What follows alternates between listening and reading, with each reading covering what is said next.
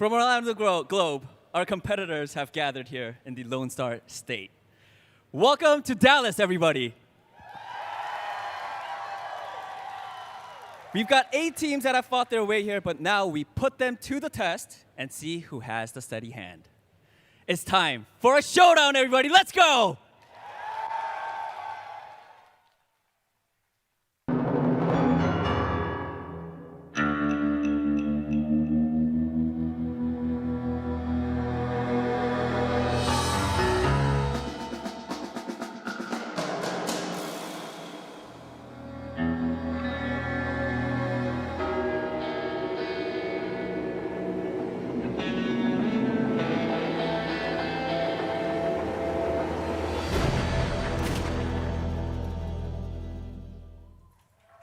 Yo, what's good, Dallas? How y'all doing? So here joined by my favorite wrinkly brains and outlaws that Overwatch has to offer. Jake, Johnny, I'm the wrinkly brain. I'm the wrinkly brain. You had to. Got an outlaw over here. Yeah, that is definitely an outlaw. Also a wrinkly brain though. And I'll pick those brains all day long. In fact, 3 days. Now this is our first LAN event of the year. How are we feeling? How are we doing? We're so back. We're so back, Jake. I'm ready. It's First great to be lineup of back the for year. some international Overwatch. Really get to see who is the very best in the whole world, the clash of regions that we've been waiting for. Frankly, all season long, I think this is what all the fans have been waiting to see with bated breath. Yeah, I mean, we're pushing the frontiers. This is a new, young ecosystem we get to see for competitive Overwatch. And now we are here to compete internationally. This is our first major, and it's happening here at the DreamHack, along with many more celebrations of all things gaming.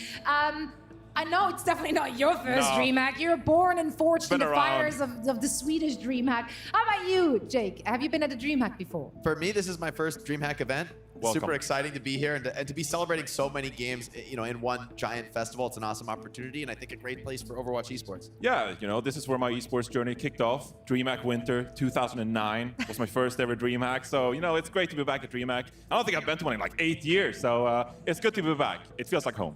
It does feel like home. It could be anywhere in the world because we're gathered here together to celebrate all things gaming and, of course, all things Overwatch. What are we going to do here the next 3 days? Well, let me show you. Let's bring up the bracket and take a look at what OWCS has in store for you here at our first major. We're keeping it clean and simple with a double elimination bracket. The way it was meant to be. Simple competition, see who comes out on top. 1 loss, you still get another chance, but 2, you're out of here. And we've got to come to a final winner. We've got to crown our first champion here at a major in the Overwatch CS ecosystem. And again, like seeing the international competition for the first time this year, we have NA, EMEA, and Asia all clashing here in Dallas. It's going to be so exciting to see how these teams actually fare against each other. There's been a lot of banter, a lot of talk online, but now we finally get to see it. Which region is going to come out on top? That's right. The people have been yapping. Let's see, the talk. Now it's time to walk the walk. Of course, it's not just for fame and glory. No, there's also money on the line. And you too can contribute to our prize pool by buying the ever so wonderful Hanzo skin and some goodies that come with it. So lots of cool stuff you can grab here and contribute to the prize pool. We're currently at $200,000. And of course, the count is still counting. I did my part. You did your part. I did my part. That's right. I've equipped that bad boy. That's right. You playing Hanzo? You're like a low-key Hanzo. In quick play to be fair. But, I like the rest of the heroes there. I don't only queue tank, Zoe. I'm beating the allegations. I have Johnny on my friends list, so I see when he's queuing quick play, and I stay off the server. I stay far away. Come on. I'm like an actual mega fan of the name card. It's nice. Yeah, that's clean, actually. It's a that's vibe. Clean. The weapon charm's not bad either, actually. I like that. Yeah, I love that. That's right. I've heard tell a little bit of Hanzo. Could see a little play. We've heard rumors. Some rumblings out there. Word on the street. Met us up in the air.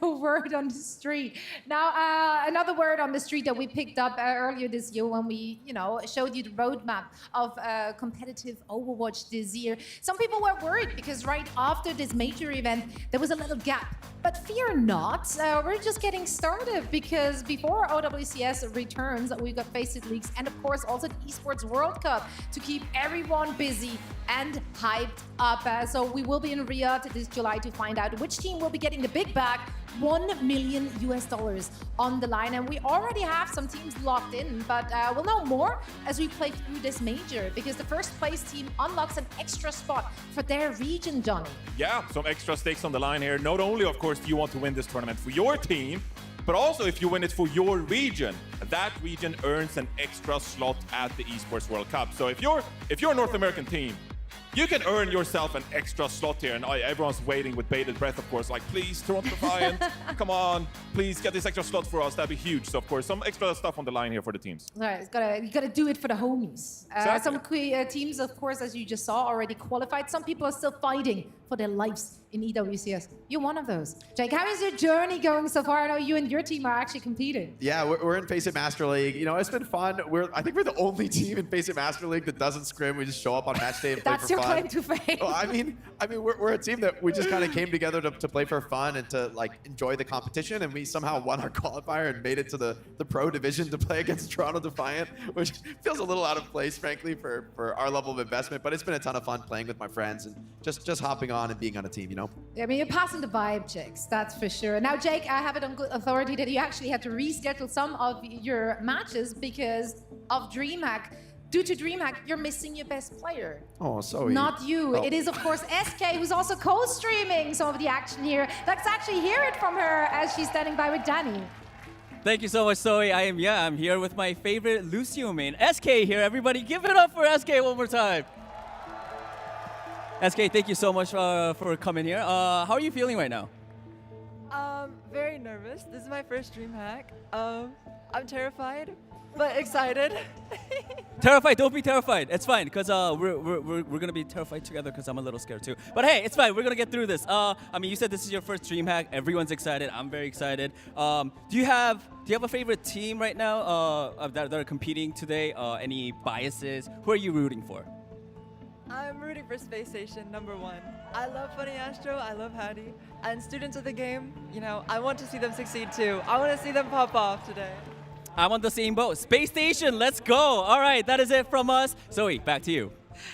Thank you both so much. Yeah, SK will be co-streaming all the actions. Of course, you can catch her and many more creators here on the floor. And also, of course, lots of streams will be popping off at home. Now, for everyone who's here on site, there's some perks for you. That's right, we got some goodies. And all of that will drop immediately. Drops? That's right. Event incentives.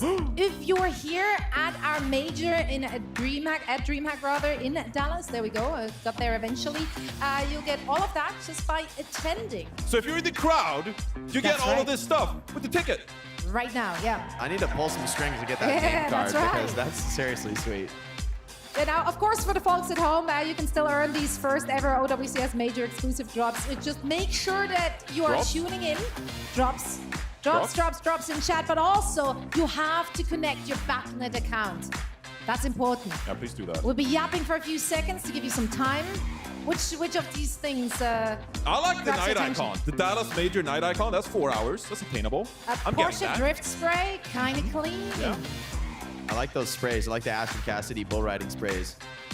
Here we go. There we go. We bought you some time, so we hope you linked your account. And now let's get into the nitty-gritty, into all of the action. Because what we're doing here, we're playing games. Let's once more show the bracket to take a look at the matches, which you can expect from today. As we said, it's a clean double elimination bracket, but we got some bangers right to start things off with. Oh man, all day. It's just going to be packed with action. And of course, there's a lot of matches taking place on the B-Stream as well. We'll get to that. But in this one, I mean, Falcons versus ENCE to kick us off.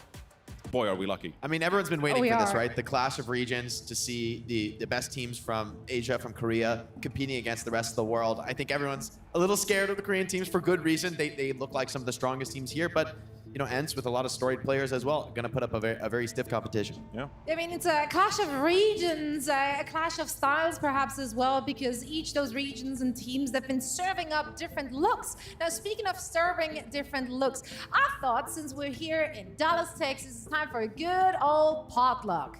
Oh. Yeah, that's right. Is that why That's right. these are here? We're gonna have a good guess at what we think our different regions are serving up. And since we are in Dallas, Texas, let's start with the NA region. Johnny, what are we serving today? Well, if people want a taste of North America, I mean, there's no better place to start than with some Texas cuisine, of course. So I got some delicious. Jake, I need a hand here. I need a hand.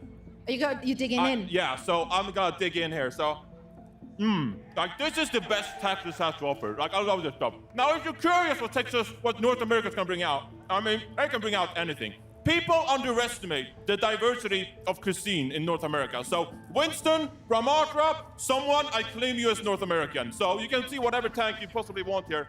But also, students of the game with Infected. I mean, Infected can play all kinds of tanks. Wrecking Ball, Ramatra, Winston. So if you root for North America, you're really rooting against one-tricks. Any dirty one-tricks out there? No, that's right. There's no dirty one-tricks out there. It's all about diversity. That is North America to you. Oh, these ribs are delicious. Thank you. I'm gonna let you eat, Johnny. You enjoy those ribs.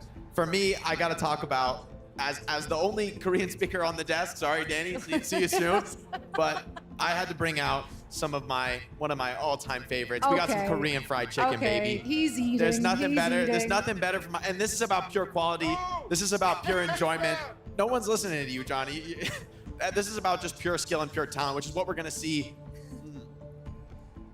from these Korean squads. It's just the highest level Overwatch out there. Perfection, simplicity. They do it better than anybody else. I mean, Falcons, Crazy Raccoons, these are, if you think about in the past in the Overwatch League, these are two of the best teams of all time in Overwatch history. There's never been rosters this strong assembled anywhere in the world from any region. And so to see, I mean, players like Lip, Shu, Smurf, Hanbin, players are just the very, very top of the game on these fully stacked rosters. I think the rest of the world is frankly a little bit scared. To go even with these teams is a massive achievement.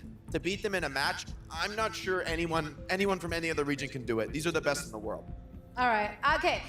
Both of you are making some good arguments here, some good points. You know, I can get on board with that. But I want to talk about a tale as old as time. You know, this is a recipe that has been passed down for generations. There's nothing wrong with a good, simple classic.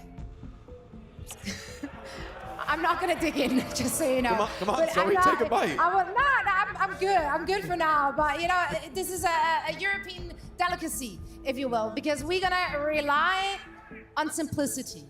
We're gonna go back to the brawl. We're gonna go back to the rush. This is what EMEA happened. Oh no! Oh, Johnny. Oh no. Hey, under normal circumstances I would have dug in, but we actually got that yesterday, and I'm not gonna eat one-day-old beans.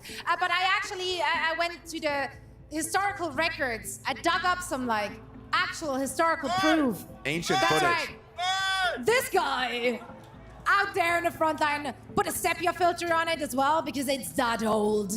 Listen, EMEA has been playing Brawl for as long as I can think, and it's always worked. And you know what? They've never dropped it. We're still serving the same looks here and there.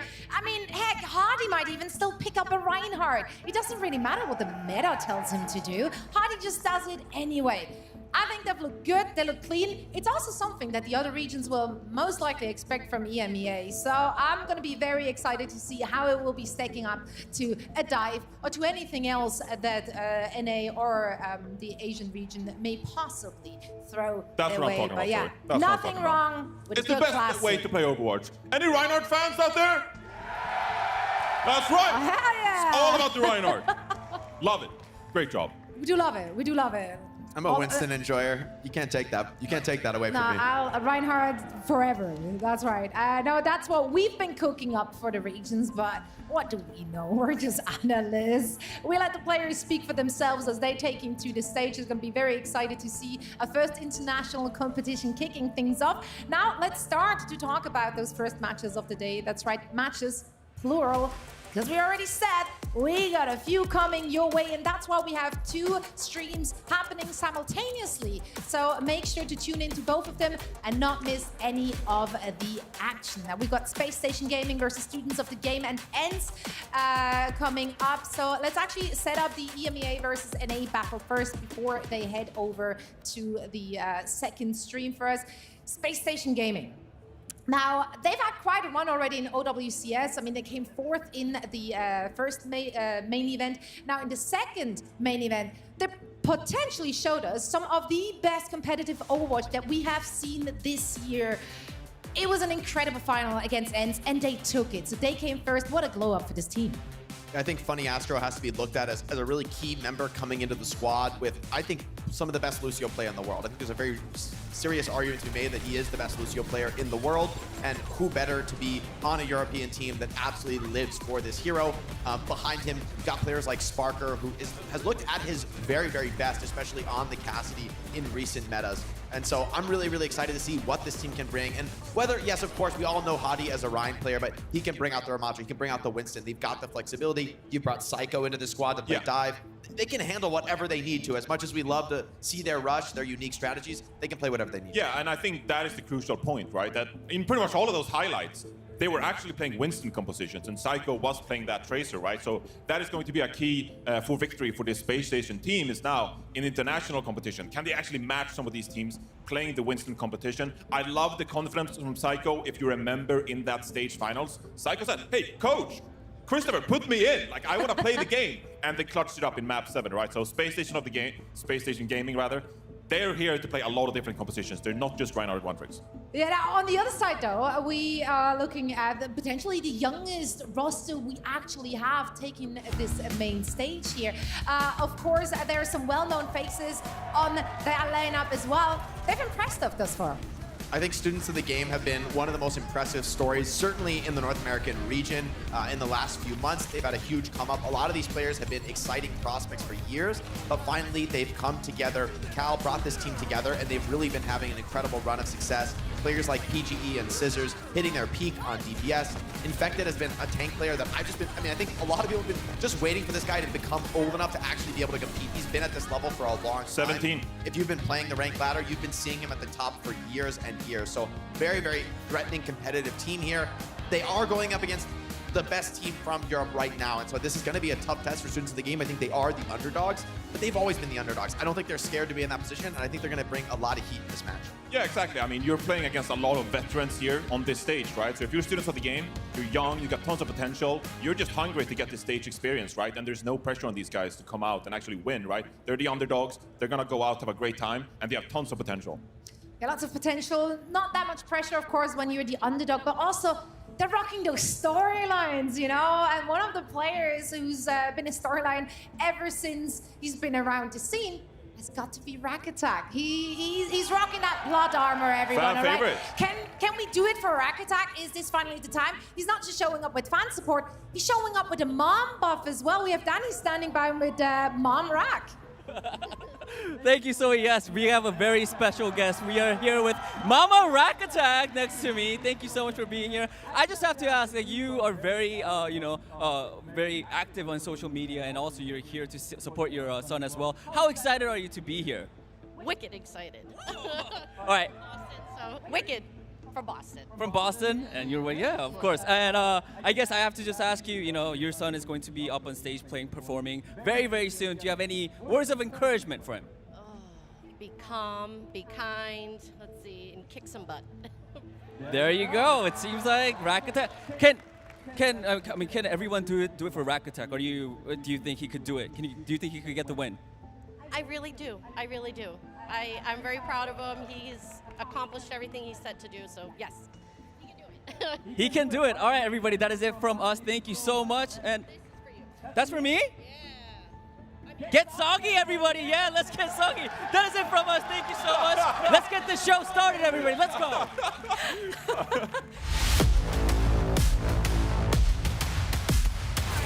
They clutch it up in the final seconds. And M80 aren't out of this just yet.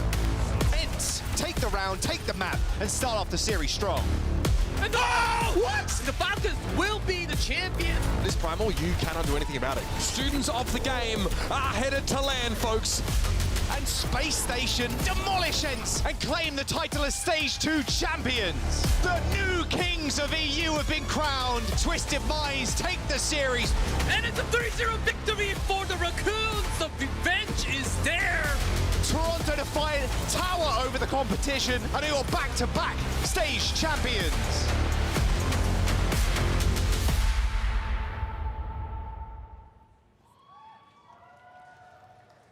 DreamHack fans, put your hands together for Space Station Gaming!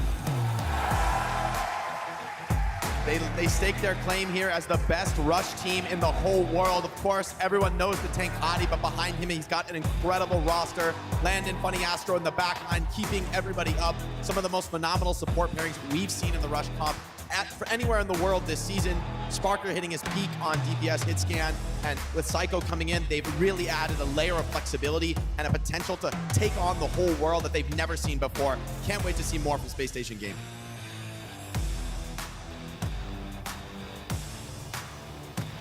Right, it's time to meet their opponents. Ladies and gentlemen, give it up for SOG! The underdogs of OWCS Dallas, it has to be said, students of the game, is a young team packed with talent, with their first opportunity to fulfill their destiny here at Dallas. What? Shock jerseys? Wait a minute. Whoa! What? Oh my God. Did I just see that? The NRG shock! Yeah, forget about no SOG. way. It's NRG now. Graduation, baby. They've arrived! Oh, baby. NRG Shock taking on Space Station Gaming here. We are What a so bad. surprise. We're so we bad. are so bad. Love to see it. This means so much for these guys, you know, to be coming here as the underdog story and to be able to go up against Space Station Gaming now with the backing of NRG Shock. I mean, this is an incredible story for Overwatch Esports. I think this means a ton to these guys. I think this is a huge opportunity for them, and maybe now add some pressure, right? Add some of that intensity. Now I think they really want to go further. They're not just an underdog anymore. Yeah, it's not a scrappy 5-stack anymore. Now they're repping a legendary name. Shock on their shirts. Let's see what's in the cards for them here. I definitely did not have this one on my bingo card. How about you, Joss and Neckar? You get to cast all the action. Thank you very much. So yeah, there's nothing better than seeing PGE in a Shock jersey. I don't think anybody thought it was going to happen, but thank the Lord it did. Yeah, so excited to see these players get this big shot, especially here on the big stage, and we cannot wait to see how they're going to do. And maybe NRG can get PG a new mouse pad after this. Maybe, we'll see. Yeah, I would think that they could afford that now, yeah. You'd hope so. Zoe, Desk, take it away.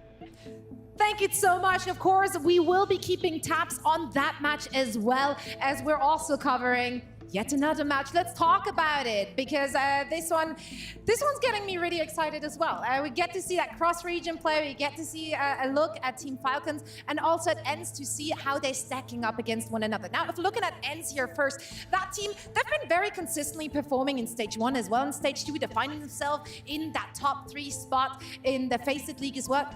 How will they stack up against Team Falcons, though? Do they have a chance? I mean, these are incredibly storied players, some of the highest performers we've seen in all of Overwatch history coming out of the European region, and they're all together on one squad. But they haven't found that victory that I think they've been chasing. And to be going up against here in the first round against Falcons Esports, like I said, one of the most stacked Overwatch teams we have ever seen.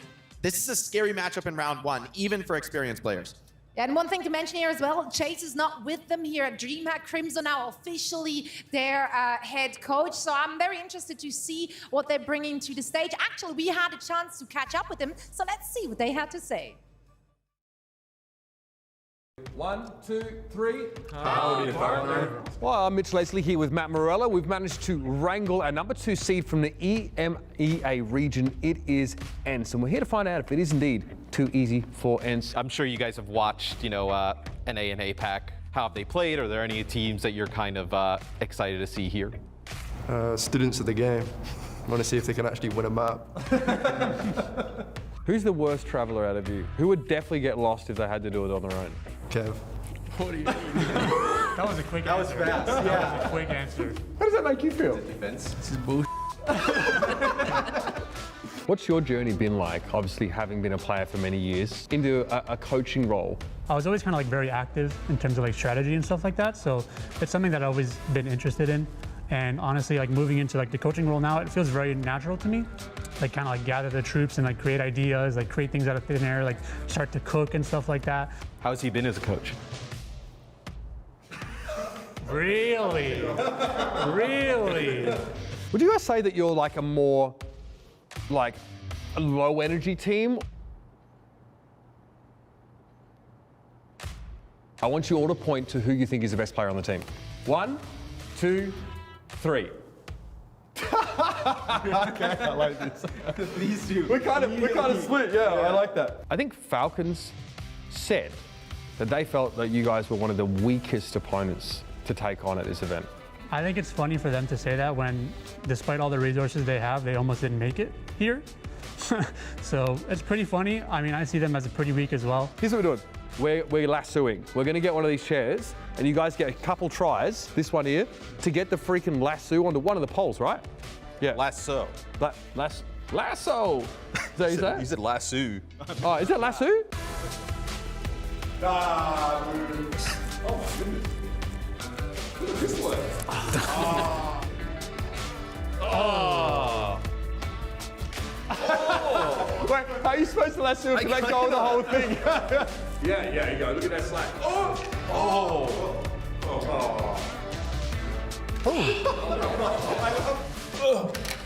Oh. That's easy. Maybe we should make it longer for everyone listening. Well, that's all we've got time for. Thank you so much, guys, for joining us. I'm sure that was, you guys all look like you've had the time of your lives.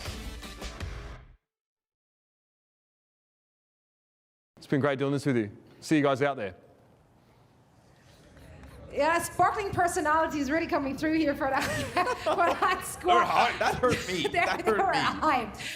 Honestly, though, that lasso is not very conducive to lassoing. It was very. It was a stiff. struggle. I'm not gonna lie. That was a rough time. Oh, that was But right. It was right. Mitch managed, so there's hope. There's hope. Is there hope for this team, though? Let's talk about it. Obviously, the talk here. They don't consider Falcons that strong, according to Crimzo. Is he just yapping, That's or copium. is he actually This is that serious confident? copium. I mean, Falcons might be, you can't be scared of your opponent. You got to come in confident. And so I admire that they're not scared. These guys are really strong players individually. They can definitely bring it. However, I mean, Team Falcons is one of the strongest rosters we've ever seen. And I think it's important to recognize that, like, these teams, like Falcons, Crazy Raccoon, you could put these guys up against Overwatch League champion rosters of previous years. These guys clear. Look at this. You got Proper and Stalker. I mean, Proper's the most exciting DPS player rookie that we've seen come in years, continuing to grow as a player. Stalker, I think, one of the best tracers in the world. Smurf and Hanbin are your tanks. I mean, that's disgusting. Either one of these guys could be one of the best tanks in the whole world. I'm terrified of that backline. Filter Chia, I mean, everybody knows. everybody's Filter Chia. scary. That's one of the most stable backlines you can have out there. One of the most consistent performers in the world. They know every comp in the game. I mean, this team, there's no limits on them, right? Like, yeah, you can't know what they're going to bring. You can't know what they're going to play. The only thing you can expect is to be surprised and outplayed. But hey, Copium, they weren't the best team in Asia. That was Crazy Raccoons. And also Kevster. Kevster's pretty good at the game, Jake. So, I mean, maybe if Kevster peaks at the right time here in Dallas, individually, he could maybe match some of the players here on Team Falcons, and that could give you a leg up, right? We don't expect ENCE to come in as this team that is really versatile and play a lot of dive. That's not what Vestola does. Vestola, he slows things down, he plays the brawl compositions. Maybe we'll see some Sigma being played. There's some good Sigma maps in the pool, right? That is the key for success for this ENCE Esports teams. You can't just play Falcons' game. You have to play your own game and force Falcons to be uncomfortable. And I mean, keep in mind, guys, that here, if you're losing this first map, you actually get to pick the next map. Not just the map, but also the game mode.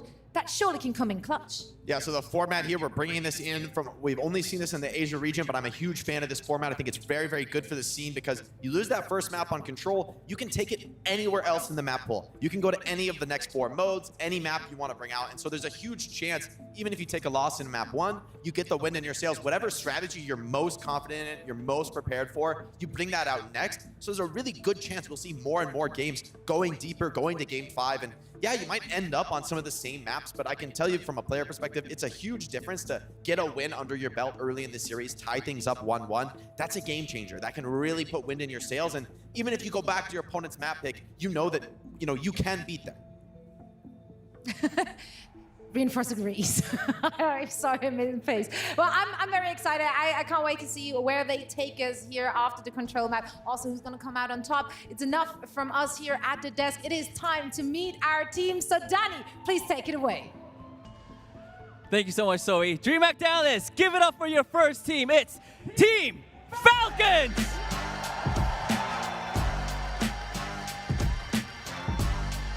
Signed to conquer in 2024 Chiu and Fielder, one of the most legendary support lines in the game, and they'll lean on them for a good foundation to set up Proper and Stalker to succeed. Proper, the 2022 Overwatch League MVP, alongside Stalker, a 2023 damage role star, spearheading the frontline is Smurf and Hanbin, the most versatile tank duo the game has ever seen. This Falcons team won't settle for anything other than first here in Dallas, and it's Stars versus ENCE. And their opponents. Everybody make some noise for Team ENCE!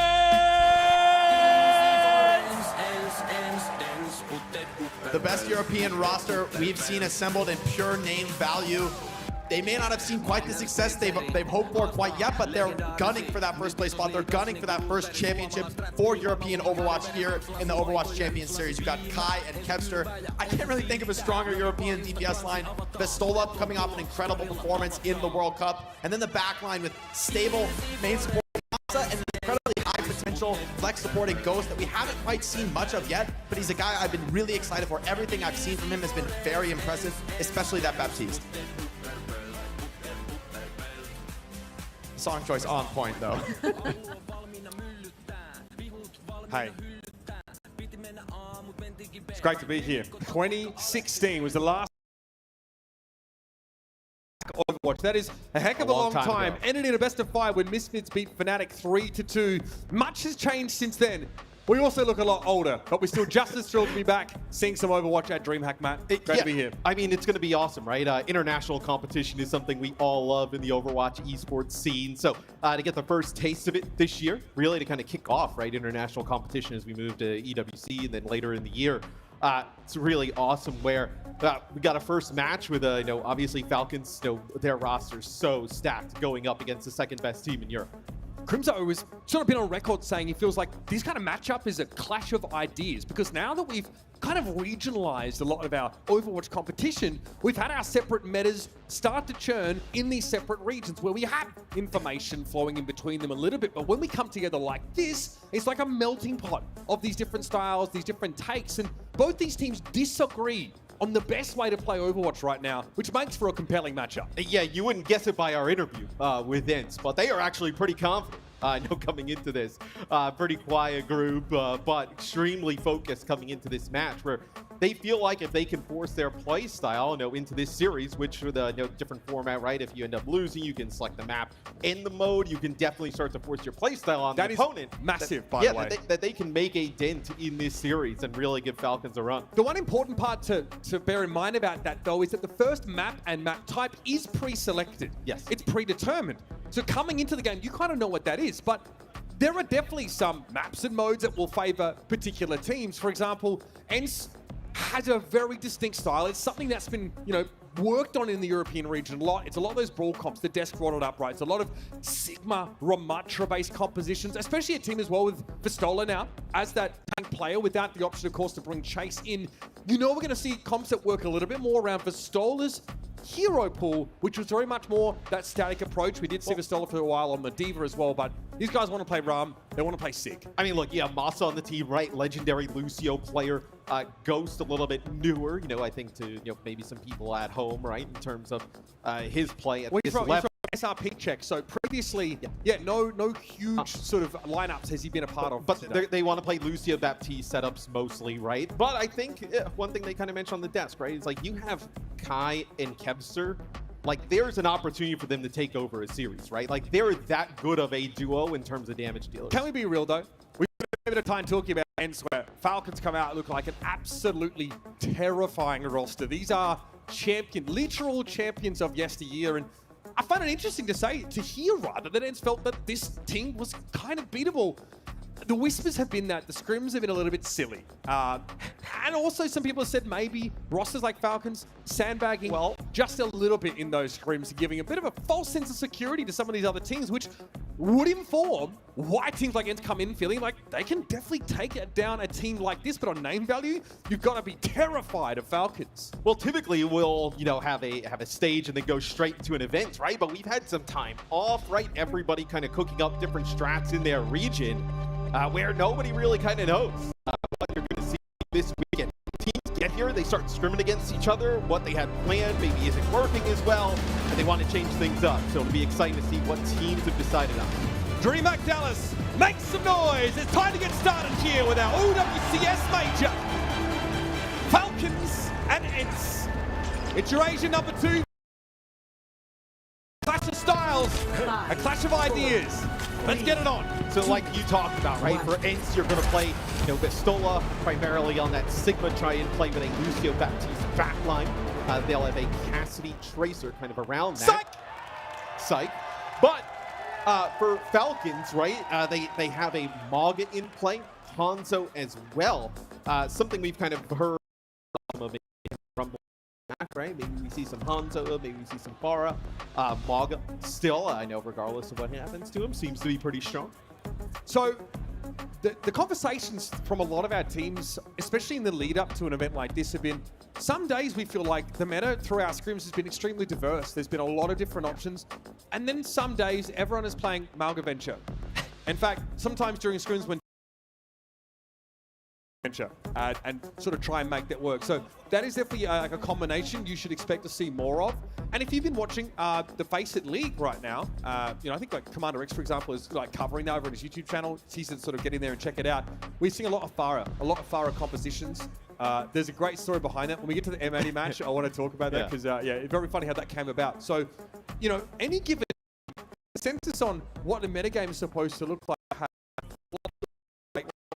Team has said it's a bit weird right now. We don't really know what to expect, and teams like ENCE are probably just going to stick to their guns because if they're forced to match dive, they probably won't do well at all. Typically, though, these events, right? We get here and everybody kind of has a read on the meta.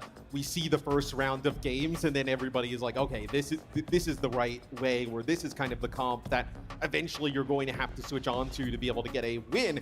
And then we see everybody kind of adapt throughout the weekend, right? Like, can people do it? People can't. They have to kind of come up with different compositions to try and really counter that. So I think this first day on, both streams, we'll actually learn a lot about where some of these teams stand. It's reminiscent, actually, of what we saw at the Overwatch World Cup last year, where there was a consensus that developed over the course of that specific tournament of the best way to play, and a lot of it was like those Sigma-based competitions with like Baptiste Iari, Lux, teams were being forced off dive, for example. But I guess the beauty of this now coming together is that, like I said, there's no consensus right now over the best way to play, and it is going to be very map dependent. For example, if you're looking at these European teams, you don't want to see them get taken to dive maps. You don't want to see them get taken to Ilios. You don't want to see them on Gibraltar either. And teams like the Raccoons and Falcons are going to try and force those maps. So that's why... If they lose. Right, and so this is the biggest difference between this and let's use the Overwatch League, for example, is that teams could choose the map if they lost, but not the map type. Now, you can just choose sort of whatever map type you want, which as we know influences the strategy of those maps far more than just a different map within that pre-selected category. Yeah, I mean, it's a massive change, right? Because in the past, right, you lose a map and you go to push or, Flashpoint, for instance, right? You don't really have a ton of different options to kind of pick through some of those modes, right? So it's not as huge of an advantage where, like you mentioned, right? I know some of the European teams want to play a little bit more static comps, not comps that, theoretically are like kind of like dive but can utilize verticality. So they would want to stick to, maps that kind of, play more on the ground. Yeah, and like what you might have seen, I think, in the Asia finals is that we saw a lot of Orisa coming out of that region, right? Where most of the variation occurred in DPS. Like we would see like Nepal, for example, Orisa mirrors, but one team might bring a Pharah in. You know what I mean? We've seen actually, I think Stalker has been playing a lot of Pharah, for example, on ranked recently. That's been popping up a whole ton. But we know those teams especially had the flexibility to go to Winston-based comps, which is something that, for example, Europe are less interested in doing. Does M80 have a great Winston comp? Well, we've had so many changes recently with the game, right? I know you have a new hero. Season, right? Like we've had the so armor many changes, the way the hitbox changes also work. Which typically, you have that many changes in a rapid, succession, right? It's very difficult to kind of get a read on like what is like great. Where that's where teams will default, right? Orisa, Sigma, Maga, the three of probably the strongest tanks that we've had in a while, and then combo the different. So we're going to take this on stage here. We're working to resolve. We're going to be back in a couple of moments. We'll leave you with this glimpse of the past briefly. We'll be back hopefully with a little bit more OWCS, our first matchup. It's ENCE going up against Falcons, hopefully very shortly.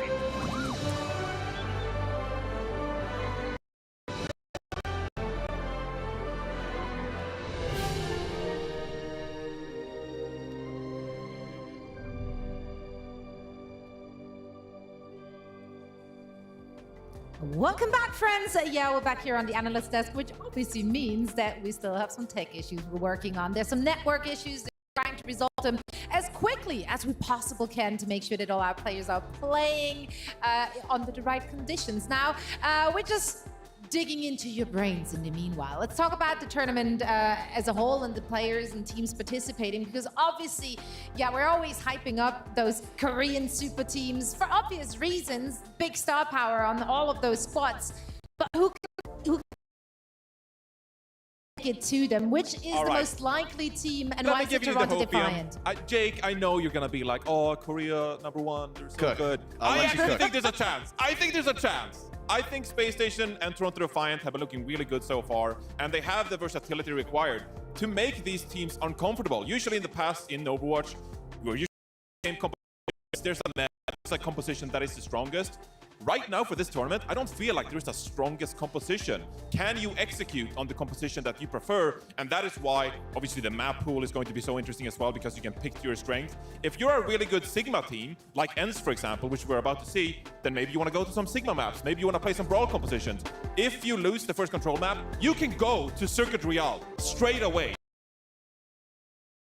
Map. So if you want to play Flashpoint first, you can do so. So a lot of things we haven't really dealt with in Overwatch Esports before. Now here in Dallas, we're going to see how that develops, right? So I think it's going to be really interesting. I don't think there's a set meta in stone, and we're going to see so many teams in this tournament play to their strength down the line here in the map pool, Jake. Yeah, I think if you want to talk about the Falcons and Crazy Raccoons, I think you've got to be talking about, I agree, I think it's Space Station from Europe. I think they've got the most focused look as a team with their strength on Brawl.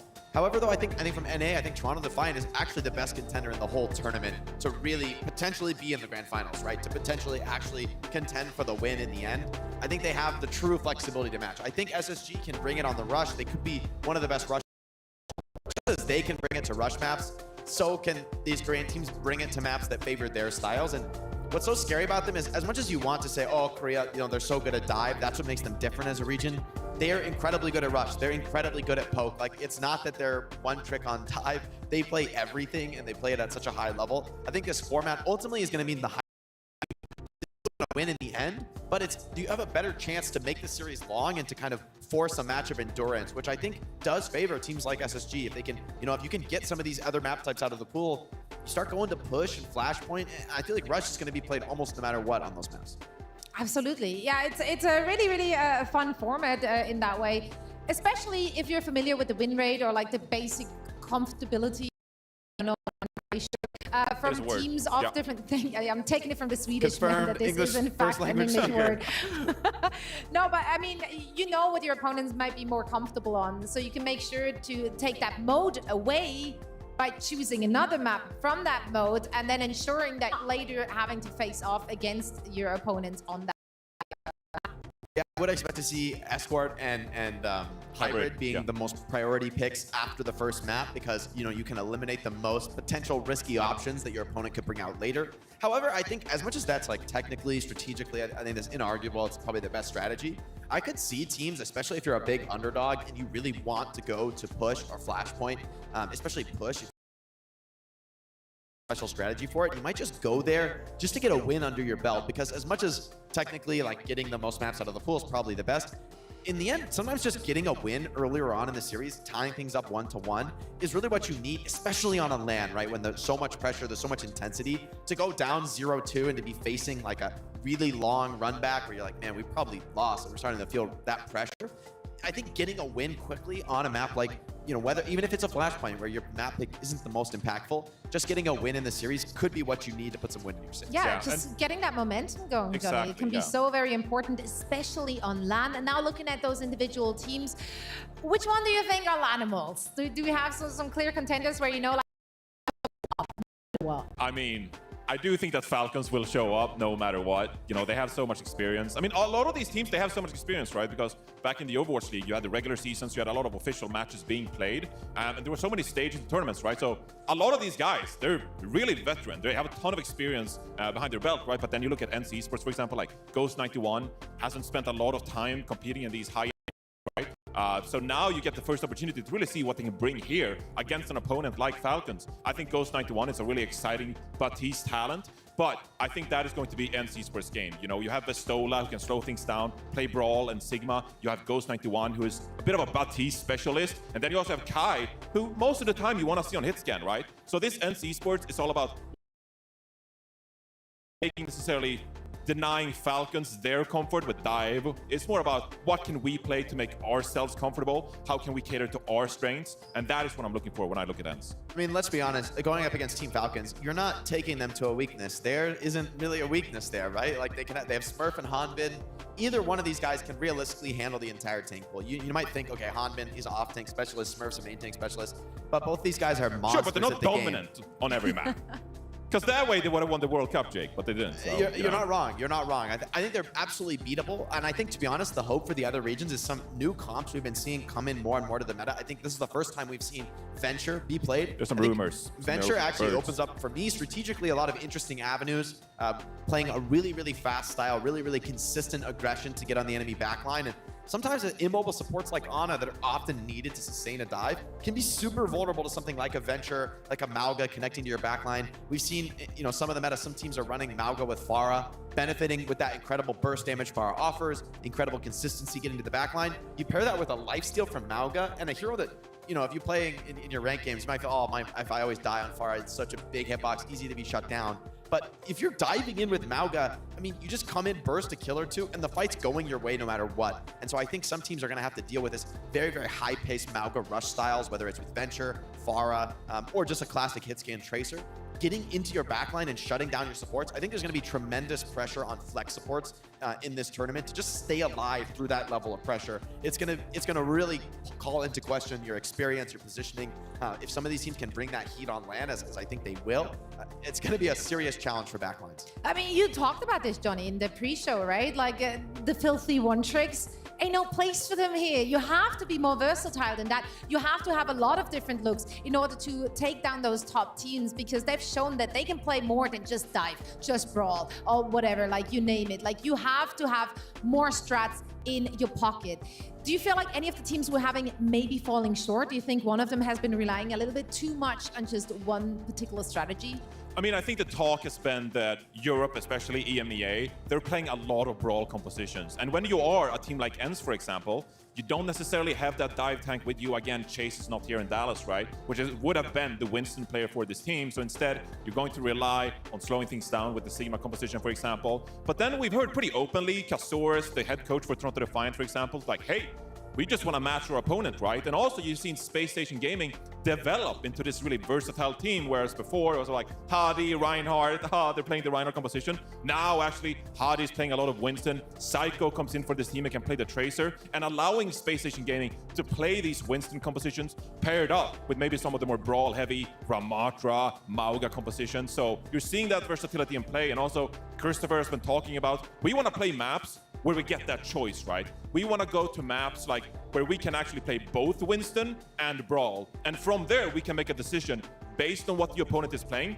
We'll counter that. We'll counter that. So don't give us a map like Circuit Real, again, as an example of a team that is really specializes in these Sigma, Sniper, Widowmaker compositions, right? We actually maybe don't want to go there. Maybe we want to go to a map instead, like, for example, Route 66, where most of the time you're seeing Winston compositions, but come third point, there's some availability to play Brawl there, for example. We want to open up these maps where we can play a lot of different compositions. So different teams, they have different strategies, but a team like Space Station, that versatility is really going to help them. Absolutely, and it's been so much fun to watch that flexibility in action, seeing those counter swaps happening in real time. We get to see that on this very stage very soon, as we're still trying to resolve our network issue. For now, we're heading over to Danny, who's standing by with J3.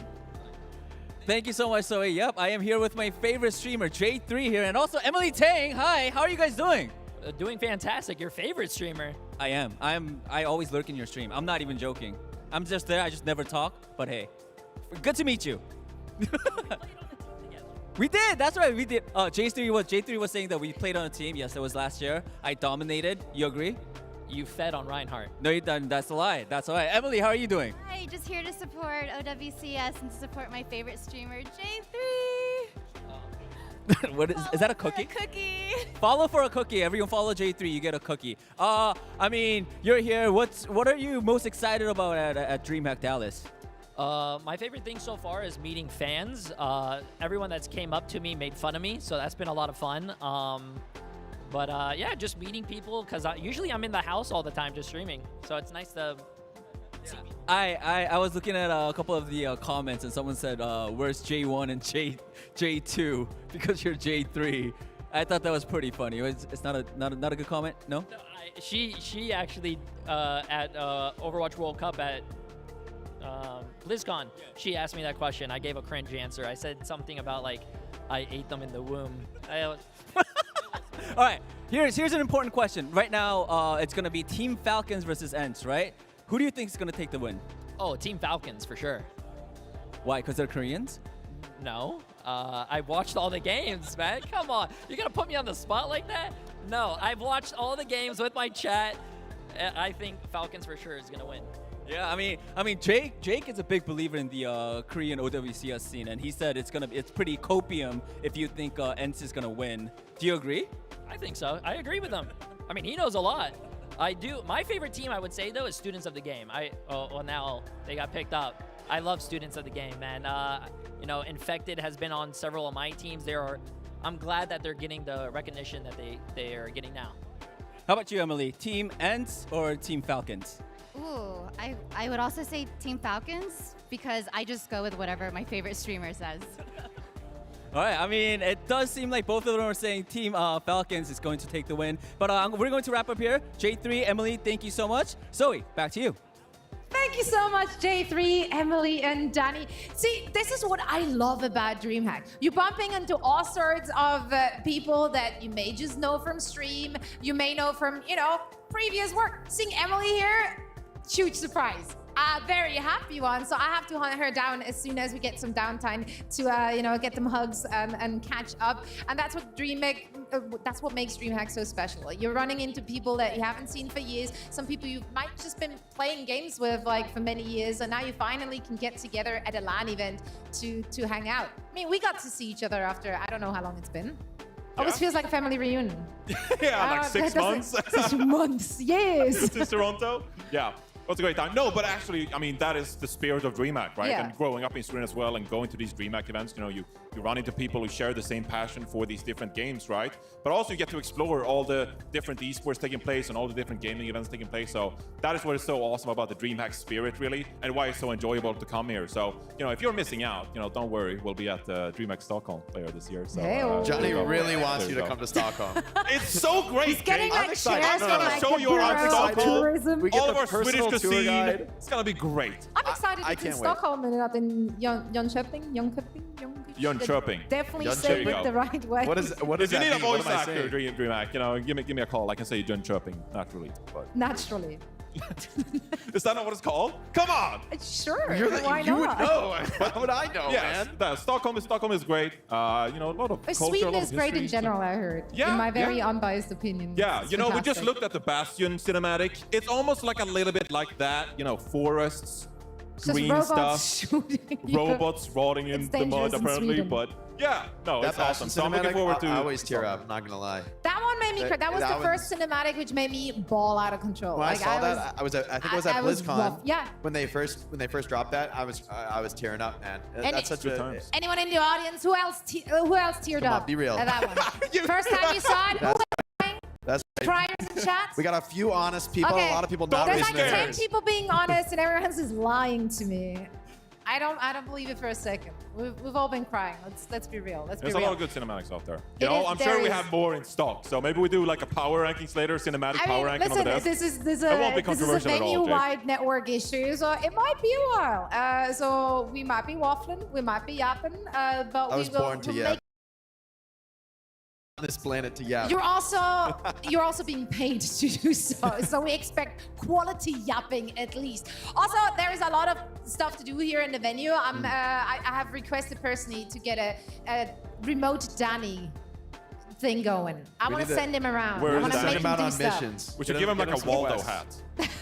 Where in the world is Danny? Yeah, where is Danny? Find Danny. Also, apparently, if you sub to J3, you get cookies. Yeah.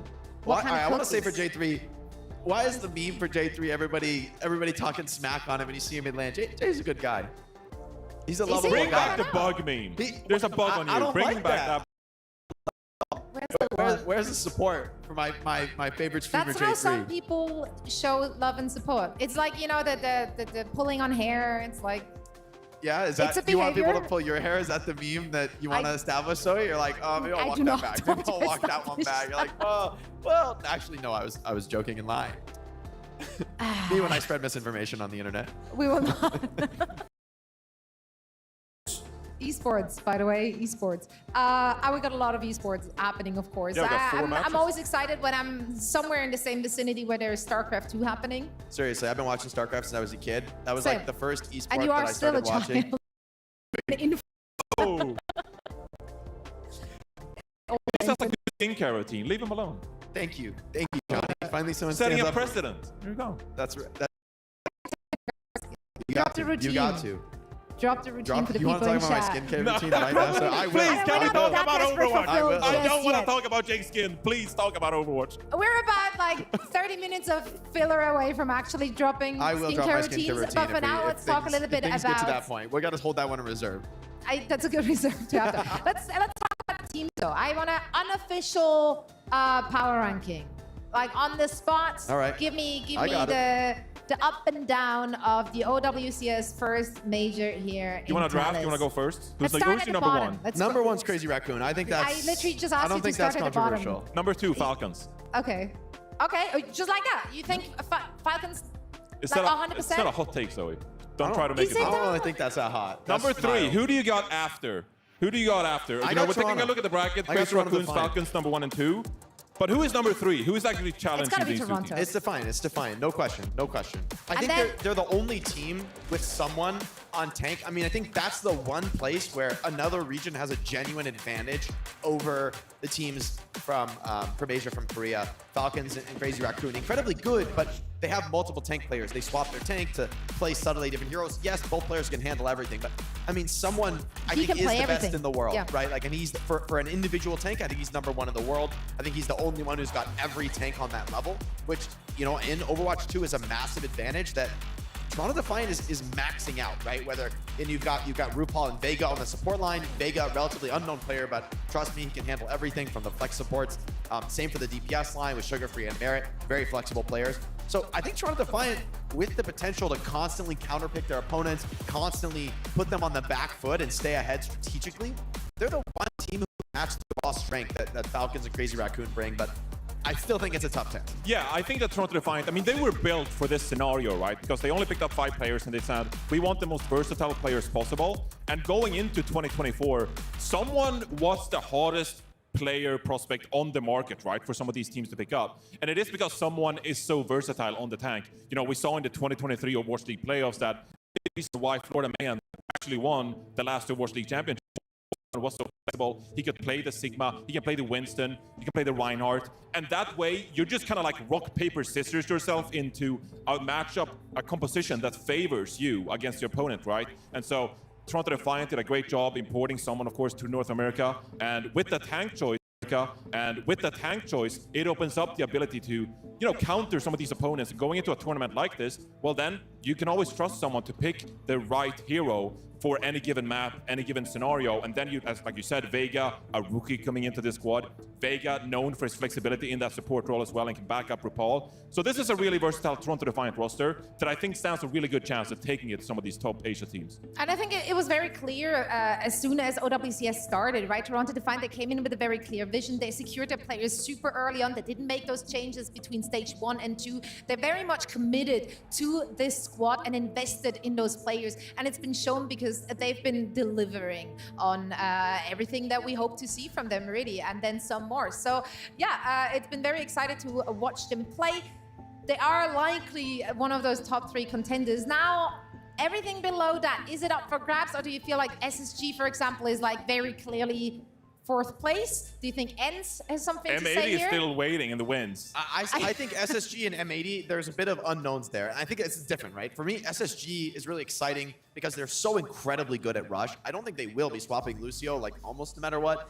Maybe they'll play some dive if they get taken to a map where it's just absolutely mandatory. Doubt it, yeah, but maybe. I'm pretty sure, unless it's, Gibraltar or something, they're gonna, even in Gibraltar, they're just gonna play Sim. Like, they're gonna find a way to make the Rush happen almost no matter what. But they're so good at it, and I think it's still a very good meta for Rush. I think Lucio, probably the best hero in the game right now in terms of like individual consistent hero, probably on that level of Tracer, of like the hero we're just gonna see nonstop throughout the tournament. Even if you're playing dive, you might still play Lucio sometimes. Yeah, but I feel like SSG, we talk a lot about the compositions, but even tactically, I feel like SSG has gotten to a point where they are really well equipped to face some of these Asia teams, right? Where Sparker, for example, has had an incredible glow up on Cassidy and, is firing very mechanically, really good on that hero. But it's actually the positioning from Sparker that allows him to get this upper hand against some of these teams, right? Going for flanks with the aid of Funny Astro and the Lucio, for example, taking wide angles, taking map control away from your opponent. This is a Space Station Gaming team that is really smart, the way they approach the game and the way they play the game. And I think that is primarily why I think that SSG could be a force to be reckoned with, because they are so smart when it comes to positionally outplay your opponent, that could mean that a team like Falcons, even though they're, really dominant when it comes to powerhouse, stacked roster, all of that, if you're a really smart team and you can outmaneuver your opponent, that is going to give you a leg up. And so I think that, more than anything, is why SSG is a team to be scared of here in Dallas. And I think more than that, SSG is unique, right? They're not just very good, they're like the only team in the world that approaches the game that way and finds a way, whether it's with the Symmetra, the Mei, the Bastion, some of these unconventional heroes, they play them not just like as a throwaway, oh, we got to do this. Like, they've really mastered the execution of those heroes in a way that no other team has. And so no matter how good you are, Crazy Raccoons or Falcons, you might have never played against Rush on Gibraltar, right? Not this style, not this level of execution. And so But is it too gimmicky, though? Do you actually think it's going to throw a star-studded lineup like Falcons or a team like Crazy Raccoons? Do you actually think it's going to throw them off? I mean, Would I think it's definitely going to throw them off, comfort? but I don't know if it's enough, right? Like, yes, you're going to throw them off their game, but these are not players who are going to, oh, you do something I haven't seen, I'm going to I'm so scared. Like, yeah, they're not going to fall down and crumble. It's just giving you that tiny little opening, and then it's up to your skill to actually step through that and secure fight wins, map wins, actually put yourself on the map in the series.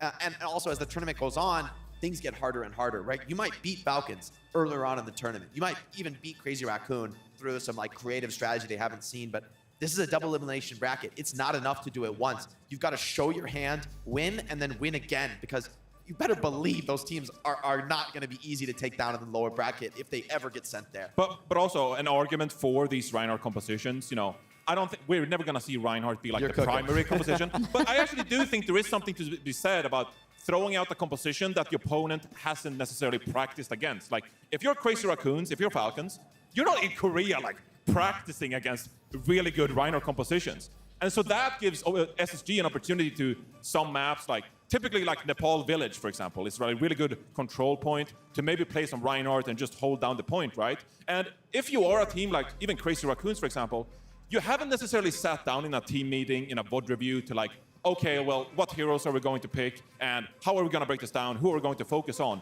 No, of course, they have a really good idea because they're some of the best players in the world and, you know, they played against these compositions in the past. It's more so like an experience thing, like, oh, we have to, you know, dig up the library of Alexandria and just like, how do you beat Reinhardt compositions? Like, you haven't necessarily been put in that spot recently, which could give you, because you just have to win one round. I've been doubting You just have to win one Reinhardt round. I've been starting to doubt because I'm thinking, I know Junkbuck, I know Krusty.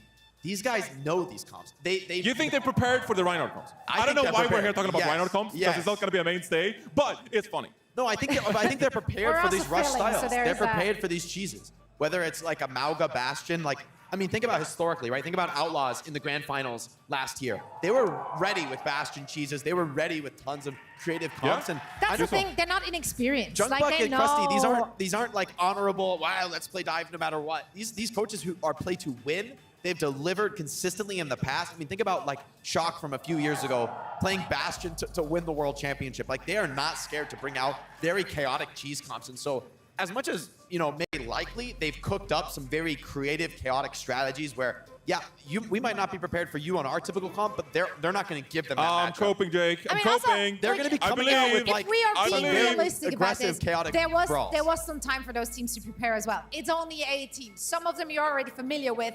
So really, I doubt that a team like SSG specifically would go under the radar. Also, our audience is popping up. We're vibing, they're waving. Let's actually toss over to Danny. I feel Danny, like he's in charge of this. I'm right here. Where are you? Hi, I'm right here. Hi. There he is. Hi. What's good? What's up, everybody? Yeah, I am here with the crowd. Crowd's very hyped right now. You know, I feel like there's a lot of talk about, you know, which team's gonna win. Is it gonna be ENCE? Is it gonna be Falcons? I personally, I want to believe in ENCE. Any ENCE fans and ENCE believers? Yeah? You down to do a quick interview? Yeah, come on out.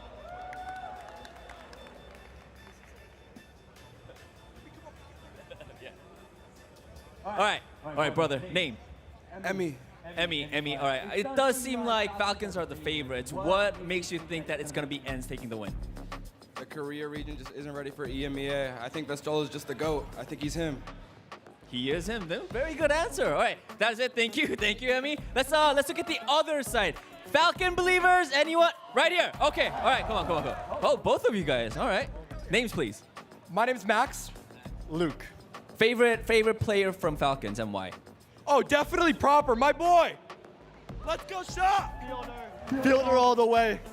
So, what do you guys think it's gonna be Falcons getting the win against ENCE? That 74% speaks for itself. Just saying. Let's be real. Proper's the best trace in the world. Kevster has no chance. Sorry, buddy. Oh, anyone wanna refute that statement? Raise your hand. Kevster. Let's go, gentleman right over here. Come on. All right. So he just said, you know, it's gonna. Kevster doesn't stand a chance against Proper. What do you have to say to that? So here's the thing. I wear LA Gladiators Tracer skin every day, all the time. Proper's good. He has nothing on Kevster at all. Go Kevster. Go PGE.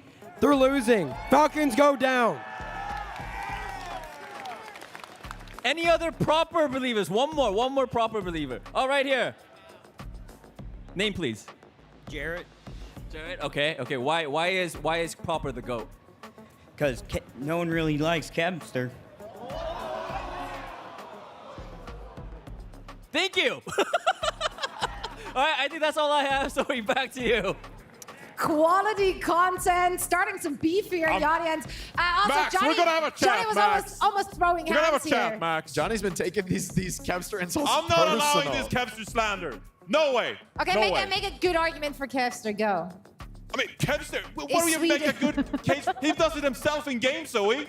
He's taking it to some of the best teams I'm in the asking world. you to argue. He's dominating. Look at him. You He's are- beautiful.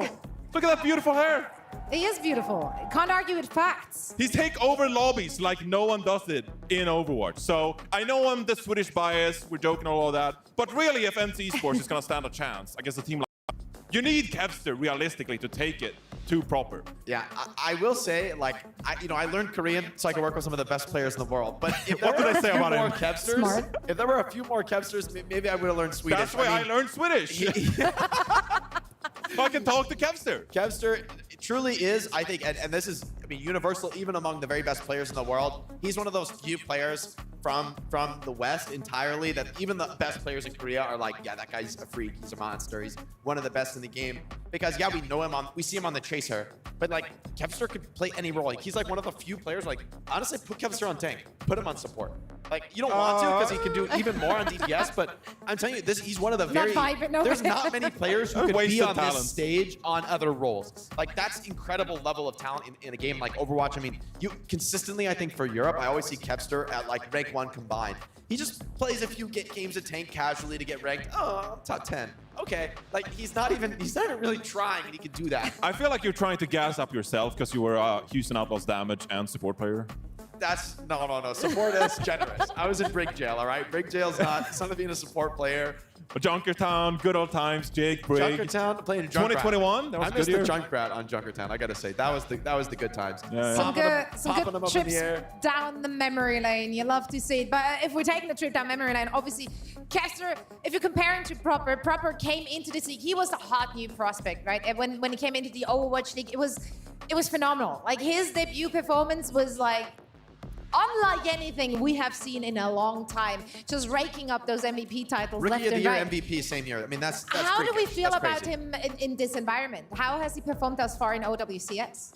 You know, I think he's transitioned to being more of the core hit scan role for the team. They got Stalker as well in the team, who probably will be taking the reins on Tracer 90+% of the time. But Stalker is that guy who can actually hang. But so, I mean, we talk about the Proper versus Kevster, but really it will be more Proper versus Kai, Stalker versus Kevster. But I think Stalker, at least we're talking about Tracer. I mean, that guy is just as good, right? We're talking about other player best in the world caliber, can take it to absolutely anyone in the world. And I think the challenge is going to be, can you keep up with Proper's flexibility, right? It's more than just the individual peak on one hero. It's that, yeah, he could bring you out on the Sojourn, he could take you on the Widow, or he could come out on Genji, Echo. I mean, who knows? We might even see heroes like Pharah, Venture, Hanzo. Yeah. We've been hearing rumbles of that in the meta, and so we could be seeing a very unexpected meta. I mean, we talk a lot about the Korean dive, but I think it's overselling it. I think it's very likely we'll see, especially the Korean teams, have a ton of flexibility. I think these players and teams, especially with coaches like Junkbuck and Krusty, they've learned their lesson. They're not going to force one composition just because it's like the highest potential or whatever. They're going to play whatever gives them the best chance to win. These are very practical people who know how to deliver championships. It's not about like playing what is the coolest or what you think is, you know, those things aren't considerations. The only thing that matters to squads like this is winning. These are teams, I mean, you talk about Toronto Defiant, built to challenge teams like this. These teams are not built for challenging, they're built for world championships. They're ready to take any meta. They're ready to take any composition. And I think that's the hardest thing is you prep for them like, oh, they're going to play dive. You're really missing the point. They're going to play everything and anything under the sun, take you to any map they feel like, and it's just going to be whatever your weakest point is. Okay, if you're weak on dive, maybe they'll force you to play dive. But if you're weak on anything else, they'll take you right there and feel perfectly at home doing so. Looking at that squad, actually, will Surma Jet see playtime? Best guess here, Johnny? Will we see occasionally, I mean, there's a lot of haters out there who's like, oh, we're never going to see it. But actually, they have played Surma Jet at points to bring out the Illari, right? And it's actually genuinely, you know, a bit of a niche pick that maybe we could see this tournament. You know, I believe on maps like Midtown, for example, Suravasa, we've seen some Illari being played. That was a few patches ago, but also, you know, if Jaws has anything to say about it. I was just about to say, like, somewhere Jaws in the background popping off right now. Yes, Illari! Well, he stands for the Illari Midtown, and it's been working out well as well. It was a good look. And Circuit Royale's in the pool. I mean, that's like the most dominant double flex support map we've ever seen. Still possible. I think some teams might prefer to run like a Brig and a Genji and just punish those double flex support comps. So it is a challenge for Falcons. Like, to bring out a player that's known that you're going to lock in the flex support, is that going to happen? I don't think that's the lineup that they're going to see. Christopher coming in, that would be the biggest surprise of the tournament. We need to get one more of these with me and Christopher going to head a takeover 2. I remember that. Me versus Christopher, Hammers Esports. Good times. I got a question for you, Johnny. What are you going to play in the show match? Well, that depends because there's actually some hero bans in the show match. So I was gonna say Reinhardt. Tell the other team to ban Ryan. Knowing their team, if they're gonna ban Reinhardt, they're gonna ban the best player on our team, so they're gonna remove. It's a respect ban. It's a respect ban to Johnny. I'll play the Winston. Reinhardt. So he's a real winner. I'll bring out my Winston. It's all good, Jake. All right, I'm ready to see the Winston. For those who have no idea what they are talking about, there will be a show match happening as well here at DreamHack. I'm very excited for it for many different reasons. One of them, of course, being a peek at some hero banning. So, have you guys practiced at all? Oh yeah, we Or don't are you just scrimming. Or We've how been hard are you VOD going? reviewing every day. It's a sweaty gamer hour. Is that what's we happening? need to discuss what heroes we're actually banning, Jake. I don't know what we're banning, Johnny. All I'm saying is Control Center. We got to hit the Ryan May. We got to hit the OG. That's a classic. So we're not banning Reinhardt. I mean, and we're I not think that's banning fair May. to say. Maybe we ban like Mauga. Maybe we should I like ask Amalga, Proud, man. but- Wait, no one wants I to got see some Amalga. cheers. I got some cheers for Yeah, banning. everyone wants to ban. So, Maybe you know. we ban Roadhog, get him out of the Leaders out game. there. Yeah, we'll take some votes. There you go. Do you let the audience decide? the Is that how you audience just cheer for our panda bearing? bans. Maybe. It's a game day. We can't reveal our What I am taking strategies. away from here is that you guys have no idea what you're going to do in the show match. We don't need to. So I don't need prep. If we're not prepared, the opponents can't prepare for us. This is my That's Face It Master League strategy. Smart. We have one win. That's why I didn't last too long in my good old days. But I mean, it's temporary. Listen, you're here on the desk now, and that's all that matters. There you go. Here are some details on that show match. Of course, lots of lovely faces seeing you return to the stage for this very hero bands. It's gonna be a blast. I'm actually so very excited about this show match. Who like minus you two? Who's the obvious best player on the server? Who's gonna dominate? I mean, I'm looking forward to SK, maybe bringing out some Life Weaver play. That's what I want to see personally. Oh, there's no doubt. You just mentioned Life Weaver. SK is going to be down. There's no question. It is really about Hydra versus Dante, though. And I mean, we're the just here to beautiful support. artwork by We're just here to Angie support. as well. Also, these chibis were drawn by Angie, as pretty much everyone in Overwatch will know. Yeah, give it up for Angie, everyone in here. There we go. Got some cheers in the audience. Popping Angie. off once again, providing us with some beautiful, beautiful art to, decorate the I just want to venue. play Venture, man. Venture. You just want to play Venture. Also, I saw digging that Avril on hero. that graphic. I'm coming for Avril, by the way, in the show match. Avril, if you're Avril, out there, you're gonna get focused. I'm coming You're gonna for you. get focused. All right, We're and gonna we hit will the back discuss line. those strats as we're taking a very quick break, and then afterwards we're back, hopefully, with some action here on this stage. Let's find out after this.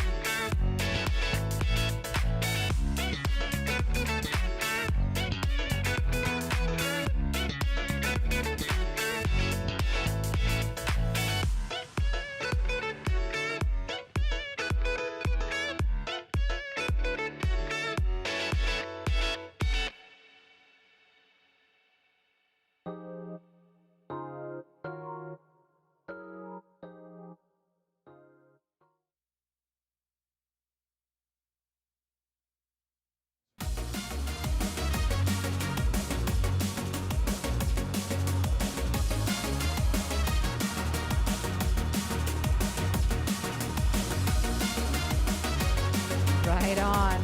As we are still investigating and trying to figure out these network issues, we are of course still popping off here in the crowd.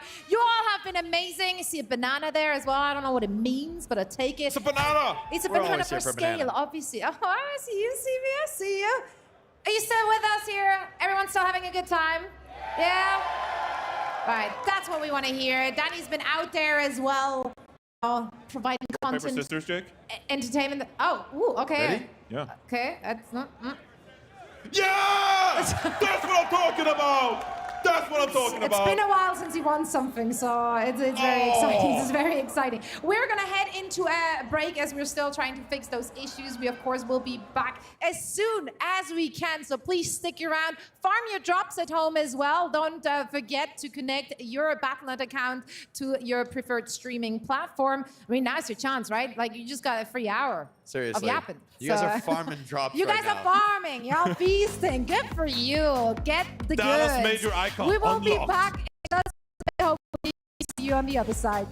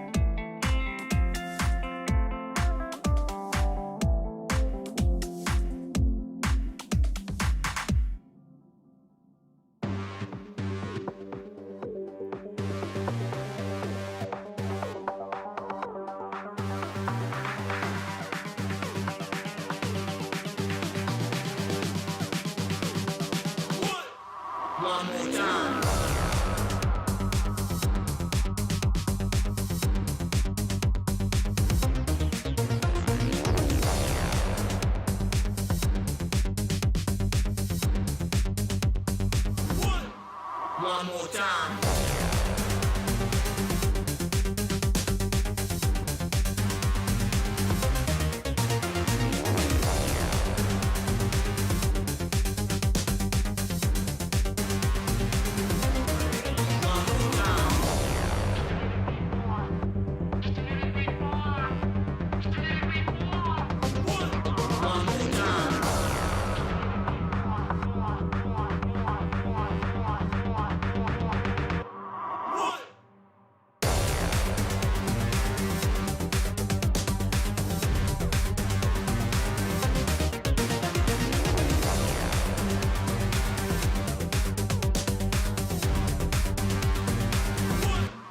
One more time. One more time. One more time.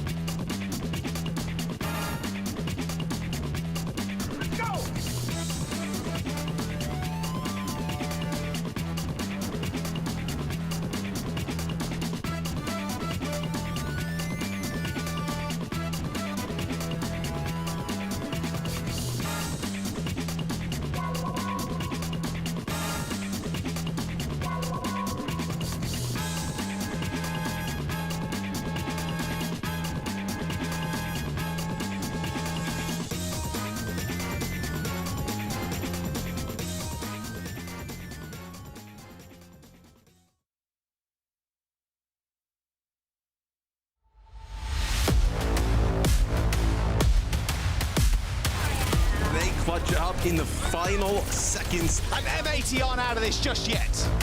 ENCE, take the round, take the map, and start off the series strong.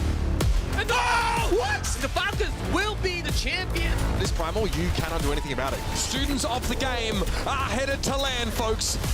And Space Station demolish ENCE and claim the title as Stage 2 champions. The new kings of EU have been crowned. Twisted Minds take the series. And it's a 3-0 victory for the Raccoons. The revenge is there. Toronto Defiant tower over the competition and who are back-to-back stage champions.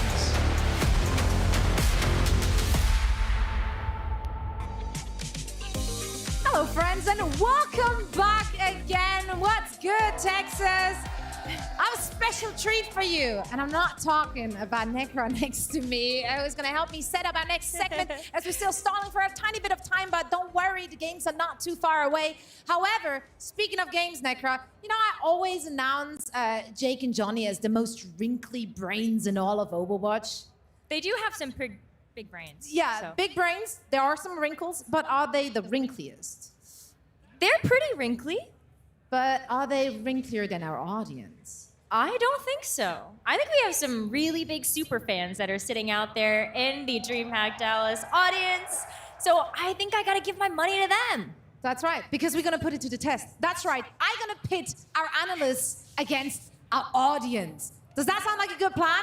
Because I wanna hear who knows more about Overwatch, and there is quite a lot of years, a lot of history to draw from. How well do you think you would do if you went up against either of the two of them? In like a trivia. I don't think that would go very well. Same. That's why I'm just hosting these things. But you know what? I wanna set this up like very formally. So let's bring them out on stage. Our two gladiators, our participants, please. Let's hear it. Make some noise for Jake and Johnny, who will be taking on the audience in a special edition of Overwatch. That's right. They got the poses down. Not super coordinated. Johnny, Jake, I want to test your knowledge. I want to hear how much you actually know. Bring it, guys.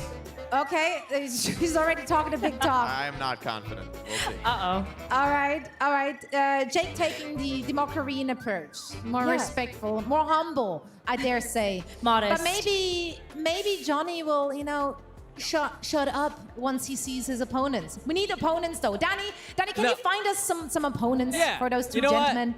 I want to answer your question first. Is Jake and Johnny really the wrinkliest brain?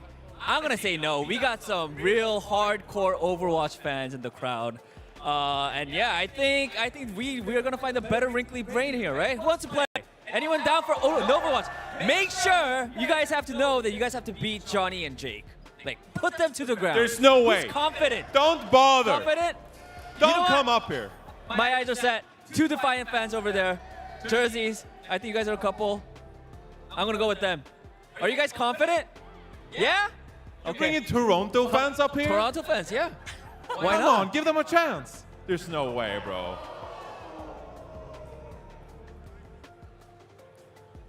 I believe you too. Sure. All right, come on up to the stage. I'm gonna be rooting for you guys. Jake, I need you, please. I need you. What happened to the big game? We were talking just a second ago. We're playing Overwatch, right? Where's our host? Where's our Overwatch host? Let's make some noise for our super host of Overwatch. It's coming out with the big questions. No trick questions, I promise. That's a lie. No. That's a lie. You've played Overwatch before? I don't trust you. Have you seen Overwatch before? Yeah? Okay, good. All right. Say, please, before we get started, name and where are you from? I'm Allie. I'm from Omaha, Nebraska. Woo! I'm Anthony. I'm from Texas. Yeah. Jack, how are we doing this? Are they raising their hands or? Okay. So whoever raises their hand first, I'll pick, and then you get a chance to answer. The other team then will get another chance to answer if you get it wrong. 1 point, obviously, for a correct answer. 0 for nothing. Got that? Good. Ready? You guys are gonna smoke these guys. Like, actually, it's crazy. I was about to flash the answers then. Actually. Yeah, let's go Toronto! Are you ready? You can answer along as well. Okay. First question. Before Space Station became Space Station, what were they called? Okay. London Spitfire. No. Oh, we Spitfire. You got two. What is this? Back up. You don't get two answers. Back up. There's no way. It was quick enough. I'll give you the answer anyway. It was good. Okay. You gotta be faster, by the way. You can raise. You your hand. gotta keep things in You're order. tall as hell. You should be able to raise it quicker Here's than a trick. that. Just raise I your got hand. a long way to go. Even if you don't know the answer, just raise your hand. Okay. All right? Okay. Second question.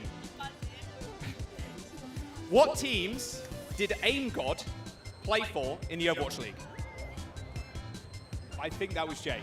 Boston Uprising and the Valiant? No. We get a chance. No. Fusion. And? Boston. And? Don't listen to that. Soul. It's Soul. Yeah, we'll give him that. Let's go! I told you I don't know anything. Bro, that was he did not play. Wrinkly brain. Not so wrinkly now, huh? 2-0. We got this. The comeback. Please be quicker. What player moved with Funny Astro to Ex Oblivione after Overwatch League? His former teammate. Where did he move? What former teammate moved with Astro to Ex Oblivione after Overwatch League? Bro, just raise your hand. Raise your hand first. From the Overwatch League. Kevster. Yeah. Really? I'm supposed to know that? You're Kester's #1 fan. Jesus. How do you guys not know that? I'm choking. It's like 2016 all over again. Guys, you guys gotta at least answer one right. You guys, This one's going to be you guys are getting embarrassing floored, if you don't get Dude, this next one. we're not gonna get rehired. I literally told you I don't know anything. You have to get this one. You're my friend. Okay. You like it will be embarrassing if you don't get it. Okay. This is going to be tough for you guys, but we'll see. Who is my favorite Widowmaker player? Wait. Pine. No. Oh. Do you know this guy? I don't know, but I'm gonna guess ENCE. Yes, it is. Oh, yes! You do know something. How did you not get it instantly? Wait, I what's the don't score know. right now? Are you a friend I of don't mine? know you. 3-1. I love Pine. 3-1, right? That's messed up. You guys are good. It's okay. This is a more 3-1. general knowledge one now. Okay. How many heroes are there in Overwatch? Ooh, 38? Whoa, that's close. Johnny? 36. Another guess? 39? No, close. Again. 42. Oh, that's one. That's close. Your turn.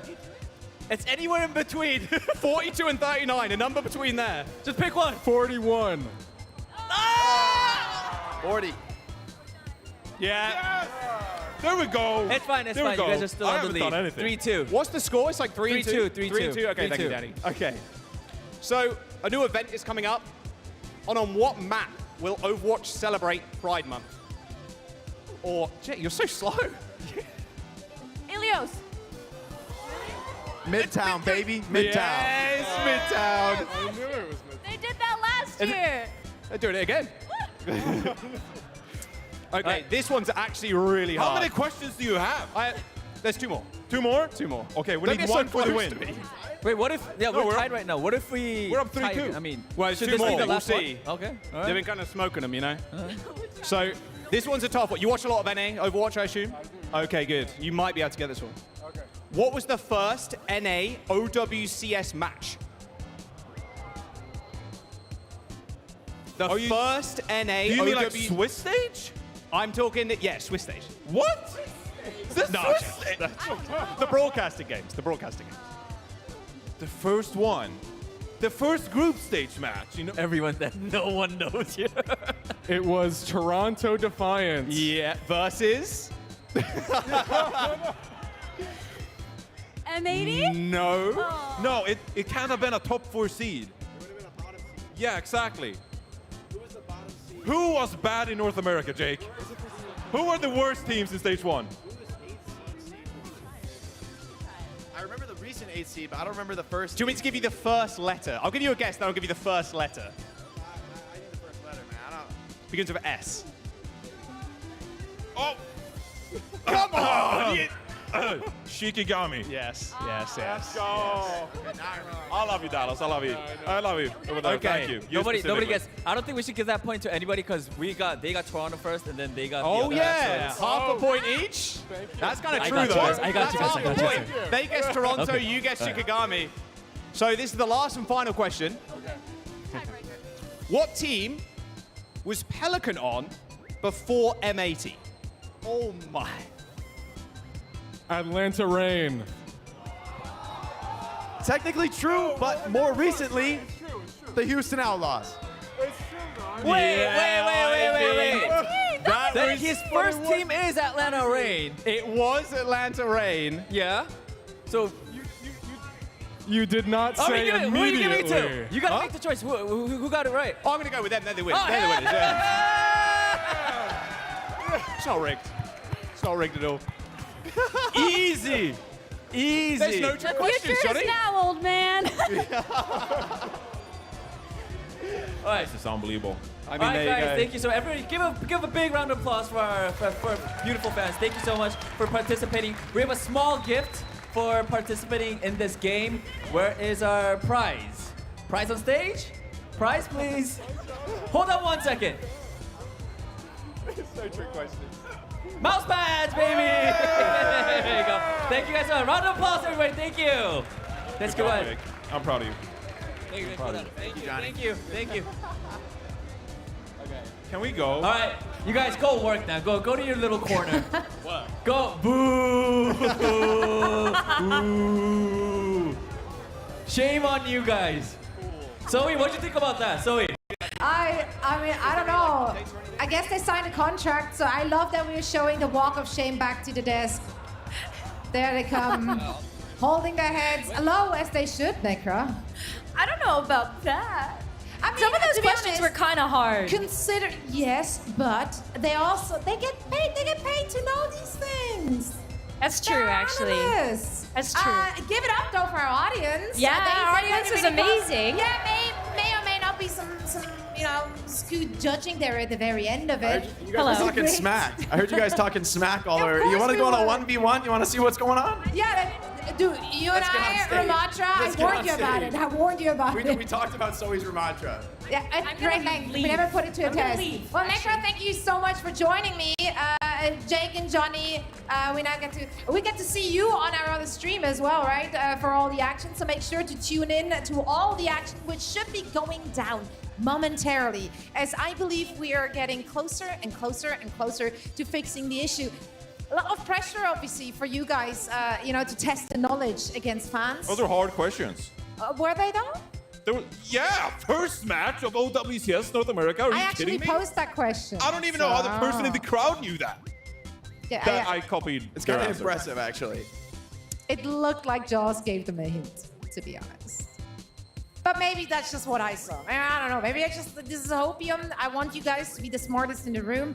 And you know what? You have 3 days to prove that you are. Because we have plenty of Overwatch to talk about. Plenty more matches which can become history, which we then later have to recollect in another edition of Overwatch. And I'm sure there will be more of that. Thanks again for Jaws, for providing all those questions. Now we are, of course, getting closer and closer to this first match. It's difficult to see teams when there's such a delay, like they had their heads in the game, they were ready to go, and then sometimes some stuff is just out of our hands and you have to deal with the cards that are being dealt. Is there any team you feel like would be having a mental setback due to something like that, or are they just chilling? You talked to some of them backstage, actually. Yeah, I mean, I'm good friends with a lot of the guys on Falcons, so, I think they're old hands. They're experienced. They've been through any kind of tech issue, any kind of delay. I don't see them being phased by this. And, ENCE, if anything, they seem kind of low energy, but they're just chill guys, right? Like, there's just a very low-key team, so they're not relying on some kind of energetic high to last for hours, to be super hyped up. They're cool, calm, and collected in the match. And honestly, that plays well to a delay. It's not really going to bother you as much as it might a team that is relying on a lot of energy. Honestly, the break might even serve a purpose in that all that adrenaline and excitement, it actually fades a little bit and you get more calm in your nature. So might actually make some better decisions because of this break. So really, we did it for the players, is what I'm hearing. No, not quite. Not going there. Also, but we didn't do anything. Whatever I just said, that's not what actually went down. No, but of course, big ups to everyone working hard in the back to fix it, to make sure we can go on about our day. We have so many matches to go. If you just tuned in and you don't know what's happening, let's bring you through what you can expect to see from today, because we have a lot of matches we want and need to get through, right? As we're looking at those 3 days ahead of us, we are playing in a double elimination bracket here at the OWCS Major at the DreamHack in Dallas. There we go, got around to it. Yeah, and lots of bangers. That's why we have 2 streams happening simultaneously. On one, you can have Mitch and Mr. X cover all the action, and then backstage we have Jaws and Necro also bringing you everything you need to know. They will be covering SSG and NRG, actually, and we will be focusing on Falcons and ENCE, which we've already discussed at great length. Those are some sort of banger matches. Which would be the dream final of DreamHack Dallas? Which 2 teams do you think will be like, that's going to be the most banger match? I mean, coming into it, everyone's going to say Falcons against Crazy Raccoons, but I see Matt over there. He's waving his Students of the Game jersey that is no longer required, I suppose, because they're NRG shocked now. But that's an heirloom now. That's an heirloom. That's a one of one. Yeah, exactly. Sell it for the big bugs. But honestly, I think everyone just wants like a tournament that is pretty volatile and you don't know quite what you're going to get, right? And so in some ways, it would have been really fun to get a grand finals where maybe Toronto Defiant or SSG could take it to one of these Asian teams, right? So I don't know. As an NA ranked player, I just want to see Toronto Defiant go far. I mean, it's been, or M80 as well. Honestly, it's been terrifying. We have not talked enough about M80. Going up against Happy and Pelican and Merit in my ranked games, it's not fun, all right? And they have to be building for something to deliver some real international wins here. Those players are really, really insane across the board. I think both M80 and Toronto Defiant. I think you're right to say M80 has been they beat Toronto Defiant significantly once. underrated, right? Like they've shown incredible peaks. The consistency hasn't been there, but you got to remember, this is a team that only just recently got everyone together in person, being able to play on low ping. And so I think M80 could be a major dark horse this tournament that really could bring it to some of the best teams, especially these European teams. I think they've got to be worried about a squad like M80 with such DPS players. Yeah. You might be able to rush and maybe pick off some backlines, but oftentimes rush exposes you to really high-level DPS players to just kind of chip apart your team one by one. Happy and Pelican, they take over games. And we saw that against the Toronto Defiant in Stage 2. They did actually beat them in the winner bracket final, of course, but then Toronto Defiant, they came back from the lower bracket and then ended up winning Stage 2 in the grand final, of course. So we've seen M80 hit those peaks where they can take on Toronto Defiant, of course. And I think, you know, for their purpose, they're looking to compete with Falcons and Crazy Raccoons. We've seen in Face It League already that Pelican sometimes he brings out this Pharah pick. So are we going to see some Pharah being played here on stage? It would be really exciting. So I'm looking forward to see what M80 can bring to this event as well. It's incredible that a team, a star-studded roster with such big names in it as M80 is the one which kind of go under the radar, and seeing them put together like that. Obviously M80, once Happy and Pelican joined them and they were able to play on low ping, it was a game changer for them. And I think one of the, not issues, but one of the worries we had initially for that team was the backline. But they kept up. Like they actually performed really, really well in their recent matches. Yeah, I think there was a ton of pressure on Ultraviolet and Liar to have a massive performance in the support line. But, you know, UV's been grinding in particular, consistently rank 1 in NA and ranked, you know, dominant performance, putting in a ton of practice, and Liar as well, keeping up, keeping the team synchronized and on point with the Lucio for the most part. I do think they're a team that you have to contend with, you have to take seriously. And they might be a team that slips.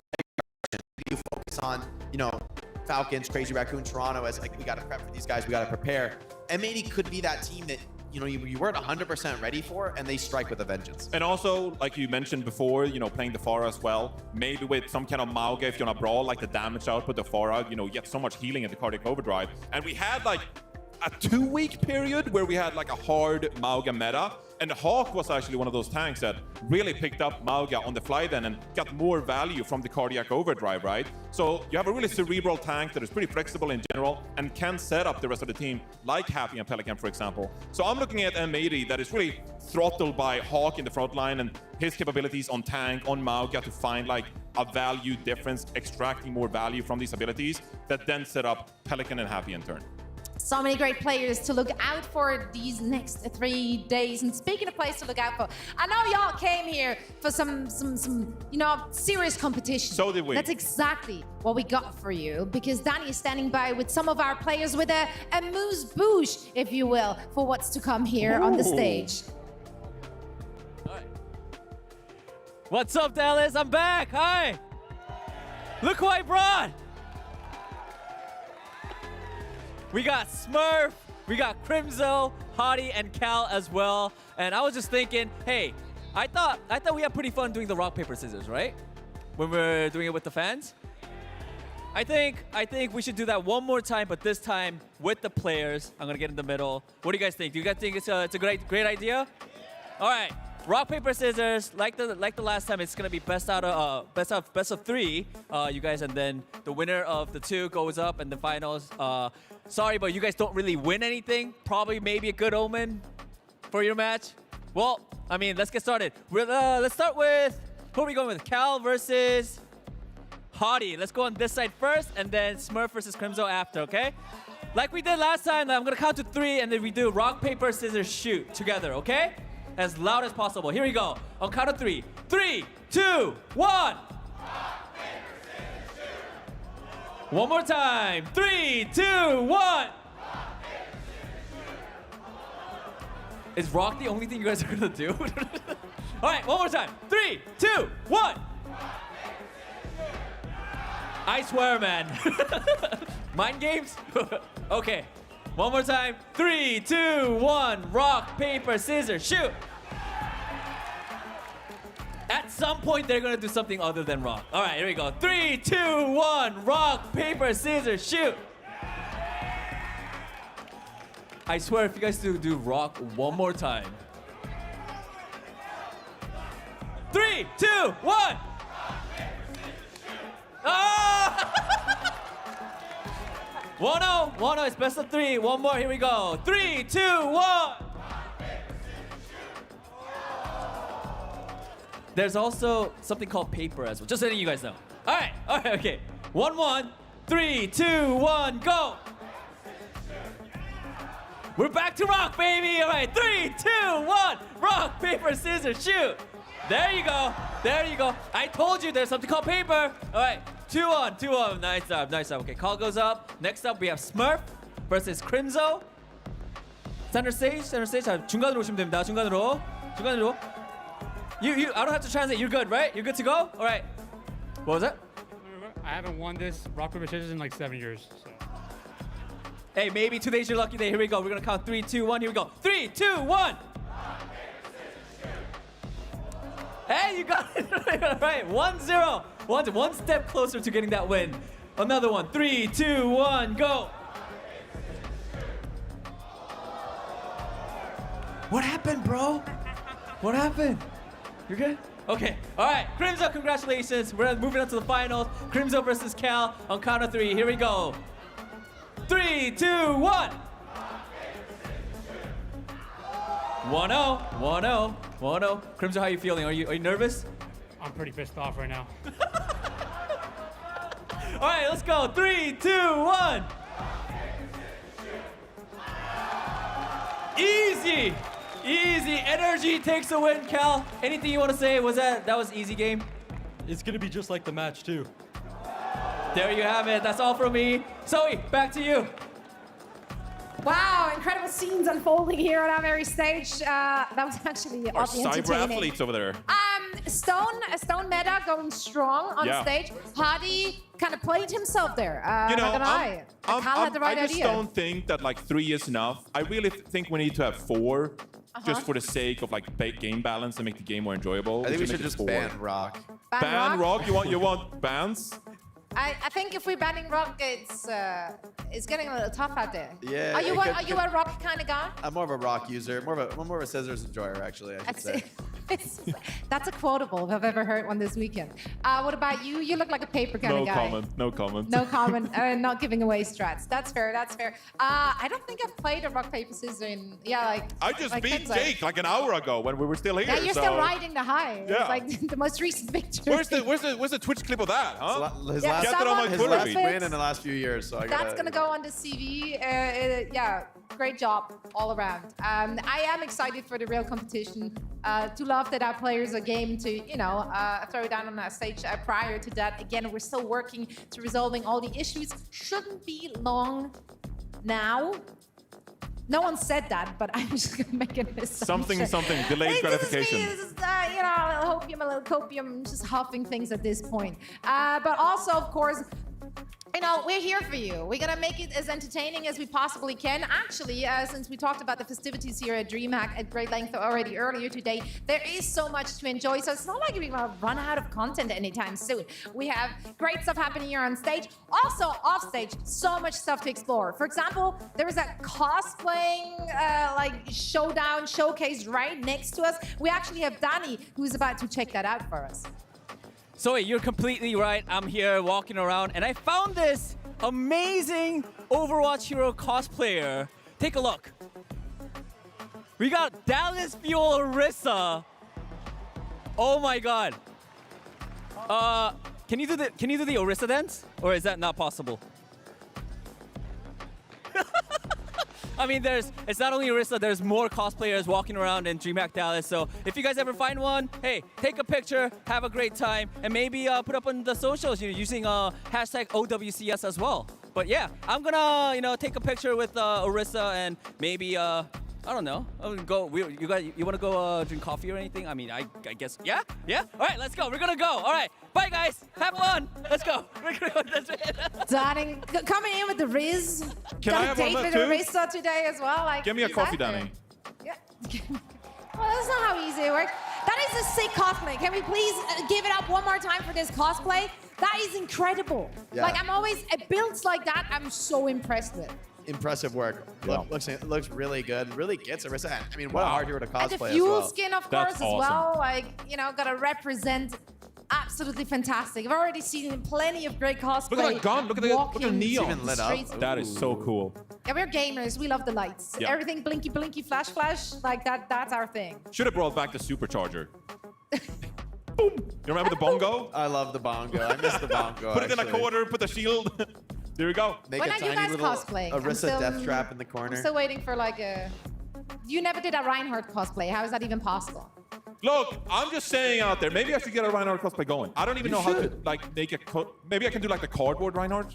Yeah, the low budget effort. Anyone out there has honestly. cardboard? Give me some cardboard. I'll tape something up. I'll I make think a we could cardboard source some cardboard. And you know, if we need to stretch for much longer, maybe we get a Only cosplay the done at the finest, end of the only day. the finest cardboard for Johnny's Reinhardt skin. We're recycling Is there here, different right? cardboard? It's for the environment.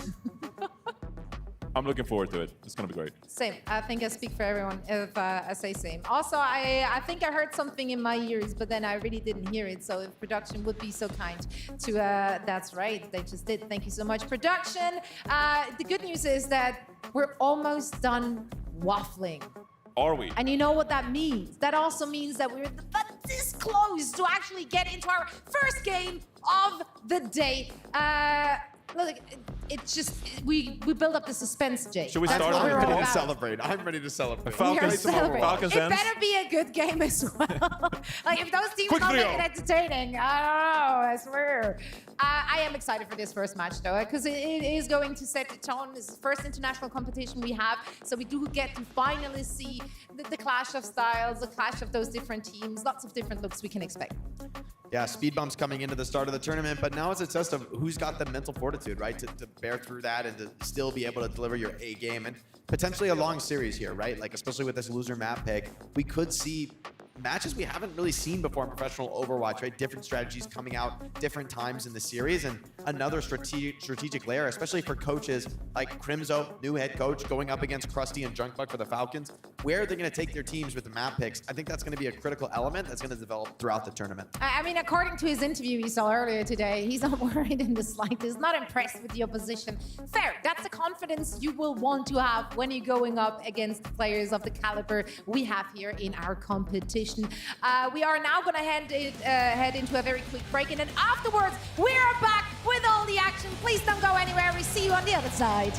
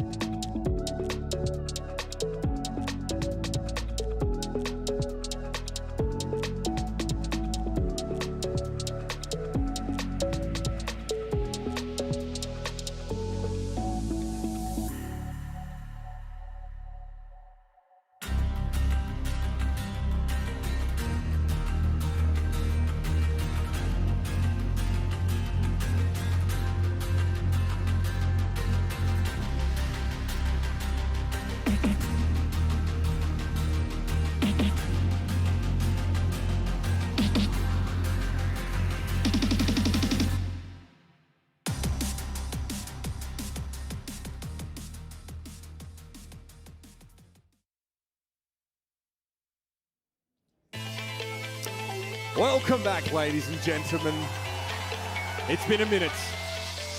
I've got to say, huge acknowledgement to those diehards who sat in the crowd all through this. We see you out there. It's great to be back here, of course, at DreamHack Dallas. And we are moments away from jumping into our first match of our first OWCS Major, Matt. Let's have a look at the bracket. Let's reestablish where we're at in the tournament. Which is let's remind everybody where we're at. So this is the start of the event. There's going to be another match that's going to go on in the Overwatch Esports 2 channel, so you can go into the section, check that out. The game that we will have here on the main stage will be that game at the top. It'll be Falcons versus ENCE, number 2 in Asia versus number 2 in Europe. Should be a pretty awesome game. We talked about it a bunch at the top of the show, and I feel like we dug pretty deep into what to expect from ENCE, but their opponents today are absolutely terrifying. We have absolute legends of the Overwatch world over many, many years, and somehow this Falcons roster, not even the best in their damn region. Yeah, it's also a really, obviously, odd scenario, right? These players are, that they do the walkout, they get all excited, geared up to play, and then they don't. So it's kind of like, who can get that energy back You try to tell me scissors, paper, rock isn't a sufficient warm-up? Get back. Hey, I would have kept going with rock. Yeah, Hardy, absolutely. He should have committed to the bit. You fumbled, my guy. That's all I'm saying. Danny is the hardest working person in jorts in the venue. How many people in jorts in the venue? Show of hands. No, but we got Jordan. All right. Yeah. Love to see that. We are moments away, folks, from jumping into Eco Point Antarctica. That's right. Finally, our OWCS Major 1 kicks off. It's Falcons up against ENCE. Yeah, so we also talked about some of the compositions we might see here throughout the weekend, much earlier in the day, where ENCE, right, they're going to try and play mostly Baptiste Lucio setups, right, around Vestola's Sigma. Make sure they get value out of Massa, make sure Vestola's on a static tank. For Falcons, loads of different options. The Hanzo is something we've heard a lot of teams messing around with, potentially, so it will be the Hanzo here at the start. The loss of that true one-shot potential with the changes to health pools and projectile sizes doesn't seem to have broken Hanzo's capability here. Proper on the Genji as well, always a terrifying prospect. And we will see ENCE look to try and set up around that Sigma to start with. Malga is back. Just fearsome as ever. Yeah, it's, you see Stalker here trying to work down that Sigma shield as ENCE wants to kind of control this high ground. They want to kind of almost like bait Falcons into coming up on there. They feel like they win the fight in the long run. They're going! What a Bionate catching from Field of Ghost! Couldn't do a darn thing about it already. Your Baptista's gone. Immortality killed? Never heard of it. And ENCE off to a rocky start. Yes, they get kind of pushed off there through that high ground rather quickly there by Falcons. Is proper on the Genji, just gets into the back line. I know we talked a little bit earlier today about how devastating that Kevster and Kai, the DPS duo, is there for ENCE, where proper and Stalker, I mean, that is a sick combo on the other side. Yeah, Vestola got himself some glasses. Fair enough. Obviously, that's Smurf's camera. Vestola's POV. Trying to take a little bit of space with the kinetic grasp here. Cardiac overdrive to lead ENCE astray. And then the Ghost getting tipped off yet again.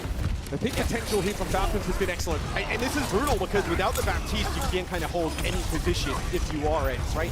You need the immortality field, the just AoE healing capabilities. Lucio obviously not good enough to survive through any of that. So what's the play into the Malga then? I mean, it's quite difficult, right? You want to like slowly kind of like push up, take this high ground, right? Rotate these cooldowns that Sola has, whether it be the kinetic grasp or the shield, try and occupy that space. Nano boost up here for Builder. Smurf going straight on in. He dispenses a Nano. Vestola gets caught. Pulse bomb was good though. Kevster comes alive finally, and these DPS ultimates are gaining some traction here for ENCE finally. Barca no beat quite yet, but ENCE do need to get themselves touching the point. Stalker could be an issue. Bit of a threat. Dragon Strike available, but Falcons will give it up. It's a healthy enough lead.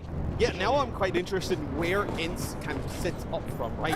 You have this Cassidy, kind of, put that Cassidy up on that high ground. Stalker is so dangerous, though, like you mentioned. Even just the kill potential, but also being able to burn down this shield, and then it's the go time for the Mog. Sound barriers on both sides here. Expect this fight to be a little more drawn out. The Dragon Blade proper will not be relevant until Master has parted with that ability. Hang on, they managed to pressure Pistola down. This is going to force out an early sound barrier from ENCE. Dangerous now for them. Falcons hold on to it for a time. What? Where's the sound barrier?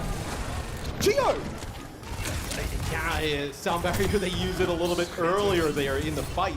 And I think they're just trying to like bully out Vestola to get that sound barrier out of Masa. I thought they had the pick at least. Yeah, and then they were going to back out a little bit. Like you saw Proper go down the below ground and then try and maybe use that blade. And for the first time, we're going to see Venture in this. Yeah, of course, they really effective at playing a lot of these off angles. We've seen a lot of teams combine them with the Malga. See how it plays out once again. Vestola this time needs to avoid getting cut off the rest of the team, singled out. Cage fight available here for Smurf, though. That's dangerous. Stalker's heading on in. Proper as well. Doesn't even need the Dragon Blade to do some serious work here. Scooping Flux. He's not caught in it. He dodged it. And Proper's back. It's like he never left. And I don't know how you bounce back from that. ENCE get themselves at least in the lead. That's a dominant showing from Falcons there. Yeah, as you try and use that Flux and catch Proper in it as he's going into the back line with that Nano and not able to do so. It's been a lost fight anyway. You'd already lost 3 players before that. And like you mentioned, Venture, they're so strong in combination with the Mog that Cardiac Overdrive plus the shield that you build up while, connecting those abilities in combination with each other. Very difficult to take out. And Drill Rush gives them a really reliable escape a lot of the time here. Here it is, the case comes down. Smurf starting to blow them up. Kai found a Deadeye inside of it. Stalker though pops up, takes Kai down. Ghost also removed by the melee. That's 2 for the Venture. And Master is too far away to get involved. An attempt at a back cap here for ENCE, but that's going to be stifled now as Kevster will be forced back. And we're in overtime. The Tracer has to recall to try and keep the round going, but Proper wants to keep him at arm's length. The sleep is good. A stand man cometh. And Falcons should be locking this one down.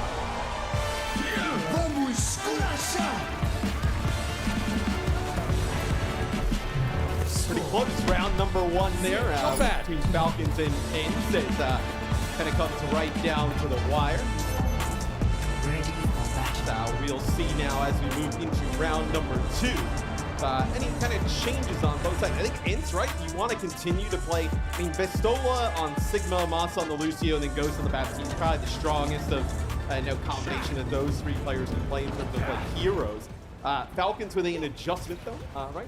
Bringing the Venture into the mix is a really nice touch. And we mentioned how they're very, very good to combine with that engage on Malga. God forbid there's a cage match.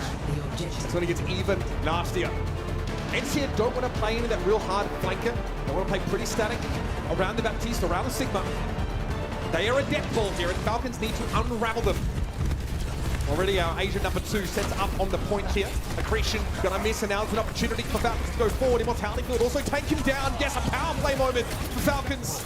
And Proper delivers. This is just a clean sweep here from Falcons. They bring the Mei into the mix here for ENCE, right? They try and use a Mei wall there at the start, and they split a player off, but by time Proper, just a dash on in. He already takes out 1 player instantly.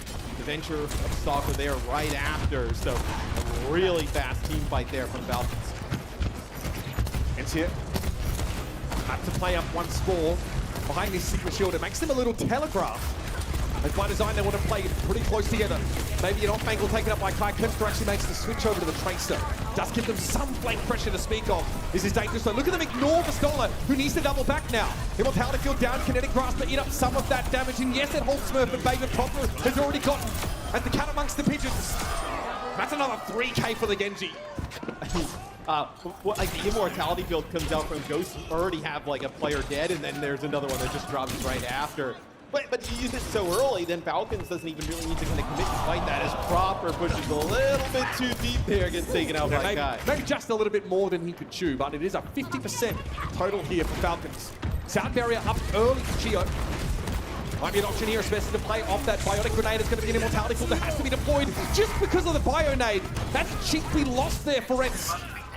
Proper here coming from the backside. Sees Kev still over, realizes putting pressure on Vestola is paramount presently.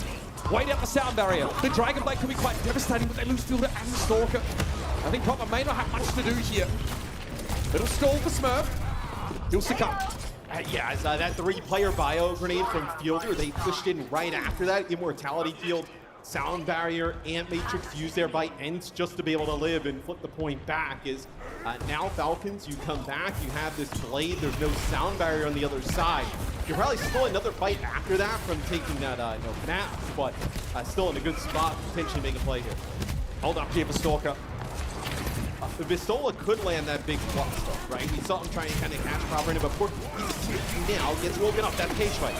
Some pressure coming down, shield up, and into the back line goes Proper once more. The Dragon Blade. Yeah, finds 2, and the Immortality Field crucially removed first. And even in the face of Kai being able to find that Deadeye, there was no chance for Vistola to part with the Gravik Flux. Yeah, and something that we talked about with ENCE when we did the interviews with them was that they wanted to kind of try and play the game at their pace. They felt that if they can get the game going in their pace, they would definitely swing in their favor. Where here at the start, especially on control, right, it's really difficult for them to kind of control that high ground, control that space if they would like to, as the pace has been completely set by Falcons. Is this enough? Fielder goes down with the Gravik Flux and follow-up there for Vistola, but the rest of the Falcons are standing still. Chio desperately trying to keep them topped up, and somehow Vistola gets brought down. Too focused on Stalker. Smurf finishing off the kill now. Kevster trying to control the point. Pulse Bomb delivered, but Falcons having to shrug it off pretty comfortably. Another cardiac overdrive for Falcons. And here's that overtime. Kevster's down. That was the only option they had to keep things going. And Titan Peninsula goes to Falcons. And that is a pretty clean sweep there from Falcons, right? They come in using that Maga composition, made it very difficult for ENCE to hold any of that position that they would have liked to. They're playing a little bit more of a static play style with that Sigma. We'll see how they adjust here in the next map, which they'll be able to pick the map in game type, right? So a lot of different options for ENCE here. You can definitely pick a map that is more suited to that play style. I want to quote Crimso here. Yeah. He said, if Falcons turn up and play the way they scream, they won't be winning much of anything. Well, I mean, look, some of the APAC teams here in the past, they've been known to potentially sandbag some scrims every once in a while. It's been a thing. So whenever we talk about the Scrimbuck stock exchange, it's always a little bit sideways in that regard. It's tenuous. We don't put too much faith in it. It's just very interesting. There were definitely some fighting words shared by this ENCE squad coming into this matchup. Now, bear in mind, the first map of the series is predetermined. So that wasn't selected by anyone in particular. Let's have a look back over some of these moments in the round. Proper's Dragon Blade, still as sharp as ever. Smurf obviously looking pretty deadly, and Stalker was a later switch over to Venture. It still brought a lot of value. Between like Fielder with like the bio grenades, felt like it was connecting with a player, or two every single time. They kind of go and attack on that. It forces out like all the cooldowns, right? It's like Kinetic Brass, the shield refresh, Immortality Field, and there's just not enough to live through that burst damage once those cooldowns are done. See, obviously, Cage Match very potent there at making sure a lot of those abilities that really want the enemy team to be clumped up, get the most value from Falcons. But let's be honest, by design, that ENCE composition wants to play in a death ball, but it relies so heavily on that Baptiste utility.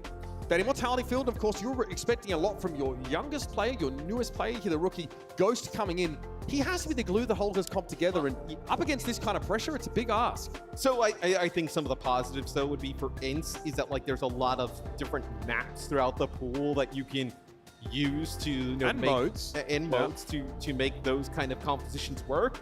And then your damage dealers are extremely flexible in terms of what they can play with Kai and Kevster. So you do have some options here. I think, though, Falcons look so strong there early on. ENCE kind of admits they're not super flexible.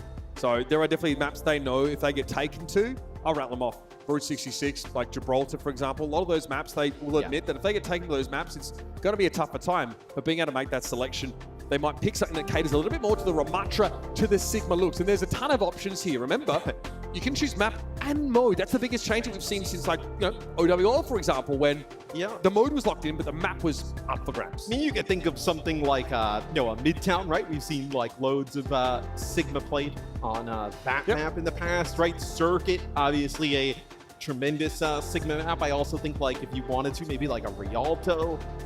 There's a. I think like even Colosseo, if you want to play like a brawl style, is pretty effective there.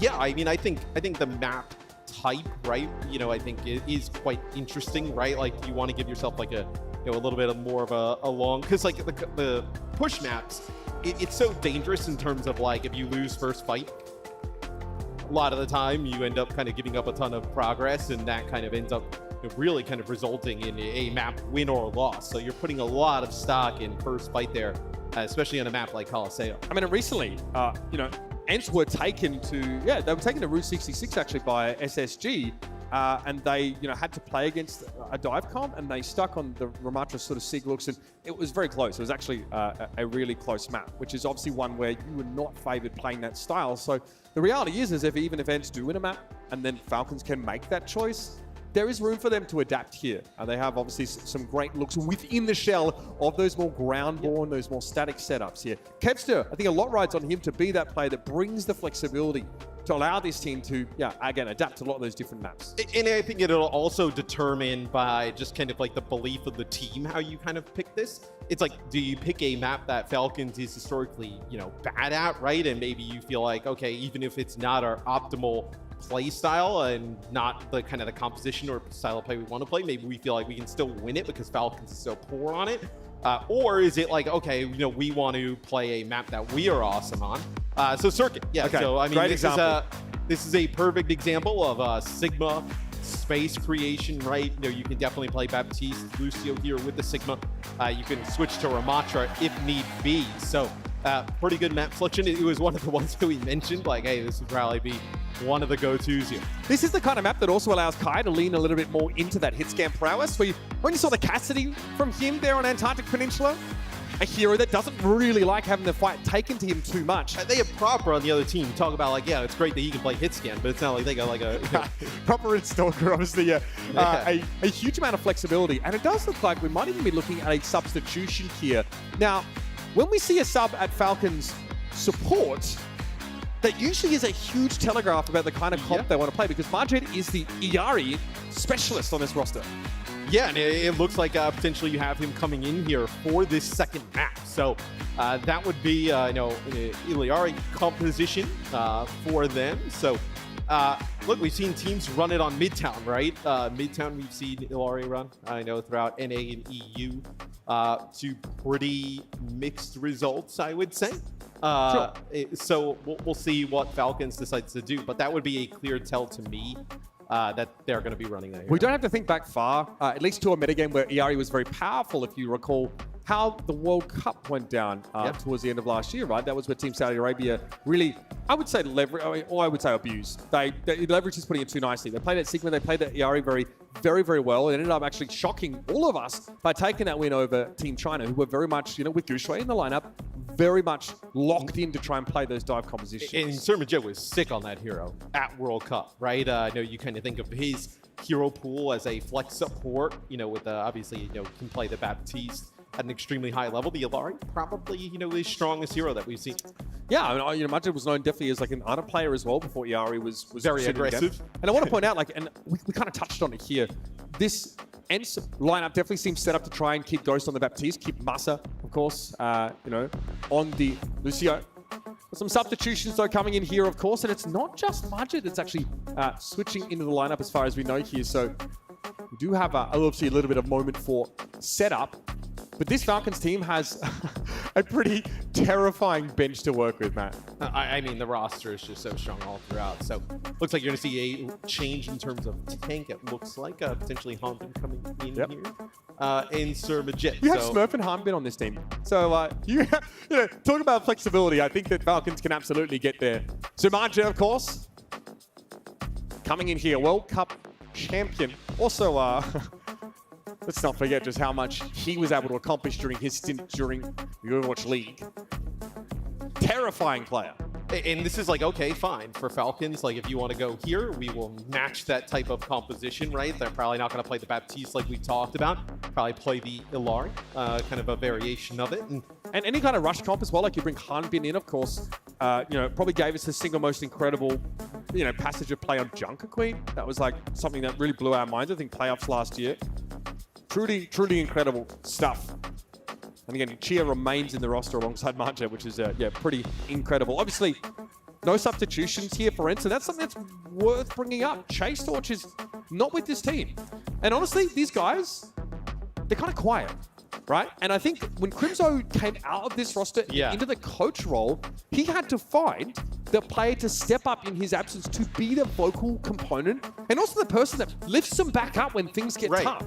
Yeah, they talked about it when we were talking to them that, Chase is definitely the vibes guy on the vibes team. merchant, right? Yeah, the person on the team. I would say like I'm the vibes person, the talent team. Sure. So, okay. Yeah, where, you don't have that player, right? It can be tough, right? You have that long break. Now you come back, you lose map number 1. Like keep the vibe spirit high, the energy going, because this wouldn't be the only game they play, right? They'd have another game.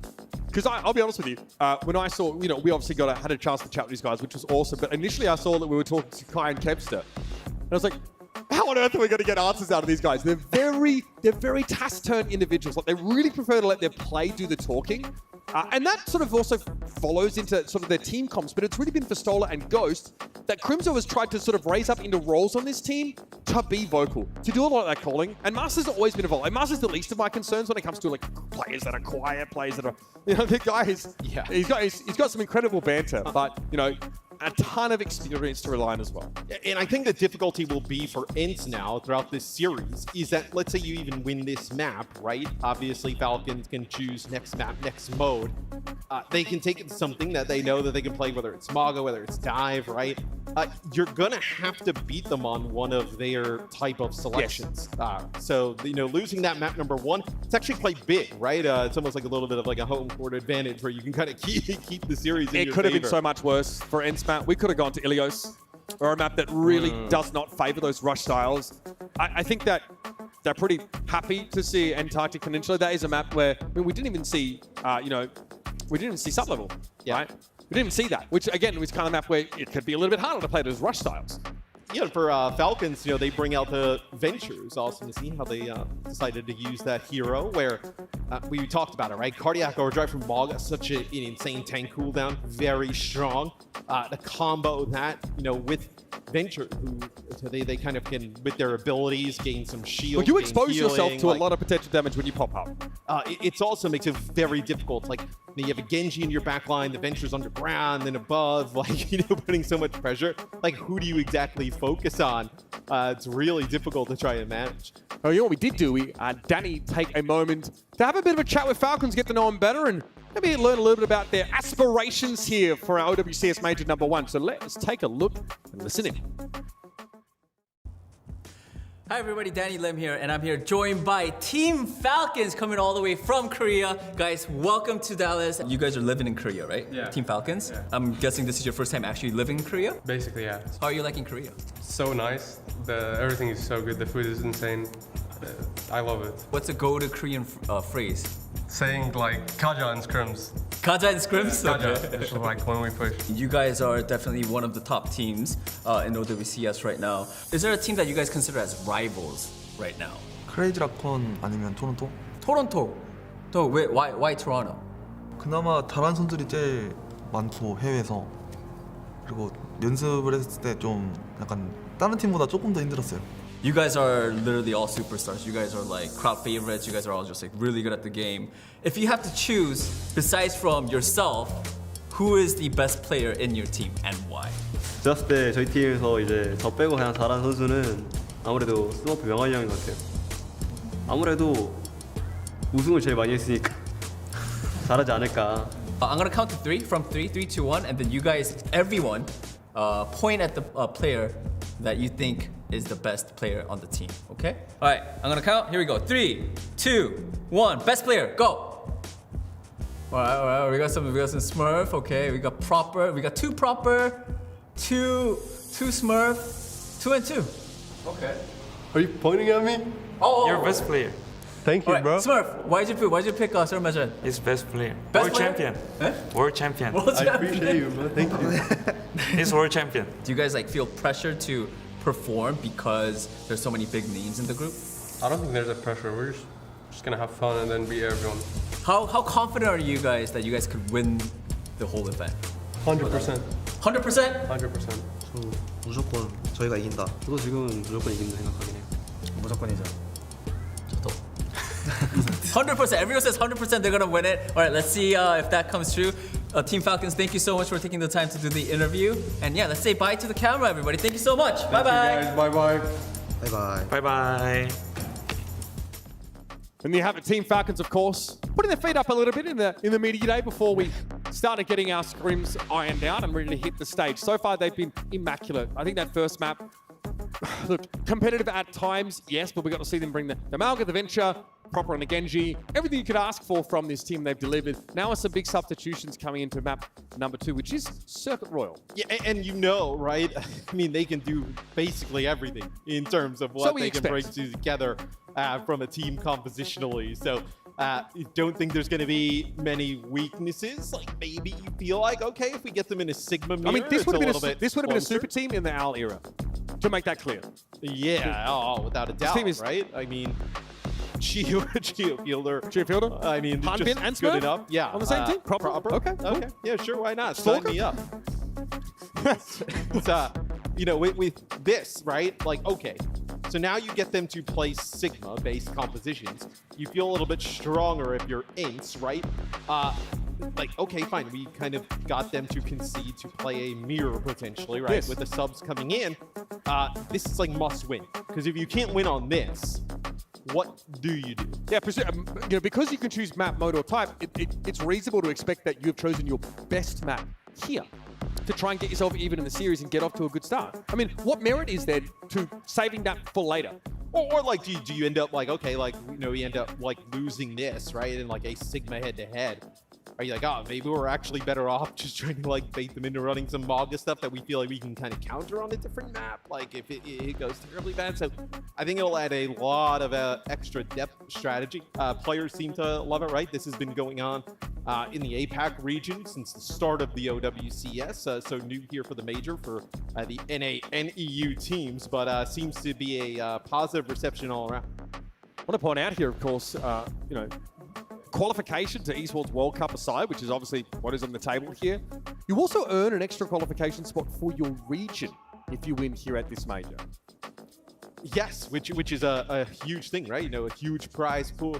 A lot of teams here from all over the world. So all of these teams, you know, kind of competing to get into EWC, as you see there, the 24th to 28th of July. So it's probably going to see the best teams, right, from all these different regions represented there. And again, this would be just a taste of that for you here. How many wins away is Jake's team from EWC? Well, they're one win in, so I heard it was a forfeit. Like? I heard it was a forfeit. A forfeit win? Yeah, I heard it was How many scrims you done? 0 scrims. Find you a team that wins games on 0 scrims. Well, you guys too busy? What? Jake's team needs a little wild card spot, a little wild card entry. Jake pretended like he's got a real job and didn't have time. What are you talking about? This guy's streaming every day. Hey, my man is coaching. He is coaching up a storm. That's true. Coaching Call of Heroes, right? That's right. I want to talk about that. Private coaching as well. Oh, that's it, yeah. You seen that course?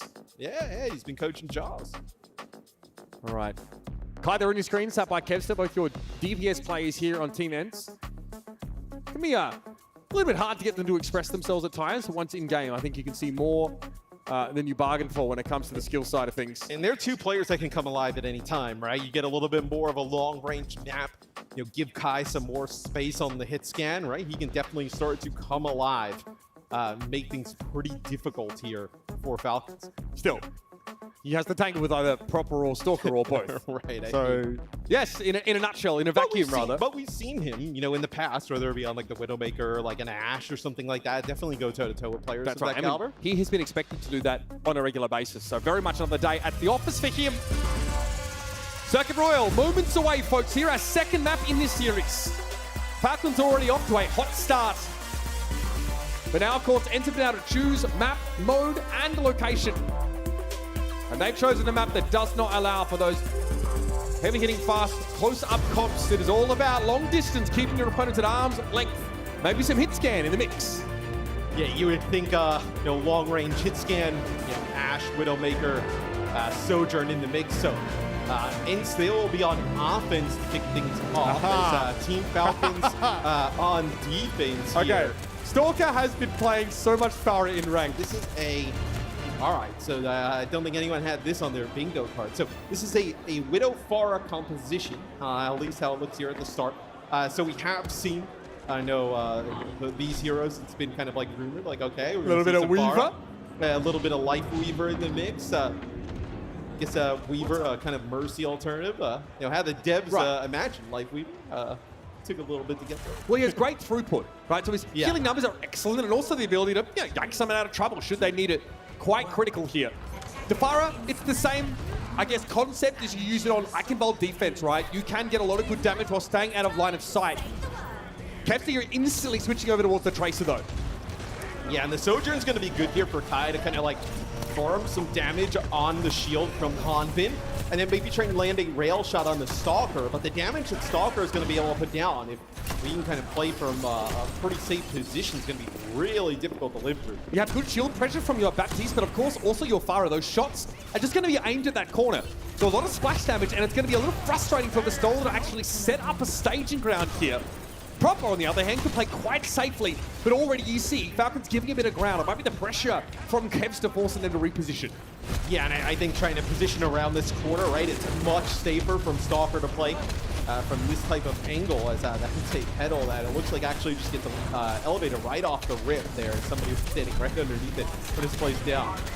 Stalker getting these shots down, really needs to connect. Some consecutive damage to put that heal pressure down on ENCE properly. Life grip to draw Hanbin back. He's a little bit low now. The kinetic grasp being used by Pistola. He's very healthy for the time being. Card stalled up in the corner. Marseille hit by an accretion there, able to get back to his feet, but there's the Farah damage and the concussive shot. Takes Ghost down. Stalker can use these pedals to never have to give up altitude. Can play from a moderately high position at all times. Yeah, they're using the pedal to get Stalker into the air first, right? Instead of using all the boosters. And for long, And that allows him to stay in the air for much longer. So a really interesting use here of the Life Weaver in the Farah combination from Falcons. He hasn't used his actual rocket pack at all. So he has a little bit of height to work with. And what do? I mean, you're not going to look up and try and get rid of the pedal, right? Kai has to punish here, but it's also an awkward angle for him to work on. Here's a light grip into a Gravitic Flux. It's only Pistola going to be caught up in that one. So yes, he'll take half his health in damage. Amp Matrix here, Harvard has to respect it, but it's going to be a sound barrier coming out now. Stalker might choose this moment to go aggressive. Tree of Life pop down, and Proper finally is brought to heal by Kevster. The Tracer achieves its aim. And Chio also getting taken down now means you have little to work with his Falcons. Harvin trying to hold his ground, Marjet for two. A super sub comes in. Point blank barrage comes out, but Pistola's going to catch Stalker inside the Gravitic Flux. That's two. Kaya with an important rail to bring down the menace that was Marjet. And Falcons are forced back as ENCE have 4 minutes to play. Yes, Marjet gets two there, and it makes it really interesting towards the end. Rocket barrage there. But not enough damage as Pistola ends up taking out the Farah there. Quick turn. So look at this. So Falcons actually, they'll play a breakthrough. So break that back line. Now they'll have a Sojourn of their own. Stalker will just kind of move over and play that Farah. Okay, so Ana now in the mix. A lot of changes here across the board. As for ENCE, right, you get Kevster away from the Tracer over to the Mei, as now they're going to play more of a rush. This is why ENCE chose this map. This is where they want to find the biggest edge in composition. Nice accretion. Pistola trying to push up here after having to move away from that one. Here comes Kai though. Overclock really starting to leave a mark. The Mei wall though doesn't prevent Falcons from backing up, but Proper still not able to get away. Chio on the brig has to shield bash away from that disruptor shot now, and Stalker will only play the off angle while he can. Falcons are trying to group up. They're trying to find a chance to come back in, but their Bionade isn't enough of a staging ground for them to get into this fight. They've been stifled, forced back inside the second part of the map here, and that checkpoint is just around the corner. Stalker has to dive in, but has zero support, and eventually Falcons must concede this stage. This is why ENCE want to play Circuit. Yeah, they basically get second point there for free, right? They just one fight basically gets them all the way through that second checkpoint, which is massive. They push up Pistola, finding Proper there as they're kind of pushing up towards that choke is massive. Sojourn such a large portion of damage that the Falcons are going to put down, right? The Sojourn rails are really what's going to allow Stalker to get into that backline, finish players off rather quickly. Falcons have to give up much of this stage pretty much straight away because they need to operate on this high ground. They'll drop down now as the card gets close to the corner. But Marjet really wants to facilitate a big moment for Proper. His Sojourn, incredible, world-beating. With an Ana boost, even stronger. Here they come. May at the forefront now for ENCE, but they've lost Kai instantly. Stalker's able to get in there before the sound barrier can be activated. That's a problem for the European squad. Annihilation now. Stalker not too bothered by it. They want to try and burst Pistola down, but he's just so durable. Master sound barrier out of the picture. He's off the table. Stalker and Proper now combining the DPS, fighting the mark, and ENCE in an awkward position. Wrong side off the cart for a moment. Falcons finally strike back. In terms of ultimates used, though, is that a fight that you're okay with if you're ENCE, right? You end up using your Ramantra ult, right? But you're going to switch anyway. You use B. The bad part is they don't use Blade, right, on the other side. But there were 3 ultimates used there by Falcons. I think the hardest thing will be Stalker with this Blade. How do you end up living on through this? Marjet switches over to the Baptiste here. Stalker would love to get some purchase with this Blade, but it's always risky now up against the Baptiste. Goes a little low, has to go for an immortality, but it's so early. Stalker says, righto, job done, gets out, but Kai meets him in the door. That is massive. And look at Harbin getting caught out. Kevster does more than enough here. And this is dangerous now for Falcons.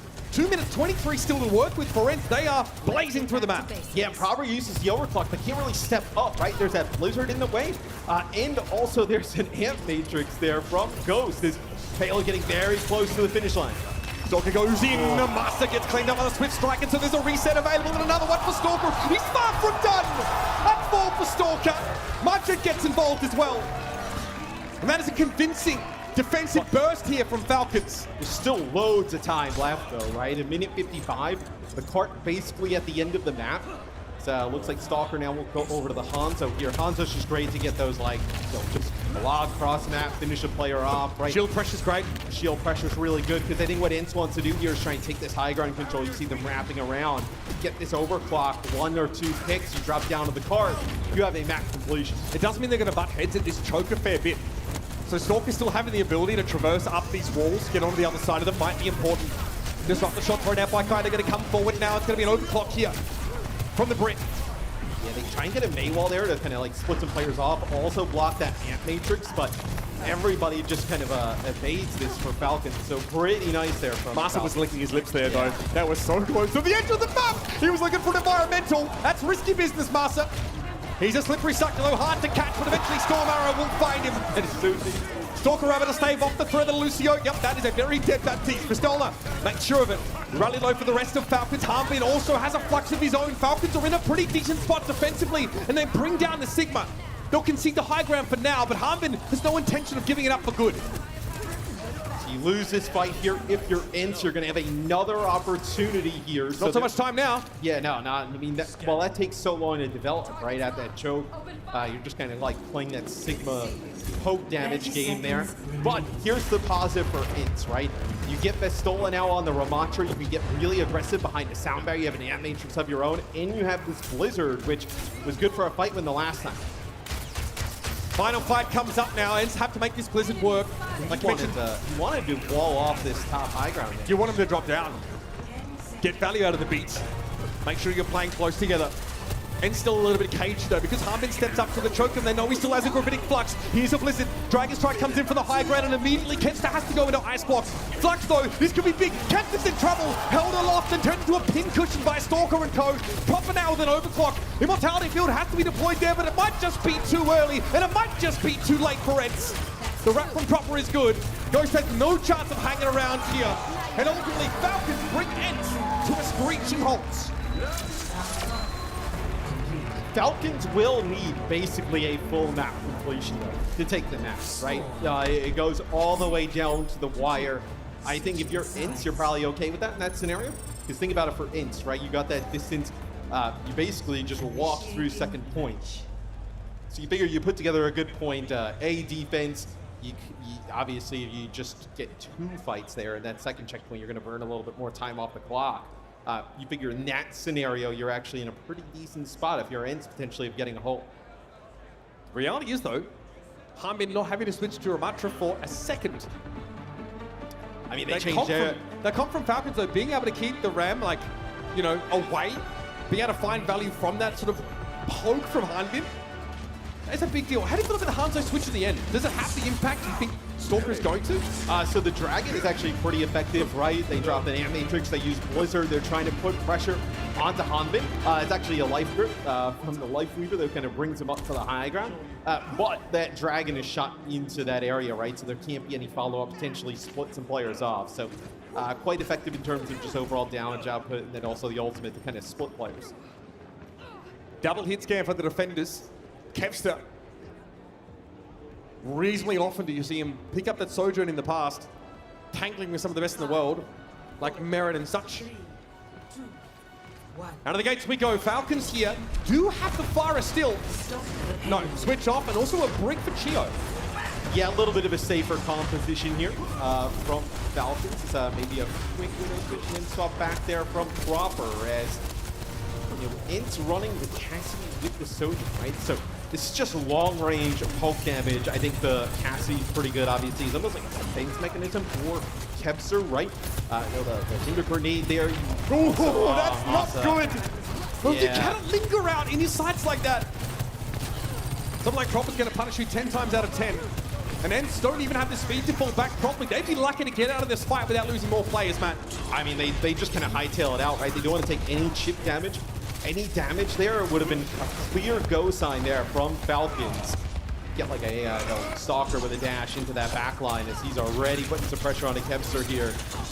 The what comes down as looks like Falcons now just positioned around this corner trying to take checkpoint A. Stalker's playing the off angle here. Might be able to get around the shield again. It's Proper though finding Kai. He outranges Cassidy so effectively at that range. Immortality Field also out of the picture now. ENCE know they're just feeding themselves into the wood chipper. Becoming glorified mulch for the flower bed surrounding this map. And this is a bad sign for ENCE, right? These are the compositions that they feel like they are much stronger than Falcons are. Falcons obviously have to make some substitutions for players to come into play these types of compositions. And right there, so they just roll through them on that first checkpoint. Out of the gates we come once more, and Solis with an amplification matrix to play off of, but Falcons absolutely have the momentum here. Disrupt the shot, may allow Vastola to maneuver into a position to lead from the front, but this Falcons team are unlikely to give you much of an opportunity to breathe. Ghost again, really a baptism of fire for this player, getting called up into the biggest of matches. Okay, air majesties on both sides. Gravitic Flux only catches Vastola. Oh, he's going to go down to this. It has to be in the mortality field. Good timing from Ghost. Hold it for the right moment. Eventually, Harbin is able to remove it though. Steps ahead. Kinetic Grasp. Look at that bloody health bar. And Margin's able to bring Vastola down in the background. Sound barrier for ENCE, not nearly enough. They are losing their grip on this map. Oh my god. He barely even saw Masa there. Just turns with another railgun shot at the end. So just like ENCE, where they were able to just kind of like walk through up towards that high ground, that second checkpoint. Really, Hanbin with that flux that opens things up. More than 5 minutes on the clock for essentially 92 meters left there for Falcons. This has been a bit of a speed run. Stalker now has an opportunity to turn this Dragon Blade into something truly fearsome.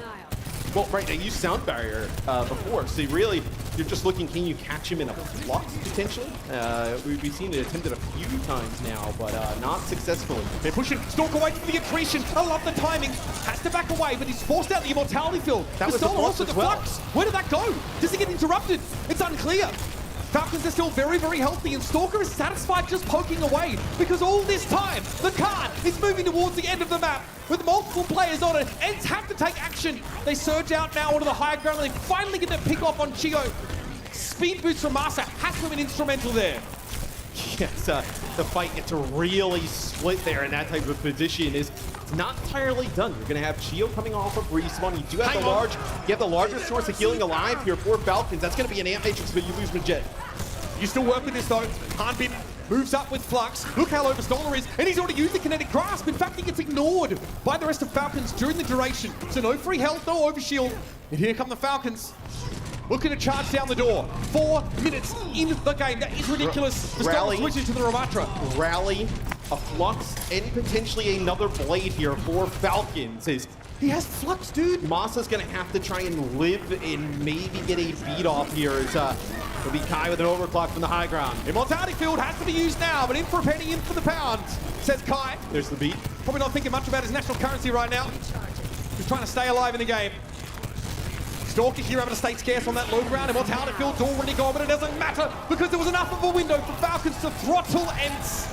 This one is over.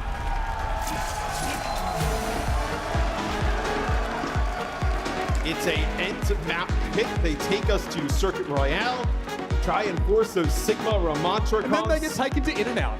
And oh, I mean that is a throwback.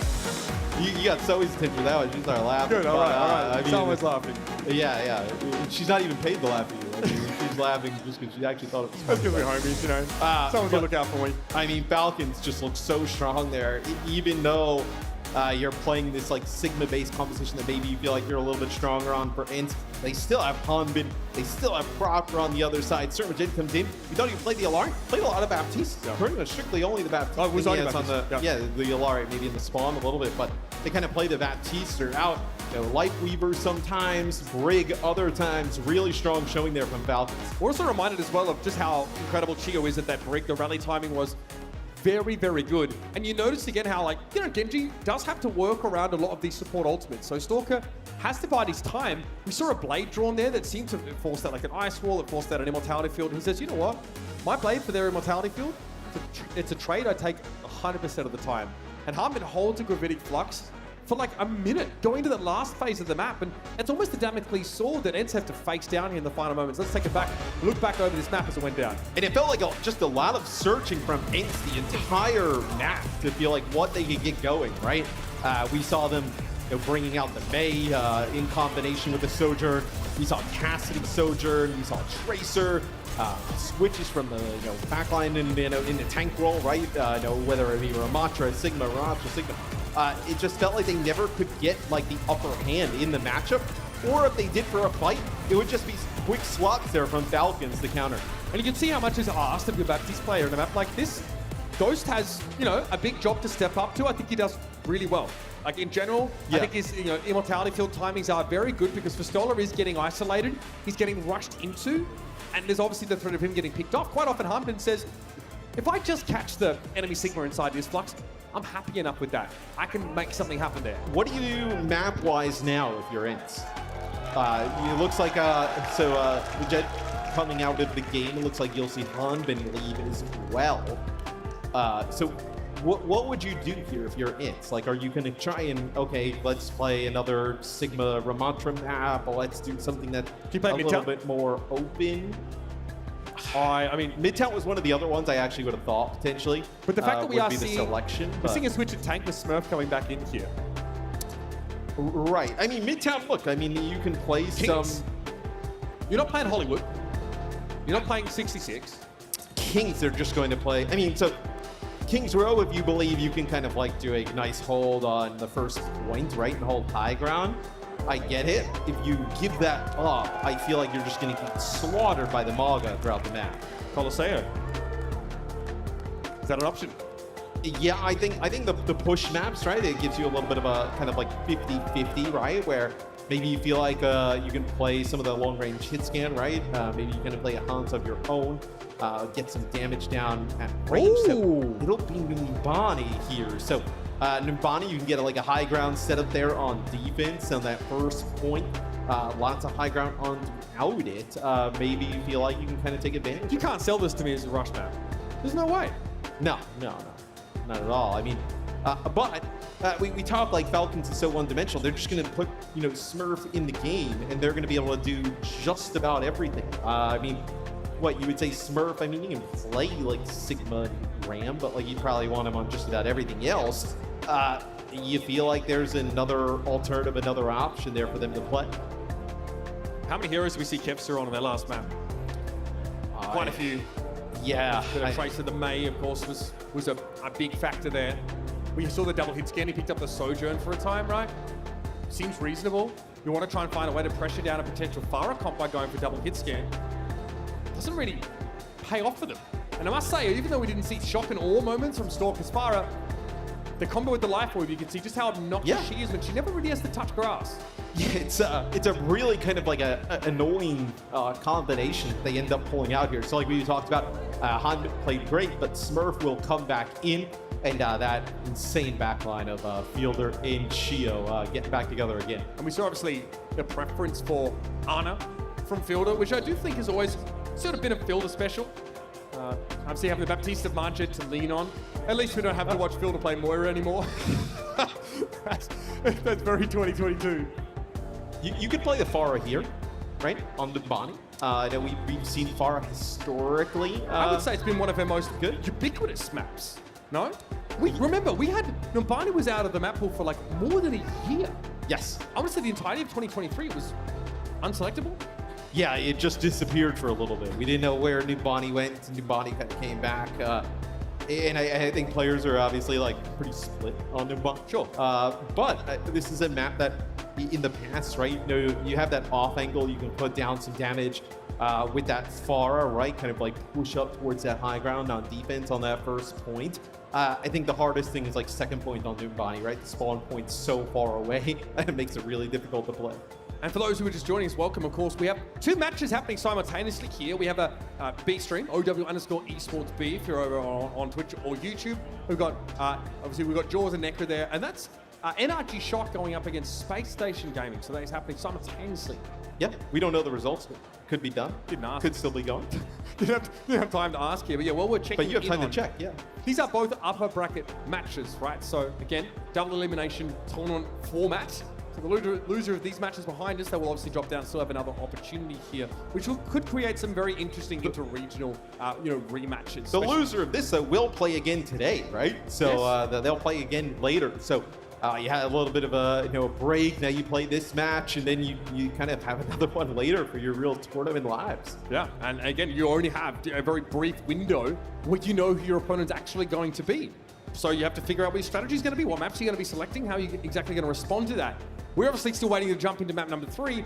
We have substitutions. That involves a couple of moving parts here, namely the side of Falcons, who just seem to find superstars sat in the closet and just wheel them out to put a keyboard and mouse on their hands and let them go. Yeah, I know with a roster that talented, right, with all the different kind of like map mode combinations that you can obviously play, they want to utilize these players, and you know what they probably feel like is the most efficient manner. So, like we talked about, Smurf comes back in, Fielder comes in as well as we go to Numbani, a little bit of a maybe not a real surprise pick here for ENCE, but maybe not the map that we had anticipated. No, we didn't. But I think like we're thinking a little one-dimensionally. I think when we talk about what ENCE's preference is going to be, we said look, it's very unlikely they opt into what could be a map that favors the dive composition or causes them to have to trend away from their rush style. But they've obviously got something prepared for it here. And I want to bear in mind, even though they have a very strong stated preference, they have DPS players that can cover basically every role. So Pistola, in his time, especially in the league, we've also seen him play things like D.Va. I don't think there was ever really a preference for Pistola to play Winston. That's just not been a hero that we've ever associated him with. Yeah, and in terms of the backline, right? Like Lucio Baptiste, like it could be quite difficult. Maybe they have a little bit of a surprise here for us, right? Masa played a lot of Brig. We could play Brig here. We just saw that Falcons ended up playing the Brig a little bit there in combination with the Baptiste. So he's so funny. Option. Obviously, Masa, we're talking about a player who came out of retirement. Do you remember his retirement tweet? Every Overwatch player has retired a few times. It was the most unceremonious. I mean, again, the guy he hails from Finland and definitely, I would say, sometimes falls into some of the stereotypical traits, like being very understated, like doesn't blow anything out of proportion. He was like, I'm retiring, bye. and he's back. And now he's back. Yes. We're obviously all the happier for it. So a couple of moments here, folks, and we'll be jumping straight into Numbani. We've got our number 2 from EMEA taking on our number 2 from, I can't believe it's number 2, from APAC. Yeah, it's Falcons. Yeah, so far they've looked a cut above, and there's been a lot of discussion about, are we going back to an era where teams from South Korea, absolutely terrifying, got to kind of win everything, and there's been a decent amount of, I'd say, discourse on that topic. We've had a lot of our Western teams think, no, we can absolutely handle these guys. Remember, a lot of the players have played against these like South Korean superstars for a while, so I expect this era to be more competitive in that interregional sense than the pre-hour one, for example, if you can remember that far. I mean, you think back to Overwatch World Cup, which isn't too long ago, right? Extremely competitive, right? Obviously, South Korea does not win that event. So Finland makes top 4 as they always seem to do. It's the team from China and Saudi Arabia in the finals. Right. So I think that kind of gives the rest of the world hope that they've kind of caught up in terms of style of play and whatnot. I think, though, it's also helpful that, when you look at the Asia region, right, so many teams made up with, superstar players. It's, such a great pool of teams to scrim from. I'm not seeing the catching up. You're not seeing, I'm not seeing it right now. We've seen 2 games. Yes. And you're already done. Yeah, I'm not seeing it yet. That's all I'm saying. I haven't. What do you think? Yeah, so he's laughing. I'm not. Listen, I have seen no evidence. This is the number 2 team from APAC. Yeah. This is not the number 1. Okay. And this is a paddling that they are handling out right now. A very convincing Circle Royal. Well, maybe the catching up isn't in this game. Maybe it's later. We're going to catch up with you guys, speaking of, on the other side of this quick break. Stick around. It's going to be Falcons versus ENCE here, map number 3. Will soon be upon us.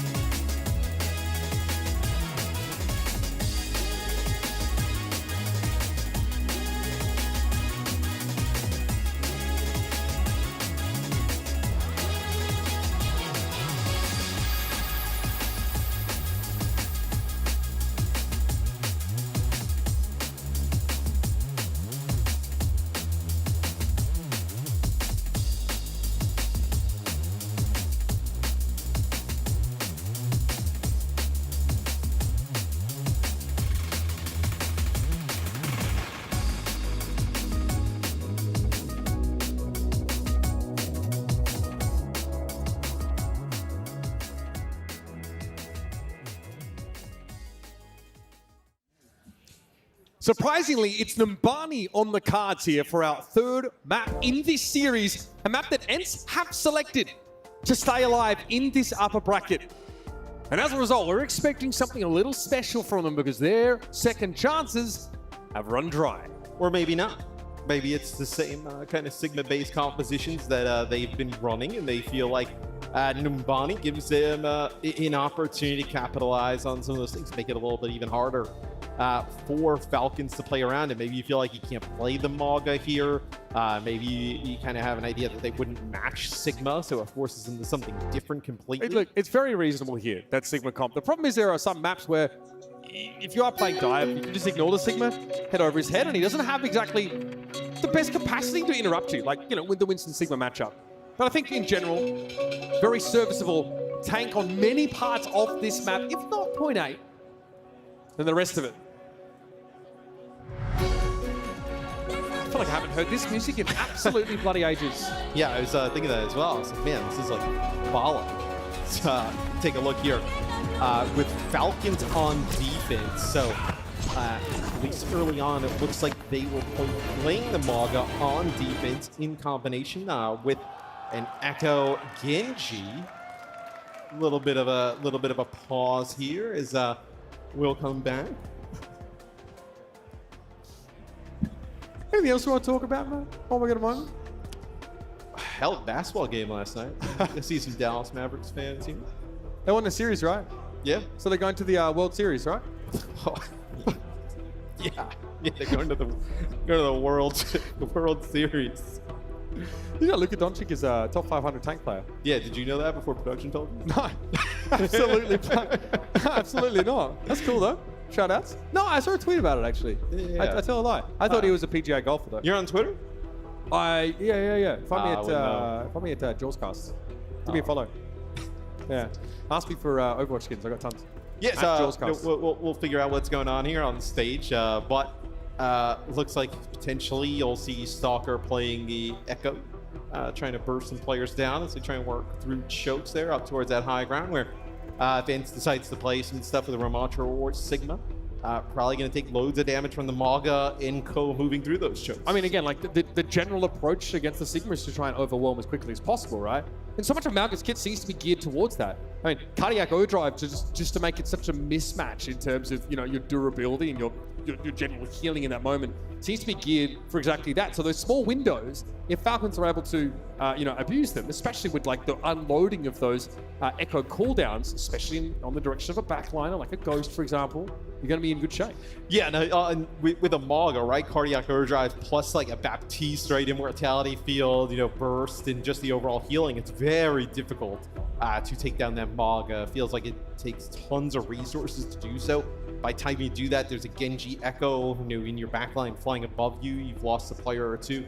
And then you're on a trade, you know, on the side of a trade that's just not favorable. It actually simulates a similar play style as the Moira compositions used to, like the Lucio Moira like setups. zombie comps. Like where you try and build a coalescence every other fight, sometimes consecutive fights if you possibly could, and to get that mismatch in the numbers game, right? You have more healing and you're also doing some extra residual damage. Again, this ENCE team have high expectations coming out of the region as the number 2. We took a moment to sit alongside them and get an idea of how they're feeling going up against the world.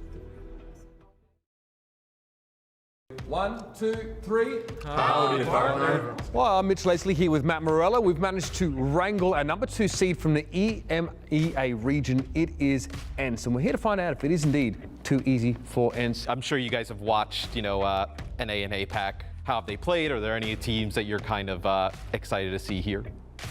Students of the game. I want to see if they can actually win a map. Who's the worst traveler out of you? Who would definitely get lost if they had to do it on their own? Kev. What do you mean? That was a quick answer. That was fast. Yeah. That was a quick answer. How does that make you feel? Defense. This is bullshit. What's your journey been like, obviously having been a player for many years, into a coaching role?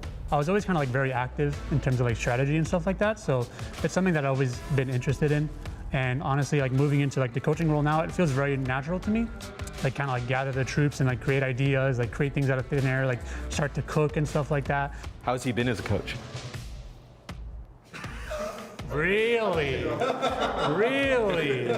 Would you guys say that you're like a more like a low energy team?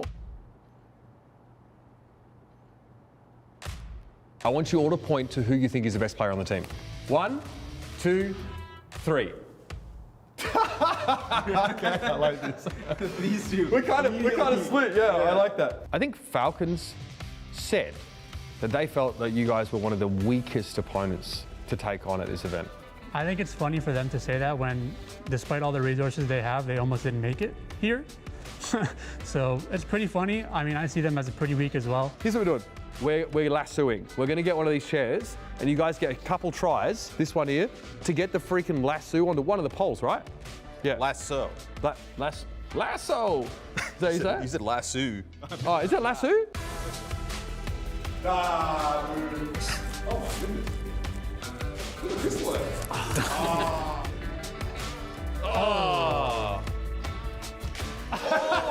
Wait, how are you supposed to lasso if you let go of the whole thing? Yeah, you go. Look at that slack. Oh! Oh!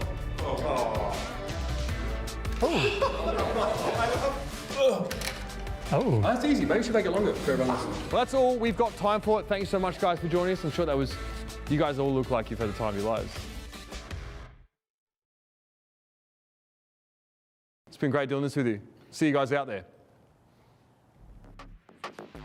Lasso, right? Yeah.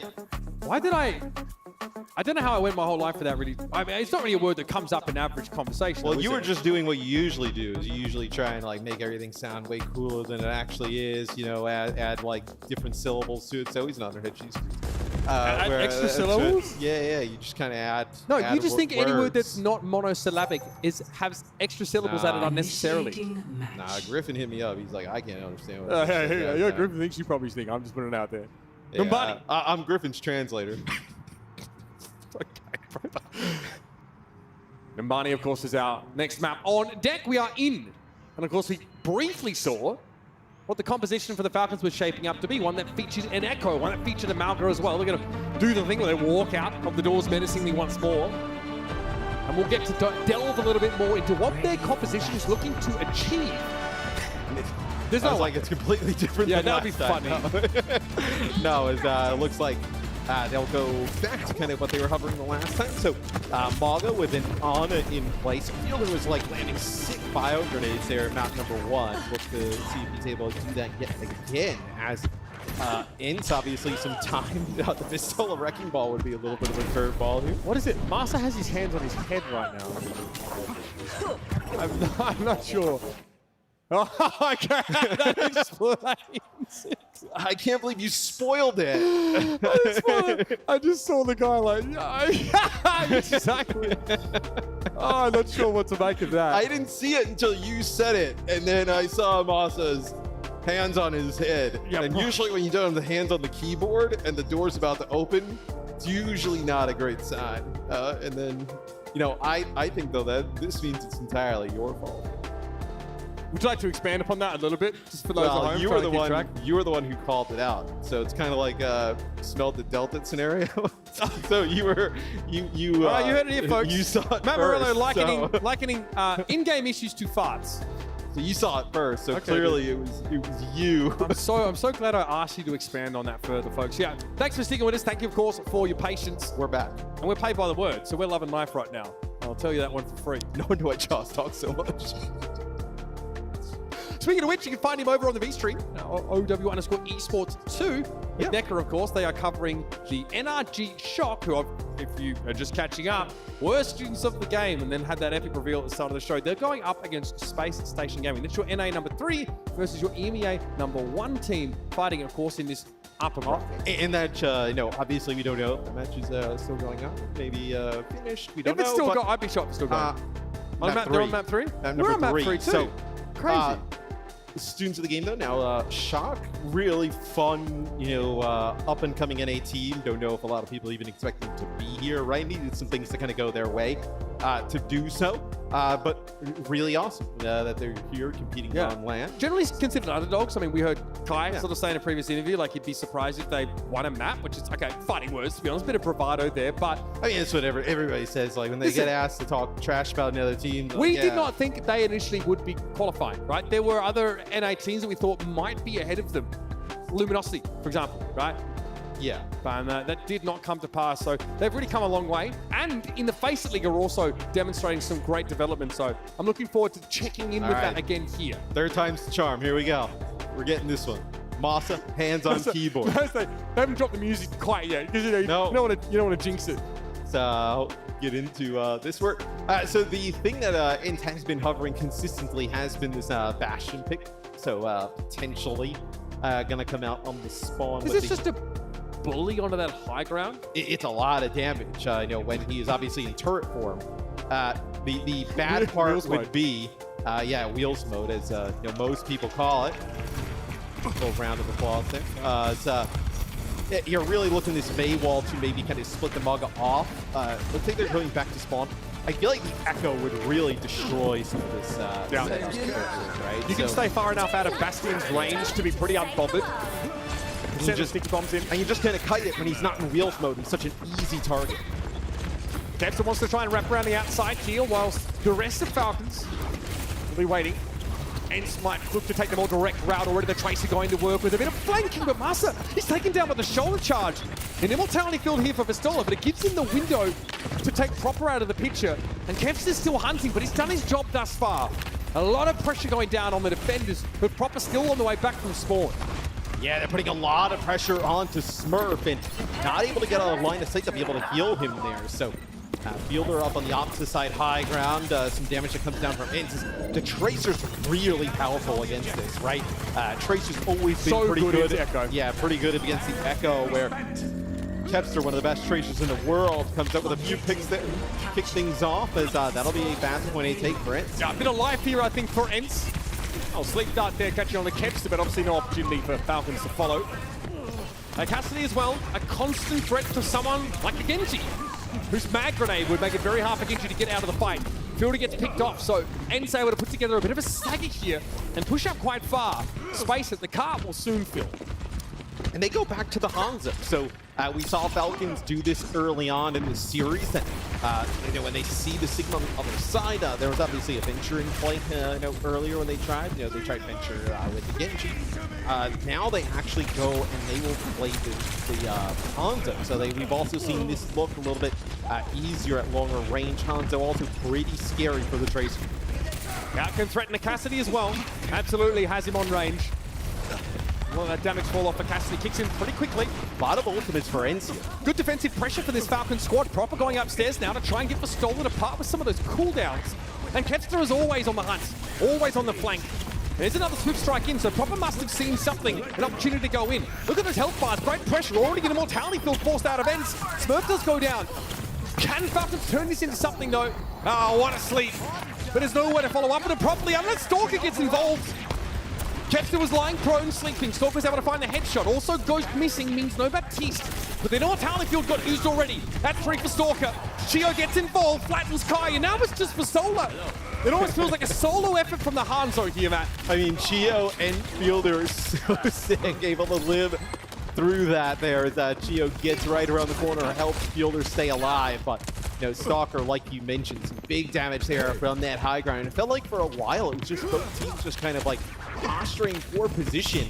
So you get Smurf rather early, and I believe Smurf was actually nano boost at the time. So a huge kill there, just not able to convert into the point. Our observers are like, there's no way we're missing anymore. These Stalker eliminations on deck with him. Big impact after switching. Sonic here reveals ENCE trying to set up on the high ground. Maybe give Cassidy some room to breathe. Some room to do work. Accretion, oh, it's going to knock the Malga off the high ground. This could be problematic for Falcons. They have to give up that ground as well. They drop away. Nice little pulse bomb there. Smurf gets brought down as the Stoller confirms the kill. It's a gravitic flux, a big one. Sound barrier now here for ENCE as Kai is starting to feel that pressure and Stalker's desperately clinging to life. A Dragon Blade, it's an option for Proper, but they've lost their back line and the cart gets over the line.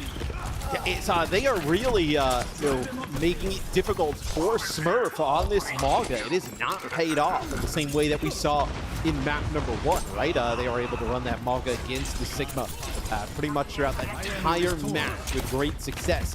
This time, though, it's consistently Smurf being that first one dead in these fights. Last phase of the map, 4 minutes to work with.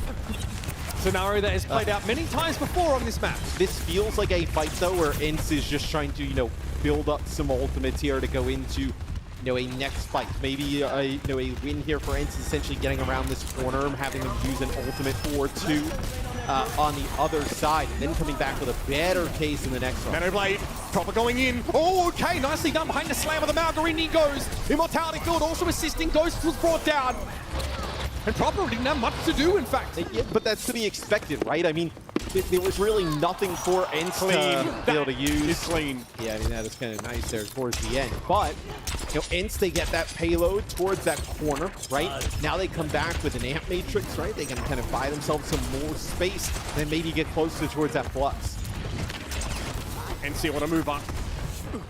On this high ground with Pistola at the 4. These hyperspheres are quite a nuisance for the defending team. Oh, they're going to push out themselves. Look at this. Look at the Malga. Straight to the low ground they go. Already Immortality Field has been removed. And Massa was first on the menu. Ghost here desperately trying to get the rest of his team up. It's a beautiful sleep. And that is Stalker again going to work on the attackers. That's 2 consecutive fights. 1 here for Falcons. But the card. Gapster. No way. Not a chance. What a heist. You snooze, you lose!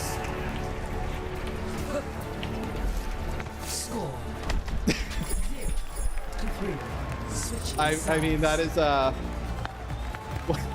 what a play. I mean, they were losing the fight, right? Pistola gets slept out of the flux, and it doesn't even matter. I mean, Kev just gets on the cart and just runs away with it. Not quite as egregious as what we witnessed out in the Japanese region earlier this year, but it's up there.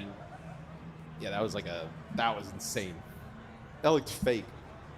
This is like a wake-up call with Hot Magma. I think the Falcons definitely now are alert. because they were in a good position. That's 2 consecutive fight wins. But you heard the music kick in, right? Starting to realize, wait a minute, something is not right. Egg on the face for Team Falcons. Still 2 minutes and 24 for ENCE to work with. That's a very healthy time bank for a map of this size.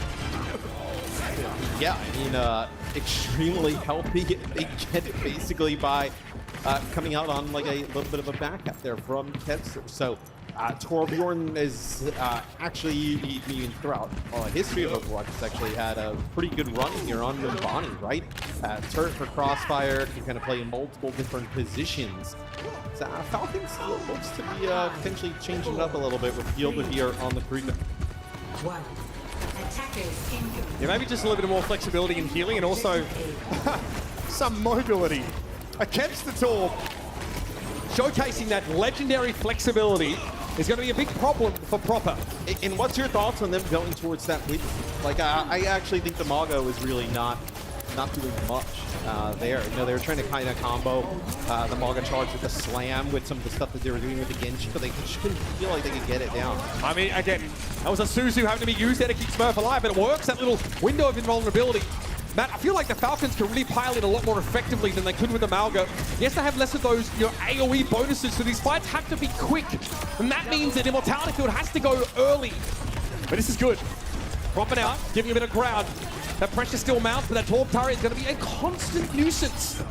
I mean, this is going to be harder for Falcons to like navigate, right? But they are that good, Matt. But it is also Smurf on Winston, right? Where if they're trying to navigate this and make it work on the Maga, you'd much rather see him just trying to play the Winston, even if it's a little bit less optimal because he's so good at it. It's hard con to make work, but if any team are going to do it, it's going to be Falcons. Now ENCE, right, well, we have to defend here against this dive bomb. Not the worst thing ever. A bit frustrating for Vistola to be able to heal adequately. So I like that ENCE look to take space and play this corner. Yeah, Falcon's gonna have this Kitsune rush though, right? Kitsune rush with sound barrier here is that's gonna be the rush. Immortality field used here with Amp Matrix here from Ghost, just trying to keep everybody out of this small room. Oh, the sound barrier had to be there. Stalker trying to wrap around it with the duplicator of the Tracer, able to take Ghost down. But Smurf, the tip of the spear, already snapped into sound barrier plus Amp Matrix. It's very hard to break the bunker that ENCE set up. Yeah, but you do have a spawn advantage here for Falcons, right? So every gonna be back here is you're not gonna have Ghost for a very long time, right? Numbani's second point is such a long walk back as it's gonna be a blade for Proper. He's gonna get 2. So this is just gonna stagger things out even longer here. So should be some nice progress here for Falcons. Yeah, getting high also means that now Stalker can set up on the high ground, or he can cross over to play the high ground, and will require someone from ENCE to go up and address that. It means that ENCE might have to risk splitting themselves to some degree, or hope that Ketzer can just win the 1v1. You see what Proper's doing up here. Preying on 2 fronts now are the Falcons. One on the cart, one on the bridge. The Kai has to duck back into the bubble. Smurf was waiting for him, absolutely flattened. Primal Rage going to work now on ENCE, and they've realized that grouping up was to their detriment now against this Winston ultimate. Ghost just couldn't get good coverage with an Immortality Field at all. Yeah, and I mean, that's what they want, right? They get into that close quarter scenario. Damage down from the Winston, also the Genji, and then Stalker comes on through with the Echo, finishing players off. As so look at this. So ENCE actually will kind of make a change of their own. So we see a little bit of a Maga v Maga matchup here. As Stalker went over to the Hanzo quickly, but now going to go over to the Venture. Sigma instead for Vistola. Stalker now, of course, Venture. They're very effective at wrapping through this left side room here. Always a nuisance in the back line, and always very threatening to a comp that doesn't want to be all in against. Cardiac overdrive for Falcons, but it actually provokes ENCE to come forward instead. Kinetic grasp for Vistola means he's extremely tanky right now, and Falcons are happy to wait that cooldown out, even as Stalker wants to feign some potential aggression. Just a lot of damage being taken by Falcons here as they're trying to push up here through this choke, but they're going to get both support ultimates off of this. It's going to be Rush here early on. It's going to be answered by Kai with the Deadeye. Stalker now heading on in. Deadeye being used as sound barrier now for ENCE, but it's enough time for them to drag Smurf down. The heal pressure has been immense for ENCE. And that's been really the result of the amount of damage Kai can get done out from behind Vistola's shield and the Amp Matrix of Ghost. I mean, I feel like this is good, though, for ENCE in the sense that I feel like when they have gotten Falcons to at least play the Malta on this map, right? Map number 1, obviously, Falcons end up winning with a competition that looks very similar to this. But here, at least on Numbani, they've actually done pretty well when the Mog has been out. Proper paves the way here. That deep flank allows him to create a little bit of space. Falcons move in behind it. Versola already has that Gravitic Flux, so he might let this one go pretty early. He can guarantee good coverage at the moment, but Falcons eventually are going to start dispersing. They're going to look to flank. Stalker and Proper going to try and take their own fights. Versola might be looking to respond to Smurf's aggression, though, with that ultimate immediately. They're looking for the Blade in the Flux. So with the Blade on the other side, no sound barrier, you're looking to get that with the Flux, and it doesn't even matter at this point, right? As you take out Proper, the Pulse Bomb, the Flux can be thrown on in there to get rid of Smurf. So feel pretty good about another fight win here. If you're ENCE, you're going to have a time bank advantage. Wasn't even a stick there. That was just on the wall. Proper gets a little bit too close to it. You've got both your support ultimates available now. Versola has to give a bit of ground. He knows that the Cardiac Overdrive's in play, but he doesn't have the speed to get away. So instead, stands his ground. Kinetic Grasp and gives Kai the space to get that shot on Proper. That's big, and Falcons have to reset. Yeah, but Falcons is going to come back with all 5 ultimates to use. Just can they get into an advantageous position, taking so much damage coming out of the spawn, you know, with the poke of the Sigma in the Cassidy at range, they've not been able to close the gap at all. Feels like Falcons are starting to run out of ideas. This Malga venture setup not working. Stalker doesn't even bother with the ultimate, which is now over to the Hanzo. Yeah, it's just a really odd place for the... Oh, that's a nice creation there. It's a really odd spot for the Venture to try and fight, right? There's not a lot of open area to kind of get a flank on. Great looks here from ENCE over the last couple of minutes. Falcons are down to 1 minute and 42 in the round. They have the Tuna Rush build up once more, and yes, cage fight is there for Smurf. Look at how far pushed up they are, where they have to kind of like wrap all the way around here for Falcons. Is Yoler gets quite low, and with this high ground control, is looks like actually a full wrap here from ENCE. It's very difficult to get value out of the rush. Oh, that's big! Kai, massive pickoff. Stalker is down now that Hanzo element for Falcons is missing, and they're on the wrong side of the map. They're trying to disengage now. Maybe the Katsuna Rush can help them turn this fight around, but it's a little risky. Cage fight here, and down we dive with the Blade. Everybody caught inside that. Versola was held to, but Master Salberry's not going to help them. Rage in the cage for Proper. A brace of 4, and Kempster soon to follow. Falcons break through, and that is a bona fide 5K for Proper. So you get another fight here, though. 50 seconds, a lot of time still on the clock, but ENCE will get another opportunity out of the spawn. Full spawn from Kempster. It was huge the last time, but they lose both supports. It might be too late. Falcons already found the opening to jump in. Stalker does fall, but Falcons still have a lot to work with. Plenty of gas in the tank. Recall there came out of Kempster. Reinforcements a little bit slow. It's going to be a Suzu to point there by. Goes to try and keep Kempster in the fight. That's enough time for Master to return. What a boot! Straight off the bat. He's able to find elimination on Proper. Smurf now brings him down, but Falcons are starting to run out of numbers, and that would have been enough. Well, they don't touch the card. Falcons squeeze it in there. Get themselves up to 1 minute in time bank. Yeah, it looks like Vistola got knocked back a little bit there, just moving just out of range, touching the payload, which... That could have been a hold there. That kill for Master was massive. Yeah, I mean, they would have had to kind of like get another round of players off of respawn, right? You had just lost your... They had the Malka come back in with the Cardiac Overdrive, though. Yeah, which is huge, right? Spawn advantage? Keep the Mog up for a very long time. I mean, Bonnie has a crazy spawn advantage, right? Considering when you go to second point, there is no second point spawn, right? It's all the way out where that third point is, so... That's right. Falcons on offense. Just a minute on the clock, an extra minute added here for some time added for ENCE. I mean, ENCE, let's not forget, without that back cap, their odds of finishing the map were far from guaranteed. They were in the middle of their second consecutive losing fight when Kempster saw the opportunity to jump on that cart and send it home. That's why 2 minutes separates these two squads in time bank. Do you think Falcons goes with this? You know, when we've seen them play the Venture, it's always been in kind of combination with the Maga thus far. So I doubt it. Hang on. this is all out that high ground, right? So, oh man, this is so all in. You're putting trying to put a lot of pressure on that left side high ground. There's no way they're going to play the Winston with this setup in hindsight here, but yeah, walk up the left, right? Demand attention. Proper first, deflect, create some space. Smurf moves in behind it, and he does it awfully quickly.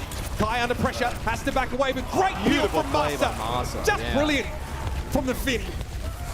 Though it's going to be evened up. Ghost does fall, but you've lost your Kiriko. It's just Chio to keep Falcons standing, and that is just not enough throughput here. Stalker's able to win that fight, but eventually ENCE turn on him.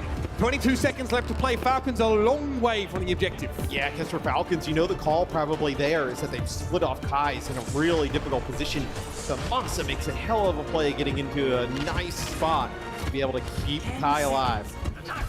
Your ability to sort of stall overtime here, not great. You don't have a trace of just to sneak in there and recall away, so you've got to commit again. Fortunately, ENCE want to play on the point too. Probably gets caught out a little bit too far ahead of the rest of Falcons. Cardiac overdrive, and there's the shoulder charge in from Smurf, but Fielder is so low, so vulnerable, and Ghost is able to finish the job. This one is a matter of course now, as ENCE tie this one up, put a bow on it, and send a next day delivery. 3 minutes and 6 seconds to get one tick, and a sigh of relief from the European squad. This is one that they are in complete control of, right? So just have to get one tick. 3 minutes on the clock. Obviously, their map selection, it is definitely paid off. Gonna feel pretty good to have at worst a draw here. And this is also a function of, you know, loser picking map and map type. And I don't want to get too ahead of ourselves here, but I would remind you that Falcons have the option to choose their preferred battleground for map number 4. And one with them, which I'm sure will be designed to target and punish ENCE's composition pool. But we'll get there when we get there. Yeah, we'll get there. Potential draw on the dot. So, see with ENCE here on offense, gonna continue to play this Sigma-based competition with Falcons on defense. They're gonna go back to this Malaga with that Hanzo in place. This is what we saw from them the last time. ENCE actually just pushed Smurf into a position where Fielder really couldn't get any line of sight, any feeling on him. And then they just took out Smurf, kind of rotated their way back towards that point, took it rather quickly. So we'll see if they try and do that same thing again, moving up that left side high ground. Fielder obviously going to be looking for those off angles for biotic grenades, but getting to play the Ana here in a more static context on point A. I don't think he'll be able to do that for the whole map. But again, against this slower Sigma composition, you don't have to worry too much about getting dove. Tracer will always be a threat though. Behind the Sigma, ENCE have a different way of trying to create some space. They don't have the Genji, but they do have the kinetic grasp to let them move up. This is a little bit of scouting here by Kevster, getting an idea of where everybody's at as he goes around on a little bit of a flank. As Smurf dodges the accretion, pushes on in, cardiac overdrive already, and there goes the tank. It's a great immortality field, another absolute banger from Ghost. Smurf there looked like he was in a position to actually isolate Pistola, but this is dangerous. The biotic grenade was played off so beautifully, that hit Masa. None of that residual healing over time for the Lucio made him an easy mark. And now ENCE are in a little trouble, but a great accretion connects there for Pistola. Almost one tick, that's all that ENCE need. And they get so close. They're going to be reset though, as Falcons can set up once more. I feel like Stalker hasn't missed on the Hanzo in these clutch scenarios, right? Whenever they lose a player or two, it always feels like the next thing in the feed is Stalker 2K on the Hanzo, as we will get another go here. It's already about, like half the time off the clock here for ENCE. So, although you did have a lot of time to start, I mean, there's no way. Well, you got two more goes at it, right? This is maybe another. Kai here with an accretion, I think. Well, no, some sort of stunt mechanic, maybe the sleep actually from Fielder. Immortality field down for Ghost, ENCE missing a player.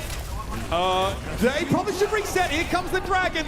Ghost doesn't have the immo. He gets caught straight into the jaws. And with Kai, big remove by Fielder's bio-nade here. ENCE have to scrap it out. You're right, they have one more good fight left.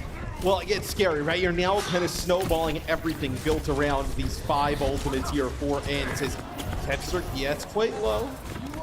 Doesn't actually make it back towards that health pack with the dodge right there. So you do have like 5 ultimates. Do you decide to go all in on one fight? Do you decide to maybe split these up, give yourself like 2 opportunities?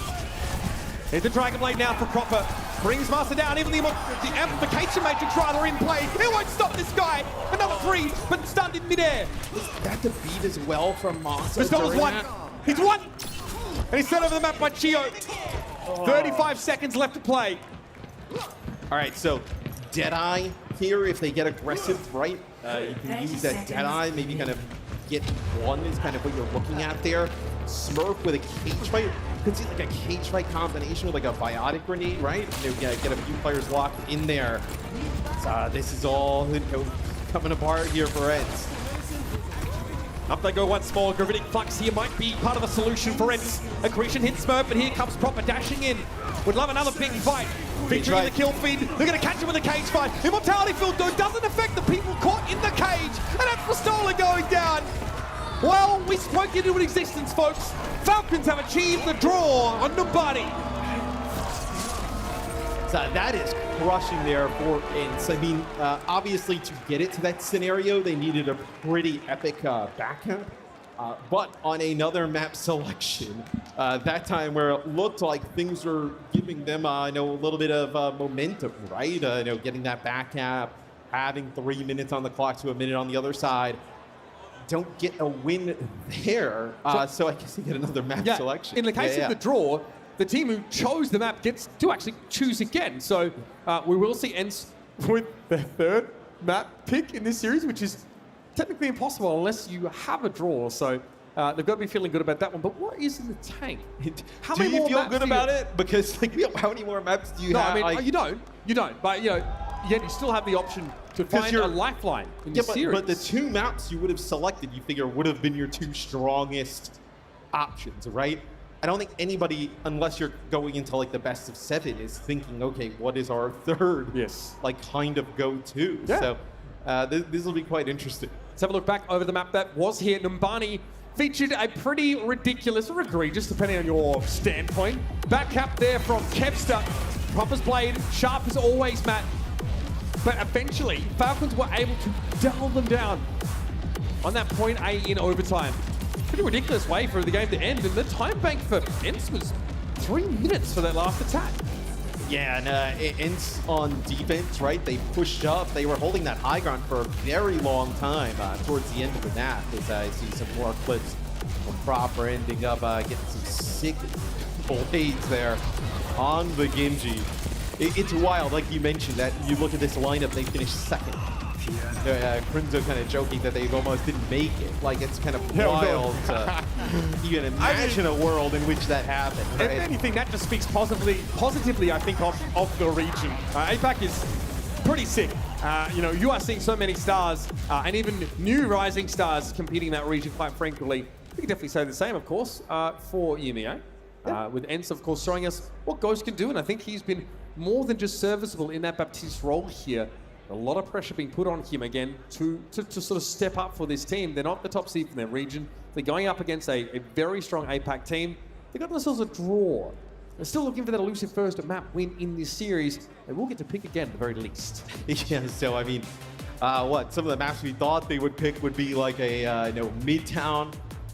Would you think about playing like Shambali? That would be a little bit interesting, right? Some Sigma options, it's good for rush comps, genuinely. The one thing though, like Falcons has made really nice use of Hanzo throughout this series, right? A map like a Shambali gives a really nice sightline. How do you feel about Hanzo after the wider changes to the game? I mean, I think he plays like a different. He doesn't have that. He doesn't have the now. insta-kill potential anymore, really. Right, but just the amount of damage that he puts out is still quite burst. Like, it's not at the level of burst it was, right? Before you turn a corner and he would just, he would storm out and just kill an entire team. Now it is a little bit more, spread out, but still large amounts of damage dealt at one time, where definitely puts a lot of pressure and resource pressure on the opposing team. Yeah, we use that term a little nebulously, I think, but heal pressure is so important, especially when you've got teams that are playing Lucio Kiriko compositions, right? It's got like acceptable throughput. Kiriko really needs to spend time though getting people topped up. Whereas like a Baptiste comp gives you a bit of a reset button with the regenerative burst and immortality field to buy you a little bit of time to get people up to health. And we see like Ana's throughput in general has been brought back in line, I think, with the rest of the roster of support. So hill pressure really matters. Putting your opponent's supports in a position where they must focus purely on the defensive side of the game can give you a huge edge. I think it's also when they have Sigma on the other side, right? Forcing kinetic grasp, the shield, putting that on cooldown, right? That gets regenerative burst out faster. It gets immortality field out faster, right? It puts a lot of just overall pressure on the opposing team where when you don't have that hunt in the mix and you can just kind of like trade damage openly in the front line, it's a little bit easier. So we're waiting for our fourth map in the series to be selected here by ENCE. We have a moment to head over to the desk and have them check in how the series has been so far. So I should assume.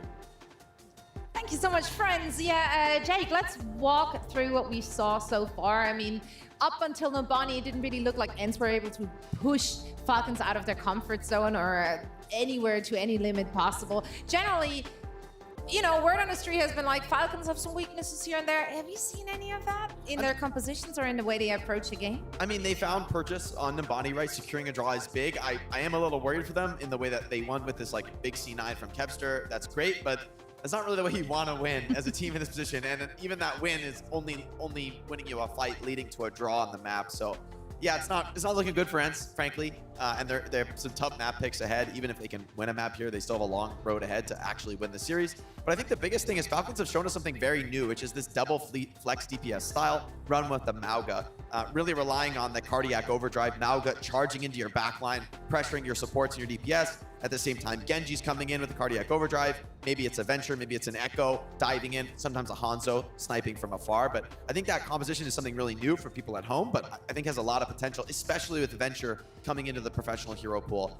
It's very, very unique hero and how consistently it can get on top of the backline, get in with Mauga, and actually use that lifesteal burst. Unlike Tracer, you're not so in and out, so flighty. You can kind of stand with the Mauga and really use the skills.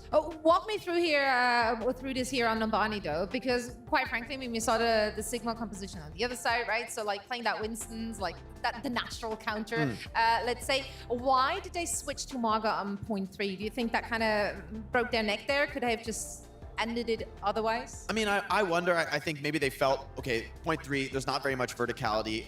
It's understandable not to really preference the Winston there, but typically I think the Winston's so strong against Sigma, right? Not in a one-on-one head-to-head fight, but Winston's so effective at dropping that bubble, cutting off the heal resources coming to Sigma, and then, Sigma could be caught all alone. But Smurf felt, the Mauga, just with that lack of verticality, he could cross the distance. I don't think they were ready with that aggressive forward hold that ENCE brought. I think that was actually crucial to having a decent defense there on third point, running the clock down, was that they were able to hold almost into Falcon's spawn, making them fight in this super open, exposed high ground area where that's like a worst case scenario for Mauga. He doesn't want to be crossing large open spaces. He wants to be swinging a corner, jumping on your back line. You don't really have any time to react or play around it. So I think it was really intelligent from ENCE, that choice to aggressively forward hold on Nobani. Not something I've seen in a long time, but these are veteran players and they're bringing back an old strategy that is still super effective in the right hands. Falcons, though, I don't think they're really worried, right? The fact that they're able to lock it in and secure a draw, they have confidence that this Mauga comp can beat Sigma. And honestly, I would have thought, okay, Sigma's a pretty good answer to Mauga. You don't really lifesteal anything at all when you're shooting Sigma shield, when you're, shooting into the kinetic grasp. Your lifesteal abilities aren't effective against those skills. But nonetheless, they just ignore that Sigma, go past him, get to the back line. And it's hard to argue with something that puts proper on Genji. I mean, that guy is so insanely good at the Genji. Really shows his incredible potential. They're probably one of the best teams in the world for double flex DPS. And I think maybe they feel that their edge against Crazy Raccoons with someone like Lip on hit scan is to not play hit scan and to just put so much pressure on him, force him off his comfort zone. It was funny as we were watching that game, right? We see that prep on the Genji and like, technically Tracer will be a better fit here in that composition, but then also it's proper. If he can shoehorn the Genji in, he will make it work regardless. So looking at the next map here, what do you want to see from ENCE? I mean, at this point, right, you've exhausted, honestly, your valuable map picks. Now we're going to either flashpoint or push. And to be honest, I'm not sure if there's anything that's really going to generate much advantage. Let's see what they went with. Okay, it is going to be Saravasa. So going to flashpoint, I mean, at this point, right, you're going to have to play flashpoint and push. You've gotten the widest ranging map picks already out of the way with Escort and Hybrid. Saravasa, I'm honestly really worried for ENCE. There's a reason they didn't go to flashpoint earlier in the series, because this is where something like that super aggressive Genji comp could be incredibly effective. It's very hard to hold Genji off and keep him at long range on any flashpoint pick. Yeah, I don't think Falcons are going to be too unhappy about that map pick. Let's see if ENCE can get that elusive victory on the board, or if Falcons is going to take this one home. For all the action, we're sending it over back to Mr. X and Uber. Okay, Suravasa, the map choice here, and I think I shared the skepticism of our desk about how this suits ENCE. Yeah, I mean, what Jake was talking about, and I completely agree, it's like what we were like discussing a little bit before. Like, you've kind of already exhausted like all your best options, or you would sort of think options, right, in terms of map selection. So now going into Suravasa, this is where you can see a comp with like a Genji start to really get rolling and snowball a game. Now, we've seen it be pretty critical, often played, I think, in the shell of like those Orisa-based comps, right? Like very effective rush style, you know, Sojourn was often mixed in with that. I'm curious to see if we see something that resembles that kind of composition a little bit more closely here. Obviously, mobility is a key factor. It's very important. But so much hinged on how long is it going to take for your Sojourn to find a pick? Can you get your Genji safely into a spot to capitalize off so many of those resets? And how much heal pressure can you put on your opponents? Again, another sort of subject we surfaced sort of coming out of that last break, which is going to be important if your opponent's playing that Lucio Kiriko, the highly mobile but lower throughput setup. Yeah, it doesn't seem like, at least not seen on stage, any type of substitution potentially here for Falcons. So they'll keep running on, you know, with Smurf infielder in the game.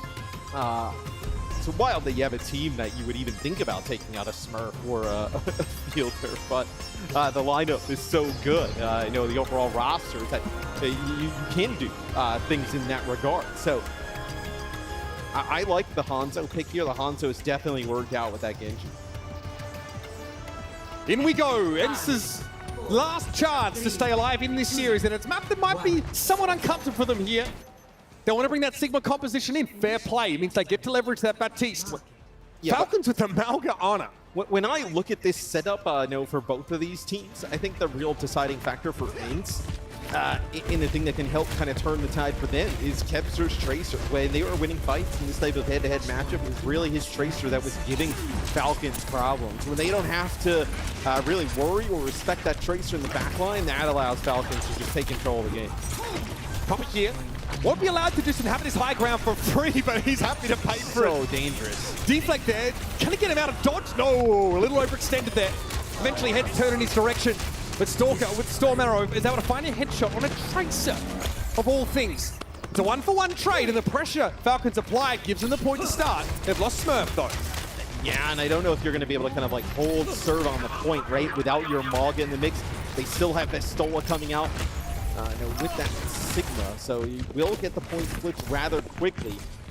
Falcons probably, it's a little bit of a shame you're not able to hold that there, right? Because Stalker on that high ground setup with point control and the Hanzo could have been really difficult to break that. Pressure on Smurf, the Doomfist, tough ask, but is able to bring it in and trade out with the Sigma. Fielder does well, brings down Ghost as soon as that Immortality field is missing. Falcons should be able to move back in, re-establish some presence, but Kepster might have other plans. Kai got pressured pretty heavily. He's able to heal up, though. Fielder feeling the burn now from Kepster. Geo, though, is indomitable. What a Sentinel! Kepster and Master brought down one after another. Yeah, even though you did lose Smurf rather quickly there, it was still a 1-for-2 trade, right? You still get 2 kills off of the back of the aggression off the Doomfist. So still have Smurf playing that Doomfist yet again. He saw for like a brief second, maybe in spawn, I know in the previous map, and then a swap as both teams just kind of swapping back and forth throughout all the tanks. But now at least we see it out the spawn door here on Suravasa. Nano boost here for Fielder. Stalker's Dragon Strike may be relevant if ENCE get baited out onto the point and can't really break away. Do you nano the Genji here? Do you nano the Doom? He can build Blade off the Nano, I think. Transition into it. Ant Matrix comes in, but Smurf is only subject to one shot before he plows straight through it. He's low though. Nano boost keeps him durable enough, but he didn't find anything on that foray into the enemy backline. So Falcons will get close. Within striking distance of that first flashpoint, and ENCE wrench it back under their control. Yeah, it's a team kill there for ENCE off the back of Moss's Sound Barrier. Sound Barrier and Ant Matrix there. Kiriko switch. You're gonna have the Blade here available here for Falcons. So Blade potentially in place to close this point out, right? A point flip would result in Falcons taking this first flashpoint. Falcons had to be quick about this, but they have the Sound Barrier advantage. Keep an eye on that. Dragon Strike for Stolas should be able to sidestep this, but will be heads into a corner. And that's what you want to do to a Sigma. Surround him, bring him down with sheer weight of numbers. And we'll have a flip of the flashpoint back in the Falcons' favor. Now to the back line, Sands, Blade, proper still, sharp as you like. The Shuriken's going to work. Ghost will be removed, and Kai has no support, no space to work in. Still hits the shots though. Kovacs Kai rears his head once more, but it's going to take more than that. Gets the boot as soon as he touches down, and Kai's too low to intervene. That'll be a first flashpoint. And a posthumous kill there for Kai. Yeah, I guess the benefit for ENCE there, right? Obviously, you end up losing that flashpoint. They do end up using just about everything there, does Falcons, to be able to flip the point back in their favor. It allows ENCE to come back into this next fight. You're halfway towards that Amp Matrix, but you got Pulse Bomb, Deadeye, and a Gravitic Flux, where you didn't kind of like waste those. Kind of throw that good money after bad there towards the end of that point. Costello wants to move up here, a little chunked down, so it's going to take a moment.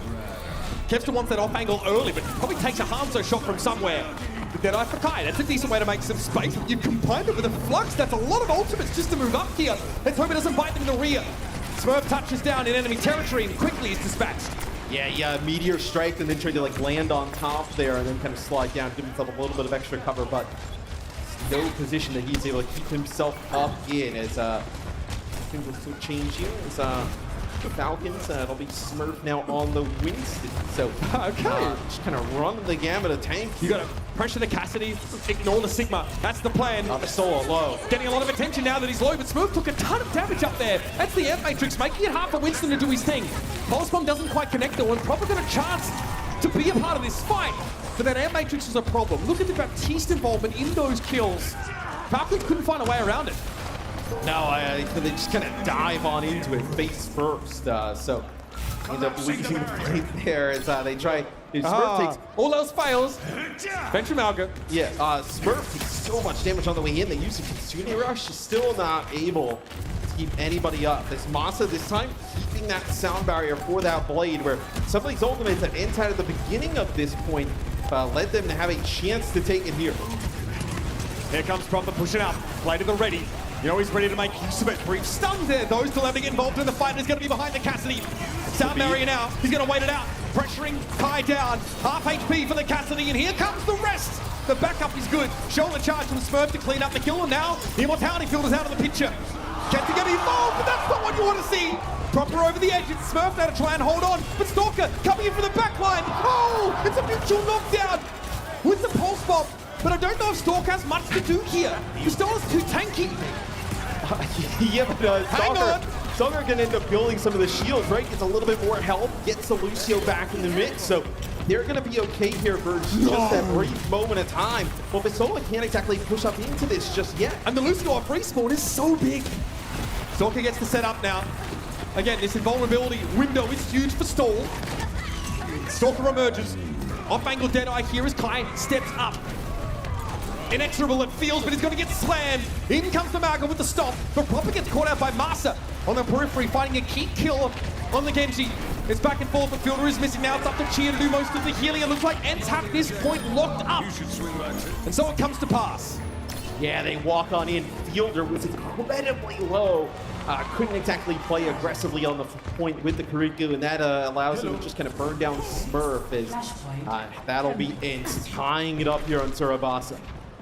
Oh, you want to hear this? One apiece now. Stalker with that ultimate generator. The Kitsune Rush just around the corner for Fielder. They can also take an advantageous position here. Playing through the chokes. In comes the Malga. Proper takes a licking damage-wise, and here comes that rush. Deployed straight away. Stalker going to be popping ultimate as well, but needs to work around that shield. This is one way to do it. Drill Dash actually used here early, so no escape. Stalker's still going to be in the mix. Nicely done, and ENCE get caught in that choke. The dive really strong there from the Falcons, getting Proper and Stalker into the back line. So Falcons will take this point first off the back of the Kitsune Rush. Really nice. I think it's actually going to call ENCE out of the way there. As, I saw the Moira switch for a second. Yeah, no, but not going to see Ghost move off of that piece. He's going to stay on that. The Moira swap probably just get a little bit further up. In we go. Smurf closes the gap. Shoulder charge gets in there, but he backs away. Sees the flux though. Stalker's able to avoid it by being subterranean at that juncture. Catches Smurf. He gets away though. Malga unperturbed by the flux. Kept her a little low here, but Stalker gets caught. That accretion. Perfect start from Astola. Smurf has to try and get involved now. Cage fight thrown down. 3 players caught inside of it. This could be absolutely nasty. Will it blend? No, not for now anyway. Oh, Kempsey gets caught by another pulse bomb, and here comes Proper. Food processor finally does its job. And it feels like that was like an opportunity for ENCE to flip this one in the sense that you already had Stalker down, the cage fight comes down, and it's sound barrier there for Falcons, and you're like kind of living on through it there for ENCE. You don't even get to use your barrier to kind of combat that blade on the other side. So now it'll be difficult. It'll be Kempster gets a touch. Recall for Kemp. He's able to keep the round alive at the very least. Enough time for Mastola and Co to come in. Aggression, no connection there. Maybe on Proper, in fact. But he isn't followed up on. Kai's forced away, not a great angle to make use of the Deadeye. Kieran behind the pillar. Will the Falcons hide? Deflect expires though, and Proper gets caught out in the open. Fielder a little bit too low there, despite the Kitsune Rush being deployed. Falcons throw a couple of ultimates in there and don't have the ability to close the round and stay alive on this flashpoint. And they hold on to their Ant Matrix here. So pretty strong for ENCE being able to kind of really just kind of play around Kai. The Deadeye there ends up taking out Proper. I think he just kind of mistimes it in terms of thinking it's going to wear out, has the deflect, not able to get around line of sight on the pillar they were kind of playing around at the moment. So now Falcons comes back. They're going to be walking right into this Ant Matrix and that Rabbinic Flux. Now, like you mentioned, Falcons, maybe a bit of a jump fight here, but you don't really have to buffer for too many of those. Flashpoint, they go so fast. There's really not, a ton of jump throwaway fights. Stalker has to navigate the Sigma shield to find value with that ultimate. They're wrapping around again. Falcons trying to outmaneuver. Here's the sound barrier. Immortality field used awful early in this fight, and Stalker creates a little bit of space. That ultimate knocks ENCE away, forces them back. Now it's going to be Stoll surrounded, but no one's really looking to do damage to him until now. And that's the finish. Smurf gets the job done. This will be another flashpoint for Falcons. Looking to take the series away here. Yeah, and Stalker actually trying to kill Vistola there, but kind of the blow-through damage actually takes out Kempster as he's coming around the backside there by the staircase. If they use that sound barrier, they get so aggressive behind the Venture that they get nothing with that Ant Matrix. They just get pushed up so far away and not able to make any use of it. It's a 2-1 score here on Survivasa as we head over to a 4th flashpoint. Rabbinic Flux in hand for Vistola, very critical against this Falcon squad. But this first fight on this point could really decide this. It's a cage fight. It's really early. They got Kai. They got Kai. Immortality field has to be used, but how does Kai stay alive? It's a sound barrier from Master instantly. Proper's in the flux, gets dropped down low, but who's looking at him? Turns out Vistola has eyes for the Genji. Proper stays alive, but the Kiriko healing's not there at all. He is so low. He got topped up just to 100 here, and eventually he drags the Sigma down. There was no support for Vistola. The fight's still happening on the high ground. Vistola thought he could drop down, find the Genji pick. It doesn't work out that way at all. And that's devastating for ENCE. It is so difficult to like the Tracer, the Venture with the Genji and the Rico. They're so slippery in terms of being able to try and track them down, right? So, right there. I mean, that is a huge pick. As Kai takes out Chio. Chio just playing a little bit close to that corner. The double ding there from Kai ends up taking him out. Is maybe he can make something out of this. It would be huge. Yeah, Falcons looking to play off the point for the most part. They committed a Kitsune Rush here. Will this make up for the lack of Lucio? It might just. Proper now pressuring Kai down from behind. The Shurikens come in. No chance for the Cassidy to make use of Deadeye whatsoever. And then lost the Genji. Falcons got Chio picked off at the start of the fight. And they showed barely a break in stride. Yeah, when the Kitsune Rush comes down, right, you use the Deadeye to try and deter the players from kind of moving on through that rush. Kind of force them into different areas of the map, and Falcons does not care. Cardiac Overdrive, they push right up. It does not matter to them. It's, they take Valentine really fast. This will be a blade from Proper. A little back half here from Kempster. It doesn't matter what Kempster's doing. He's trying to back cap here, and that's all well and good, but eventually Falcons will return. Dead. Yeah. So cheeky though. He might have kept ENCE in the game. It's a long walk back for ENCE though. I want to make that clear. Their odds of getting a proper 5-on-5 fight aren't great. It's going to have to be Kempster stalling now out in the dying moments. He triggers ENCE. They got him. They picked him off now to 5v4. That's what I mean. You can't get a full fight and a no touch. Look, it was a big ask anyway. But Falcons eventually come up with the answer. To be fair, it was to a question they didn't pose. 3 maps consecutively chosen by ENCE, and eventually Falcons figure it out. No doubt the better team here. Great adaptability, a deep bench has allowed them here to dominate EMEA's #2 seed. And look, you get a draw on one of these maps. Realistically, this probably should have been a 3-0. I mean, it was a 3-0, right, in the sense, but like it should have been over on Numbani. It's a really nice back cap there from Kevster that allows them to even have the position to draw that map, where it really felt like Falcons was in complete control throughout the series. It never really felt like it was in doubt. And our APAC teams have landed, and the grim reality of exactly what kind of fury they're bringing with them now starts to set in. The more things change, the more they stay the same. These guys are still incredible at the game, and they are still a dominant region. Yeah, it kind of sends, obviously ENCE now to the loser bracket, potentially to the drawing board a little bit, right? Sure. I think if you're, another team that goes down, I believe actually SSG beats NRG in that series. So just thinking about the bracket, I believe that is a matchup that we would see, like ENCE versus NRG. Yes. You have an opportunity to kind of look through some of these, matches real quick, in the back and a little bit of a break. And maybe that's some stuff that you can replicate. Maybe How long do you have, really? You've got to play to your own strengths at some point here, right? Especially with how the map pick works. Yeah, I mean, you do, right? But no, you thought you had strength going up against Falcons. I think obviously, NRG and Falcons, there's a gap there, right? But you've proven that you can be beat. Maybe it's like looking at something. Maybe there's a different order of maps you would like to go to potentially. Well, we've been up here for quite a while. Quite the match it was. We're going to head down to the stage now, and Danny is taking the chance to take Stalker aside. All right, thank you so much, Mitch. Yes, I am here for the post-match interview. We got Stalker from Team Falcons for a quick chat. Great stuff, great stuff.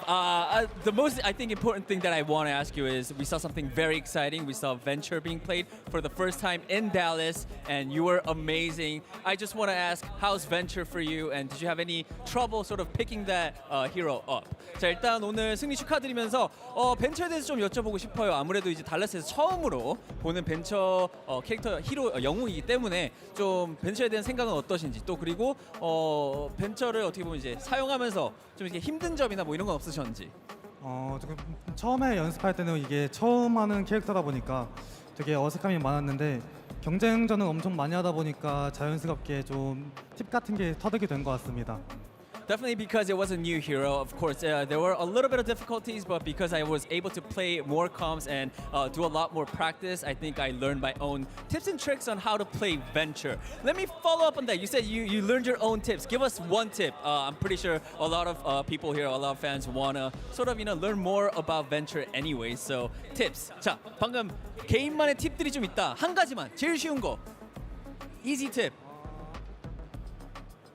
쉬프트를 쓴 상태에서 우클 쓰는 게 상당히 좋습니다. Yeah.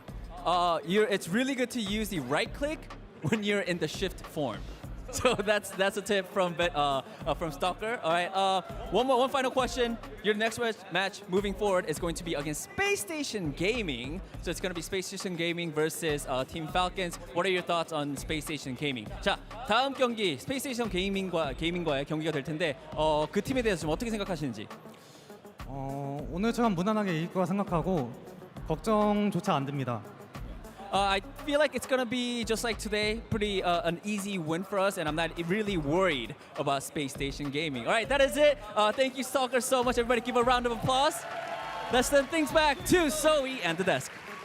Thank you so much, Danny. What a convincing victory we just got to witness from Falcons. They were the favorite coming into this, and they showed us why. We just previously to Suravas talked a little bit about what we did get to see from them. It is a new look, as you mentioned, Jake.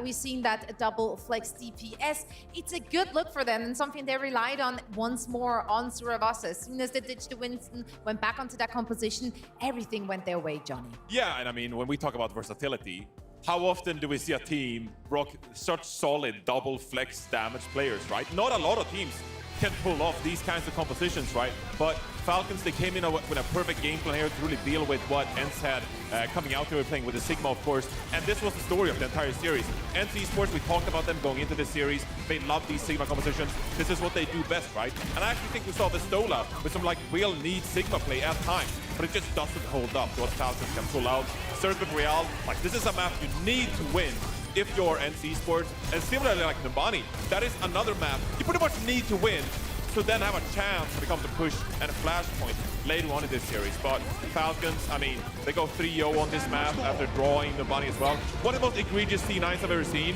But again, like this just opened up a possibility of an ENCE win that they couldn't even capitalize on, Jake.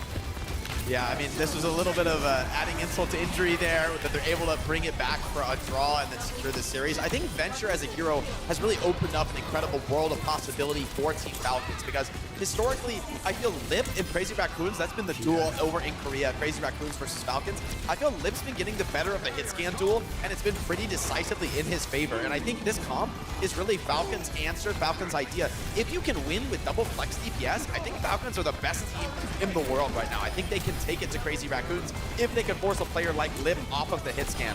Whether that's possible, it remains to be seen, but this makes me really excited to see that matchup. I think we're going to see a new dynamic that we have not seen between those two teams, who I think it's fair to say are the best in the world. So you right actually think that Crazy Raccoons will be caught off guard by it? Is that something they held back? Do you think they maybe busted it out in streams, or is this actually just...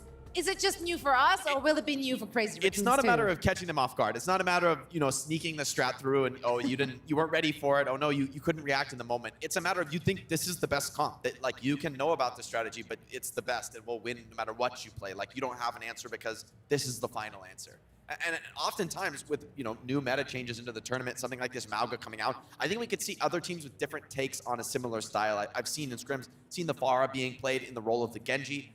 Actually, after the Pharah rework, can be kind of similar heroes, right? Like a very decisive connection onto the enemy backline, deliver a ton of burst, a little bit more explosive than Genji, maybe a little bit more poke, but maybe a little bit less consistent, maybe more vulnerable to the hit scan. And so I think there's definitely going to be more variations on the style that we're going to see as the tournament progresses. And to be honest, I don't think anybody has the final certain answer. It's going to be who has the best read, who has the most confidence, and honestly the comfort on the right hero that is going to be earning these wins and staying in the upper bracket and potentially winning the whole thing. Indeed. Well, it remains exciting. That was a great first look at both of those teams. And now, of course, before we're moving on, we do have some honors to give out, and that is the Porsche Performance of the Match. And it has to go to one half of this double DPS, flex DPS duo. And that is, of course, Proper. He's done it again. He's just raking up those accolades. Amazing performance by Proper. I mean, unlocking with this Genji, of course, and Stalker as well, being able to play so many different heroes. But Proper was so consistent. You saw throughout the series, and this is one of the best players in the world, right? And now paired alongside Stalker, you can really have Proper play all kinds of different heroes. You're saying playing a lot of hit scan, right? And that is a big boon for this team, whether you go to Circuit Real or many other maps. But Stalker playing alongside him as well, you open up that flexibility. Great performance by Proper. I mean, Proper's performance on the Genji was absolutely monstrous. He's so insanely good on that hero. I mean, only that Dragon Blade, theoretical. We know him for his Tracer, we know him for his Sojourn. That's what he's played at big moments in the past in his career. But man, Genji, I think, is maybe the most terrifying hero in his kit if he gets that first kill, and so often he does with nothing, with no resource, with no setup. He just finds these ridiculous openers, dashing in from maximum range, just executing one of your supports or your damage players. There's nothing you can really do against that. Like, there's no playing around that.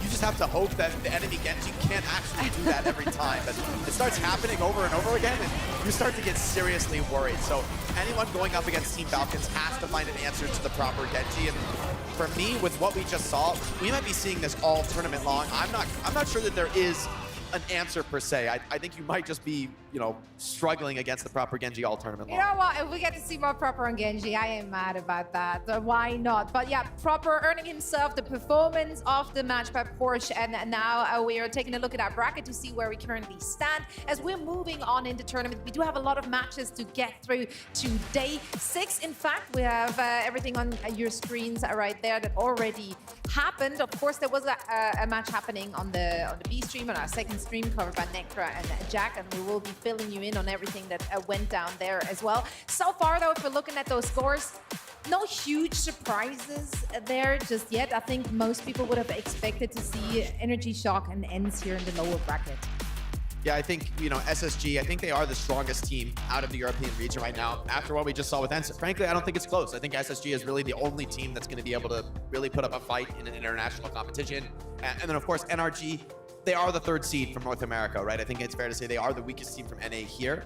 And so, it's pretty much an expected result. I am really excited to see that next match in the upper bracket, though. Can SSG actually take it to Falcons, who, with the performance Falcons put out and the meta they're showing, this could be a real test for SSG. I think that's going to be a clash of styles. It's going to be about who can enforce their will. And honestly, I'm a little worried for SSG. I think Ramantra really vulnerable to Malga with the lifesteal. You're really, especially that BAP that they really love to play on SSG, you're incredibly vulnerable to Malga running for you, landing on the back line, Genji dashing in, Venture being that reliable follow-up. There's so much to worry about. Luckily, they don't have to play today, so they can prep. They can go back to the vault dungeon, take a look at how the opposition got it done. Let's actually take a look at how they progressed through the upper bracket here, Johnny. These are some highlights of their match against Energy Shock. Yeah, and you're seeing Hadi and Infected both on Winston here, which is, pretty telling that both of these teams are comfortable bringing out the composition if they want to, right? Hadi also Infected playing the Reinhardt and the Sigma, so we're seeing all kinds of compositions from these teams, which is a bit of a delight. With ENCE, it was pretty much we're going to play the Sigma composition. Hadi coming out with the Reinhardt, though, I think that proves that in this tournament as well, they're comfortable bringing out that hero if needed, right? But pretty comfortable 3-0 from SSG. I agree with Jake. I think SSG, more so than ENCE, has the opportunity to really fight with some of these better Asia teams, right? Or Toronto Defiant, for example. But, this first match against NRG, Shock, that really is just par for the course for SSG here. I think that Lucio Curie is actually a great look for SSG, keeping the Lucio that they're so comfortable with, that they're playing around speed, around sound barrier. They're so dominant on that when they play Rush. But you bring in a Sigma, you bring in a Winston, right? And now you're dramatically changing the character of your comp, and it really showing that Hadi's been in the lab working on his flexibility and bringing actually an incredible amount of value to his team, that strategically they're consistently staying in the advantage. Historically, that wasn't their MO. Historically, they were, okay, we're going to lock it in on our comfort comp. We're just going to bring what we brought and hope for the best. But they weren't doing that in that last match, right? We get to see that they're showing a ton of flexibility, which is going to be critical going up against some of the strongest teams in the world here.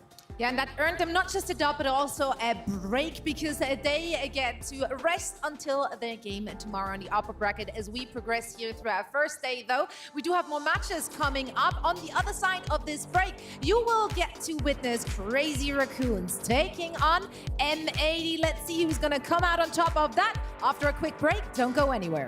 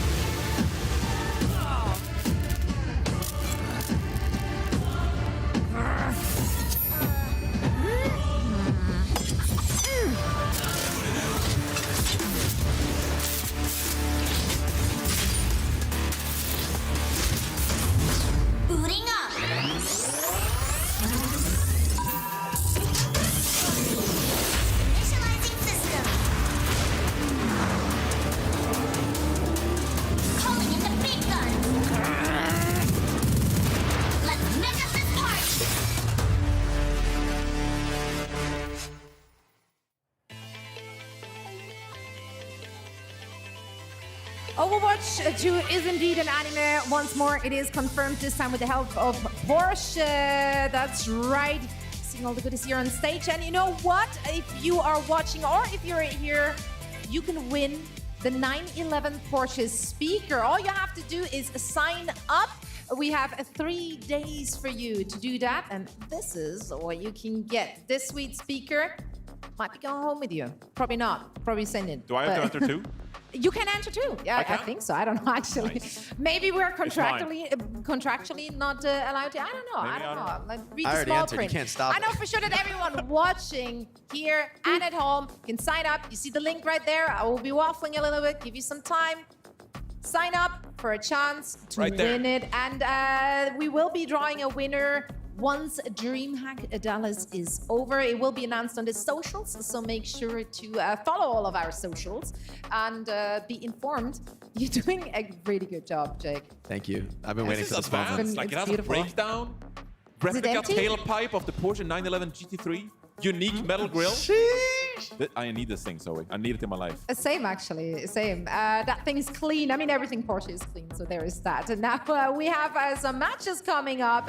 They hopefully also will be clean. We're expecting, of course, the best performance from all of them. On our stream, we're going to see Crazy Raccoons and M80 going to bats. Then, of course, we also have Jaws and Nectar covering all the action on OW_Esports 2. That's where you can find Toronto and Twisted Minds. So, you know, we're just going to make sure that you're not missing out on anything that is going to transpire today in this hall. Yeah, there's a lot of great action, of course, taking place here on the very first day, right? We're going to be treated to Crazy Raccoons against M80. This is going to be a gigabanger. Like, my excitement is beyond, Zoe. I can't put it into words, mainly because I'm Swedish, but also because I'm really excited. Probably.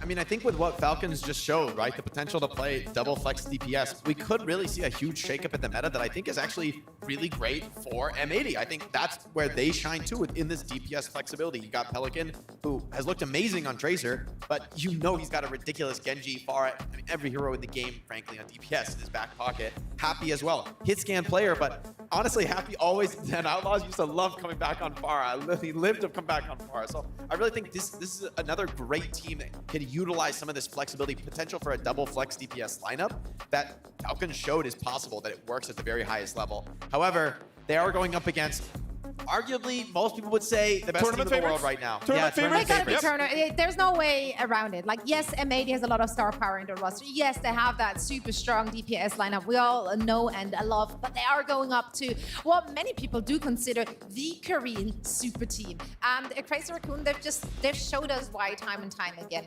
They have to be considered the favorite. Yeah, absolutely. I mean, they've been showing it to Falcons as well. Like, it's undisputable at this point that this is the best team in the world, right? Coming into this tournament. Sang has had a fantastic season as well after his stint on the Vancouver Titans and the San Francisco Shock last year, right? Combining with Lip, rather, who has been one of the best hit-scan players in the world for like 3 years, for like 4 years at this point. Multiple-time Rollstar, of course, the Overwatch League Grand Finals champion in Lip. So, I mean, this is a lethal damage duo that is really firing on all cylinders here with a backline, Jake, that you're quite familiar with too.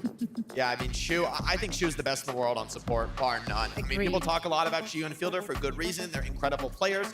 But when you want to talk about one individual player on support, Shu is number one. I really don't think there's much contest on this. He is an absolute monster, whether it's the Ana, the Batiste, the Kiriko, whatever this guy plays, he is just a freak of nature. He is so devastating. I mean, the guy does more damage than the average DPS player. Most games he plays, he's winning the 1v1. You show up in the backline, you thought you were locked. I was locked in here with you. No, sir. Come challenge the Shu Baptiste in a 1v1. He's the scariest DPS on the server playing support. That's what Shu's all about. So definitely, you know, it's gonna be a steep road ahead for the opposition here. I've been on that Shu hype train ever since he joined the Overwatch League back in the days, and I have never onboarded said train. In fact, I think I'm actually the conductor. I think I'm actually driving a train. Do you have an Atlanta Rain train somewhere in the garage?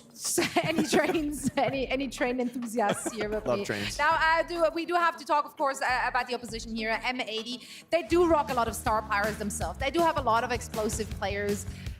However, if we're just looking at pound for pound, how do they stack up against Crazy Raccoons? I think the DPS lineup is certainly where you have to start when it comes to talking about M80. I think Pelican happy. This is a world-class DPS line. These guys can handle any hero in the game. That you don't need subs whatsoever, I think, if it comes to DPS on this team. And these guys are absolutely elite level. You know, even Pelican was on like 150 ping for the start of OWCS, and he was still carrying on Tracer. That is an absurd feat. I didn't think that was possible until he showed me it was, and I think Hawk, best Western tank in the world, I don't think many people would really contest that right now, has been showing incredible flexibility. Well, I mean, for me, it's Hawk. From like raw skill, raw mechanics. I'm just giving Hawk some props. It's fair. There's a conversation to be had, but I think Hawk absolutely monstrous. And then in the backline, Ultraviolet has been rank 1 NA for a long time. An incredibly mechanically talented flex support. Him and Liar, I think they are the biggest question mark in the roster. Can they keep up with the squad? Are they going to be a vulnerability to be punished? We've called that up before though, and they've really shown incredible presence of mind and incredible focus on match day.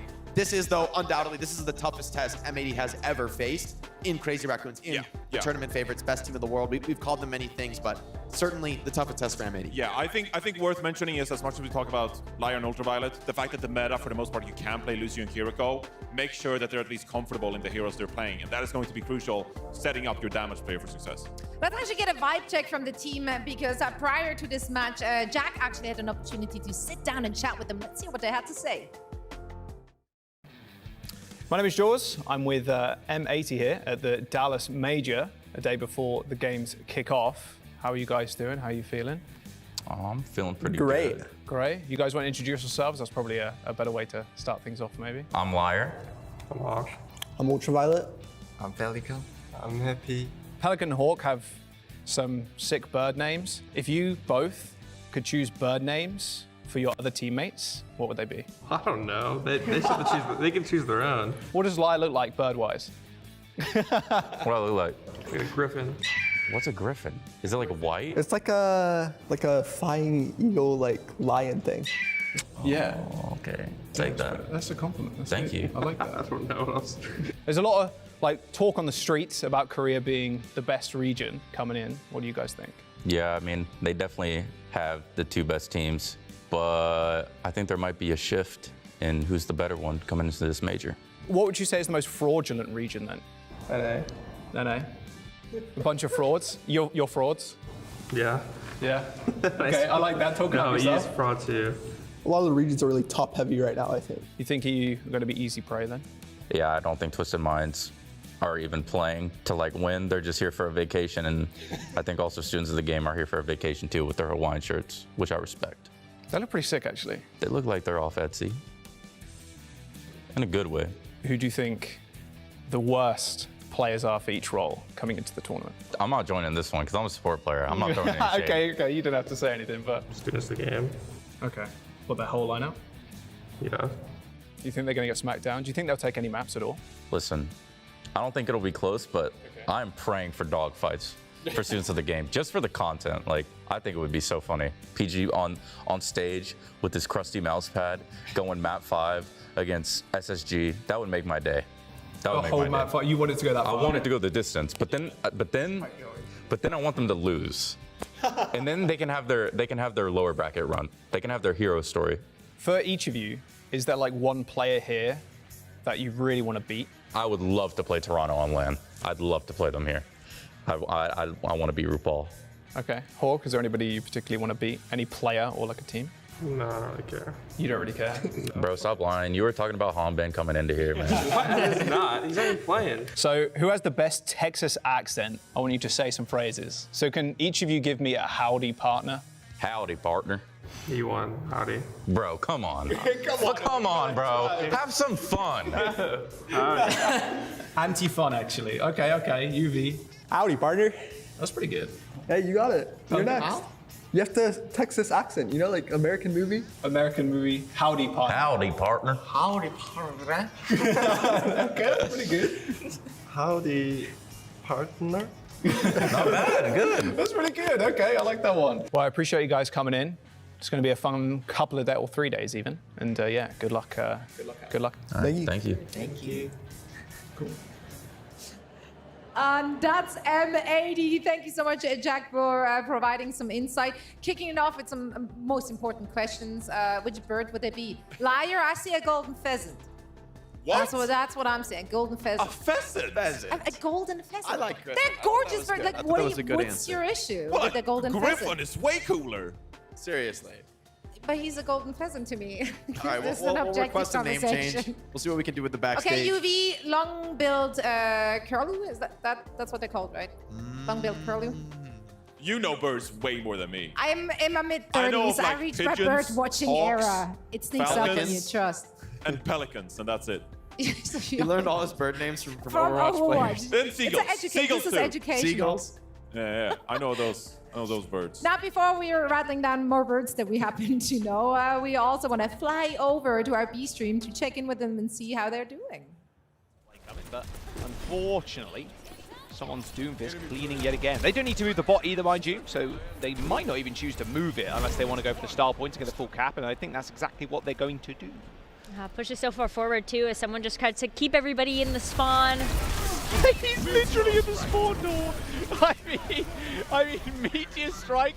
Oh, and Sugar Free's eye in the sky too. Oh, Admiral, sending him as a to be fair, Admiral needed to touch that, but I think that's about it. They've got control of the bots. Merritt does hit the recall. Sugar Free is dead, sure, but that's all over. Toronto, they're going to full cap and find themselves 2-0 in the series. Match points as we move on to our third and final map in just a moment. Yeah.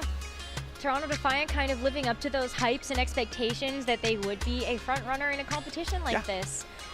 Still, as we've talked about in Twisted Minds, not living up to their full potential or their fullest potential. Yes. Yeah, it's definitely rough. I mean, Quartz has just been such a superstar in EU. And not having him in here, same with Labda, to be fair as well. It's been a bit rough, but Toronto coming away with this one with a 3-0, you'd imagine, after this next map. It will be Twisted Minds, of course, them choosing the map type and the map itself. So we'll see where they want to take us. A Torp-friendly map, a Sim-friendly map. I'm not sure. What do we not have? Welcome back, everyone.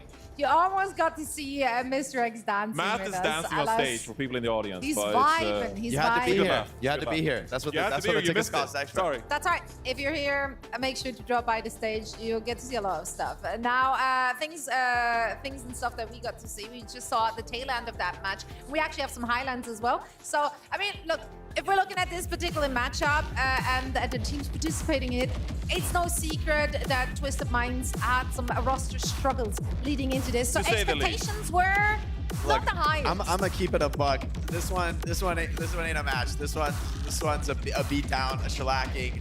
These guys are roll swaps. Sugar Free's on hit scan. They're just trolling, and it doesn't matter. They're absolutely Is Sky Reaper Sigma though? Yeah, I mean, I haven't seen it, so I can't comment on it, Jake. I mean, look, all I'm gonna say is they're locking a Torb. It's not looking so hot. I heard a lot. I actually spoke to them yesterday. Maybe we'll take a look at that clip later. But I heard a lot about AK's Torb. So is he a big Torb player, bringing the heat on the Torb? Supposedly. I mean, look, I was here on the desk talking to you guys, but I'm just saying, stay tuned. Maybe a comeback brewing this one. Oh yeah, this one's really gonna go. This one's I'm going doing the my distance. job, Jake. Yeah, they're gonna really. I think they picked push with the second map. Like they don't care, man.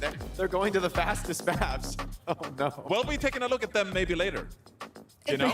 You got more matches if coming they today. find themselves in the lower Don't bracket, go anywhere. We don't will have be much covering time. both the lower bracket matches today as well. So that also means that we will have to say goodbye to 2 teams, I believe, today, as we are in a double elimination bracket, of course. Let's see which of the teams will be on the cutting block. For now, the series is still going on. We're heading into a very quick break. And when we come back, we cover all the action between Crazy Raccoons and M80. Don't go anywhere.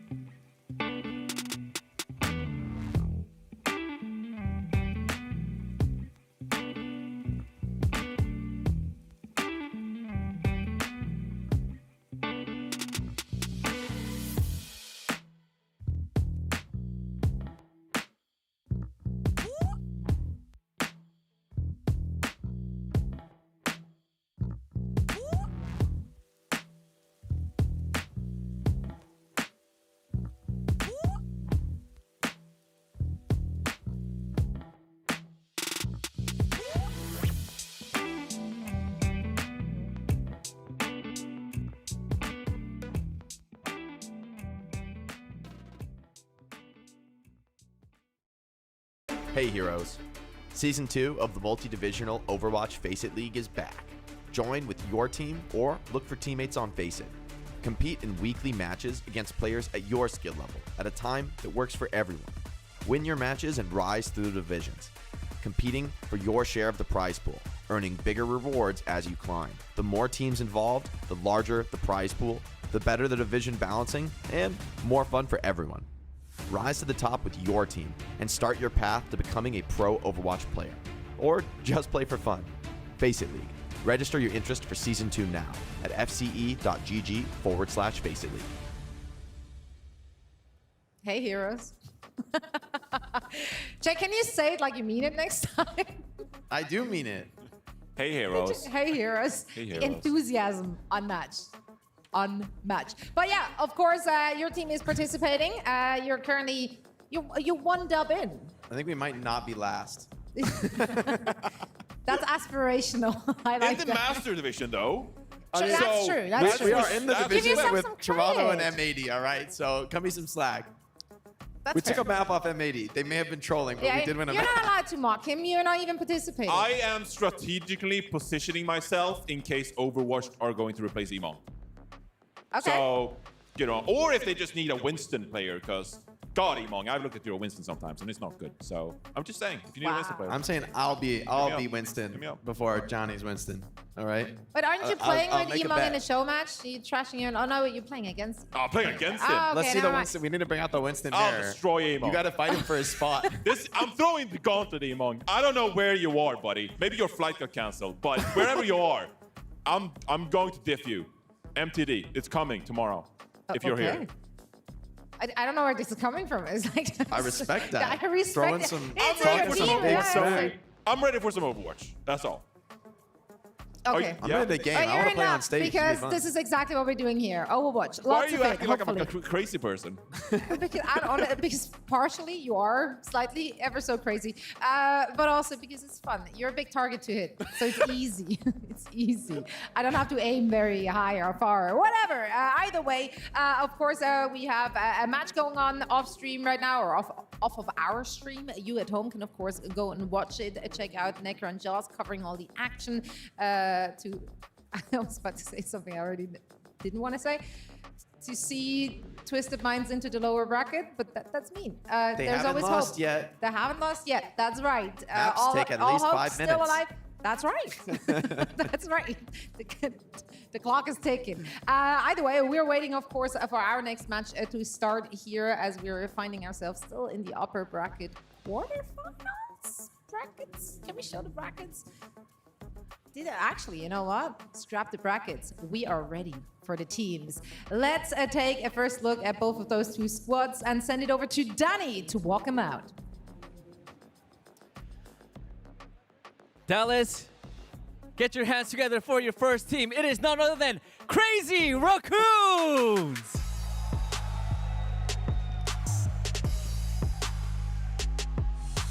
But it's been Crazy Raccoons that established their dominance in these and now come in as tournament favorites here in Dallas. It starts with superstar playmaker Shu in the backline alongside Chorong, who can play whatever superior hero is after him to set up the most decorated damage player in Overwatch Esports history, Lip. A 3-time MVP in Omiri, a 4-time Role Star, and an Overwatch League Grand Finals champion and MVP. Lip is the Overwatch gaming warlord who's come to Dallas to conquer once more.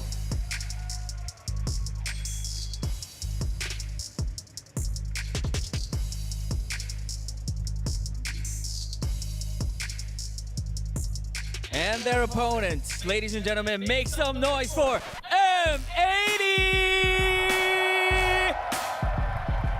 Superstar team hailing from North America, qualifying second with a chip on their shoulder. They want to secure a win here, proving their pride of place here, playing in Dallas in front of a hometown crowd. They want to hear your support. We've got Happy and Pelican leading the way as an incredible damage duo.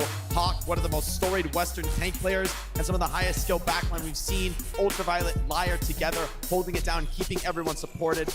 New changes in the meta bode well, I think, for M80, though they face off against the Titan. This is set to be an incredible match, one with ramifications going much deeper into the tournament. I mean, bird names are not on that team. They're trying to fly high, but they have to take down the favorite to win it all. Let's see if they can get it done. But for all the action, we once more will be sending it over to Mitch and Mr. X. Thank you very much, Zoe. Yes, once more, a regional clash of two teams that have independently come to different solutions on how best to play Overwatch right now. M80, look, are a team I think that showed us a great deal of flexibility throughout sort of the North American stages, and they even managed to beat that Toronto Defiant roster in that upper final before falling in the ultimate grand final there. So they've shown some potential to really punch up. They're going to have to punch pretty darn high against Crazy Raccoon, though. Yeah, I mean, Crazy Raccoon is an incredibly strong team. I think for M80, the real kind of probably story decider in terms of like how close the series will be is how the backline will play, right? With Liar and Ultraviolet. How will they perform here today? You think that Hawk and the damage dealers will be up to the occasion in terms of stepping up to play to this level. We've seen Ultraviolet and Liar obviously play at an extremely high level in the past in the Overwatch League, but we'll see if they can play at that championship level today. So something that we know is that M80 have been scrimming a lot with APAC teams when they can, namely Falcons. So they've gone up against that squad. Obviously, when you go into a tournament and you're on the other side of a bracket from a team, you try and get that scrim practice in against them. So M80 have been very well exposed at this point to at least like the metagame preference of that Asia region. Now, it's a very different team. Yeah. And if you remember the Asia final, Crazy Raccoon were dominant in that showing over Falcons. So we're definitely looking at a team on the left side of the stage, regarded by many to be the best team in the world right now. I mean, with a face like that strikes fear in you when you know Liv's coming, you best be running and hiding. This team are the real deal. I mean, these are two teams that you would expect to really solidify themselves in the top four, right? I know with the way things are going, right? I know Crazy Raccoon, Falcon, obviously extremely strong, Toronto, and then really like you're looking at like probably like M80 and like SSG in terms of looking at that top four scenario. I think that's, those two last teams, that's quite a compelling matchup, I think, if we were to get it. I think M80 here have, again, shown us that they have incredible strength at the DPS role primarily. I think that's definitely like a highlight when you look at this team. Hawk is a true veteran player and someone who's always kept such a cool head. Previously, you know, on the Atlanta Reign, he actually didn't get as much of a run last year as he would have liked. I mean, he was swapping in and out with DreamHack, if you remember. Now, though, an absolute mainstay on this team. This guy's been in the league for, I mean, at the top level, I say in the league, at the top level for a long time. Remember, UV, of course, you know, really made a splash when he came alongside OG into that Atlanta team. His first game, he hits like a 5-player biotic grenade. That's where I remember him from. So, again, this guy, serious, but that shoot Choron backline? I know who I've got. Oh my God. That is a filthy backline, you know, Choron. Making a case for, you know, best main support, right? I like how we made up how much Choron's like contract was worth when he got sort of brought over onto that. That was probably half of what Jake was. Probably half of Jake's contract. Mr. 250K, I think it was the number. Yeah, Jake's probably double that with the Outlaws. Maybe triple. Up there with Boink, right?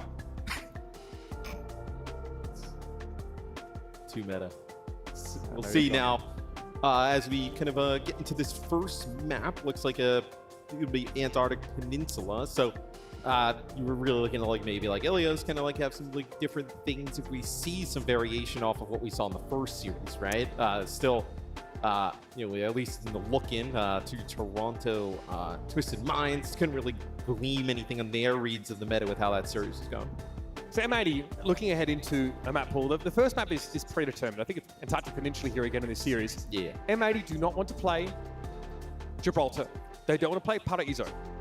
So those are maps that you might expect to see come up. I think Crazy Raccoon will try and pick Gibraltar into you. They have Lip. That is terrifying. But we saw just how much better this M80 team looked when they got Pelican happy on... They got him stateside, right? Yes. They were to bring him to North America. We saw, hold on. But I think it was Jake or Johnny who made a great point on the desk. Even on ping, they were still sick. Ruining them on Tracer, 150 ping. Now in Overwatch, that feels less bad than some other titles because of like, you know, I guess how the anti-lag works, but that is still unbelievable. Yeah, and I mean, look, you expect them to elevate their play at a LAN event, right? You know, Lip obviously on the other side, he's just tremendous players in their own right, but when you looked at this M80 roster, you saw that they got Pelican and Happy. You were like, oh, they're going to be one of the best in NA without a doubt. So something I really enjoyed, and big shout out to Commander Rex who took the time to interview Liar. what we found out sort of from that content is that, you know, M80 were kind of the first team internationally that really started putting Pharah in a lot of their comps. And it was all because Happy picked it in rank to troll Pelly, and Pelly picked it back next to troll Happy, and then it got picked in a scrim, and it turns out it was pretty darn good. That was a great little tidbit that got shared with us there. That's something that Laya had to say. So we will see that on a couple of maps, but M80 sort of claim we've kind of toned it down a little bit. We're not playing it on every map. Like, we really tried to force it for quite a while. But again, how could you argue if Pelican is going to bring the Pharah in? He's always been incredible on that role. The Echo as well. A lot of those airborne heroes. Projectile. He looks very, very good. Here's that type of Peninsula, of course. Yeah, I mean, you won't really argue really with whatever Pelican selects, right? I know one of the players, whether it's, you know, projectile hit scan, regardless, right? You kind of like his chances on the role as at least here early on, you know, both teams kind of hovering this far as selection. So Hisang played this, you know, in the grand finals over in Asia as well. It was that first map, of course, Nepal. You could still get away with it here, especially on this kind of map. Here we go, folks, out of the gates. Crazy Raccoon, your #1 from Asia, take on M80. A great hope for North America, their #2 seed. A little bit more help for the Pharah with the Karika in the mix, right? A little bit easier to... playing with BAP is hard. Yeah, playing BAP Lucio with the Pharah is very difficult. You have to play ground Pharah all the time. See, Pelican is not hovering far off the ground. You also have a Diva with the BAP. It's tough. Yeah, Defense Matrix kind of like helps a little bit, but you're not going to kind of play the Pharah, you know, around the Diva in that much kind of unison, right? Where it allows Hisang to play a little bit more aggressive, as you see now. He's in a tough spot there. Yeah, he's saying with a direct hit. And that's a Baptiste already down. Do it again. Do it again. Like, I will. Happy's like, okay, I'm not getting away from that one. There is Lip.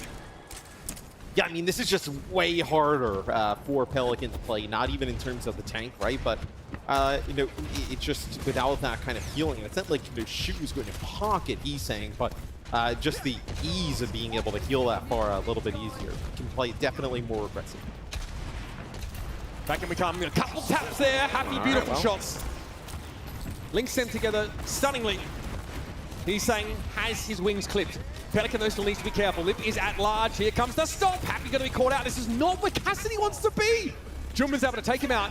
Hawk reciprocates though. Both teams getting rid of each other's Cassidy's first. You can see the flowchart playing out here. Crazy Raccoon with the numbers advantage, but they've lost the point as Pelly flips it back midway through the fight. Now it's a decent little off angle to find some damage, but Laya got chased down. Pelly's got to leave. Yeah, Hisang makes it back into the fight, right? The fight kind of goes a little bit long there. So even though M80 kind of flips it for just a little bit, does Crazy Raccoon take control right back as now Ultraviolet now building up with this Amp Matrix, double support ult on the other side, plus this barrage. So things stacking up heavily in Crazy Raccoon's favor. This approach is still dangerous, y'all. Susceptible to concussive blast, knocking you away. Ultraviolet again has to go for another early immortality field. Is it good enough? It looks like it buys a bit of time here for M80. Eventually it's brought down. The Amp Matrix was not able to be used as Crazy Raccoon break line of sight around that corner. And he's saying that is a huge risk. And he finds 3 with that barrage, and then the follow-up is good. Wow, Crazy Raccoon are on another level, Matt. Yeah, I mean, it's rare you see the rocket barrage result in anything but just instant death for the Pharah. But I know a double kill with the barrage. You know, one more towards the end as Happy will switch over to the Venture. So this seems like just to get back, maybe touch the point. You can't, yeah, it probably is. You can't interact with Pharah very well at all as Venture. They struggle to get to grips with those flying targets. Look how low Hawk is, he backs away. Cage fight available here for both Malgas. Lip with a dead eye, this is going to open up space that M80 have to push into. There's no choice. Laya exposes himself to that insta-kill from Lip.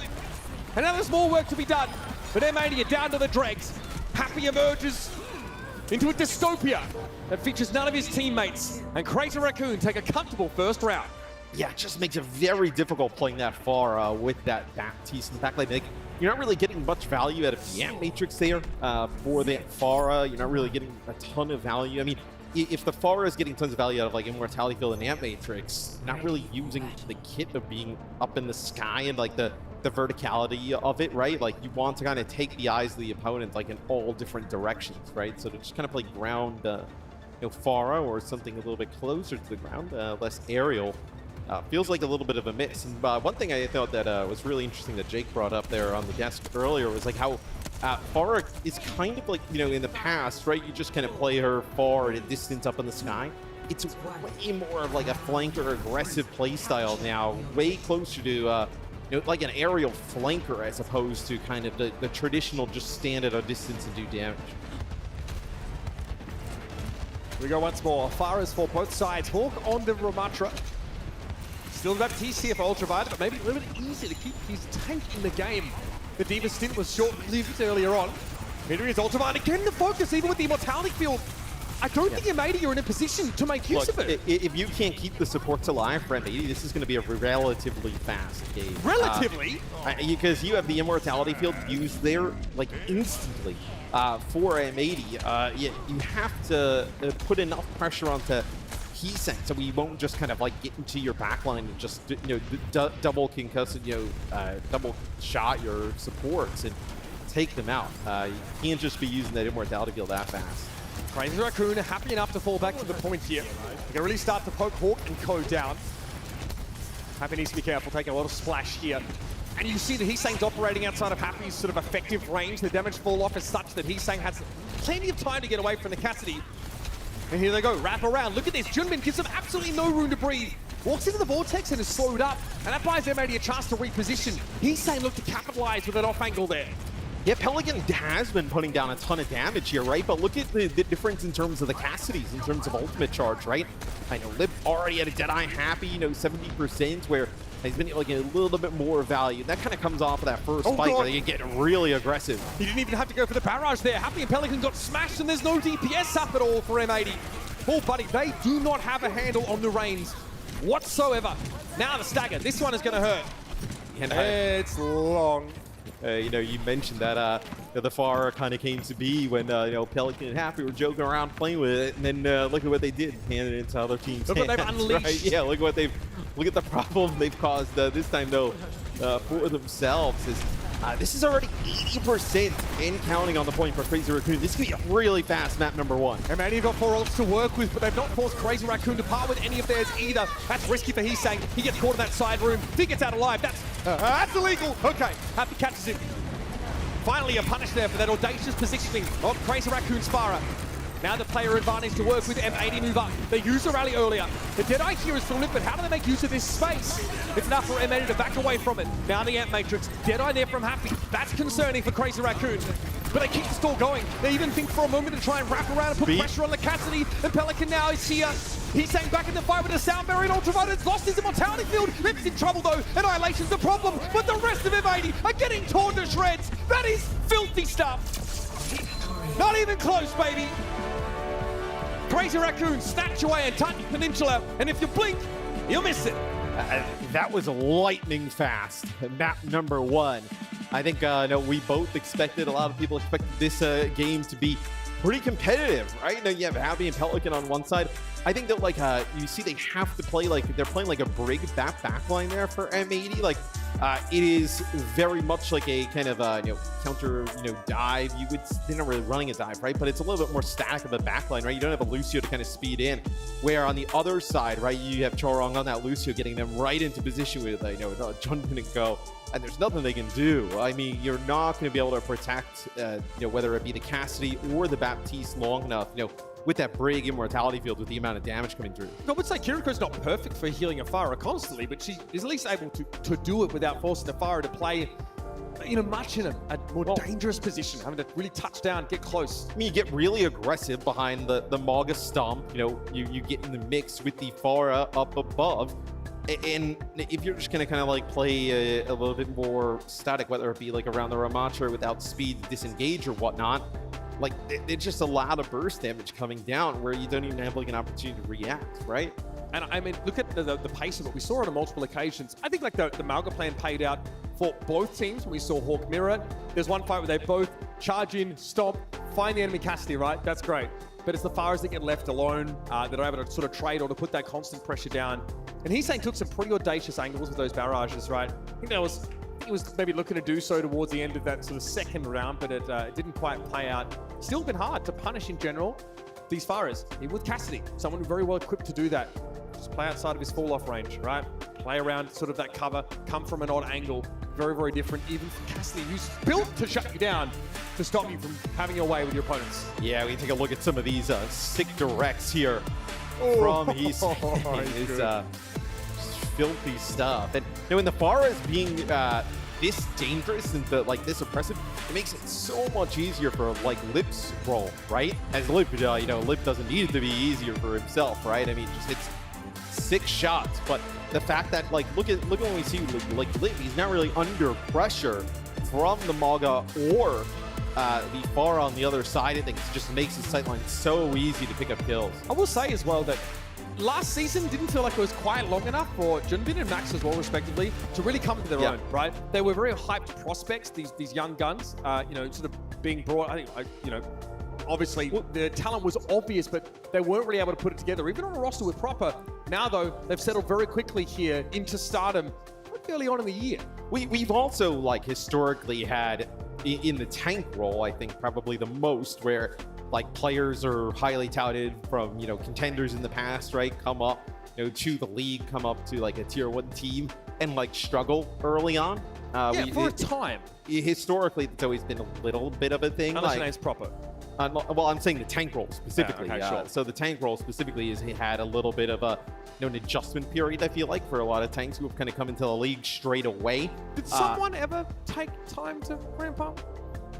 Not entirely. Feels like that guy is built a little different, though. No, but you think about it, the merry-go-round and tanks for teams like the Gladiators in the past, right? Who kind of circled through. Dante, yeah, okay, fair enough. That checks out, of course. It is a very demanding role here, but we've seen Junbin look very, very good on the Malga primarily. And you have, obviously, both of those tanks to sort of work interchangeably, as they have done in the past. But, at DPS, you have probably 2 individuals at the top of their class. Hisang is also someone that we actually didn't feel got a great start in 2023, but when he changed teams, we all of a sudden were like, whoa, this guy's very good. Yeah, change of scenery, right? A different type of playstyle for teams does wonders for some players. We've also seen that in the past. Well, now with the map pool, what in the world do you do here if you're M80? There's a few maps you definitely would not want to venture your way over to. If I had to ask you to characterize M80 style or their preferred compositional archetype, what would you peg them to? Well, look, they just ended up coming out and playing basically the mirror to Crazy Raccoon, right? Where do you go off of this? Hawk can play Sigma-based stuff, but do you want to play Sigma-based stuff? I think it would be pretty telling, right? If they end up going to a circuit. We've seen M80 actually do really decent on Midtown in the past, so Midtown might be potentially a good shout for them. But you see them go to a map like that, it's pretty clear they want to deviate from what we saw on map number 1. That's, of course, a bit of a different feature here at our OWCS Major, is that you have the selection of the entire map pool to work with. Not only game type, but specific map as well, as we do see a fair bit of variation. Midtown and Holly would never be accused of being all that similar in terms of what is required on those maps. M80 is the loser of that first map, have the chance to select. That's also something that's probably going to cause us to avoid too many 3-0 blowouts, I'd say, unless there's a monumental skill gap. I think it'd be, you would think so, right? With loser pick, though, in the past, we have had a good amount of 3-0s, so this is just kind of giving them even further selection down the line, right? I think I've seen the map. I don't know. I don't think so.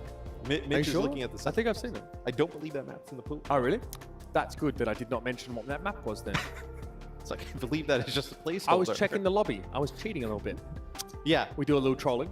Mitch was like, I was checking my notes as he's looking over at the make myself lobby look screen. Very smart. Well, notes, You see my notes? I was checking my notes as Jake was holding a sign off camera of what map they were going to pick. Wait, did you do that? No. I was going to say, I missed that. My goodness. But again, I do think we talked about it earlier. No Pirate Zone, no Gibraltar, no maps that will force you into playing dive. Because I think, Hawk at times... Hawk's worked on his Winston. It's better. Yeah. I think that is fair. I do know they don't prefer to go there. And I think what sort of Hawk's most powerful heroes are the Divas, the Sigmas, the Ramachas, he looked very good on Orisa at times as well. We're waiting on the selection here from our 2 teams. We're going to take a quick break, and when we come back, it'll be map number 2 of M80 versus the Imperious Crazy Raccoons, number 1 seed from Asia, taking on number 2 NA. We'll see you shortly.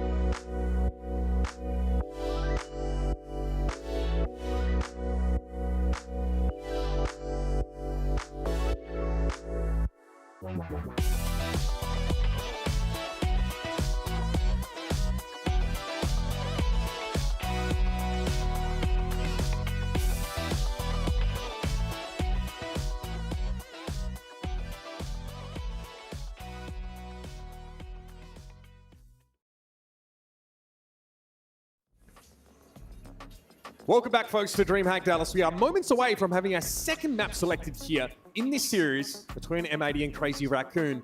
Had a bit of discussion about like how this sort of, this map pick for losers works, because again, if you lose the first map, Control, you cannot pick another Control map, right? Once a map type has been played, you now have to choose from the other ones. So there's some strategy, right? We talk about like how M80, they don't want to go to Gibraltar, for example, then they could pick Circuit Royale. Yeah, that would mean that you cannot pick another escort map for the rest of the series. That would essentially lock that one out. So there is a fair bit of deliberation that you need to do. That's some of what has sort of been going on, and adds another, I would say it adds another layer of strategy. Once the teams sort of work around that pre-selected Control map, you obviously can't select those. So, a relief for some teams. You said like there is, the Ilios map does require a lot of die to be played. So a few teams are like, oh, it's in this round, it's not Ilios, but it will be later on.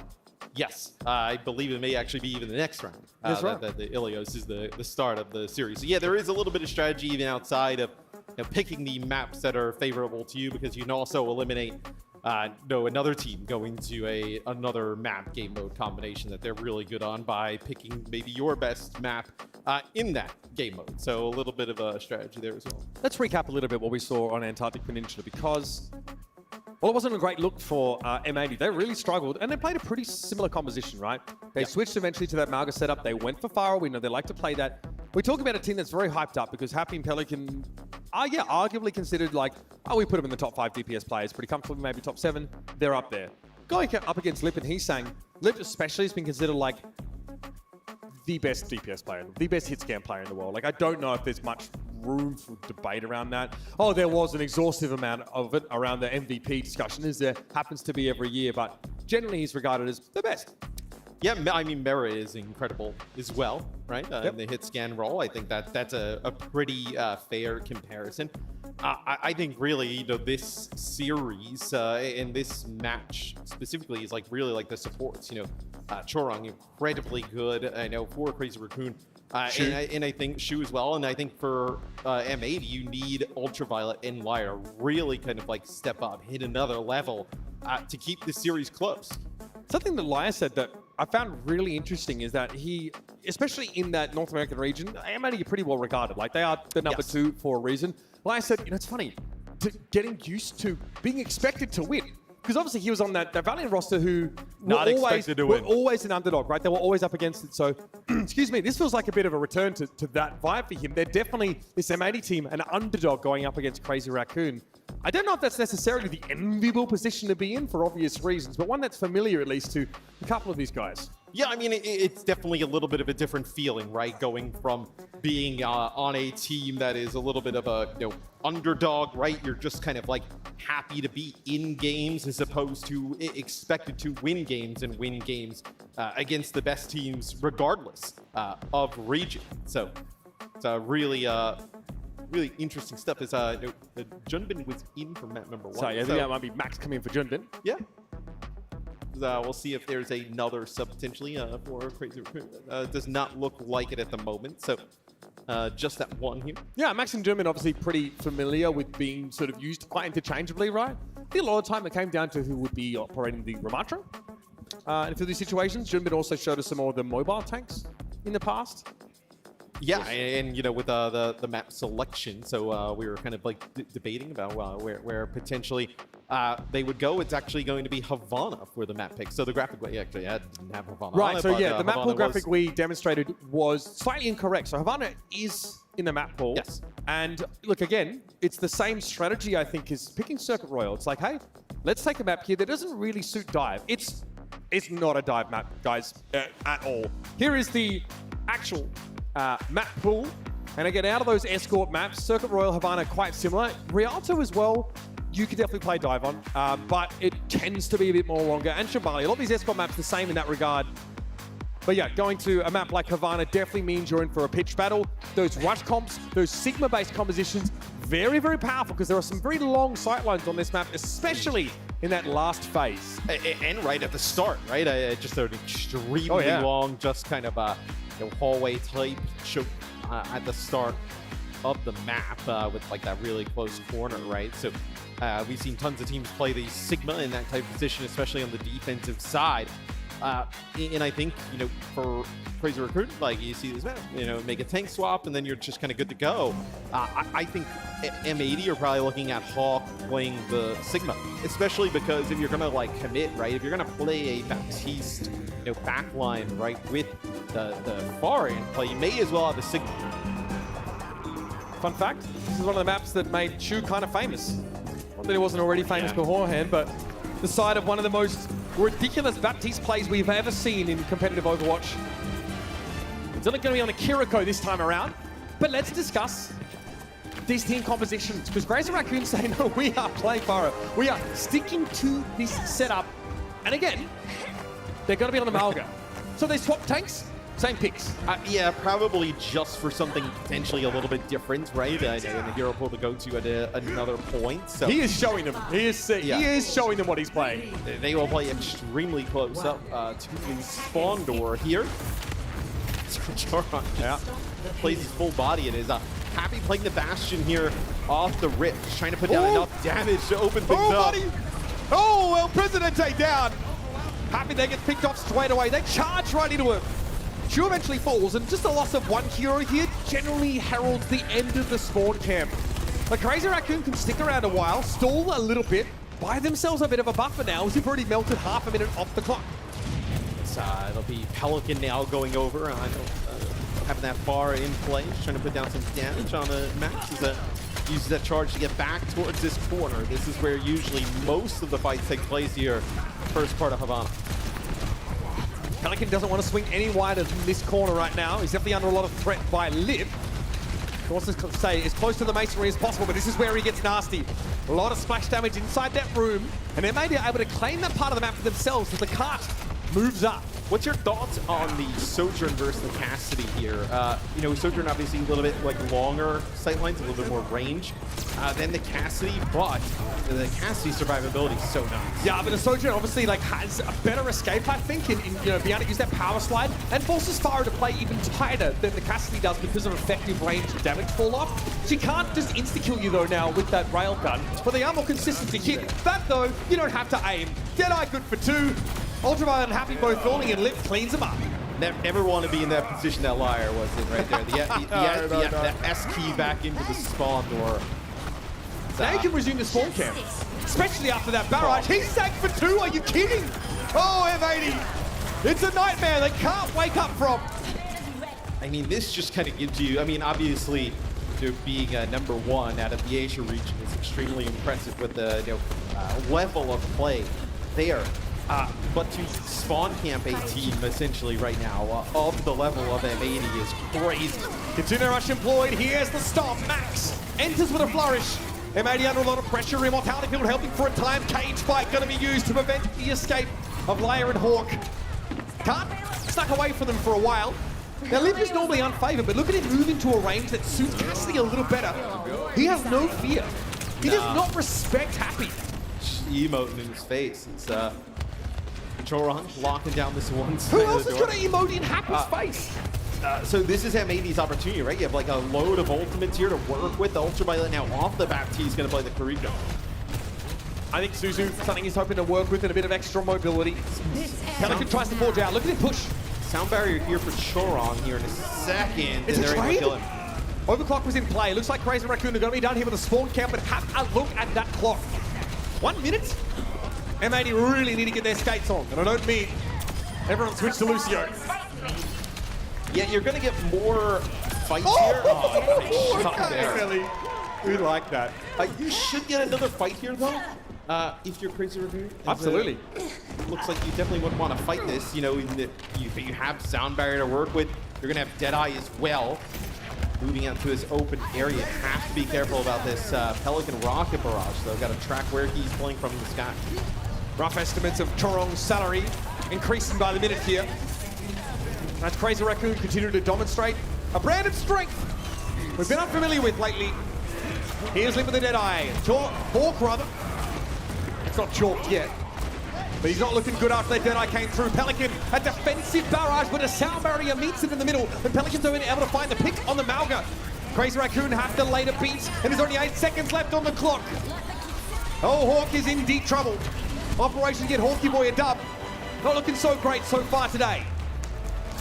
Yes, that is a hold before the first point there from Crazy Raccoon. So they come out, they attack with that sound barrier. I actually kind of like the idea from Pelican there. It's like almost like a defensive rocket barrage, kind of played around that corner and didn't really see where he was.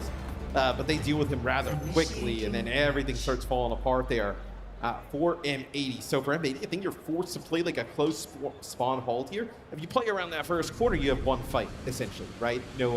Crazy Raccoons gets that second fight because they play so close up. So you're kind of forced to play close up here for M80 because you want at least another attempt there. Are we saying spawn camp close? Yeah, I mean, what are you going to do? You're going to stand there in the middle of the street? I mean, of course you got to play as spawn. M80 priced into playing, I mean, probably a way they'd want to anyway. I think there's not much reason not to spawn camp. The only time it can go wrong is if you lose horribly straight away and get snowballed out of the game. That's definitely something to be concerned about. But if you're going to lose straight away outside of the spawn, you're probably going to lose straight away around this first corner. It's a dry fight with no ultimates to begin with, right? So if you're going to lose from that, you may as well give yourself the opportunity of like another fight, right? There's minimal downside to it. M80 here with the Sojourn still for happy. 5, 4, 3. Crazy Raccoon look now to end the map pretty quickly. Let's go be coming out on a venture. Or thinking about it at least. The Zen for shoot. Oh, they do a bit of trolling. I like that. I mean, again, Zen, pretty effective against Malga with the damage amplification, but better against slower comps, and M80's is not particularly slow. Liar take it down early though. That's Heesang with the help of that Discord orb. That is disgusting. You don't normally see Hanzo picking off Farah, folks. If that doesn't show you what the skill gap is here, then I don't know what will. Yeah, I mean, you're just playing with that Zen around the spawn door, right? Zen, you're gonna like dip back into the spawn, get a volley going, come back around the corner. It is not something you want to go with long term, but it gets them that first fight win. So let's see if they decide to keep the Venture and the Sigma in the mix. Looks like they are at the moment. Limped out, straight down the stairs. Waits no time. Drill rushing now to back away. Bit of disruption, maybe hoping to force something out of M80. With that middle build, he can repost on that high ground. Cart's been pretty unhinged so far and has pushed through the first phase of the map, which is the only one we're going to see. Nisei might have found Happy. Okay, uses the slide away, but Pelican finds a good connection. There might have been a rail from Happy to help to that effect. And back away, Crazy Raccoon now playing around this Sigma. Have to give ground as Pelly be hitting those shots. Yeah, and with Live on Venture, don't really have that obviously long-range capability. You're you can't threaten Pelican. Yeah, you're going to see the Cassie right away. You need to threaten Pelican in this type of scenario. Back to the Cassidy once more. This time Pelican is going to have to be a little more judicious about how he tries to get involved in these fights. Expect the longer range rockets to feature more heavily now. Ultraviolet wants to send him forward though. Here comes Hawk. Stomp is decent. Pelican down to half HP and Max is going to make use of the grasp. Pelican at long range, poking, prodding, but a sound barrier means a Crazy Raccoon want to try and close the fight on Liar. Doesn't have a beat of his own. They're going to go for the Kitsune rush instead. Happy caught inside the flux. There's no way he's surviving that. Held up in mid-air and blown to smithereens. Hawk not far behind him. Ultraviolet steps up to try and stall things out a little bit longer, but in the background it's going to be Pelican struggling. Direct hit there, assisted by Max. Job done, say Crazy Raccoon. That's a quick 2-map to 0. This is lightning fast gameplay. Yeah, once they switched over to the Cassidy, it was pretty simple there for Crazy Raccoon. It made Pelican's life much harder there up in the sky. Nice sound barrier there for Chorong. He gets that sound barrier when Liar's about at 80%. Use it to push around the corner. You just need to get one with that gravitic flux, which they connect with Happy. They take him out. That is a quick 2-0 here now for Crazy Raccoon. And also the options for M80 starting to dwindle a little bit. No control, no escort left in the map pool. Maybe hybrid is the choice. You could play Flashpoint. I mean, it's not the kind of map that we see, Farah in general pushed on, especially Suravasa, given how enclosed that first Flashpoint and some of the others are. If you're trying to get away from that style, but Yeah. It seems like these two teams are not so dissimilar in what they prefer to play. And that does not suit M80, who seem to be just a little behind in terms of making use of that composition. Yeah, it just seems one to be doing it at a completely different level, at least at the moment. And yeah, I mean, like you mentioned, what you decided to go to is quite interesting. The last series, right? They end up picking the hybrid, they pick Numbani, they end up drawing it, so then they have to pick a push or a flashpoint. Can't exactly play for that type of scenario, right? It's too risky. Hey, Jake was talking about the tactical draws, the tactical draw to get another. I love you, little tack draw, yeah. All right, here's your highlights. Not much to speak of on Havana, folks. This has been the theme of the series so far. The spawn camp lasted for 3 minutes. One team spawn camped and the other team got spawn camped. That's pretty much what we saw here. Once Crazy Raccoon, made the switches to get around that once they got around the first corner, it was one fight after that. I mean, playing the ultimate game perfectly. With that big iron going to work inside a Kitsune Rush, slip already. A menace without augmentation from that haste buff. And yet at this point you saw the 1C switch over towards the Sigma. Doom was used there by Max briefly, but here's that Sigma comp to try and end it. They caught Happy in just the fringes of that gravitic flux.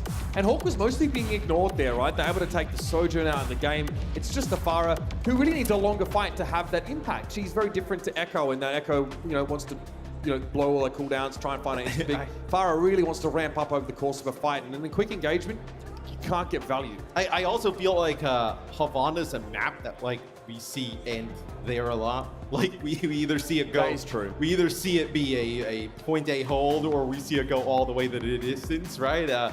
It's kind of like feast or famine in terms of how we see that map end up going. So M80 with some options here, right? So no control, like you mentioned. Can't go to escort because we just saw Havana. So you're looking at hybrid push or flashpoint.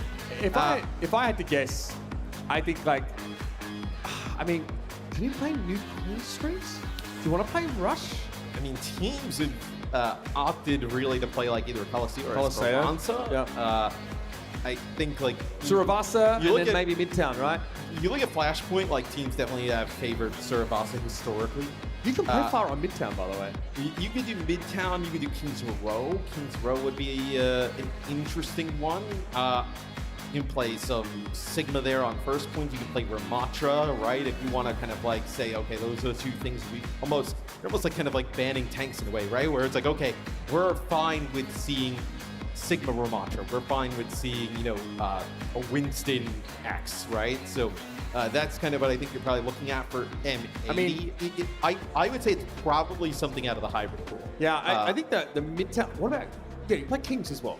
Kings would be if you want to play you can play Farah.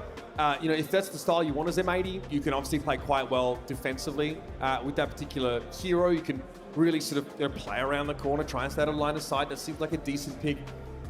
Midtown's an odd one because we've seen Happy pick up the Widow there. You also, you pick a hybrid here, right? The series extends past that. They have to pick a push or flashpoint.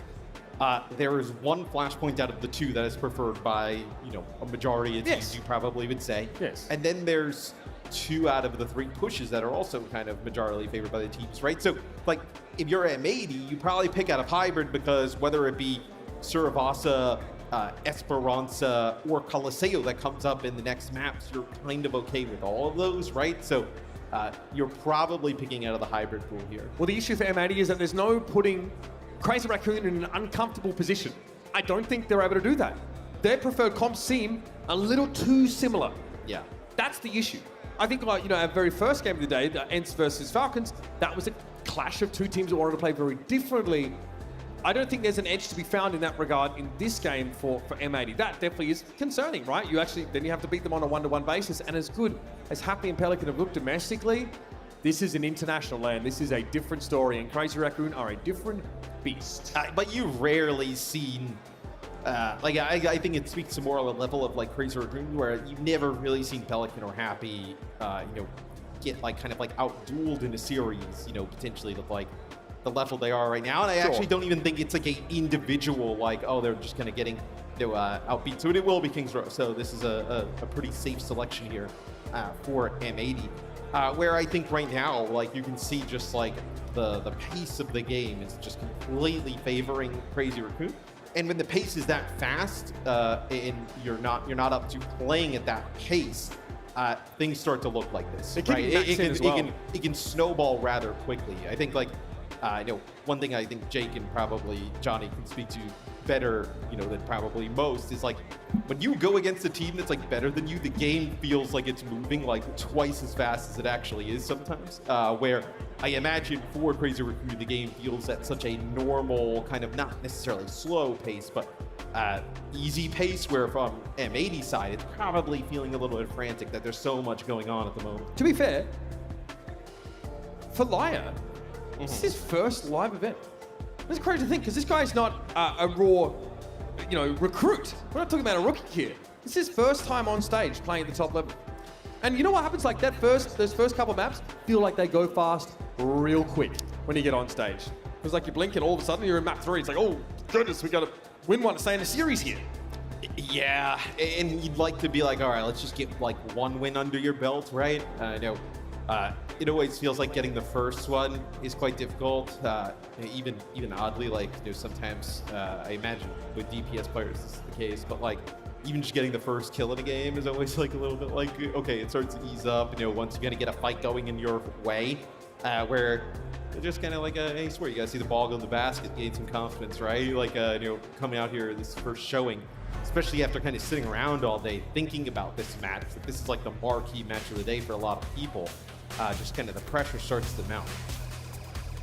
Crazy Raccoon looking to catapult themselves further in his upper bracket with a victory on King's Road. This is the last chance this series, unless there's a draw, which is possible, for M80 to select a map and or mode. They've basically exhausted all of their lifelines, and Crazy Raccoon are still frothing at the mouth, and they're ready to take the fight to King's Road. And I'll say, I actually think M80 is like better than what they're showing so far in this series. I think it probably just speaks to more the level of that Crazy Raccoon is playing at. I think M80, like, I would be shocked if they had another series that kind of went in this fashion. Sigma selection here for Crazy Raccoon, so M80 going to have to find a way to unseat our Asia #1 seed, and that's probably going to have to require them moving into the low ground and fighting for that stair control. Okay, they'll play a Sigma composition as well.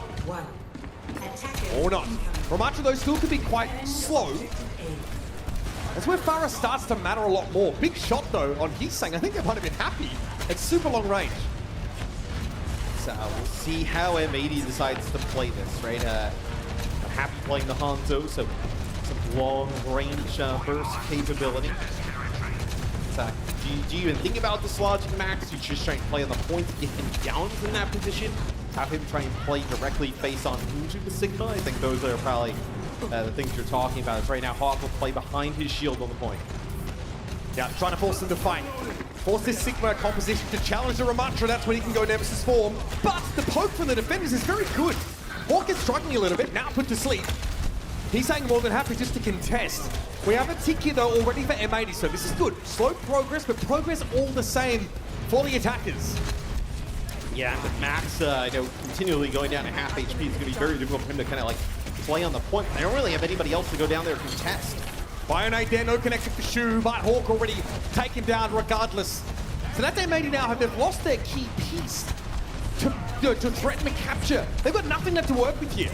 Yeah, they do get a tick out of that, right? So 53% of one full tick as Heesang will build up towards a barrage here. So you do get a little bit of progress. It's going to consistently put pressure on Max to drop down, touch the point if Hawk's going to play from that position. So Happy will switch from Hanzo over to Sojourn. So able to kind of like build up towards those rail shots. Maybe you can put even more pressure onto Max once she drops down. Lip takes a big shot. Disruptor should also represent some good heal pressure if your opponents are playing close together inside those corridors. Here it is though, Hawk moves up once more. Ant Matrix now set up for M80. They're serious about the point at the moment. He's saying as they dump altitude and play inside the hotel, but here he comes. He's challenging that, and he knocks everybody away from the Ant Matrix. Now M80 can't make use of it. He's saying falls back a little bit, but that nano boost means he can play that much more aggressively. He can take that many more risks, and that was one. Facing Happy down with a railgun. You've got to be a little bit different to dare try that. Here's a Gravitic Flux that catches 3, though. Liar is more than happy to dispense with the ultimate to keep M80 nice and healthy, but Happy gets caught with a Bionade. Goes low briefly. Max plays back around the corner, and he's saying he's still very healthy with a barrage. Yeah, rally in place though. If they start to get aggressive, this will be the rally. The Immortality Field keeps Hawk alive. Does get hit with that Biotic Grenade though. Now might be time to go. Just a tight angle there for Lip, having to get some good damage and finish off Pelican. How does he find that shot? Happy has to back up. There's nothing to do here for M80 now without Lyra and Pelican. Unless Happy has something to say. There's a fight here. Hawk wants to commit. He's going for the Annihilation, but he's put to sleep, allowing Max to slink away to heal back up. But M80 have the numbers and the spawn advantage. They're going to go for even more, Matt. Hawk charges up. It's going to be the Vortex now creating some space and getting him closer to that second tick. Crazy Raccoon. Nano boost for Shu here. Not far away from it. Choron switching over towards the Kiriko. Now they want to fight, but they've lost Max already. And that'll be that. M80 has to dig deep, but they're in the game. Yeah, the knock on the concussion there from Pelican ends up keeping Max from getting over towards that point. It doesn't send it into OT. They don't end up using the nano there, so that's at least fortunate there for Crazy Raccoon, but M80 gets on the board. Kiriko armor here for Crazy Raccoon because of a slower comp from M80. They're less worried about being picked up individually or run down. Fair enough. And now an Echo here in favor of Afara. So Afara pick has been pretty consistent. I mean, Liv has just been he's too good. Huge shots. Great sleeve. Pelican could be a problem. They don't have the immortality there to keep Shu alive, so he falls. Pelican gets an aggressive barrage, has himself traded out, and even Heeseng gets a posthumous elimination on Liar. This sticky bomb is finding a mark. M80 have left the card. It's the reverse Kevster instead of like a back cap. It's everybody leaves for a brief period of time. But is that what we call it now? Yeah. The reverse Kevster. Well, the kids call it. I know, time. I don't. All right, we can leave that there, I think.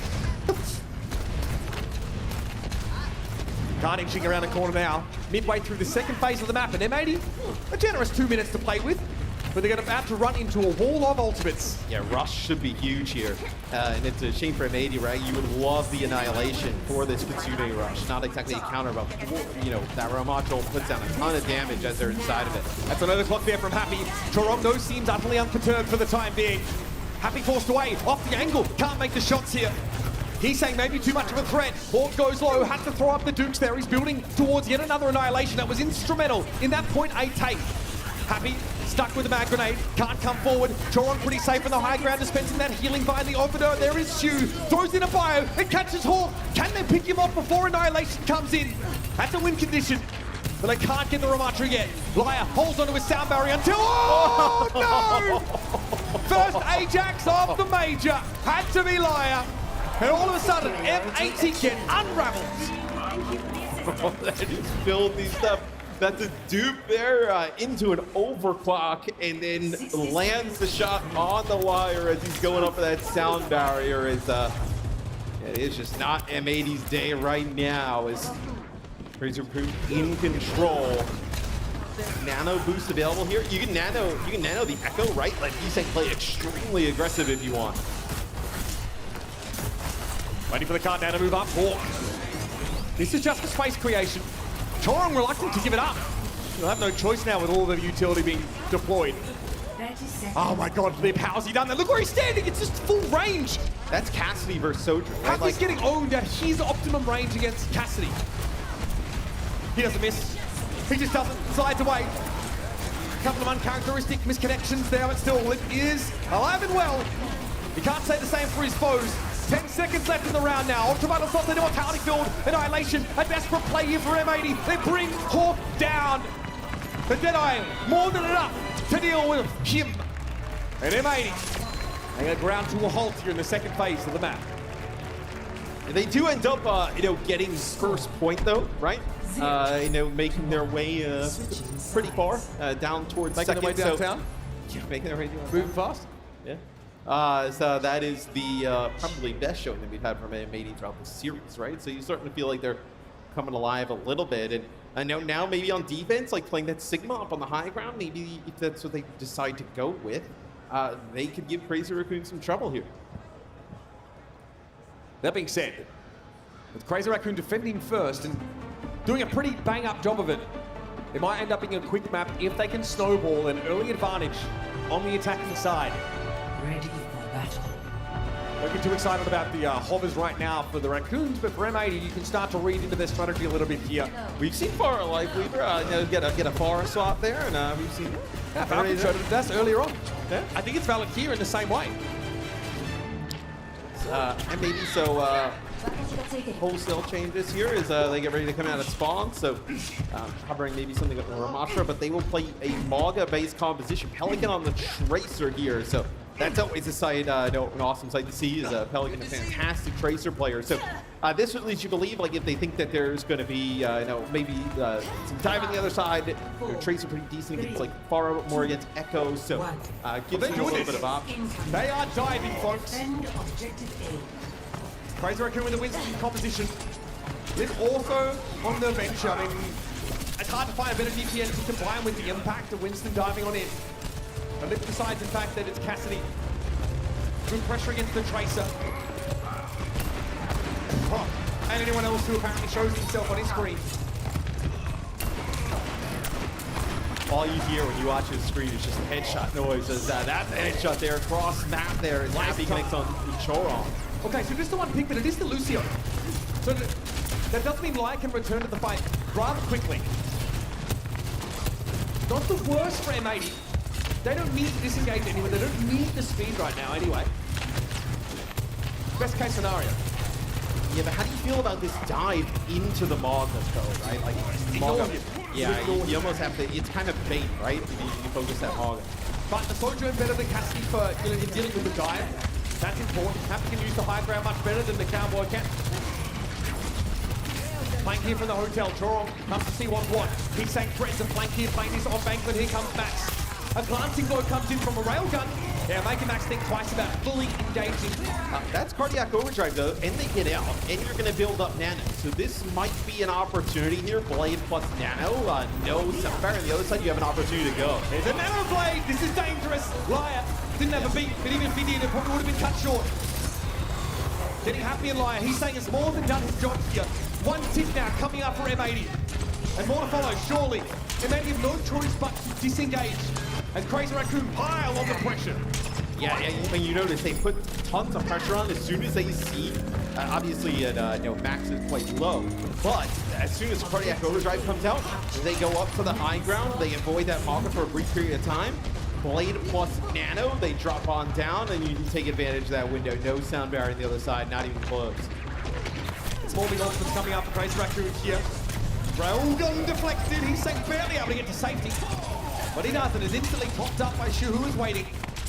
Science train on the rear end of his Genji. Railgun for Happy. I feel like Lit becomes even more effective right here in this part of the map. It's like a better sight line, effective range for the Cassidy. Pelican can creep up on you though without exposing himself to Cassidy. So that's something to bear in mind. Here's the beat, here's the dive. Good little boot back from Liar, buys him a little bit of space, but I don't know if it's enough. Liar's so close to beat. He's so close, but he might have an opportunity to make use of it fully. He gets it. Oh, he's down with ultimate. Oh, that hurts so badly for M80. They had to make their stand here, but it didn't line up for them. They couldn't get their Lucio online, and now they're getting torn limb from limb. Yeah, I mean, you don't get used to that sound barrier there. That's pretty brutal considering they just push right on through with a Nano. That is a cage fight there. Surely switching. Not going to result in much of anything. I think he actually just kind of used it, leaving. Maybe you catch a player in there, some players off a spawn, come on through. Now the Doomfist switch just to make it back. Oh no, just Norris came out. Okay, Ultraviolence having to get rid of that ultimate, and Liar finds the beat. That buys enough time for Pelican to get the job done on Shu. No harm, no foul. M80 actually able to stay in the game. Because that loser ultimate carried over to this fight. But it feels like a near stay in execution. Unless it's like a 3-player biotic grenade there as well. Happy gets slapped. Bio not able to get a finish here. Still, almost 3 minutes on the clock here. 2:30, right? And M80 had to make some changes just to make it back. 2 minutes 30 on the clock here for Crazy Raccoon to end the series. M80 digging their heels in, or rather hanging on the cliff face by nothing but their fingernails. Here's the pressure, Hawkey with that. Oh, yeah, the mad grenade. And there he was was no chance slack. he would have got out. Liar did instantly up in midair. Limp have to use the Deadeye for a reload and nothing more because he wants to move up. W gaming for Limp. And Liar has no choice but to try and stall. Pulse bomb, hitting Pelican apparently. Not the way you want this one to end. But APAC #1 squad exerts dominance over North America's 2nd seed. Crazy Raccoon are the Titans they were feared to be. I mean, that is an impressive performance there from Crazy Raccoons. I mean, M80, I think they're going to be a team that's going to be around in this tournament.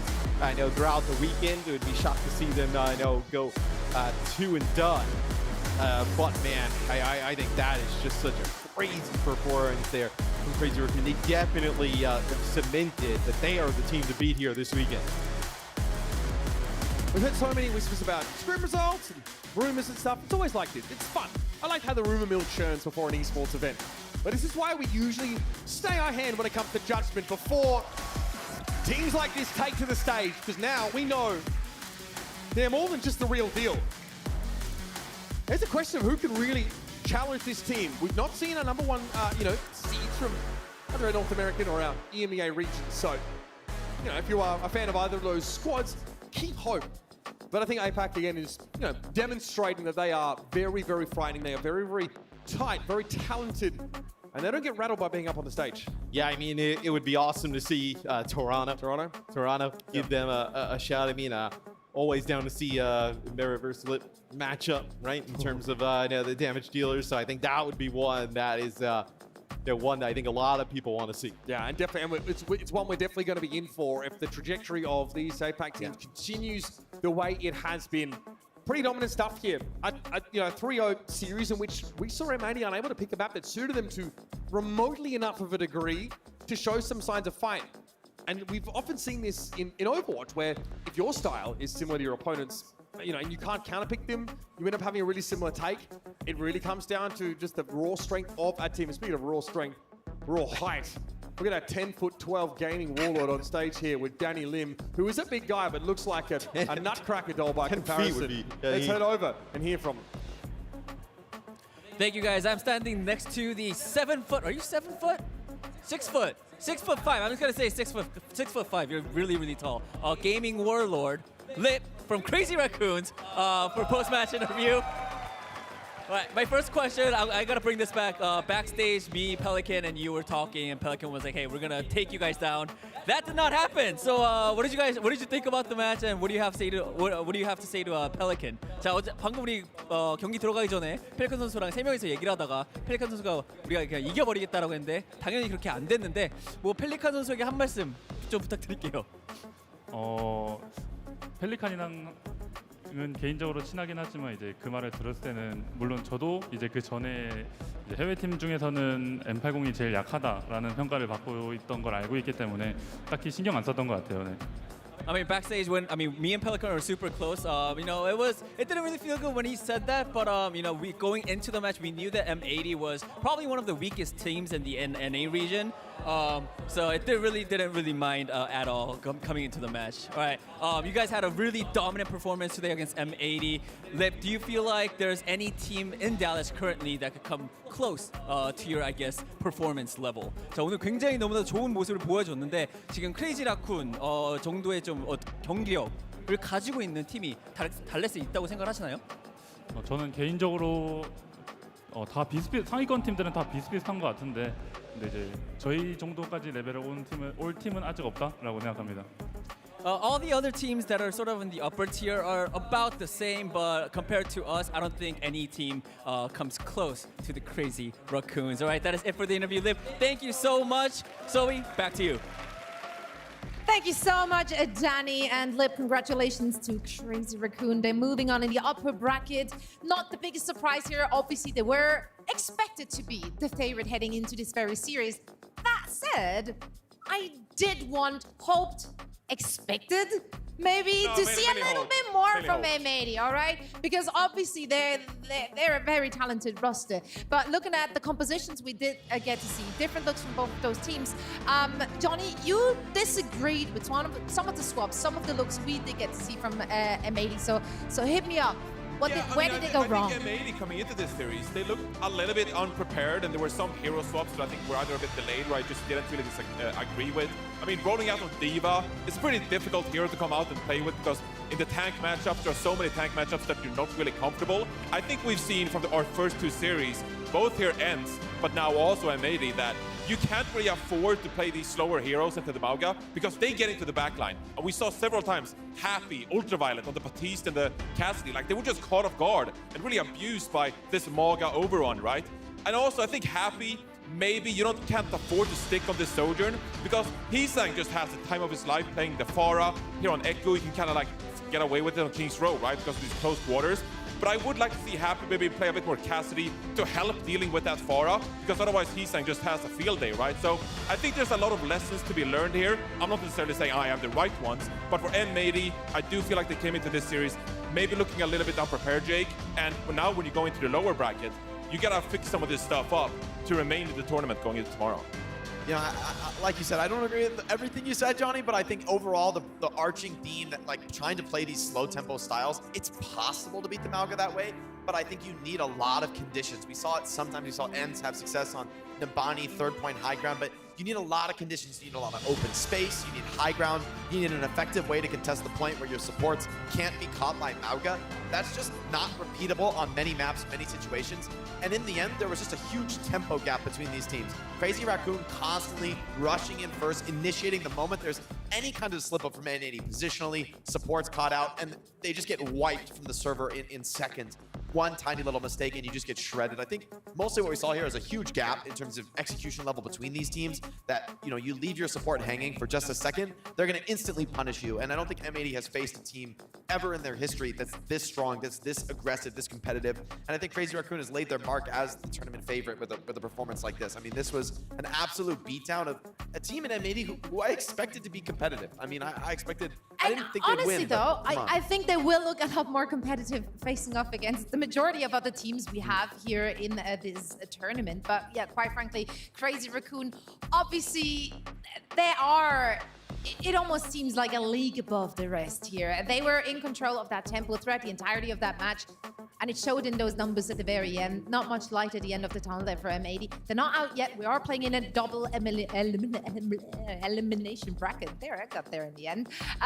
One of the players, however, before we're moving on to our next one, that stood above the rest, and that's not just because of his height, is, of course, Lip, and that's why he got himself the Porsche performance of the match. I mean, Lip is just such a phenomenal player. It's so hard to keep up with someone like that on that server. It was just an incredibly impressive performance. I mean, constantly he's just swinging these angles, so confident, so aggressive. There's times where he gets caught and punished, but he never loses confidence. He just keeps on pushing you, and that's just in fitting with the rest of his team's style. And that level of aggression, you might stop him once or twice, but he just keeps coming, and he finds all of those little tiny cracks in your team's defense, tiny little openings, and he just rips it open. You leave this guy alive to the end of the fight, you better believe he's cleaning everybody up off the server. So definitely, I think it's fair to say the best hit scan in the world. I think anyone else needs to fight him for that title. You know, even players like Merit and Happy, who I think are incredible. I think Lip right now is #1, and someone's got to take that title from him. I think it's his title to lose, really. Yeah, I know it's all about the tiny openings. You can see here on Cassidy, like the way he's able to find these picks.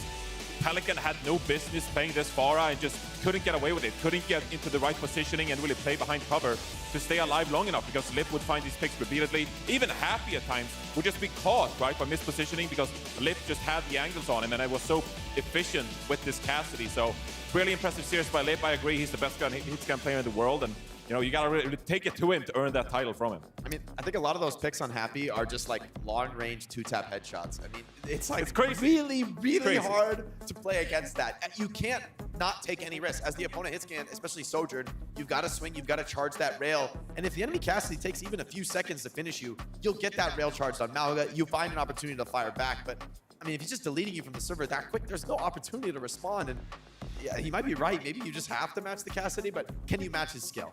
That's a tough task. Yeah, I mean, that's something that the casters have been discussing as well, right? If you can't match them at their own game, you have to throw something else at them.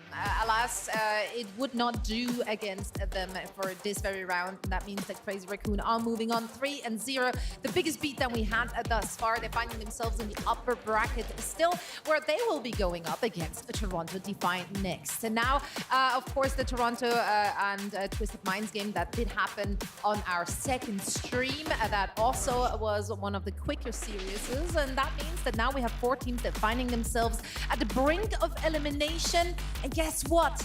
We will be saying goodbye to 2 teams already today, as we will be finishing out that lower bracket first round. I'm going to be very excited to see more different looks. Of course, we didn't get to see all the teams playing on the main stage.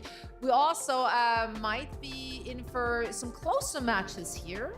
Yeah, I'll bring the hopium, Zoe. Don't worry about Jake. I'll bring the hopium. Closer matches. I love that for us. On the way. Maybe not the last one, but the next one for sure. Maybe. That one for sure. That one's it. That one's it. It's gotta be it. Let's see what ENCE and Energy have in store for us. One of the teams will be moving on. The other one will be eliminated already after day 1 here in Dallas, Texas. All of that and more coming after a quick break. Don't go anywhere.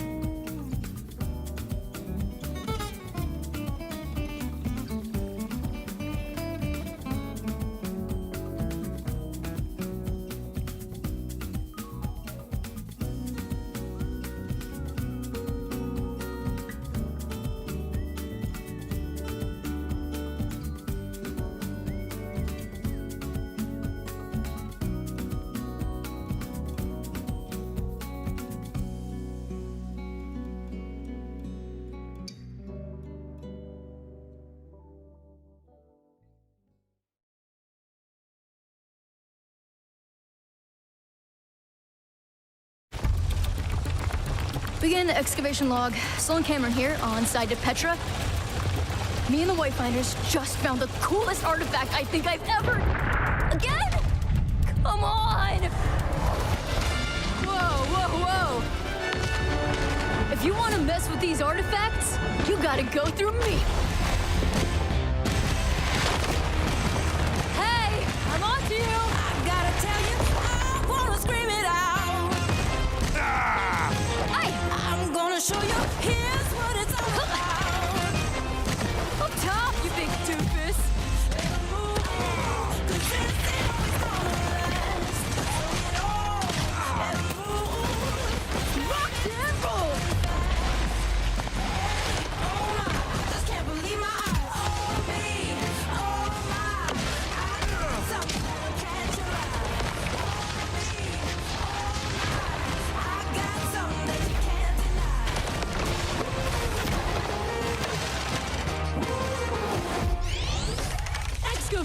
initiation! Time to really drill it in. We did it! We had a party or what?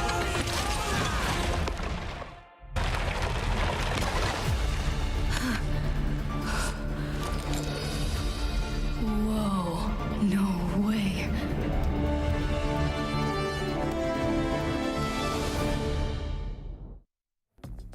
Hi.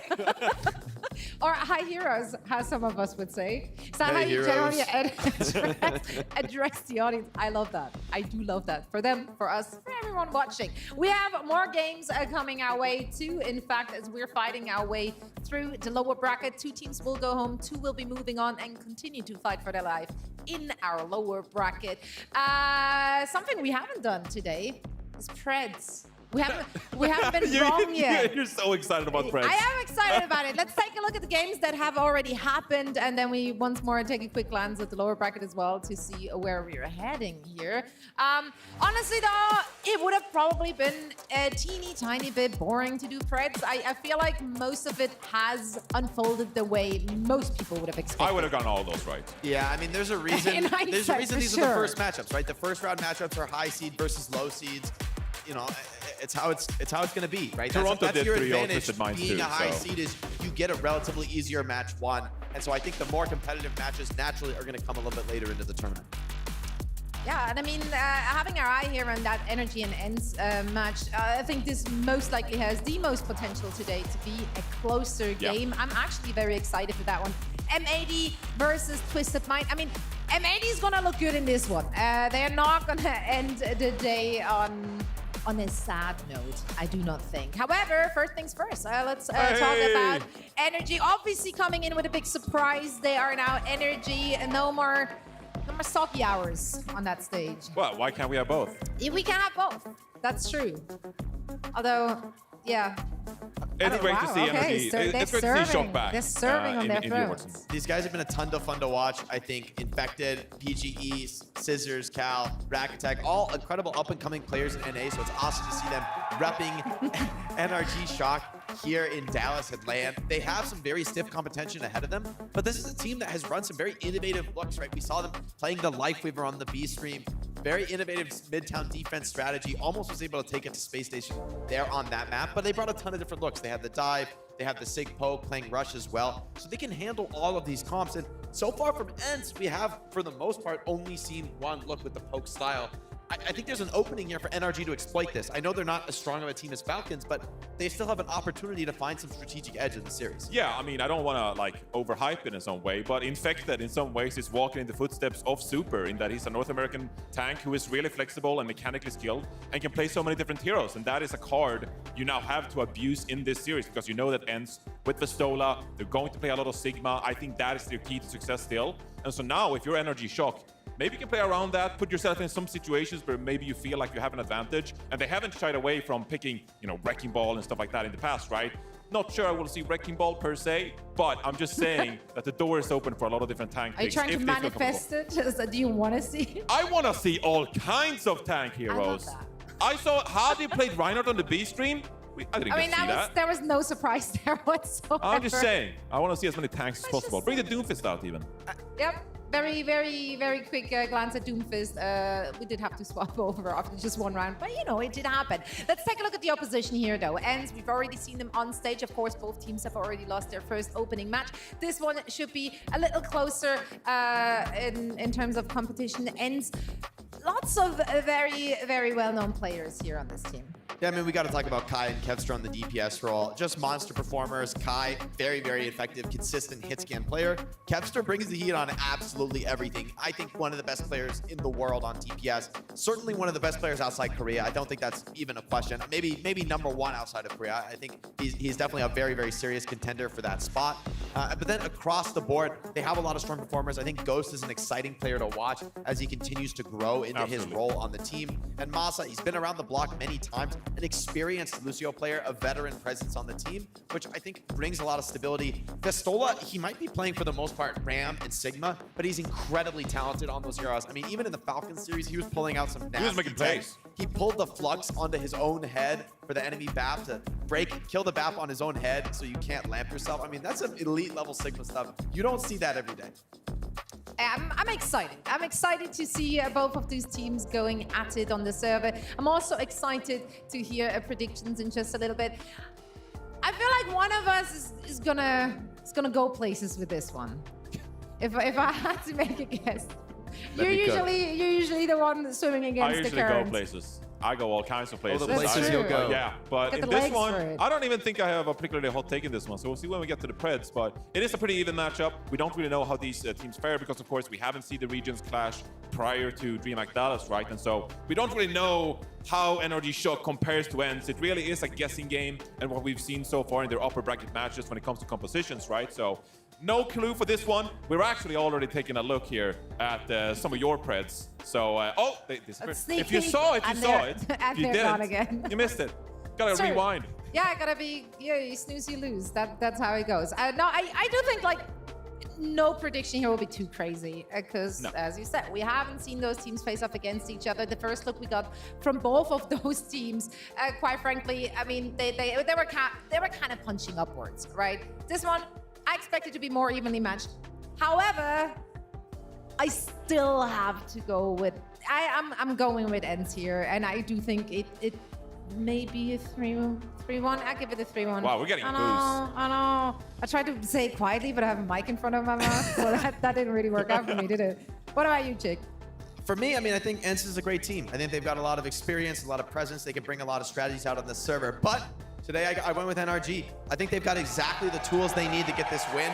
I think Scissors is going to be an exciting player to watch. He's been great on the Tracer all season long, what we've expected to see out of your Flex DPS player. But I think Genji and Echo are even more solid heroes in his pool that could be really, really effective against the Sigma. I think Infected is extremely comfortable on the Winston. And so I think a very fast, aggressive dive put Cal in a position, whether it's the Kiriko, whether it's the Ana, to be finding his own impact, finding his own kills in the server. I think this could be actually a really winnable matchup for NRG, one that potentially allows them to have the strategic edge over veteran players like Kai and Kevster. Yeah, Sisters is cool, but ENCE has Kevster, so that's super cool. Yeah. I don't think it's a surprise. I'm going with ENCE in this one, really, because I do think that they're so specialized on their compositions. Kai and Kevster is a fantastic damage duo, and as much as NRG Shock have so much talent, so much potential, I don't think it's quite their moment to shine just yet here. In this elimination match, it has to be said, loser comes home in this one. So I think ENCE is going to be fired up. I think they'll be composed, of course. Masa, tons of veteran experience on the stage. Played in an Overwatch League Grand Finals in 2021, of course. So lots of experience under the belt. And I think that ENCE Esports has this one. Yeah, I mean, there's a lot to be said about that, right? Where the stakes are so high, we are looking at the youngest roster on one side here versus veteran players. They know how to keep calm in those situations. Let's see if the new guns are gonna crumble under the pressure or maybe just excel. If I had to make a guess, I feel like there are a lot of Energy fans in the crowd. Am I wrong? Where are the Energy fans? There's some Energy fans. I mean, we got booed, all right? Like that's where we at. Okay, how about the other side? ENCE? Any answers? Okay. There's something there. We There's definitely something got there. an NRG favorite crowd here. There's no question about it. Yeah, no, definitely Energy favorite. I mean, for good reason. But you have so many great players on both of these sides. It can go either way. However, the only way to find out how it will go is, of course, to play the match. So we are ready. The teams are ready. Let's bring him out.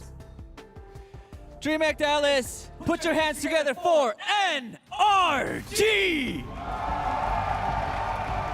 The underdog story from North America. First, we've got to talk about this team's raw aura, starting with PGE on the hit scan. He's been a fan favorite since day one for this roster. Scissors as well, following up with any kind of hero the team needs. Infected, the flexible tank, young gun on the server. A lot of pressure for these guys, playing their first LAN, playing for many of them their first opportunity to play in front of the crowd. I think the crowd has to be the sixth man. You've got to get behind this team and show them your support. When they make plays, let them know how you feel about it. That's going to be key.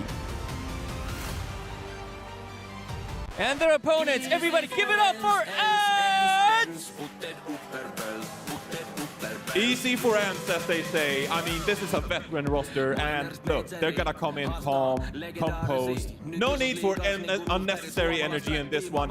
Tons of stars out of talent, of course. Bestola competed in a World Cup finals. Kempster, who earned his name in the Overwatch League. And Masa, like I said, he's played in an Overwatch League Grand Finals before. They're accustomed to this kind of pressure on this stage. And now going into a lower bracket round, facing elimination, I have no doubt in my mind they're gonna be calm and ready to take this one on.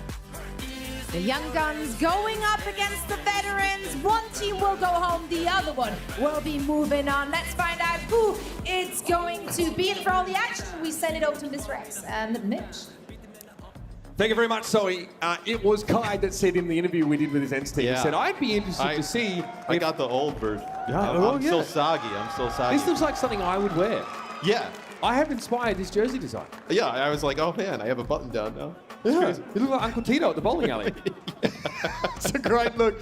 Yeah, funny, because the story behind this is, I don't know if people know this, you actually funded the jerseys, I said it on the broadcast. It's like, you funded their students to get jerseys. I guess I have to, Yeah, because you said if they qualified, you would put their jerseys. It's got my name on it. I got to get one of the NRG ones, though. How about that? Yeah, that's right. We need to get one of those new ironic. I got the floor model. I got the high-end version. Whichever way you slice it, rather. Exciting news for this NRG roster. But let's not get ahead of ourselves.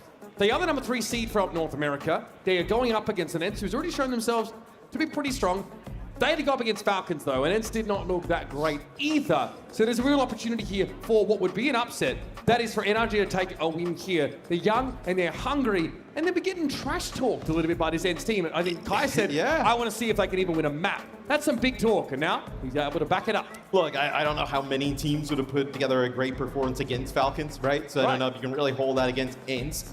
NRG, right? They go up against a really tough team in terms of SSG. So I don't know how much you take from either of those. I think there is a little bit of, for ENCE, maybe there's not as much respect on the other side of the stage, right? Is that I know they kind of came in, they're like, oh, we'll see if, at the time, SOG, NRG now even takes a game. Now they find them against them for their tournament life.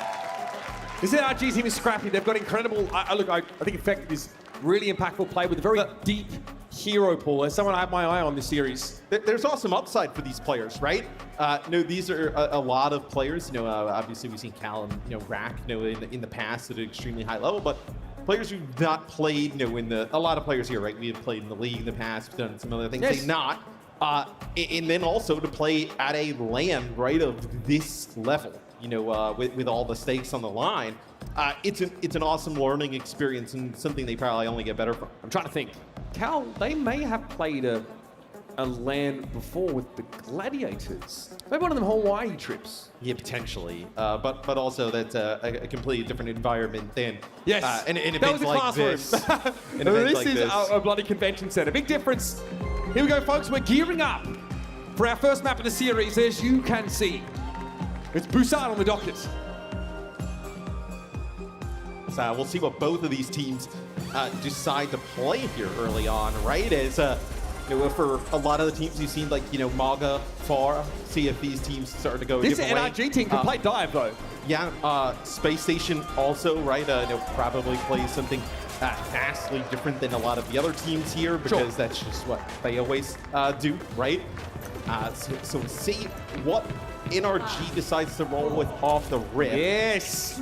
Right now, Infected hovering at that. Winston.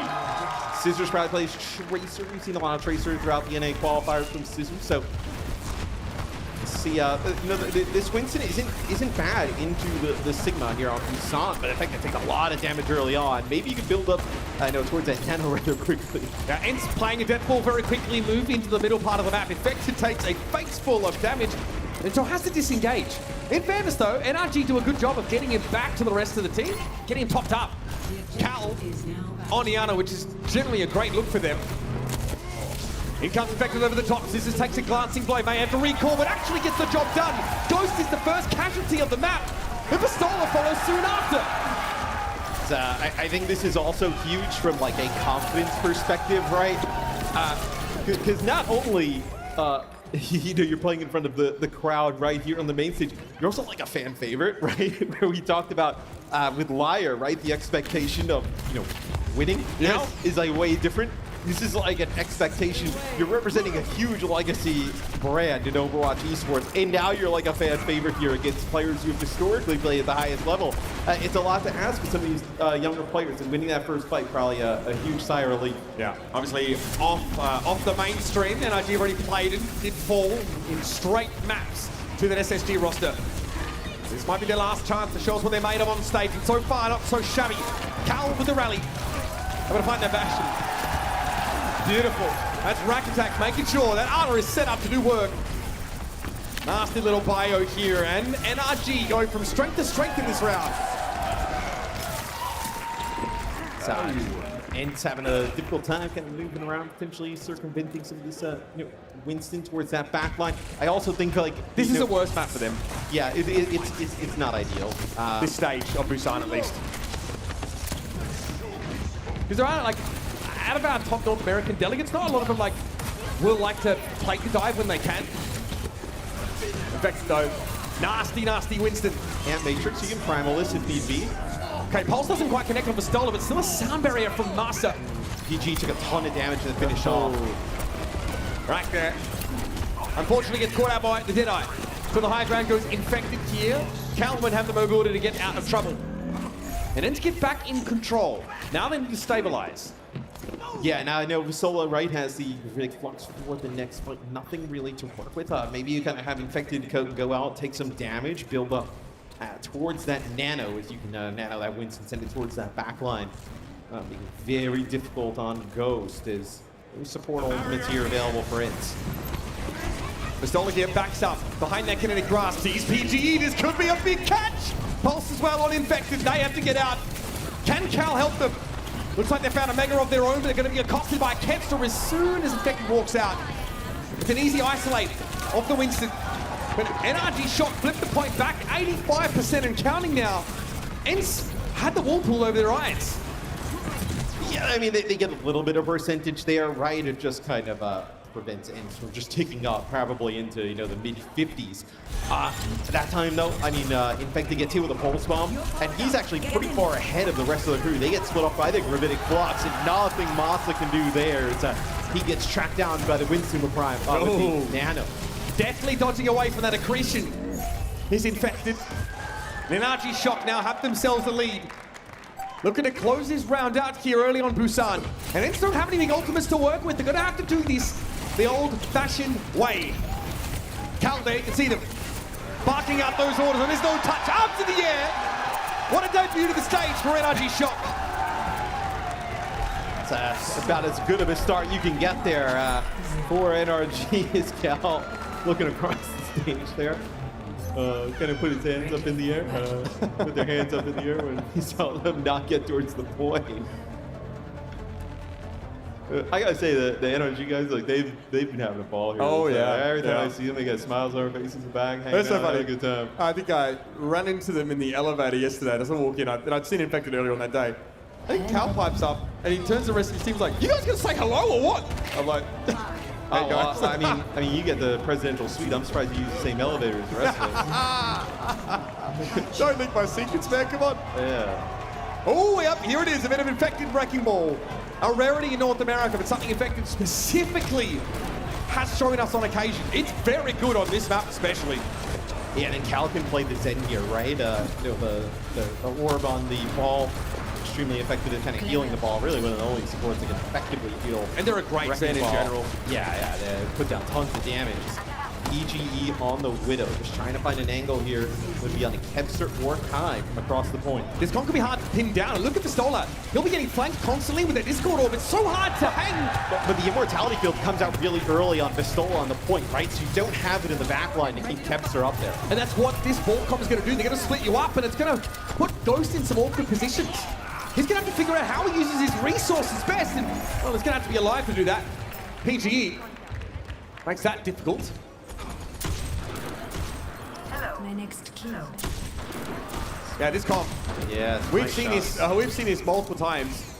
It's frustrating to play against That's why ENCE go for the legs at the start of the round, the Soldier 76, because Kevster feels like he needs some self-sufficiency. Against this comp, he knows who's going to dive him. But some damage from Scissors and a headshot, right? Wow. That one on Akai almost ends up taking him out.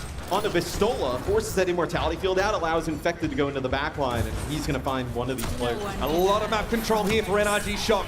PGE has to grapple away from trouble. Joins up with Rack Attack here with that infra side. He just waited for a glimpse of Kai. Pulled the shot a little bit too early though when Scissors got picked off. As they tried to dive deep. Risky business, Massa. Risky indeed. There it is, the headshot claims him. It's as if ENCE aren't quite aware of where the Widow's posted up right now. Eventually PGE is brought down. Kai gets in his face. Rack Attack was priced into having a fight here. As we'll see the point flipped. You thought I was rusty. Yes, so about 50% here for NRG Shock. Is I wonder if you have like a swap here potentially from PGE. Maybe swap off of the Widow, go with something else. But it looks like they'll stay on the Widow here. It can be a little bit easier now for like Kevster, right, with a little bit more map control to put pressure on it. Scissors has to recall a little early. NRG have to manufacture pressure in other ways. Kevster doesn't have to use his though. He is able to pick up the mini. Now can play a bit more aggressively. Scissors may have recall up in the next couple of seconds. That point is still under ENCE control. We see the drop in there from Infected. Big damage taken, not able to really do much to Kai, but it's a big shot from PGE. Ghost apparently can't really benefit from Pistola's shield, as he has to be used to contest. And it's like a minefield on half of the point there. I wonder because Infected took so much damage. A nano here onto the Zit. That was a flick from PGE, a nasty one, I think. It catches on and does enough damage, and Scissors turns up.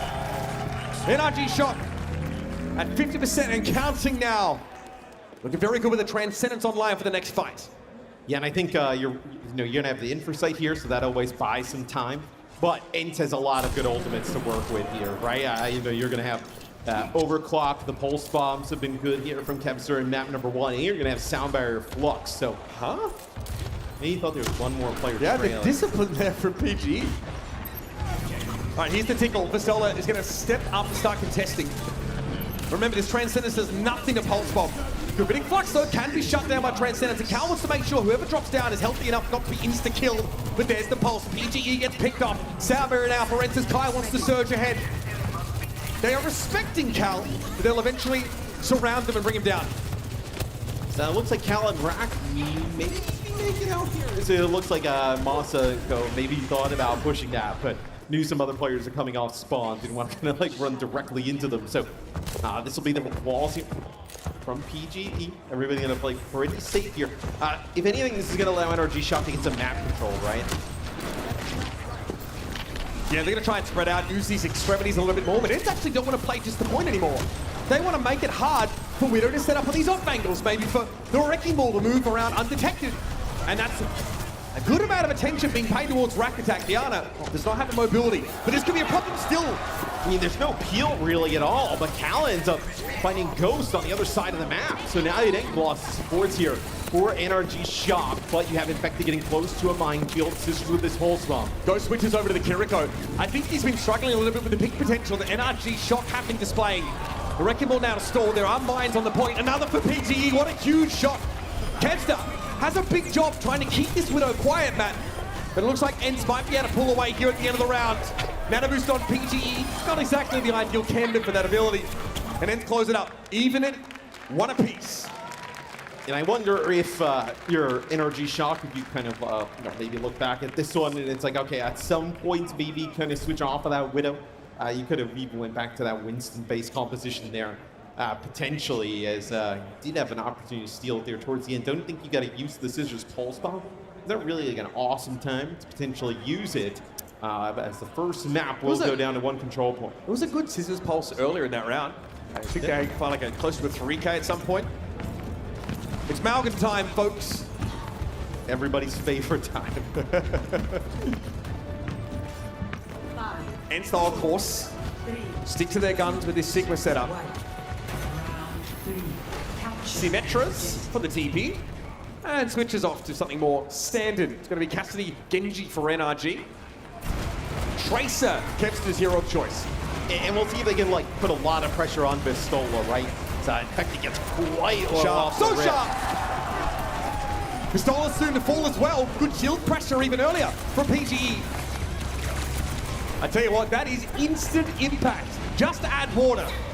For the hit scan DPS of NRG. Kai eventually falls here, and if it costs them Cal, Big Shocker happy with that exchange. Yeah, they'll have to double back. They're going to lose a lot of players towards the end of this fight, so inconclusive. Yeah, they may not even get a point out of this. They push really deep as Scissors with no deflect up have to back out. Balance here. Yeah, you'll have everybody back now at full straight, so it won't exactly be ENCE taking the point off of this. We'll have actually another fight. Oh, that's not good. The pick off from Masa. PGE was the silver bullet for NRG in that previous fight. Now without him, they really lack that damage output. Masa, so canny, like a sly fox. He's been around the block quite a few times. Yeah, just maybe slightly reckless there from NRG coming back on in, right? You're just kind of like for PGE, pretty out in the open, right? Walking kind of like towards the ENCE team, and then Infected gets quite deep into the back line, but none of his healers are in position with line of sight at the moment.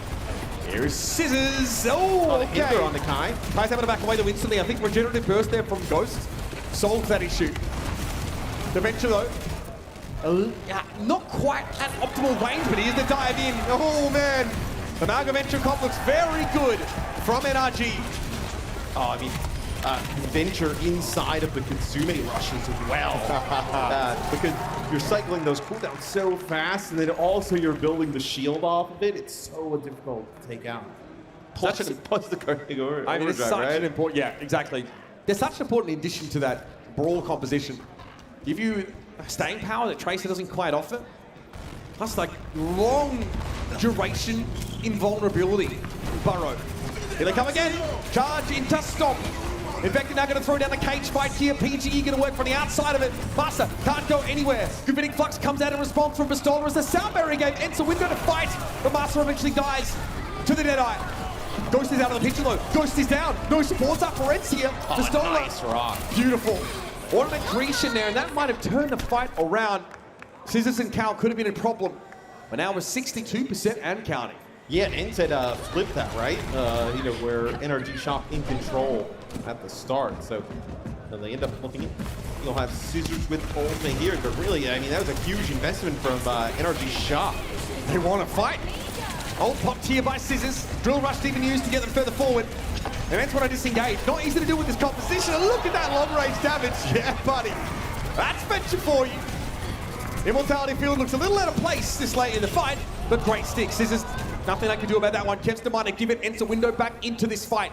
They'll play from the high ground for now, Matt. Yeah, no Suzu available there at the moment. But Cal already building up another Kitsune Rush. It's really fast. Not able to get it off in time to keep Infected alive. What a Deadeye. Nothing PGE could have done about that. The durability of the Cassidy, too hard to break through. And so ENCE have done it. Flip it back out of their control on this map, slowly starting to slip out of NRG's fingers. How do they even touch this? Scissors. Wrecking Ball here for Infected. Able to keep the round going, but this is awkward. They're going to get caught here. Not a whole lot that can be done. And with the Rack Attack falling now, it's going to be the last vestiges of NRG.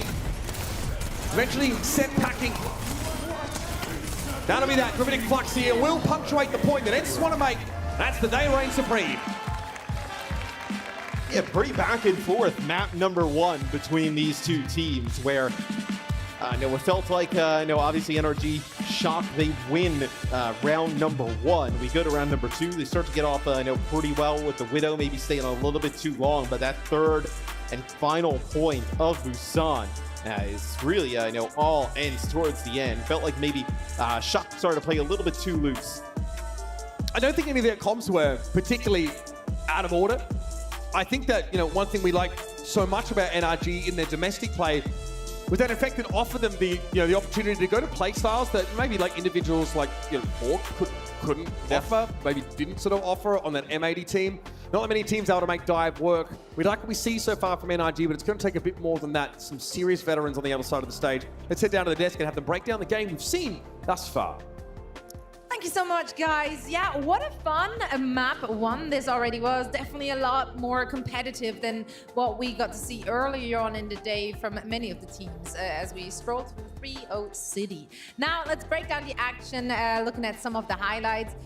I mean, Johnny, like just low-key seeing the future. You talk the ball into existence. It did happen. We also get to see some Venture, which is a lot of fun. PGE on that Widowmaker may have overstayed his welcome, but certainly he made Kevster sweat for it. Like, Kevster had his work cut out, keeping busy taking down PGE there. To be honest, I actually really like what NRG has brought so far. I think they made almost perfect decisions. The Winston comp on map 1, really punishing the Sigma. On map 2, I think the ball had a lot of potential. Maybe an opportunity to bring back the Winston later into the map, but PGE kept finding picks. It's hard to disagree with his Widow there. I think map 3, probably the biggest issue was just how well ENCE was able to execute. If you make any mistakes, if you don't pick them off within the first few seconds, they clutch these fights out. But I gotta emphasize, against that Mauga, so many fights were down to one last player. It's Kevster clutching with a pulse bomb. That was not a very dominant showing from ENCE, even though they do take the map.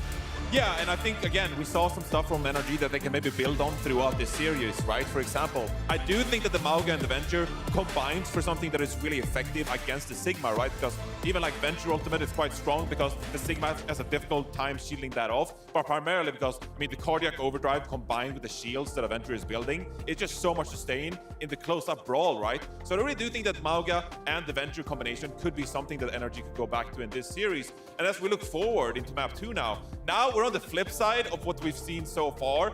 We're saying, well, like, hey, maybe ENCE, they should go to like Circuit Royale, for example. Maybe they should take it to those Sigma maps. Now, actually, if I'm NRG, I'm looking to, maybe we can pick one of those dive maps earlier. Like, maybe we can go to a Gibraltar, right? Because that is a map that really favorite dive. Vestola, not going to be confident at all playing that Sigma on Gibraltar. Or, for example, on Hybrid, maybe you want to go to something like a Hollywood, for example. That could be a really good map for NRG. So now you want to shy away from those Sigma-heavy maps, because that's pretty much only what Vestola has played so far in this tournament. I feel like it just has to be Gibraltar right now from NRG. I think not just that Gibraltar is a great dive map, but that also means you're blocking Circuit Royale, which is almost certainly going to be ENCE's map of choice. So get Circuit Royale out of the pool, play Gibraltar right now. If they pick anything else, frankly, I'll be a little disappointed. As it's not Busan again. It's not going to be Busan again. We're not doing a repeat. It's not going to be Busan a second time. That's keeping you on your toes. That's not allowed. That was a little quiz. We're actually heading to Midtown. We've just been informed. How do we feel about the Midtown choice? I don't know if I love that. This is a comfort pick for students of the game. They love their own Sigma comp on this map. So in a way, this is showing incredible confidence that they're going to take it to them, I think, in a Sigma mirror, perhaps with the Illari Lifeweaver that they've been playing previously. Yeah. This could be a strong look for them. And if they win the Sigma mirror, I think that definitely puts a statement on the series. However, I am worried because that means we're probably going to see ENCE having the opportunity to take us to Circuit, to bring out Kai on the Widowmaker. But maybe, I mean, honestly, at this point, maybe NRG's saying, we're going to have to beat you on the Sigma mirror at some point. Let's just go there. Let's go there with confidence and of our own volition. Honestly, establish dominance. Why not? Yeah, I mean, you got to make your bet, right? You might got to make, as a coach specifically, as a coach, when you have prepared all of this, right? You have to decide going into this series, do we want to take it to what we are comfortable on? Or do we perhaps want to go to maps that we think they will have a difficult time on? So you got to make your bet and you got to make up your mind. Because worst case scenario, maybe you lose this Midtown map now because ENCE are like, will happily play Midtown. But you got to be comfortable with this pick now. Going to Midtown, I'm not quite sure I agree with this pick. But like Jake said, it's obviously picking it. It's a map they're probably comfortable on. I think something we have been seeing from this team throughout stage 2 was that they like to play into their comfort zone. Kind of disregarding what they know their opponents are particularly comfortable with or would like to play. They have been relying heavily on comfort picks, comfort maps, etc. So it might not be a bad choice for them. Obviously, this is a best of 3, so even if it's lost, it's not everything's done and dusted. They are on the brink of elimination, though, so obviously everything is on the line. Stakes are high here as we are heading into our second map of this very series. And for all the action, we send it over back to Uber and Mr. X. Thank you very much, gang. Yeah, look, a great point there when it comes to the map selection here for NRG, because the idea of like there being one comp that this team plays kind of falls down. We've seen a few teams show a really strong preference to try and drive for maps that suit certain styles, but NRG are actually a lot more flexible, I would say, than okay, maybe not Toronto, but definitely like M80 in that sense, right? They do have a Sigma comp. They like that look. I don't know if like Infected came into the OWCS being sort of known as a Sigma player, but this team have really managed to make that comp work, and they have looked really good on that map. Yeah, and I think though, like they mentioned, like, if you're going to play this Sigma kind of competition, like head-to-head against ENCE, right? They're very good at it. If you end up losing that, right, you're going to have to kind of like make some changes moving forward. So it's a little bit of a gamble of a map pick, but it should be interesting. I like the idea of like trying to push a Gibraltar, but that's available elsewhere in the series. I mean, NRG, you think of it this way, like you have the map picks if you need them. If you find success here, then don't worry about it. It's going to be ENCE selecting their map. Remember, the trash talk was real. ENCE, absolutely. That'll be a good quote. If you have the map picks, if you have them. That's not what I mean. There you go. I mean, if you lose, right, you have those options in reserve to stop yourself from getting blown out. Losing is learning. We can just learn to pick more maps. Yeah, That's did you know what if you don't win? Yeah, I mean, just get them all out. Listen, you lose if you don't win. It's pretty serious. Well, I guess you can draw in this game on this map type too, so it doesn't really hold up. All the losers are learning at home. These are the teams that won. Yeah. It's only been 8-9 years of this. You? Really? We're starting to get it. Yeah. Oh, wow. DreamHack Yon shipping 8 years ago. Ish. So he remembers. Pepperidge Farm does too. Most of you probably don't. That's fine. It's about a here and now, folks. NRG shock here with that Sigma composition. And I think EI is a little bit controversial. I talked to Martin. I'm like, what do you think about this hero? He's like, no good. I won't play it. Yeah, people are on board with it until Jack started locking it rank, and then everybody. So it's like the reverse. It's the reverse Happy and Pelican locking fire in rank. It's like we have the reverse Kepster, we have the reverse Happy Pelican. Bro, he's like that Arthur meme with the bald fist by his side in the green room right now. Man, catching strays. Rack Attack on his legendary Life Weaver looking for big trees and big grips. Defensive though, like Illari on this map, actually probably like the best setup for the hero, right? Like you can have really nice placements of the turret, being able to kind of like heal throughout all, and it makes it very difficult to take out. So they've kind of given up control here, of the fire station right away. But if you can kind of like lock them in here for the shock, and PG gets big dynamite value as they come on out. Potential to get some kills off of this is Scissors will find Kevster. Rack Attack, APM off the charts, dishing out that healing. Important right now to have good throughput as the pressure is mounting from ENCE. And Vistola on Adiva, which is a really, it's a great pick for them. One of their most comfortable heroes. PG is looking for a side and doesn't really have one. But still, NRG Shock been able to force ENCE right on back to the choke. Yes, Rack Attack can obviously use the grip to kind of get players, all the way from points back to like safety. As Cal, really odd spot there, gets caught out. Yeah, Master Spot's a great opportunity. Does a great job at manufacturing picks in general.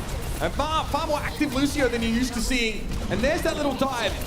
Kai right behind Vistola with the railgun shot and infected. Well, it's usually how that goes in a 1v5. Might have some staggers here as well. Oh, buddy.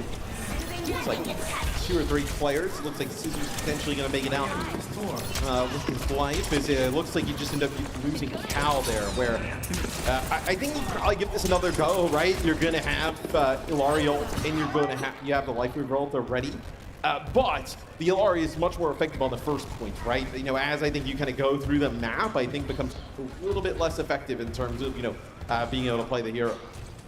Aggression there, catching Vistola briefly, that healing pylon a little bit tough to see for ENCE, so it's going to get a lot of value for Cal. He wants to move up here and just take pot shots at the Diva for now. Card though is on the move eventually, NRG Shock are going to have to intervene. Cal might think for Captain Sun here, has to watch out for the defense matrix. Here's the blade, and the grip is good. Scissors though not nearly as lucky. Can't escape from Kai. Kesa with a sound barrier now. Not able to cut through NRG Shock, who, oh my! The Captain Sun, Cal waits on it, finds both DPS. Now looks to try and top Infected up briefly. ENCE are in full scale retreat. Yes, Captain Sun huge there. Looks like we're Scissors here with a full stop. Potentially kind of like lurking around the high ground. It's going to be a Kitsune rush here from Ghost as you get that up in the high ground, just trying to get high ground control. In fact, it's Chilton. He's having to back away from that. Somehow, NRG Shock with their Sigma comp are allowed to disengage. ENCE don't find value out of that Kitsune rush. They can't even use the high ground because they've got to push the cart. That's one they're going to wish they had back. As a deflect from Camp, he's headed deep into the back line, but takes a hit from Cal.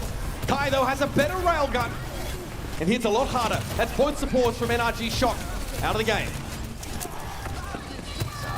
Kai now set up on this high ground, right? You just gotta like dislodge these players here from the payload. Is gonna get infected out of the way, right? Now you can have Kai set up on the high ground with that Sojourn kind of like overlooking it. Makes it pretty difficult here. You know, NRG Shock gonna make it out of the spawn, right? Into the support switch, which he kind of thought after those ultimates were used, but he might not even be able to get a ton of me. Rack Attack's gonna slip. I mean, So look how ugly. weak. Yeah, I mean, that's brutal. Rack Attack had no choice but to try and contest. Infected could not get there, and now it's just a stagger.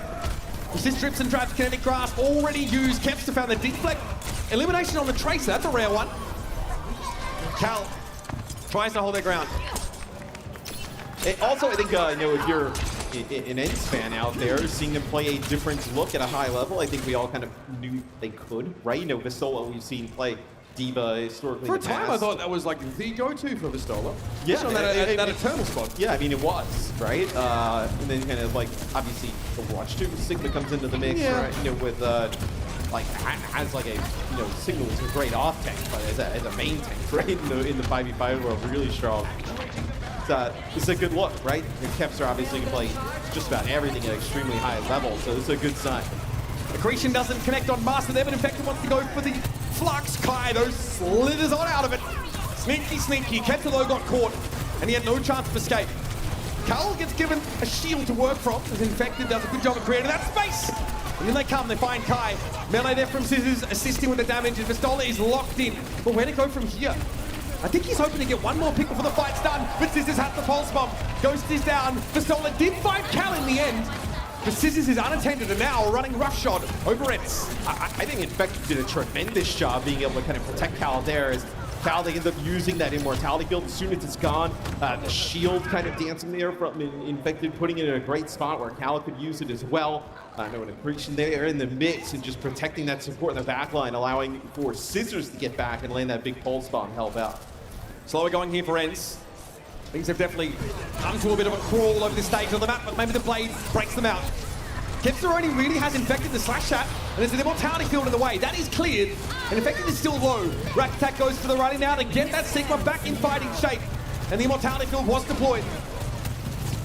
Kai pushes up, PG, no escape. Cal now on the chopping block, dangerous situation for them, and Kai doesn't miss those.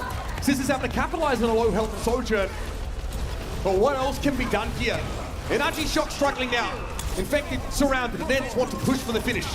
Yeah, the payload not in position though that like that fight is just going to result in a win, right, of the map. As did end up getting one player from ENCE down here.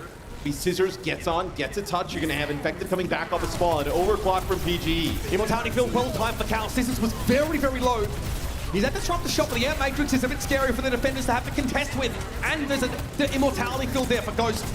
A deadly combo. This is really a precedent to play into, and now a sound barrier to follow it up. How do NRG respond to this? It's just too much. They're going to be brought down now, and ENCE will not be denied. A minute and 21 on the clock. I've got to say, watching Kempster there, put a lot of pressure down on the Genji. Also, he has a way of blowing air in just the right way to move the curtains of hair out of either side of it. Have you seen that? He can hit either side. He like blows his little hair curtains out of the way as he plays. I've never had that much hair, so I've never really. No, it's really impressive, honestly. He does that all while playing. Unreal. Just aims that jet of air. Well, luckily for you, you'll never have to do that. My hairline is going the other direction. It's not an issue. Your hairline's doing the reverse Kempster. What do we call it? Literally. The reverse Kempster, bro. You're getting savage in your old age. Who, me? Yeah, you. Oh, I think Hey, those milk bars make you look young, but I don't know how old you really are. All right, ENCE here with the Ramatra setup. A little bit slower, a little bit harder to shift. And how does it go up against the Malgus setup, though? Well, I mean, you can kind of control this like high ground a little bit. I mean, you wouldn't really love to brawl with Ramatra against Maga, right?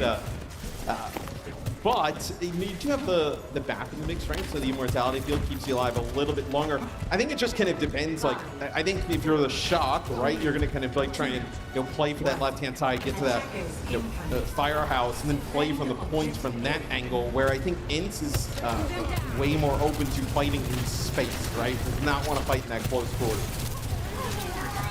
Okay, we have a Venture here. The Scissors briefly, and then a Tracer. Okay, sounding a bit more reasonable. Dark Lord PGE, of course, will be on that Soldier. They want to force him off of high ground here, right? So force this Ramatra down, probably into that back left corner. And then you're going to go with a big slam. That's going to be the cardiac overdrive right away. Pistola knew they were coming, though. Throws up the Vortex earlier. NRG not quite able to get to grips with ENCE yet. Cal occupying his high ground, though, and ain't going to be a problem. But Kai is hitting those shots. Beautiful rail. Claims PGE. Cal, that seemed all too easy for the young man. And one by one, the attackers are felled. Yeah, I mean, you don't put a ton of pressure on the point, right? 46%, so you get a tick out of that. And then you come out of the subway car at the top, and you use that cardiac overdrive straight away. So they just kite around the corner. I mean, there's not really like a worry, right? They're not fighting into that. You have immortality field at the time, at that time you have the Ramatra. Right now you can play even from more of a distance here with the Sigma. Dangerous Infected. That is just too far. You don't have the healing throughput to deal with that amount of damage coming away. And you had the cardiac overdrive, sure, but you're not actually doing damage while you're running across the map. Yeah, and there's not really a worry about like getting bursted by PGE as you cross there if you're ENCE, right? I mean, you just speed boost across with ease. NRG Shock almost splits themselves in a way, right? They almost split themselves, so. Yeah, Infected tries to get across the gap and threaten a point cap. Yeah, and this is even better here with the Sigma in play, right? You kind of control that staircase, control the high ground if you want. You give that ground though if you're challenged by the Malga. You're back up. Yeah. Nice. This is once more Infected. Gonna hope to make use of the flank pressure being applied. Okay, big stop. But can he follow up on it? Pistola able to find Cal here now. Infected, a little bit more nervous about pushing him, but considering what she's active, they've got to make use of it somehow to get Kai. Any more than that? No. Accretion catches Tracer, and Scissors can't really do anything about Ghost up there. It's a large investment, though. Rack ends up using Sound Barrier for 3 players there. It was just, I believe, himself infected in Scissors. And in that, I mean, you match barrier versus barrier, but in the lost fight, pretty much, just come back with the Sound Barrier, I feel like, in the next fight, and you're in a much better spot. Running out of time here for the attackers. They do have cage fight. Yeah. Pulse bomb as well for Scissors, but has to, of course, contend with the Immortality field to make that work. And ENCE has a flux. Shocker playing a grouped up team, and hello! Out of nowhere, that was kept with a melee kill. Oh, buddy. Flank pressure's gone. You are resetting again. Okay, here's the stop. Pistola avoids it. Look at that shield. That was beautiful. Break the line of sight. Flux, risky. You've got to stay alive through this. You've got to stay alive through that. I get it though. Goes for the immortality field. Placed in a position that's hard for the attackers to see from that room to shoot at. But I think ENCE just let NRG into the game. Yeah, I mean, he's tethered to the corner though. Like, there's not really a spot he can kind of go to. Use the flux there. They end up taking him out, so you don't have that ultimate further.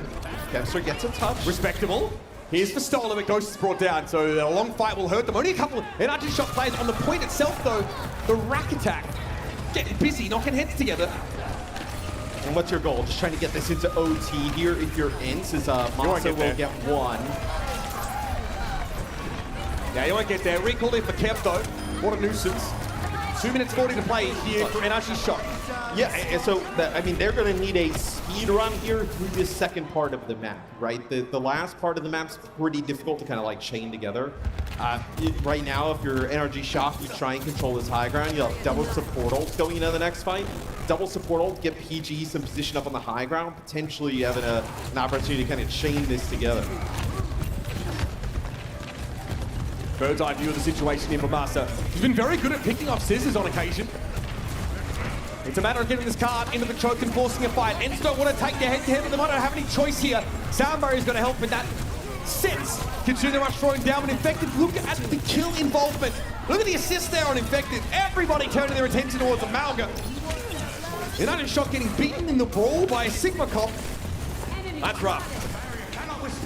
Yes, you kind of needed a fight when there. I guess the benefit here for Shock is that both support ultimates used during that previous fight. So you get a good use of the sound barrier that's at least going to get you in position to have one more fight at that point, like really close to completing the checkpoint.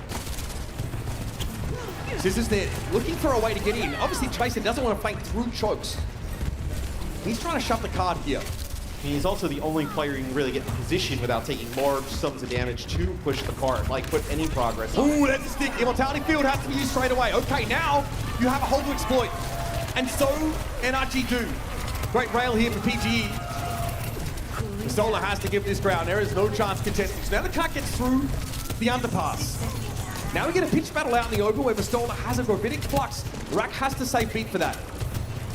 Yeah, we've seen a lot of players, though, get shot out of using that beat, right? Oh, don't do that. Kai's got an overclock on the other side. You're like almost in prime position for it as that is a swing and a miss there on that one. That is a big old whip for Pistola. But here, Kai, though, kind of redeeming that. Not a whip there. Oh, buddy. Oh, that's dirty. Kai looks so slick with it. Infected trying to bring that Sojourn down to earth, but Kai remains a moon unit. And I mean, now, like, you're going to be walking into ENCE with high ground control and the overclock here. Very difficult position for Shock to fight from. 10 seconds now, left for NRG. Case fight available for Infected and off to work. Chopwood carry water before he uses beat.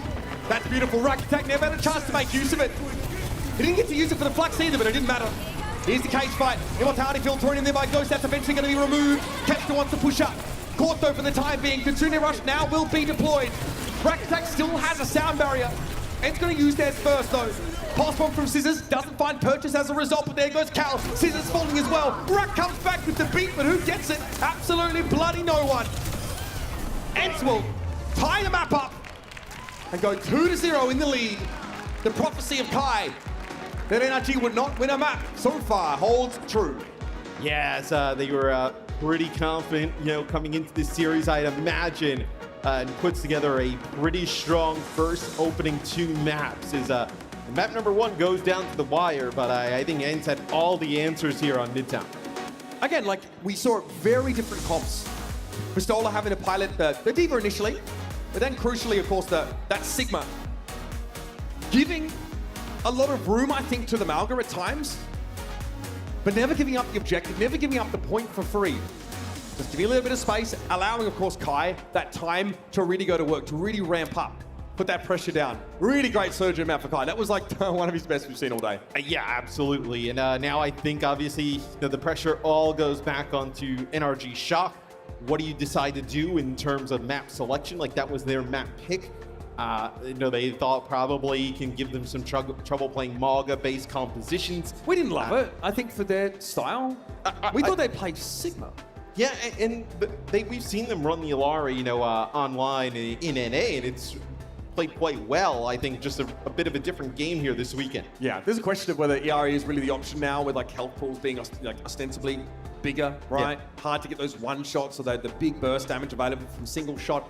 Heroes, but we digress. We're going to head over to the desk to break down this second map as NRG Shock are clinging on for survival in this tournament. Terrandy, thank you so much. ENCE going up 2-0 in this series. So once again, the ball is in Energy's court to make something happen and get that first W on the board. Can they do it? Have they been competitive enough, in your opinion?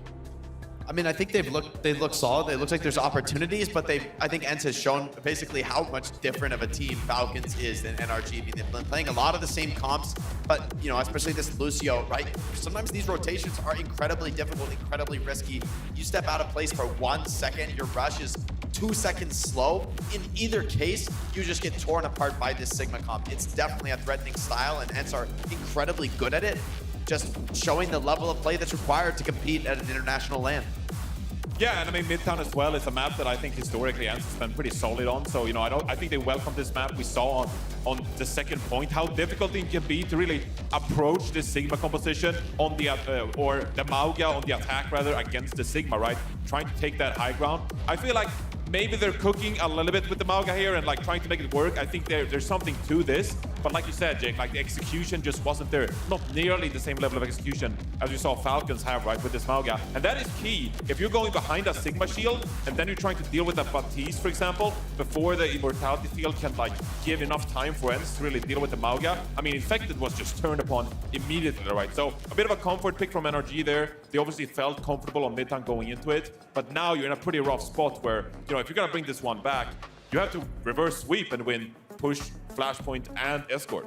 I mean, good news for them though is I think you might be able to at least you might be able to take us to a very solid dive map here. Where we did see them win with the Winston comp on the first round of Busan. So I think there's still hope for NRG. They have an opportunity, but it's going to be a long road. You're exactly right. It is indeed, but they came into this event with confidence. You actually, Jake, got an opportunity to chat with them just yesterday. Let's see what they had to say. All right, what's up, everybody? I'm Jake, and I'm here with the newly signed NRG Shock roster. Boys, I gotta ask, what does it mean to be here at LAN and you gotta be playing for Shock? For me, it's a dream come true. Like, especially repping like NRG and the Shock, because it's the Shock. It's really exciting and a big part of my life. Yeah, so have you played like on stage in front of fans before, ever in that environment? Nope. Are you guys nervous at all for that? I'm pretty nervous. PG's nervous. Yeah, I've never played on a new setup. Apparently, my mouse pad and all that stuff. Like, you know, the mouse pad. That's a different topic. We don't want to talk about that, dog. Looking at some of the other teams here in the tournament, who are you looking at as like the scariest, most elite contenders, and who are you kind of looking at like, all right, we can get these dubs? I will beat Crazy Raccoons. All right, I Cal, will beat calling Crazy your shots again. That's confidence. Like, I think Falcons are the strongest right now, but apparently like a lot of the other teams are like, you know, Falcons are beatable, but for some reason we're better against like some teams and they're better against other teams. Infected, Scissors, any team you're looking to beat, or just coming to show your best? I want to beat the Koreans. Yeah? Yeah, I think they're overrated. Damn. Okay. Yeah. Think that Crazy Raccoons, Falcons, think are overrated? Very beatable, for sure. Beatable? Yeah. All right. We're gonna test out y'all's Texas accent. Who do you think has the best Texas accent? Who's ready to rock? I'm not even joking. Like, I could handle this. All right. I could You got three like, both I competitors. could handle it. You guys are quiet in the back, but I'm gonna make I'm you. international. I'm gonna make Like, you try. I got this. First phrase is, howdy partner. Howdy, partner. Howdy, partner. That's your normal voice. You just said that normally. Did I? Howdy partner. Cal, you talked a big game. What you got? I have to sit up for this. All right. Hold I got on. locked in. Don't look at me. Don't look at me. Howdy, partner. Okay, come on. Okay, not bad. Okay, come on. That's better than Rax. That's not bad. Let me see Affected. Let me see Affected. All right. Howdy, partner. That was good. I believe that. Oh my. Howdy, partner. Hey, all right. All right, how about this? It's high noon. It's high noon. It's high noon. It's high noon. All right, you guys. This has been NRG Shock. Excited to see them play on stage. Looking forward to what you guys bring in the tournament. Thank you so much for spending the time with me. Appreciate y'all. Thank you for having us. Tell me that something wasn't hard. I love these guys. I'm actually so glad we get to see them here on LAN.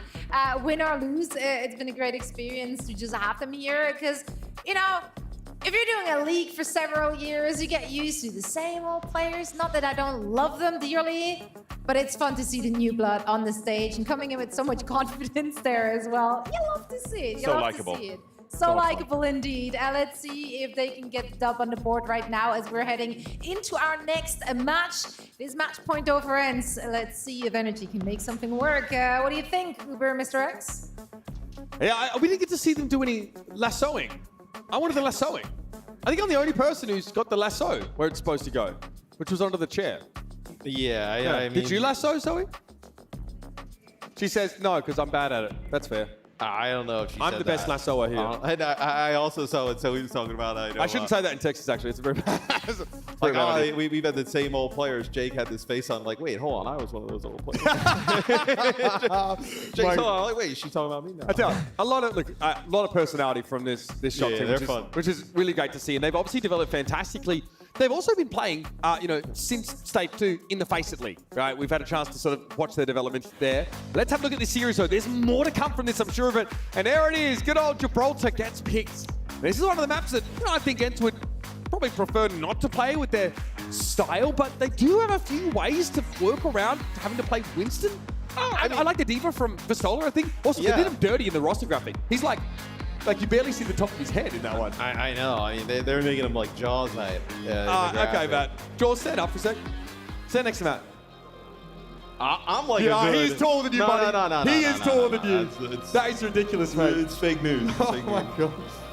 34 counts of making stuff up, Matt. He's got platform shoes on. Look.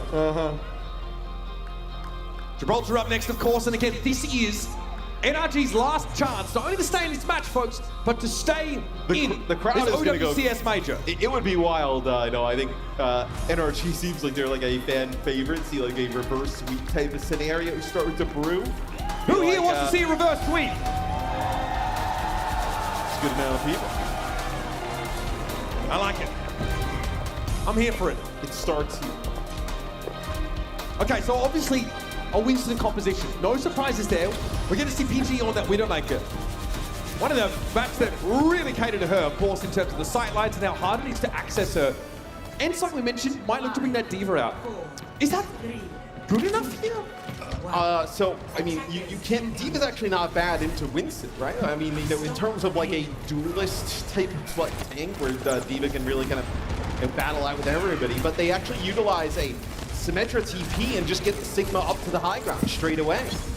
And I think they're gonna just try and like almost bait a dive in and say to, NRG, it's like, can you coordinate effectively enough to take out, our kind of Sigma-based, more brawly composition, and Infected is dead right away. PG had nothing to shoot out there. That speed boost has then started scurrying all over the card. Made it very, very hard to get beat on any of them. Also, that old SSG roster used to play Reinhardt with the TPing sim on this map. Yeah, but back in the London days. Yeah, but saying that, it's like nobody's doing it, right? I mean, that is just vastly different. But that was how they overcame Gibraltar, playing like a rush style. Yeah, Symmetra provides like a lot of mobility to characters who typically don't have mobility. So right off the start, kind of catches them off a little bit. Something to pay attention to, they get a kill on Vistola off the back of this. Cal, they hit a few biotic grenades to start this one off. So they get a kill off the back of this one. The Kai answers with two. Something tells me Enter ready for this. Enter ready for this map. They know it's going to get picked against them, probably by some of the Asian teams. So they're ready for it when NRG choose to take them there. Scissors though, that's dangerous. PG doesn't have a good sightline, so I like Scissors pulling back a little bit here. Ideally pulling some people into the sightline of his Widow. I like the Diva swap here though, right? You come off the rip, you use that Sim TP, you get to the high ground with the Sigma. Once you kind of are dislodged from that, like just kind of forcing the Sigma in feels like a bad look. Seems masochistic in this part of that too. Yeah, so now you can actually just get control of this high ground with the Diva. Also puts a little bit more pressure on PG.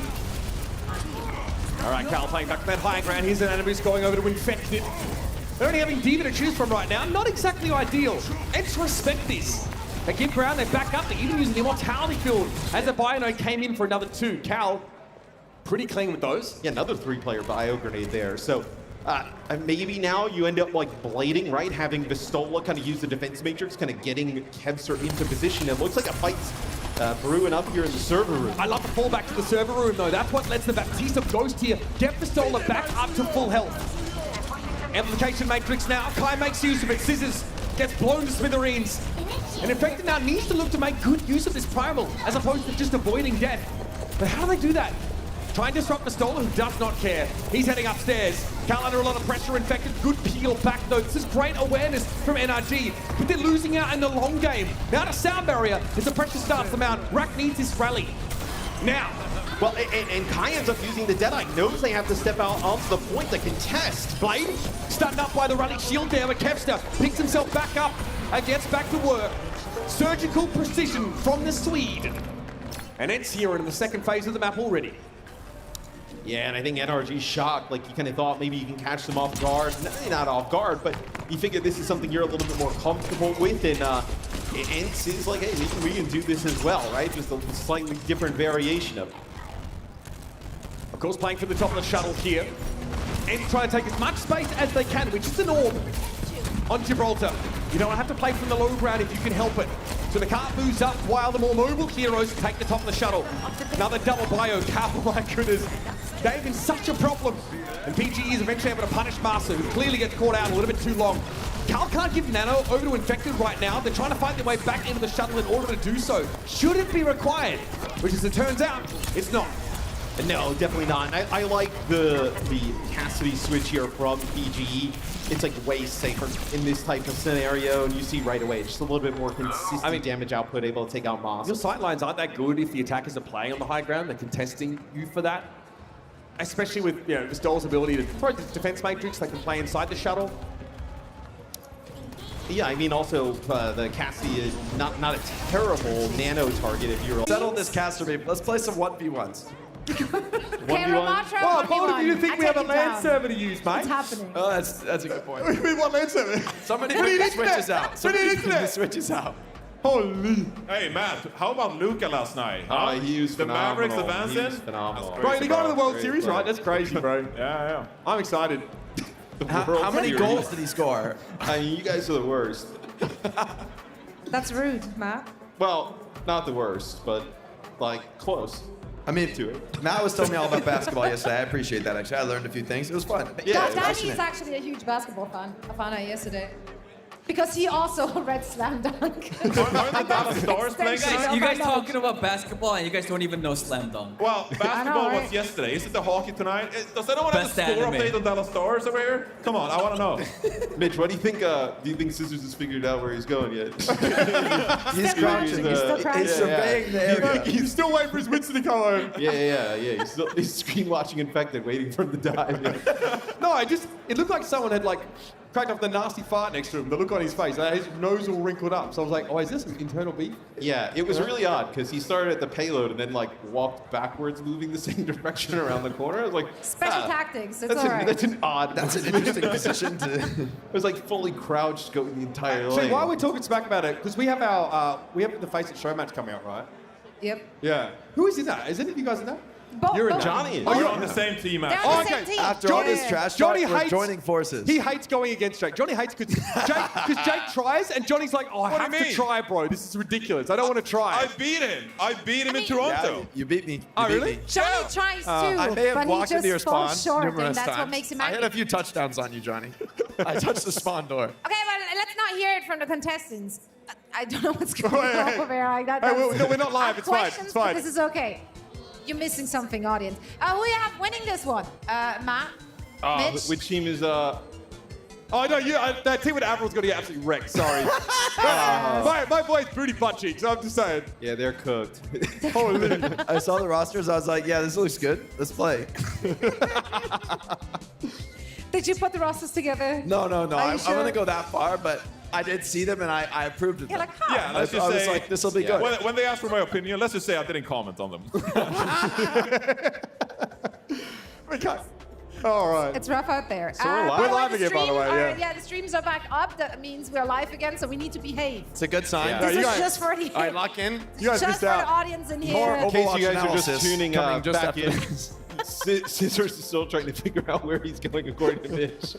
Come on, bro. Hey, talk about beating a dead horse, my G. All right, you just look confused, man. He was too funny. You're Are you going with trying to the start? You trying to start? You're going with the half tuck today again. What do you mean? No, it just pulled out. You know what I mean? Oh, okay. How's it going, Zoe? It's going pretty well. Thank you very much for asking. How about you? That pretty good. We're really good at small talk. Yeah. I'd pay you to talk. For sure. I'd pay him to shut up personally, but that's just me. We all have different investments. I'm invested in this game. It will happen eventually. And I see the players. They look locked in. It looks like they're testing the Ready, lobby S? right now, so we could be potentially. We on our way could be back. close. We're testing. Yeah, we're testing. We We're gotta making make sure. that everything is in order so we can. We're in the continue. ballpark of the game. I love this, Danny.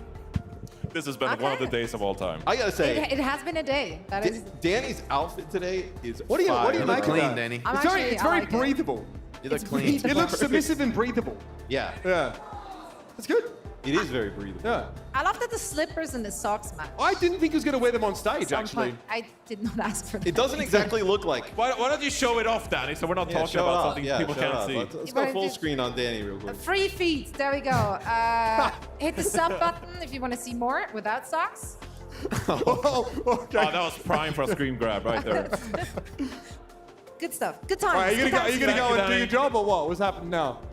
You gonna go do your job? You're gonna or? go do your Danny. No, okay, Danny did like he was playing every game they've ever invented on stage for like a little bit. That's true. He did really That's well right. actually. We made rock paper scissors kind of high. Yeah, That's what I right. thought. The rock paper scissors is always pretty high. I mean, Hardy got Mind Palace by Cal though. yeah, he did. He did. Dominated. Take him to the rock 12 times in a row. Like, you never see that one. It was mind games at that point. Honestly impressive. And I felt bad because Danny was peer pressuring one of them to switch off of rock, and you could tell neither of them loses really immediately. wanted to switch off of rock. Hardy's too nice. He Yeah. just wanted to get the game moving. I think he regrets it now, looking back on it. Yeah, You guys- I'm you sure guys- he's still dwelling You on guys this remember what rock, happened in this paper, series, scissors. by the way? Anybody? In this particular Yeah, this series? one. This one. I NRG remember in a crouched. dangerous scenario, but trying to make a comeback. Precarious even. Precarious, certainly, but it's looking, there's glimmers of hope here on Gibraltar. Just a glimmer, though. That we're a ways away from a light at the end of the tunnel. What do you think about the attacking Diva comp? Like the Honestly, I think it's some booty. I don't know. I think it's very bad. I think it's very bad. They just don't play Winston, and so they're bringing it out. And playing to their strengths, I can see it. I think if you're gonna play BAP with a dive hero, it's probably gonna be Diva. To be honest, it's very forced, but play to your strengths. And in the end, ENCE is looking like the stronger team in this series, so I can see sticking with What's your guns. opinion, John? I feel like I have to give the most cope answer possible here. Okay, give us but some we cope. haven't seen Gibraltar play this year in Face It League or OWCS, so we have minimal practice time on them.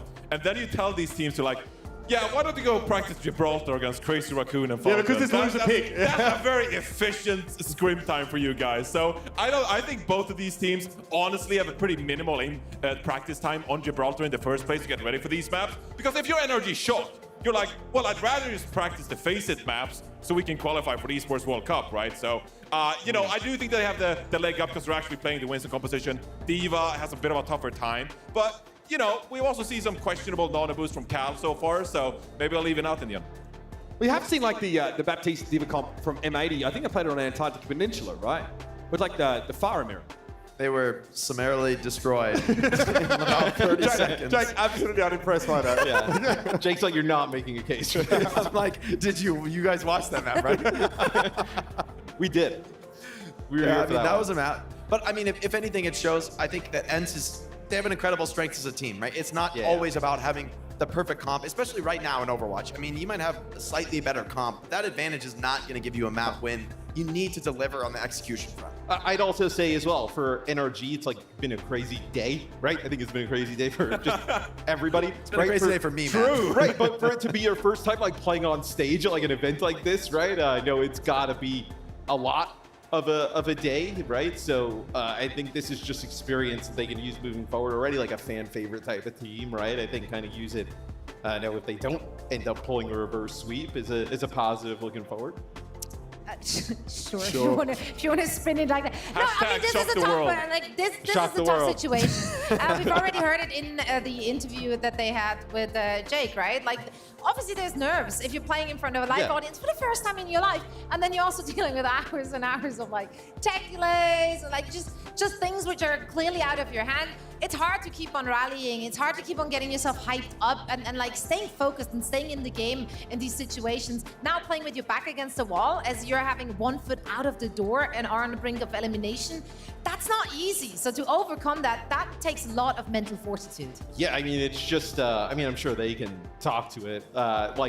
Especially the first event you go to. I don't know if you ever played on stage. I don't know what you do, but I did. the first You time, did too. You used to be a competitor. Yeah. The first time you go to an event, it is just, you're so used to competing, whether it be in your the room at home or wherever, that you come to an event and it just absolutely throws your routine, but for a loop. And it takes an event or two to kind of adjust, get in a little bit of a rhythm for land. It feels like the game goes super fast when you're up there as well. I've only had a couple of times up there, but I blink and a map's over. So you can hardly get your feet on your first couple of times on stage.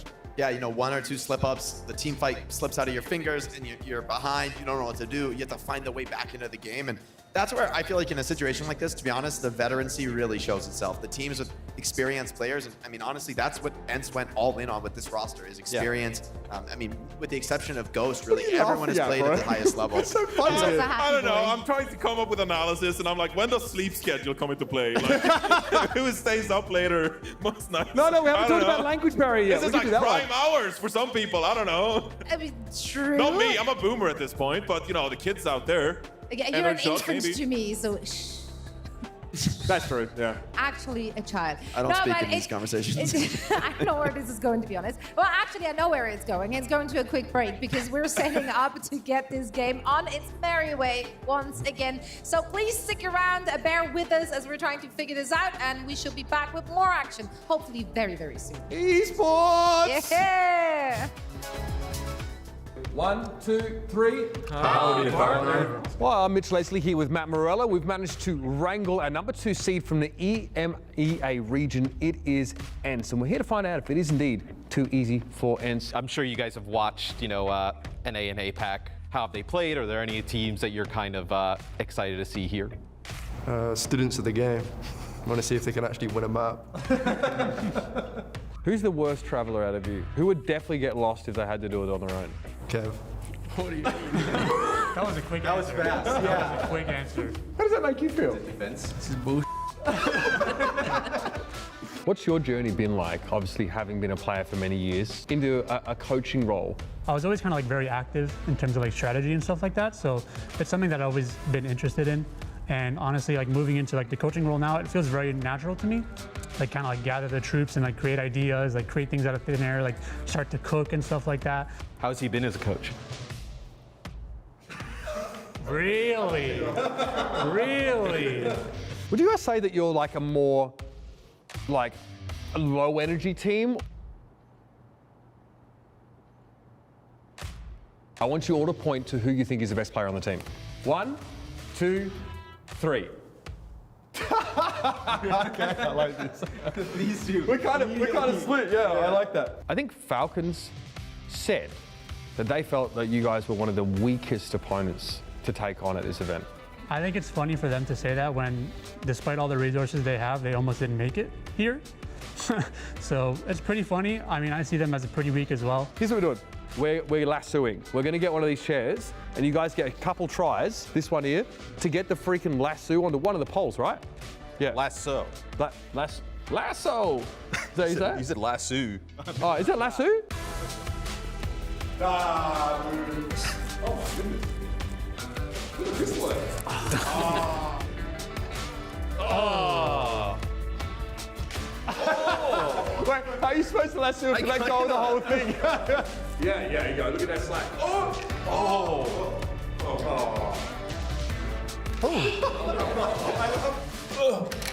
Oh. That's easy. Maybe we should make it longer for everyone listening. Well, that's all we've got time for. Thank you so much, guys, for joining us. I'm sure you guys all look like you've had the time of your lives. It's been great doing this with you. See you guys out there. All right, what's up, everybody? I'm Jake, and I'm here with the newly signed NRG Shock roster. Boys, I gotta ask, what does it mean to be here at LAN and you gotta be playing for Shock? For me, it's a dream come true. Like especially repping like NRG and the Shock, because it's the Shock. It's really exciting and a big part of my life. Yeah, so have you played like on stage in front of fans before, ever Nope. in that environment? Nope. Are you guys nervous at all for that? I'm pretty nervous. PG's nervous. Yeah, I've never played on a new setup. Apparently, my mouse pad and all that stuff. Like, you know, The mouse pad, that's a different topic. we don't want to talk about that, dog. Yeah. Looking at some of the other teams here in the tournament, who are you looking at as like the scariest, most elite contenders, and who are you kind of looking at like, all right, we can get these dubs? I will beat Crazy Raccoons. All right, I will Cal beat calling Crazy your shots again. That's confidence. Like, I think Falcons are the strongest right now, but apparently, like, a lot of the other teams are like, Falcons are beatable. But for some reason, we're better against, like, some teams and they're better against other teams. Infected Scissors, any team you're looking to beat, or just coming to show your best? I want to beat the Koreans. Yeah? Yeah, I think they're overrated. Okay. Yeah. Think that Crazy Raccoons, Falcons, think are overrated? Very beatable, for sure. Beatable? Yeah. All right. We're gonna test out y'all's Texas accent. Who do you think has the best Texas accent? Who's ready to rock? I'm not even joking. Like, I could handle this. All right. I could You handle got it. three Like, bold I competitors. could handle it. You guys are quiet in the back, but I'm gonna make I'm you. international. I'm gonna make Like, you I cry. got this. First phrase is, howdy partner. Howdy, partner. Howdy, partner. That's your normal voice. You just said that normally. Did I? Howdy partner. Cal, you talked a big game. What you got? I have to sit up for this. All right. Hold I got on. locked in. Don't look at me. Howdy, partner.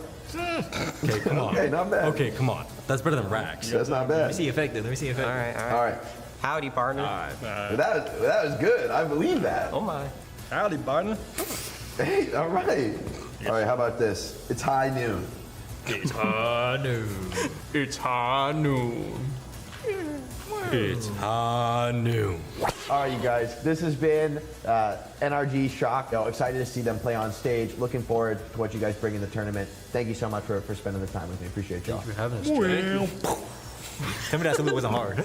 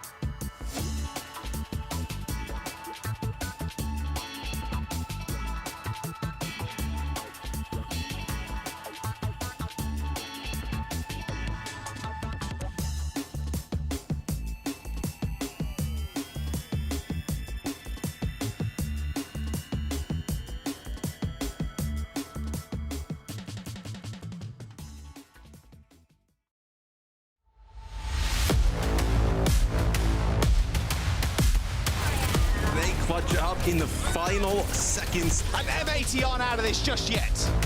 ENCE take the round, take the map, and start off the series strong. And what? The Falcons will be the champion. This Primal, you cannot do anything about it. Students of the game are headed to land, folks. And Space Station demolish ENCE and claim the title as Stage 2 champions. The new kings of EU have been crowned. Twisted Minds take the series. And it's a 3-0 victory for the Raccoons. The revenge is there. Toronto Defiant tower over the competition and who are back-to-back stage champions.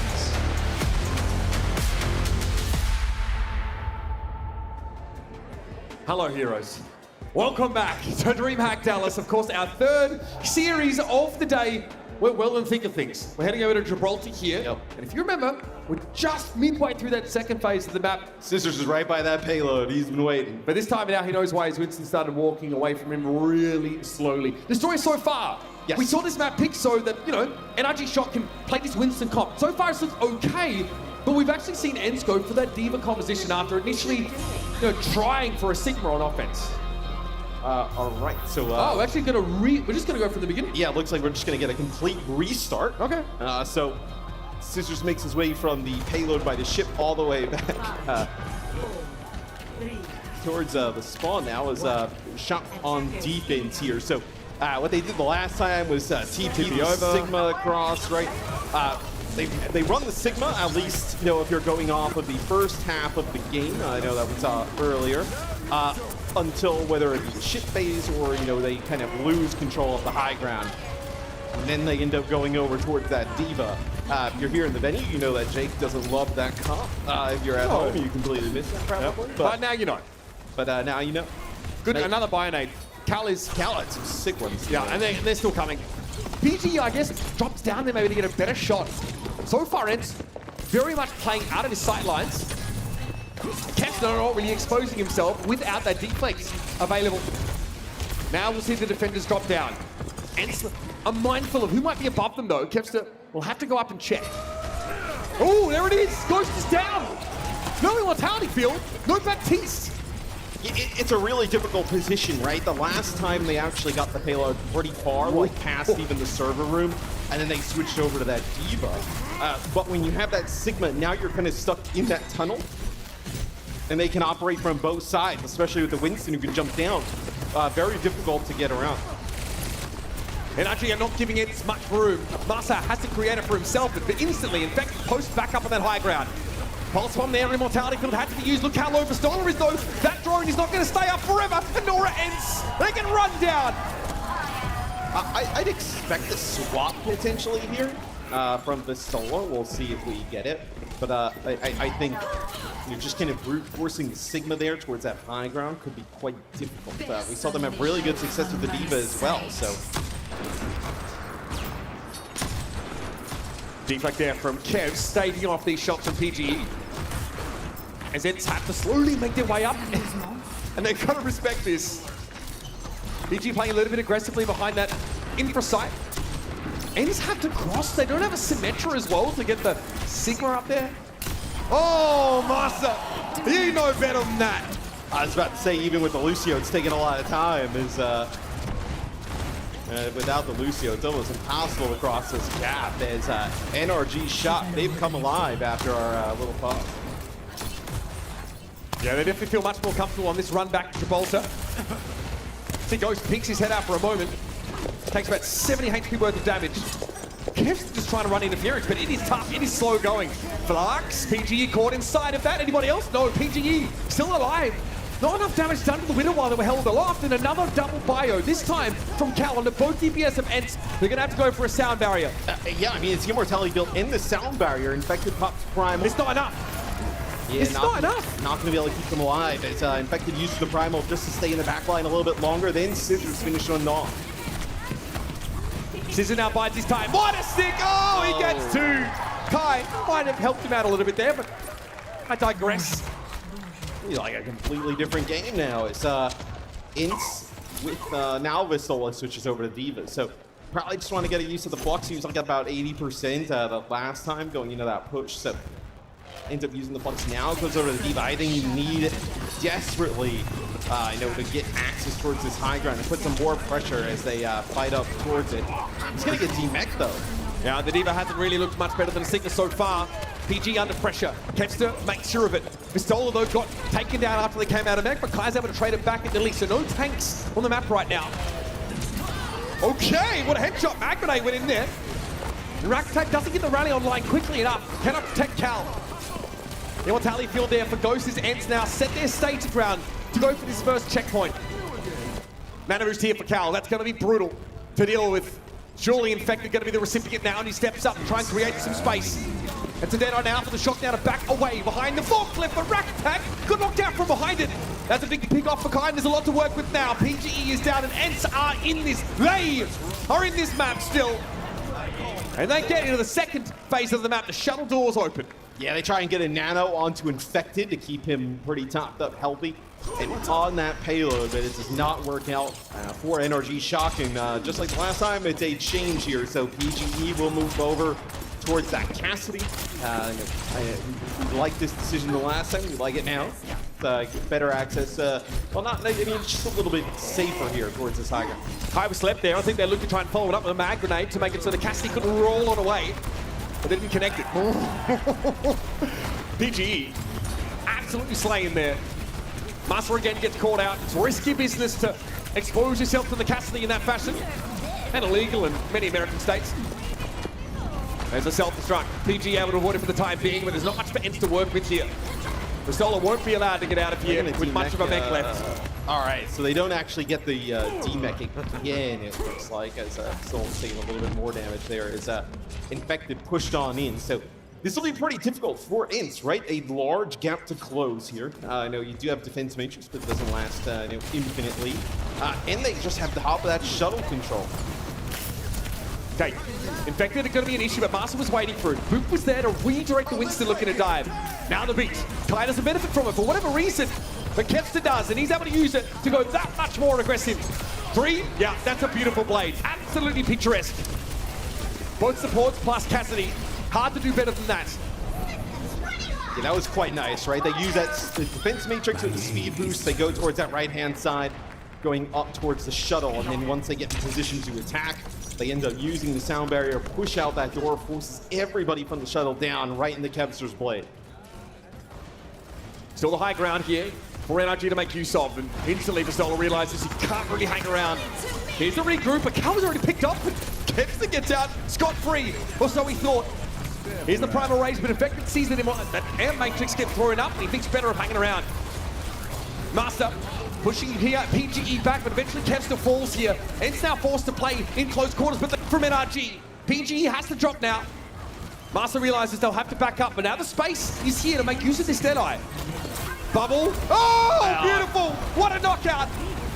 Kai able to capitalize in a big way, but a nano boost over to PGE means that Cassidy is a tough nut to crack.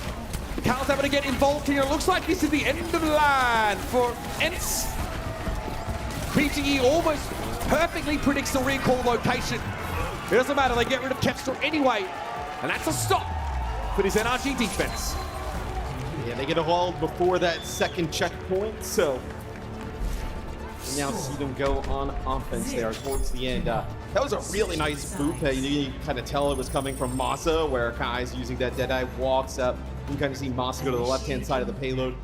Booba player. Looked like also Infected was actually trying to put down a bubble, maybe even block it, but just a really nice play there from the veteran Lucio player on ENCE, as now with the Shock on offense. We'll see if they can get anything going. On the topic of Master, it feels like against Cassidy here, you don't really have enough time to react if you get caught out in the open by them. Usually, with the way Lucio sort of travels and floats through the air, it's pretty easy for Cassidy to pick you off with multiple shots, even if they're not headshots. Saw it happen on a couple of occasions. NRG Shock, though, now have to their win condition. ENCE have to turn around and make this defense happen behind the Diva Genji setup. And I mean, benefit of this composition here for ENCE on defense, right? They won't have to like make many adjustments moving forward throughout the map, right? So they'll be able to kind of like hold on, play ultimates for the remainder of the map, pretty much. Where Shock, we've seen PG play some Widow, we've seen him play Cassidy as well. What's up? Let's see how much value you get out of the Widowmaker here at the start of the game. 5, 4, 3, 2. All right. This is how NRG stay alive in this series. And force ENCE to choose a map for themselves, potentially. Straight away, PG up to the high ground. Kevster needs to really get in this Widow's face. Otherwise, he'll be doing this, just chilling, taking pot shots. This has to be contested. Yeah, I mean, it's impossible for Kevster to get this deep, right? You're trying to wait for a little bit of a better position. Oh, okay, so finally connects, and now Kevster gets right in PG's drill. Yeah, maybe if he's able to find that first shot, it's a different story, but ENCE are very, very clean. And they also pick their dive timing well. To isolate Rack Attack first, it's a huge deal. I was a bit surprised it ended up picking that kill off on Masa, right? Masa's gonna click on that side wall there. It's, PG. That's what I mean. Yeah, You float a lot as Lucio. PG makes the swap right off of that Widow. Just gonna give it one try out of the spawn, and Pistola gets in a really odd spot. Got hit with a hinder. But he's cycling the dive quite effectively, able to Yeah. get away. Masa again caught by hit scan. This time PG is on the Cassidy. Can you respond to this if you're ENCE? Keps is so low, and Pistola was hit by a Bionade. Energy Shock playing this to perfection. But Pistola gets away with this? Oh, they would have loved to have punished the Diva. Yeah, you probably play now from server room, right? You're gonna get back to full strength as Muscle get back in the fight. You have a Ant Matrix to use from there. Cal, looks like they went for the sleep a little early with the deflect animation up, but it doesn't hit. So much pressure onto the backline, but both teams are doing it. No supports left for NRG Shock, and it's Masa still standing for ENCE. Infected can't go any further here. There's no one to top him back up. We'll need to run it back once more. So now you get into a really odd spot here for Shock, right? Nothing to really work with. Do you want to play for server room, right? Because like you can still like give a lot of space here if you're ENCE. Put them across. Server room taken up here by NRG Shock, but ENCE not letting him all the way in. Oh, it doesn't matter. Scissors will make his own entrance. Great pulse bomb there, but covered up by Ghost. Kai is able to play back now behind this dead eye. The rally's used. No! Oh man, Scissors. Freaking me out. Nano onto Infected here maybe, towards that high ground. Yeah, exactly. And he's looking. Sees a sound barrier now, so has to ask the question, how does he be effective here despite that? Blade was looking for rack attack, but he already went down, and ENCE have got another stop in the works here. They got the checkpoint. They got the checkpoint. Man. Yes, they end up getting the checkpoint as you see Kepster like trying to get back towards the payload. They looked like maybe the player who was actually on it there for ENCE ended up falling, and then you don't actually have somebody out there to cycle it, so you give up that checkpoint as now you're in an odd spot because players still all here. It's an Ant Matrix used this far up. Ghost is doing well there to make use of it. The 8D straight there. Looks like it's definitely an unconventional spot to throw that Baptiste ultimate up and then to make it work. It is tough though. Let me just set expectations here. Very hard for the defenders to hold out for 317 on this part of the map, but I've seen it happen.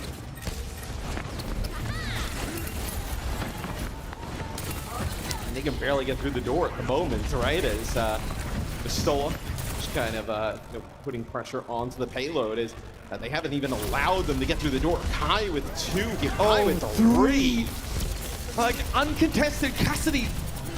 I mean, Energy have to respect Kai. They cannot let this happen. I mean, they're just bullying him in front of the spawn door, right? I mean, you're playing Diva in those chokes.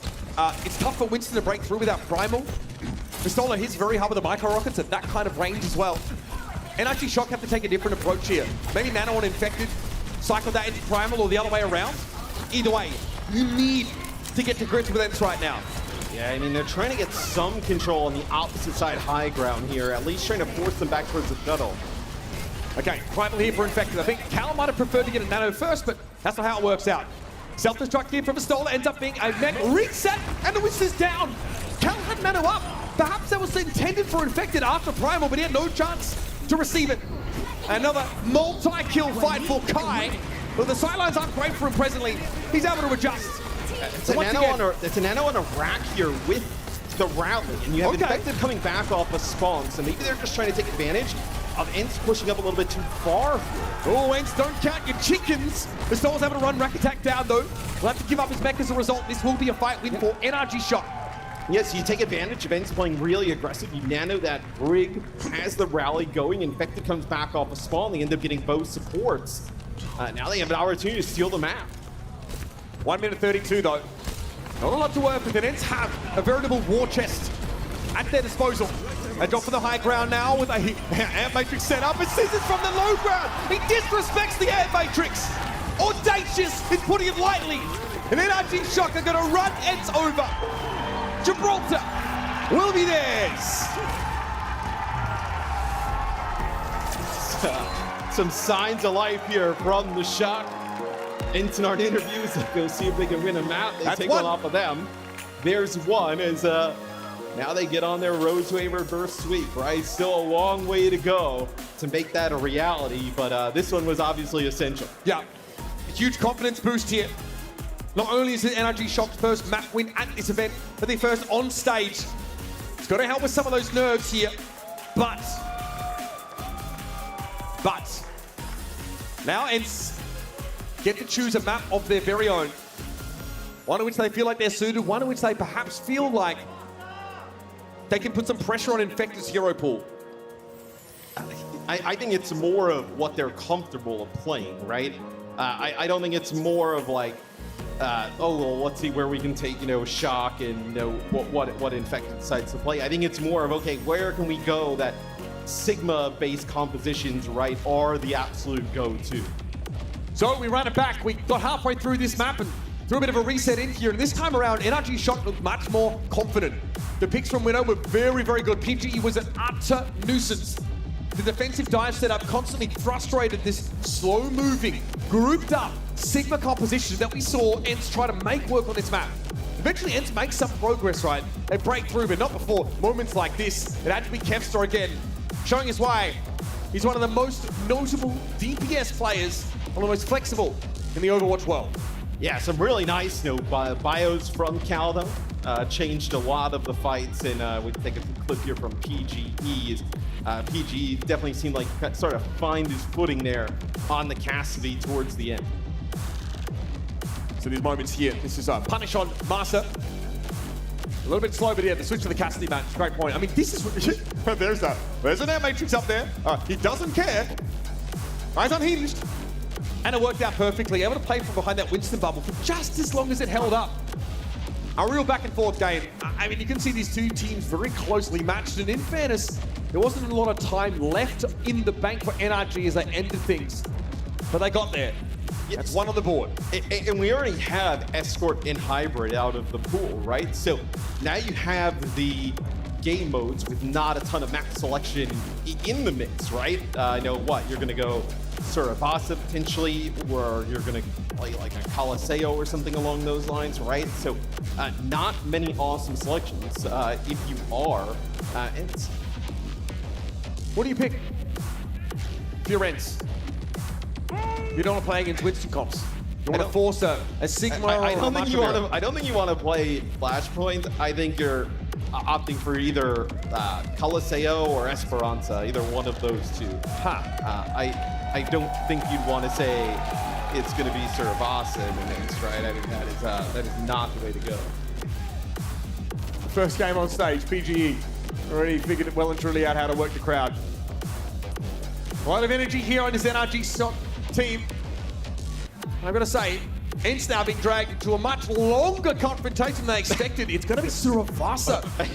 And I made the same face that Jake and Johnny made. We were like, okay, all right, here we go. So, look, I mean, Flashpoint, right? It allows you to just kind of insta-lock the Lucio, which they obviously love to do, play that Baptiste across it. But I do feel like this opens things up for a lot of other things that NRG Shock can play quite well.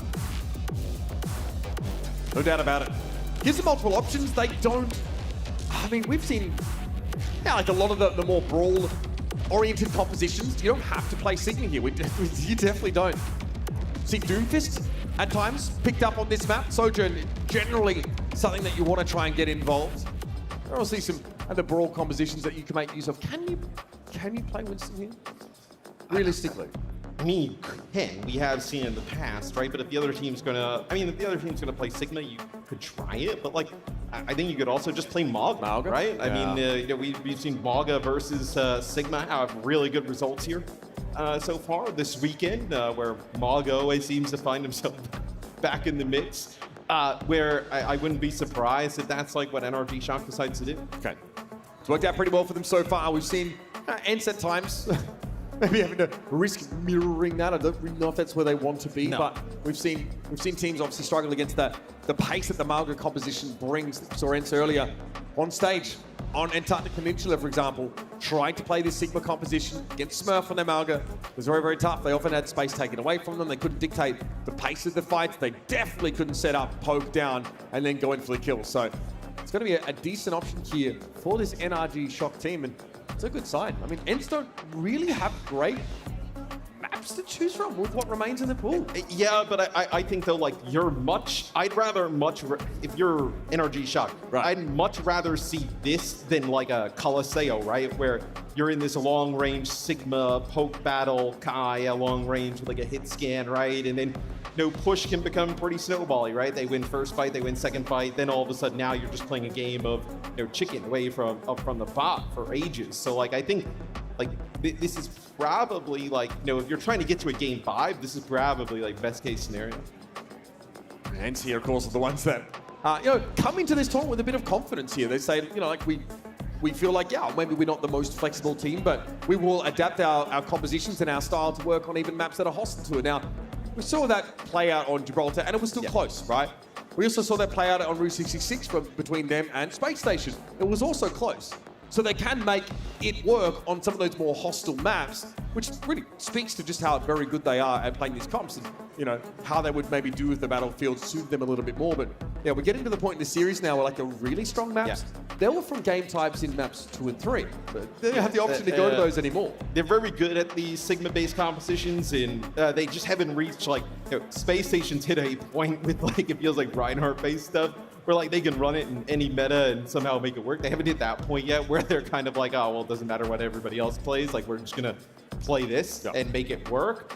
It still seems like there are some opportunities to really give them trouble, which I think if you're, NRG Shock and Infected, I think you have some options, right? You can play like, maybe it's that Winston. I think you probably play Mauga, though. I think Mauga is probably the safest here. And we've already seen Falcons, although obviously seems like a team that is way ahead of, where Shock is at the moment, give ENCE some trouble. Unsurprisingly, no substitutions here for either of these squads. Coming into Surabasa. And let me remind people, this is an elimination match. NRG Shock's first game on stage might be their last. ENCE have had some time to warm up here. It would be an upset to see them depart the tournament on day 1. This ENCE team is expected to make a dent, at the very least, in the competition. So it's time for them to shape up and see if they can end the series before NRG Shock run away with it. And you start to feel like, with how much kind of like fanfare NRG Shock has here this weekend in terms of like crowd support, that if they win this one into a 5th game, a lot of pressure is going to be on ENCE. In front of an NA crowd, NRG Shock definitely feel they're on home ground. We're going to listen into NRG Shock here. Let's see what the plan is going to this 4th map. Both got fast butts. This guy has texture on one side, smooth on the other. NRG. Feel the NRG. Same. Go. Honestly. I don't see. I think right. I thought we were listening on ENCE. I was like, oh, that sounds about right. Yeah, I would be surprised. Lucio has back 6. All right, I'm not chilling. Wait, for real. I can go. Straight left. Also, call their backline baiting, okay? Their back is behind, like, he's rank going right now. All right, I can look for dive. You guys ready? Yeah. 3, 2, 1. I'm in. I bubbled. Need help? I'm one. I'm out. Trade chasing me under. Trade chasing. No read. I can go again. Ready? 3, 2, 1. I'm out. Cast one. All right, that's okay. Nice. To be honest, I think we go Mauga. Okay, just back up this one. No, I'm staying monkey. They're monkey? At least it's top prime. That's not fine. Wait, when I spawn it, Scissor, shoot to my left. I'm on your left. Scout. That's for Are they pause, spawn that's loading? for pause. Pause? I'm on your left. Pause? Pause. We need pause. Pause. They're walking. Pause. You always kill me when you're like, is that ENCE's comms? Oh, man. a pause. Yeah. They called for a pause. It's Esports, baby. Yeah. That was actually the first pause listening we've heard. Like, they are trying to play Winston on this map, though. Yes, that's a good point. Until they have Primal. Then maybe they'll switch. Nah, they'll play Winston. They win. I believe in them. But again, so maybe the venue a little bit hard to hear the comps, but we obviously heard them. Pretty upbeat here in general. This NRG Shock team. That first fight that doesn't work out for them all that well. Raktek gets picked off before they can actually sort of make the dive, and that's the risk. Like, you don't have a safe place to play from with this dive composition, especially that first point. So we're going to pause in the game in just a moment. Looks like our players are still ready to roll. A little tactical timeout. A little tacky. All right. I'm hearing the game sounds. That means we're going to be back in here to Surabasa. It was ENCE, of course, they win that first fight by picking off Rack. And RG Shock have got to get back in. Suzu, you straight away here as we jump back in. We're just going to keep infected alive. Macau, they caught in the corner there. It's ENCE looking in a pretty good spot to take first point. Yeah, it's an ugly start for NRG Shock, man. I think we've got to be honest about it. They're not even on the flashpoint. They're a long way away. I don't really see NRG being able to contest this to a great degree. They're going to have one last chance. He's Infected trying to wrap around the outside. Can you touch? Yes. And there's an air matrix. And you just got blown up. Oh my. That is just a lot of damage going on in. So I wonder now, do you swap this here if you're NRG Shock? Like they talked about maybe staying on that Winston until Primal. You can pretty much play the same comp, but just with like Mog in the mix, right? I know you can play this with Tracer Sojourn. You can bring a Venture into the mix if you wanted to, right? If you switch to the Maga, it gives you a little bit of some other options here, but seems like we'll get another go here with that Winston. At least Soundbarrier getting aggressive here for ENCE as they push into the back line. Yeah, not a great start here for NRG Shock once more. Scissors, even if he maybe stuck that pulse, it would have been kind of hard to convert that into a fight win with the sound barrier in play. So Flashpoint opening up here at ENCE had already won that first fight and critically have that Gravitic Flux headed into the next. Yes, I think they maybe even catch the Shock off guard there a little bit, right? Using that sound barrier, getting aggressive. And there's nothing on the other side that you're like worried about, so you can use that sound barrier to be a little bit more offensive. Nothing like a Dragon Blade that you need to hold on to it for. Here's the Flux. Calgary being caught inside that. Who else is the question? Nice beat. Kev low. Yeah, great response there from NRG Shock. Infected with the primal range now, but looking a little bit low. Woods here as well. Yeah, NRG Shock in control, but Infected has to give up his life for it. Is that worth it? Dead Eye here now for Kai. Space created as PGE has to play a very tight little off angle. And Carl still got caught. Oh, this is disastrous for NRG. Kai has been heating up.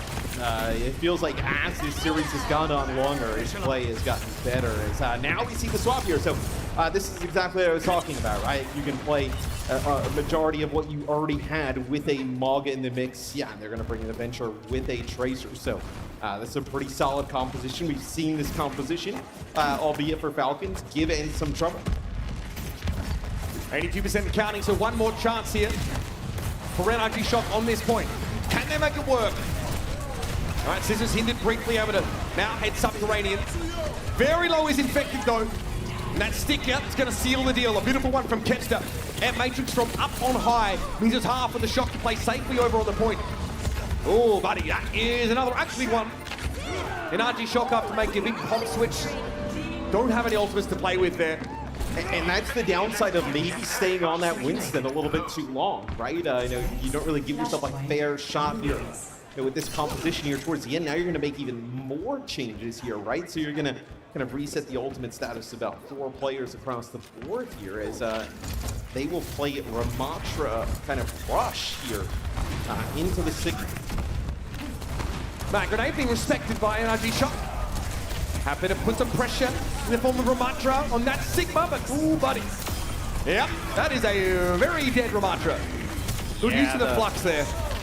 And the Immortality field just a little bit late there, doesn't save Infected. Cheeky Cal. Yeah. Pistola enjoyed that. Gonna hide in a bush there. So the push comes in quite fast there, right? Scissors gets a main wall. Thinks they have, you know, Vistola kind of dead to rights. Definitely not. He ends up using a Flux, kind of backing out, and it catches Infected. You lose your tank. They got enough damage on Infected to make that an insta-kill too. And they are rationing their ultimates really well. I mean, NRG Shock don't even have a beat advantage coming into this fight. See, from Rack Attack's POV now, beat thrown down. Saw an accretion in one of his teammates, I think, and has to throw that in. Barca happy to reciprocate though. Pulse Bomb goes off in front of Kai. That was Kempster trying to find purchase there. And Scissors is the first casualty. Okay, trade is good, and the timing on the Immortality wasn't enough to keep Kai alive. Infected now, showing us why Ramatra is so deadly in the longer fight. up in that brawl. Ghost will keep Kevster standing though, and this is then still ticking up in capture percentage. Yes, numbers disadvantage, but I don't tough to get rid of this Tracer. What a nuisance Kevster is being. Yeah, Kevster still here with Ghost. Ghost also has an amp matrix, so I don't know if you're going to be able kill Kevster, please! I don't know if you're going to be able to push into this. You're going to have to wait for just a brief second to get back at full strength for Shock. But this is going to be final fight. At no point did ENCE give up the point. Even with a huge player disadvantage, they've got another Flux. Just throw it to the Ramatra. Guarantee yourself that elimination. It's a flanking Flux. I like it. Cal could be in trouble if there's no drone, and there isn't. Immortality fuel unavailable, and that's 2 from Astola. Still, point was flipped during that fight. ENCE now has to return. They will. Infected has to throw up the Dukes, but this has been a one-sided affair. Surabasta, a great map pick for ENCE, and NRG Shock, unfortunately, are out of gas and eliminated from our OWCS Dallas Major. It is a strong showing from ENCE there towards the end, playing that Sigma comp to an extremely high level. And NRG Shock, they tried a bunch of different stuff against it, just was not able to come out on top in the end. Yeah, I'm glad we got, they attempted to make the Winston work. We saw the Mauga come in, the Ramatra even tried, but ENCE, this is a map they were happy to play. That Sigma composition gets a hell of a lot of mileage in the hands of these guys. They're veterans, they're talented. They've been around for a long time. They can handle tech pauses. They can handle losing a map. They've seen it all. Yeah, and look, for ENCE, you're expected to go further into the tournament, right? This is a result that I think people expected. For NRG Shock, this is a great experience, right? You come in here, you have like a big org unveiling, right? It's your first LAN for a lot of these players, right? It's a completely new experience, and you think it only gets better from here. But for ENCE, this is business as usual, right? They should be taking care of teams like this, come together, put together a pretty good performance here, dealing with a lot today. Yeah, I think ENCE were happy to set expectations for themselves quite high, as far as they themselves are concerned, and also how the fans are. They said, yes, we are the number 2 seed in this region, but we expect to put some real pressure down on both other regions. But I don't know, that first game of the day makes me question whether they can make that deep run they're hoping for. Let's head back to the Destos. Much to talk about in this series, where we see, of course, our beloved students of the game, NRG Shock, eliminated, and ENCE will advance in the lower bracket.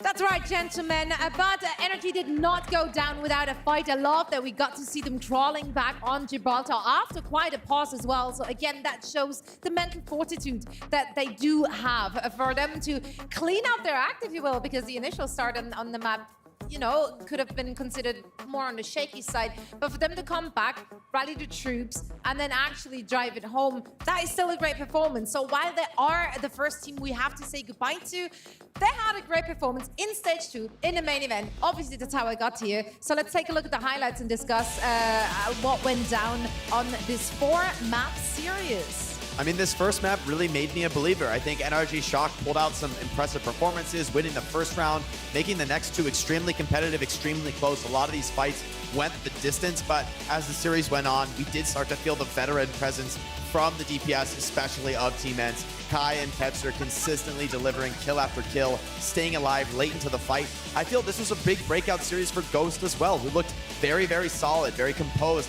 He's the one who's being put under so much pressure against these dive comps, against the Mauga Rush, and he came up looking really, really clean this series. Not too many mistakes out of it. Yeah, overall though, I think NRG, I think we can be really excited about them moving forward in their careers. And NRG as well, back in 2018, the Overwatch League, that was a team that bet on young talent and promising future stars, right? And I feel like we're seeing much of similar stuff here with NRG Shock, of course. So even though you lose to ENCE here in a pretty bittersweet series, had to deal with the Gibraltar reset as well. But this is a young team, lots of promising talent. So many fun characters on this NRG team. So despite the fact that they go down in this series, they have much to look forward to in the future for the rest of 2024. But maybe even potentially 2025. Some of these players are like 17 years old, right? Like Infected, for example. And Infected is a huge, promising talent in the North American scene. So I'm looking forward to what they can do. For ENCE, though, I mean, they're looking forward into the bracket, and I feel like if I'm correct, I feel like in the rest of the bracket, they're potentially looking to play either Crazy Raccoon or Toronto Defiant. So they got a pretty tough test on their hands. We'll see what the matchup will be tomorrow.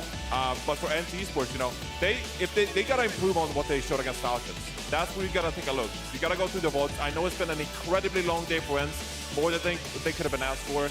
But it's been a really long day, and you need to look at that Falcons series. What we can do better against some of these Asian teams that match us with the Maga. Obviously a short turnaround, right?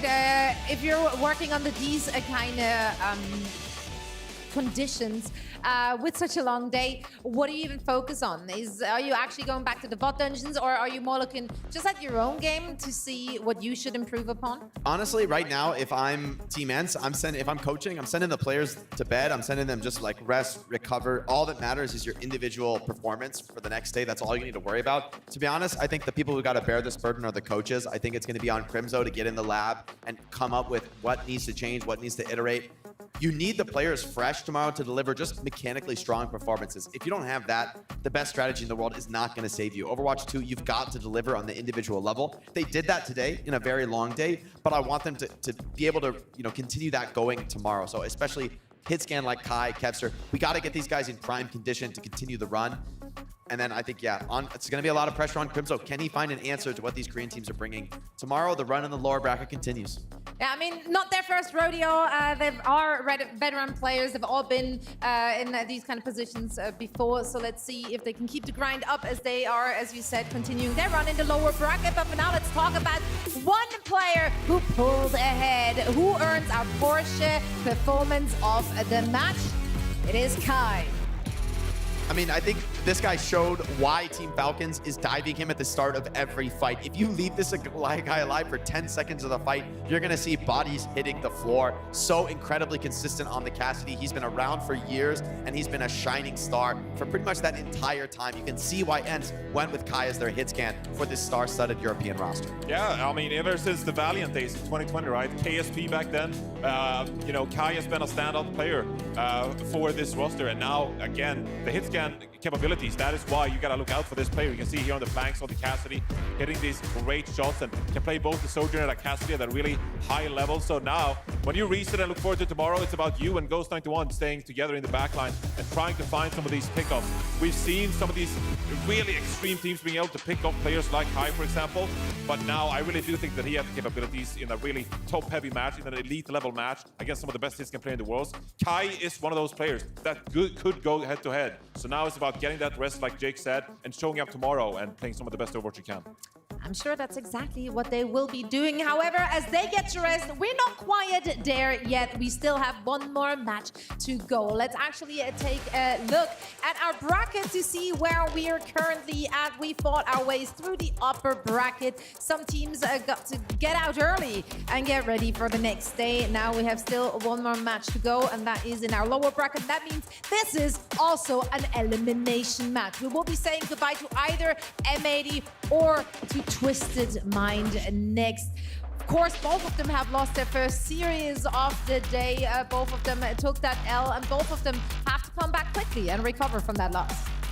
I'm going to keep it super real with y'all. Keep it up, boss. This is going to be a quick one. Twisted Minds not scrimming with this roster. They're playing with a different roster in Face It Masters due to some, losing some players, unable to maintain the roster that brought them so much success in the first stage of OWCS. They qualified, but the team here today is a shell of their former self. I think this, for M80, really, this is a value check for M80. Like, you should just be absolutely beating this team down. Totally. Yeah, it might have been a long day, but there's no excuse for this being a competitive match. This should be a brutally one-sided 3-0 stomp. I think M80 wants to go home and get some sleep, and I think they're going to come out aggressively in this series. I don't think they're going to be playing around. Oh no, they should not be playing around. Let's see if they can get it done and continue their run here in our tournament. So now we're heading into a very quick break, I promise. I know you've heard that one before today, as the teams are getting ready for this last series of the day. We see you on the other side.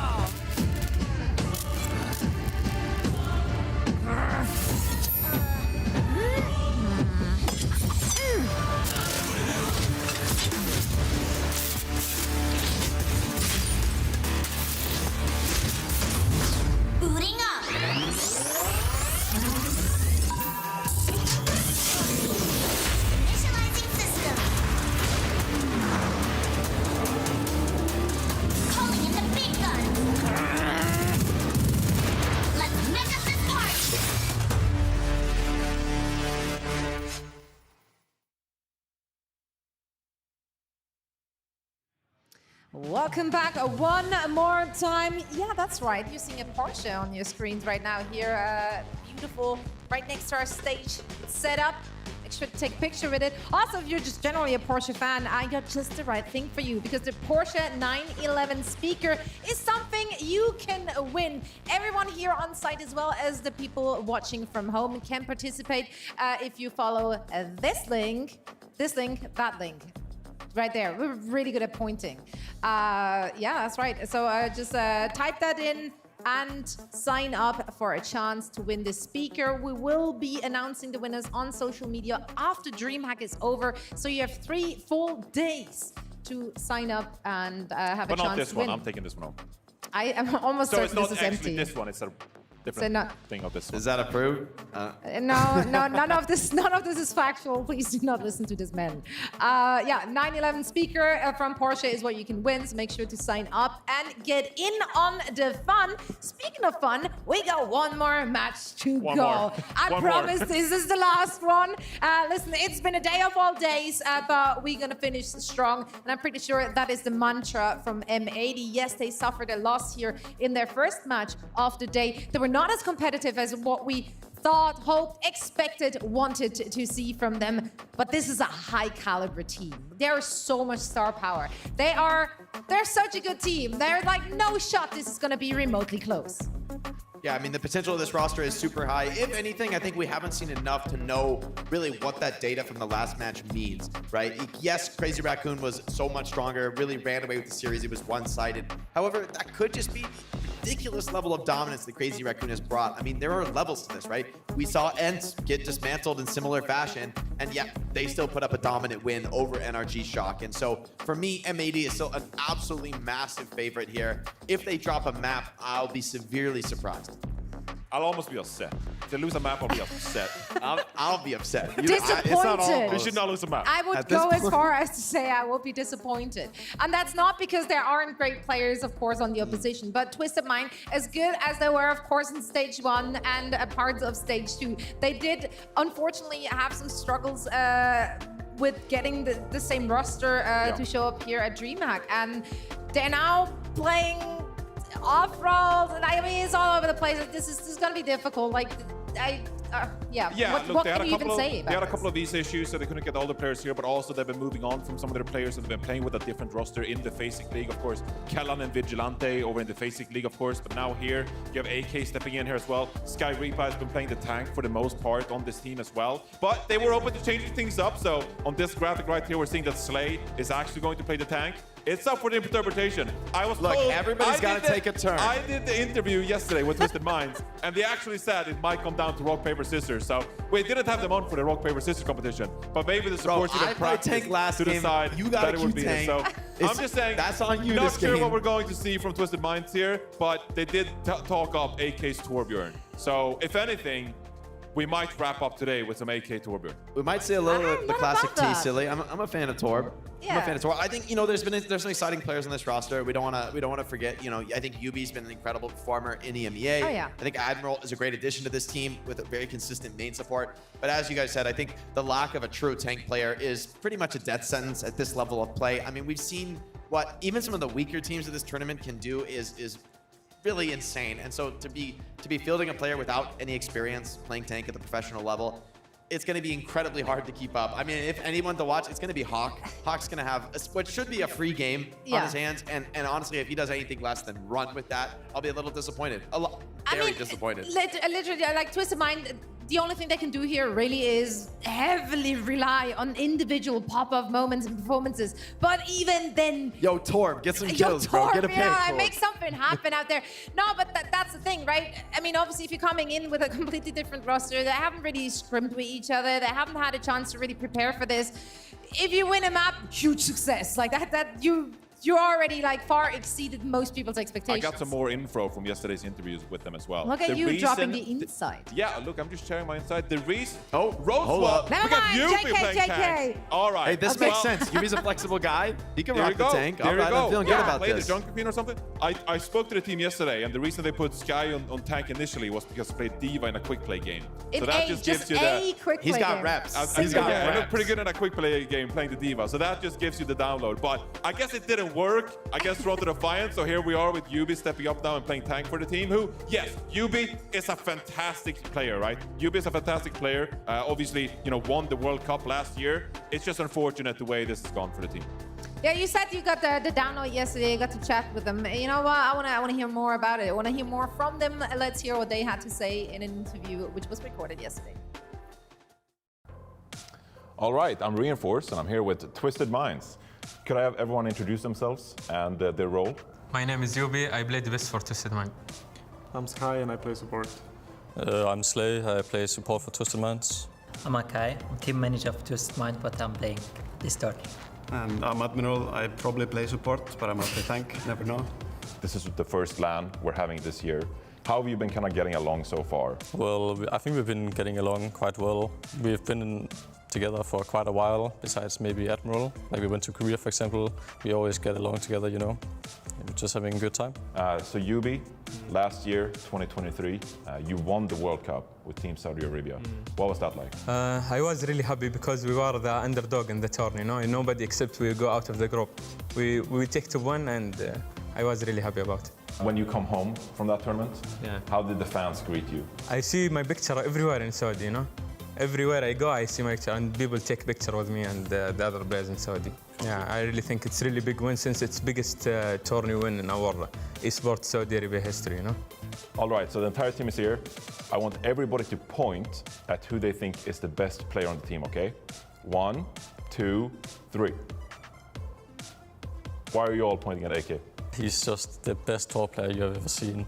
Yeah, his turret placement is like out of this world. Like you'll see. Just wait until the match. Oh, the Torbjorn turrets? Yeah. Oh boy. All right, guys.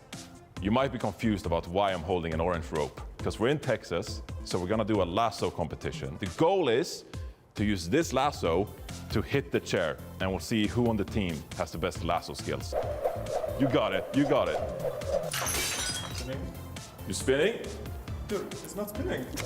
There you go. There you go. And let's go. Okay, There you go. okay. There you go. You got this. Okay. Yep. You're doing great. Like there this? you go. There you go. Swing it. That is some good form. You ready?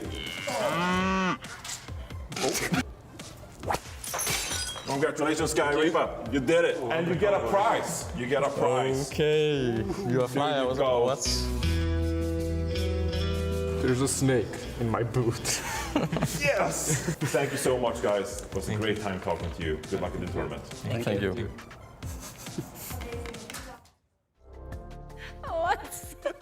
Why are you laughing?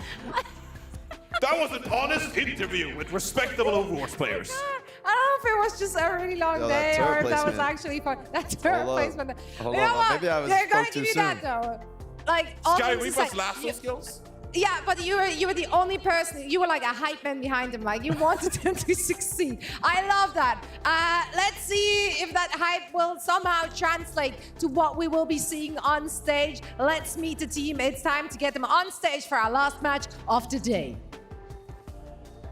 It's time to introduce our teams for the final match. Dallas, put your hands together for M80.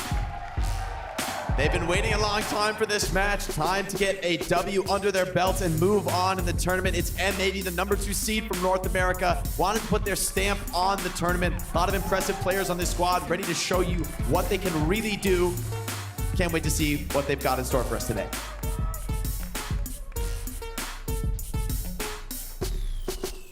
And their opponents, give it up for Twisted Minds! Twisted Minds, the team behind the Stage 1 win, but here in Dallas, unfortunately not fielding the original roster. But it's up to these 5 individuals to put on a strong performance with the fan base, of course, and at least making their fans proud. Here in Dallas, they are having fun with it. They're enjoying their time here. We've been seeing the Torbjorn come out. Now we're going to see Yubi on the tank as well. This is an elimination match. Let's see what they can do against M80. Thank you so much. Yeah, it's time to get this one on the road. Are you guys ready for that last match? I certainly am. And for all the action, we're now going to hand it over to Necra and Jack. Thank you very much, Zoe, and thank you very much, Des. Yes, it's been a long, hard-fought day for everybody, including the beautiful audience that's still here with us in DreamHack Dallas. Getting into our last game of the night. M80 versus Twisted Minds. Oh man, I think everything has been culminating up into some of these final moments of today. I actually can't believe we're here, to be honest with you. Yeah, I can't believe what time it is. No, I'm not gonna check my watch. No, exactly. But it's time for Overwatch. Woohoo! Exactly. I'm ready to rock and roll. M80 and Twisted Minds facing off against each other. Lower bracket match as well. Yep. So one of these teams will be going home today. Yeah, and all eyes right now are on M80. Can they live up to the expectations that everybody else is putting on them, that they should be able to win this match cleanly, 3-0? Anything else? A disappointment, as the desk puts it. Oh yeah, 100%. I mean, you're expecting to come in here, and same with the Toronto series a little bit earlier on that we covered, Rose. If you're coming in as M80, you want 3-0, you want to get out, get to bed, get some rest, come in tomorrow and just continue that lower bracket run. It's going to be a tough one. A lot of tough teams up in the upper bracket still that you're going to have to maybe face even again. Exactly. This is a double elimination tournament, which makes it even more exciting to see if these teams can actually bring it back in these incredible lower bracket runs. But from 80, it does start here. Twisted Minds, we got a chance to see them earlier today. We did get a chance to see the Torb. That was very fun. A lot of Torbjorn. It was a whole lot of fun for sure. Yeah. A lot of role swaps too, of course. You being on the tank now. So we'll let's see what is in store for us this series.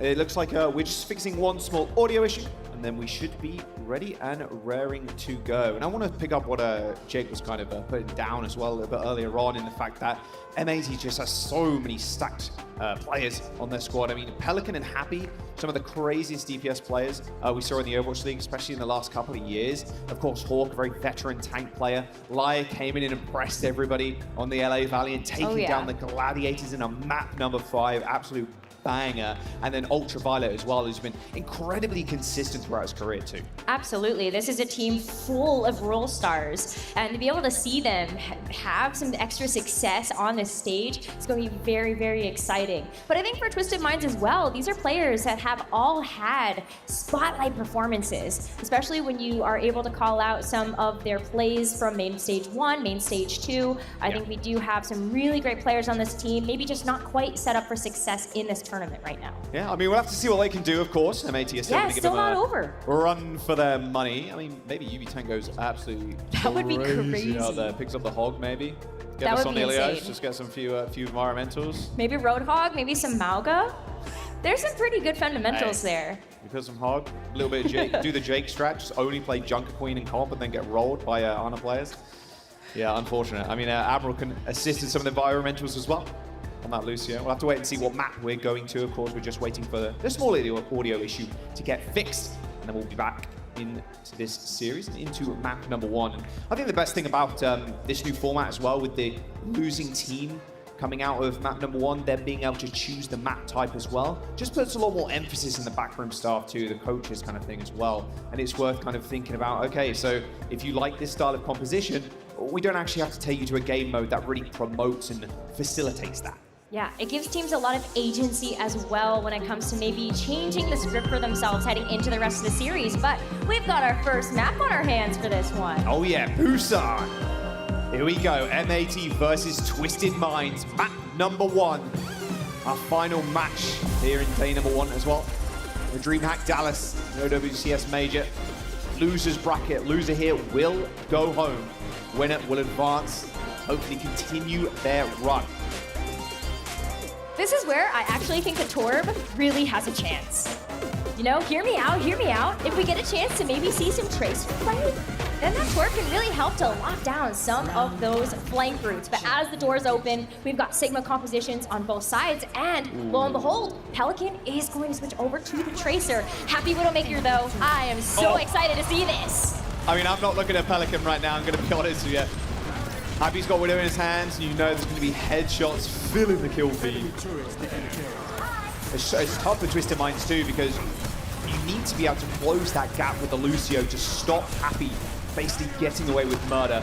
You can see how close up Happy is playing too. It's tough. I mean, Top Tower obviously not doing much.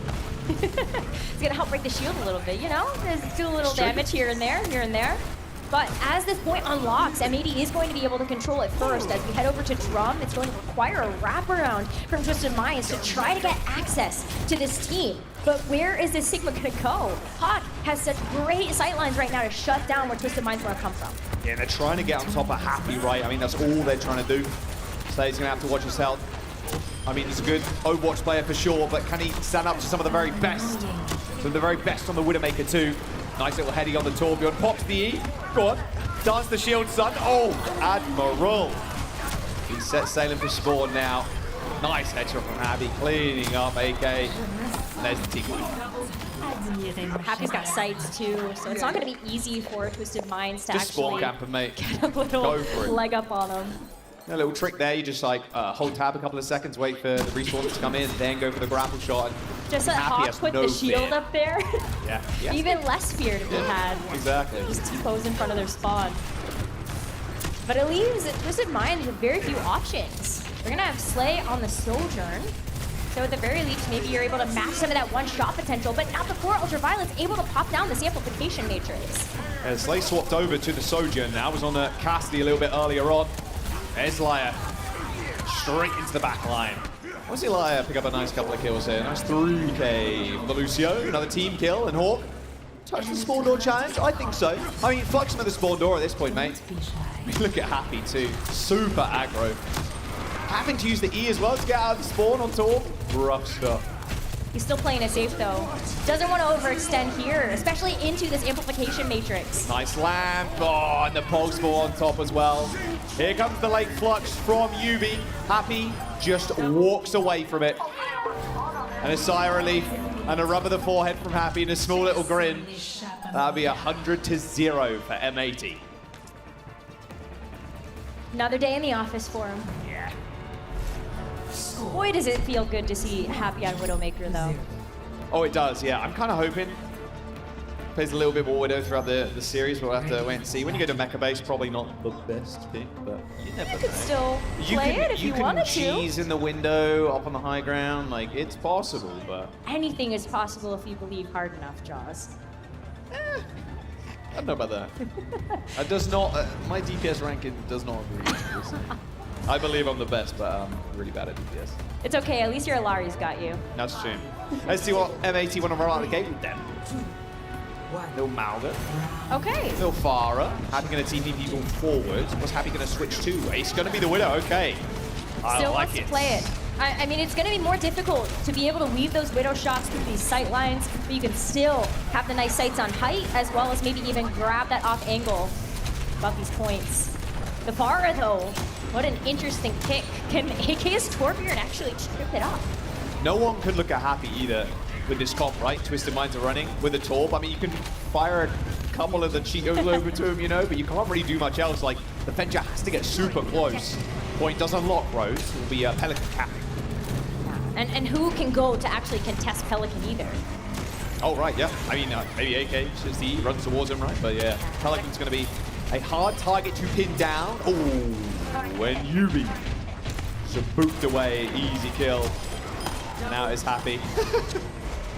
Basically playing Bloom's tower defense, right? Just sitting there, just motionless, just looking around. I wanted the Torb versus Torb, but I think Torb versus Widow standing still is not so far away from that I hate either. to break it to you, right? I don't think we're getting the Torb too. Unlucky. It's okay. I get it. I get it. M80, they want to try to get this one quickly. The dub is coming through if you're able to get these ultimates online too. Might even need them, honestly.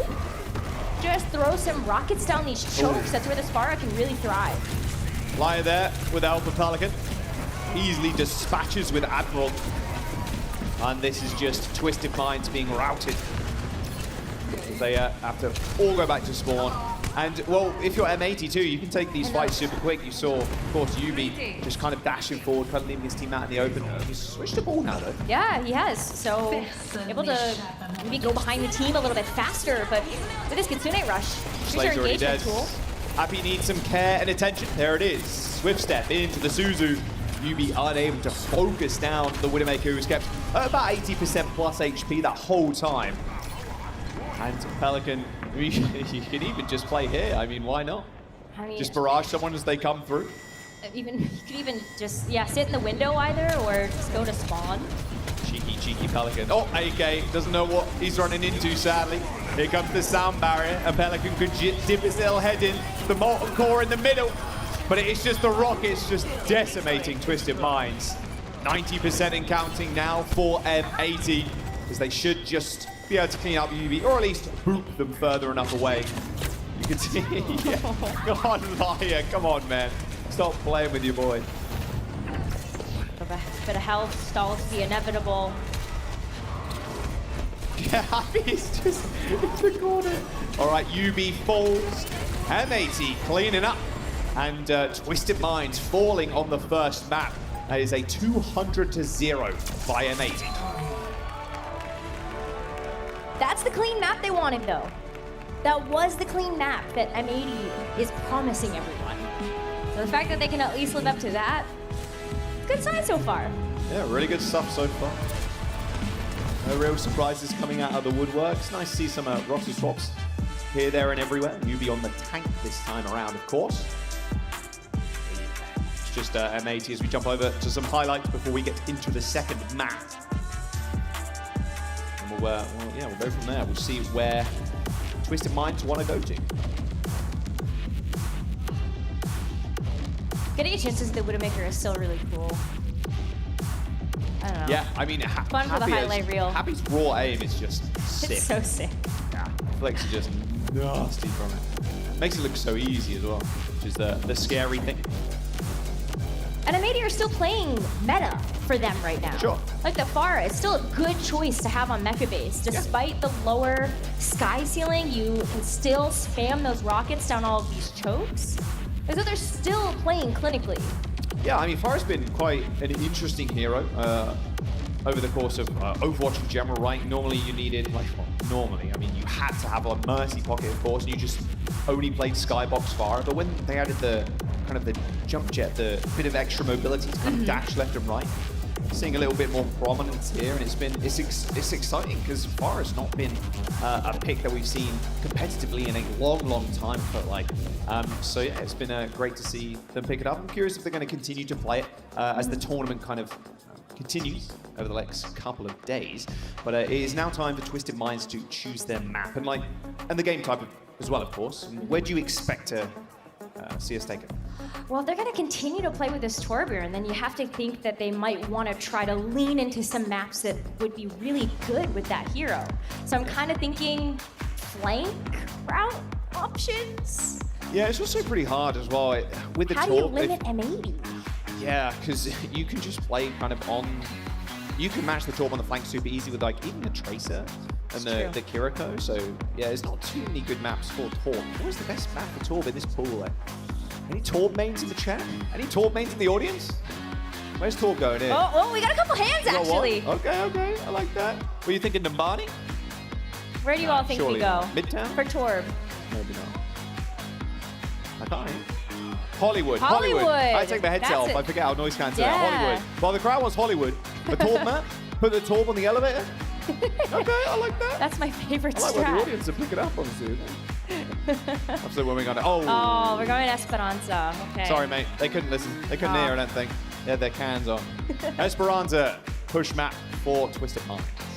Okay. So there's been some opportunity here for teams to lean more into the Malvo composition. Yeah. It does limit some of the lethality of something like a Pharah. It's because you have a little bit less cover to actually play around. Yeah, there's still an opportunity, but yeah, it's just less harder. so. Yeah, I mean, you can play around that kind of the clock tower at the center, but apart from that, yeah, it's pretty rough. I mean, I think, like you were mentioning too before, I think M80 is probably just going to stick to something they're very comfortable with and a little bit more meta and meta-proof right now. You can play the Rush, or you can play something like a Dive. Like Hawk is very well versed and veteran talent on every single tank at this point, so I'm not sure what can come out here at this point. Honestly, anything is possible. I'm going to be real. Yeah, we don't know where we're going to go. Maybe they want to just have a little bit of fun. Yeah. And play something funny. Happy on Widow. If Happy plays Widow again, Esperanza, I'll take it. But he's probably, if I had to guess, probably going over to something to the Cassidy, Pelican just on the Tracer again. I mean, both of them, if you kind of look at their hero pools, endless, pretty much. Like, there's so many possibilities there. I think Pelican as well, when we take a look at how he's been able to do in the Overwatch League, there's so many different heroes that he has at his disposal that could really lean on in a match like this. But I think like Genji's not out of the realm of possibility. Maybe even play more Pharah if you really want to. I mean, if you're going to pull out blades like Kevster did in the match before, I mean, Why I'm not? 100% down. Like, Genji's always extremely fun to watch, and maybe a little bit more dive here, go a little bit quicker. Normally against teams that are a little bit more inexperienced, or of course on the stage right now, players that aren't playing their specific role, like you can just kind of beat them to the punch and go a little bit quicker because it's harder for them to react in time because they haven't really got enough practice compared to a team that is playing all their main roles and that have played together for quite some time. I would kill to see some Hawk Diva. Hawk Diva, yeah? I mean, it's Hawk possible. Diva. I just don't think Diva... I was speaking to Jacob about this earlier. Diva just doesn't really seem that good right now. I mean, especially with how quick things become, and like the Winston bubble is one of, if not one of the strongest abilities in the meta currently, just the ability to kind of block off heals and shut down a lot of DPS as well. Could be pretty easy to kind of isolate a Cassidy if they're not careful. But we'll have to wait and see. Of course, we're jumping into that map in just a moment. Yeah, Twisted Minds, they're on the back foot. M80 just kind of want to one and done here. We'll have to wait and see how it does end up going down. I wonder though, do we get to see... I'm trying to think of like interesting heroes. I wonder if Zoe's going to be able to juggle all those heat packs in her hand. She ain't doing it. She did? Apparently she did. She only has 2 heat packs in her hand. She can't do it though. I thought it was 3. I was being generous to Zoe, actually. 3. I'm waiting.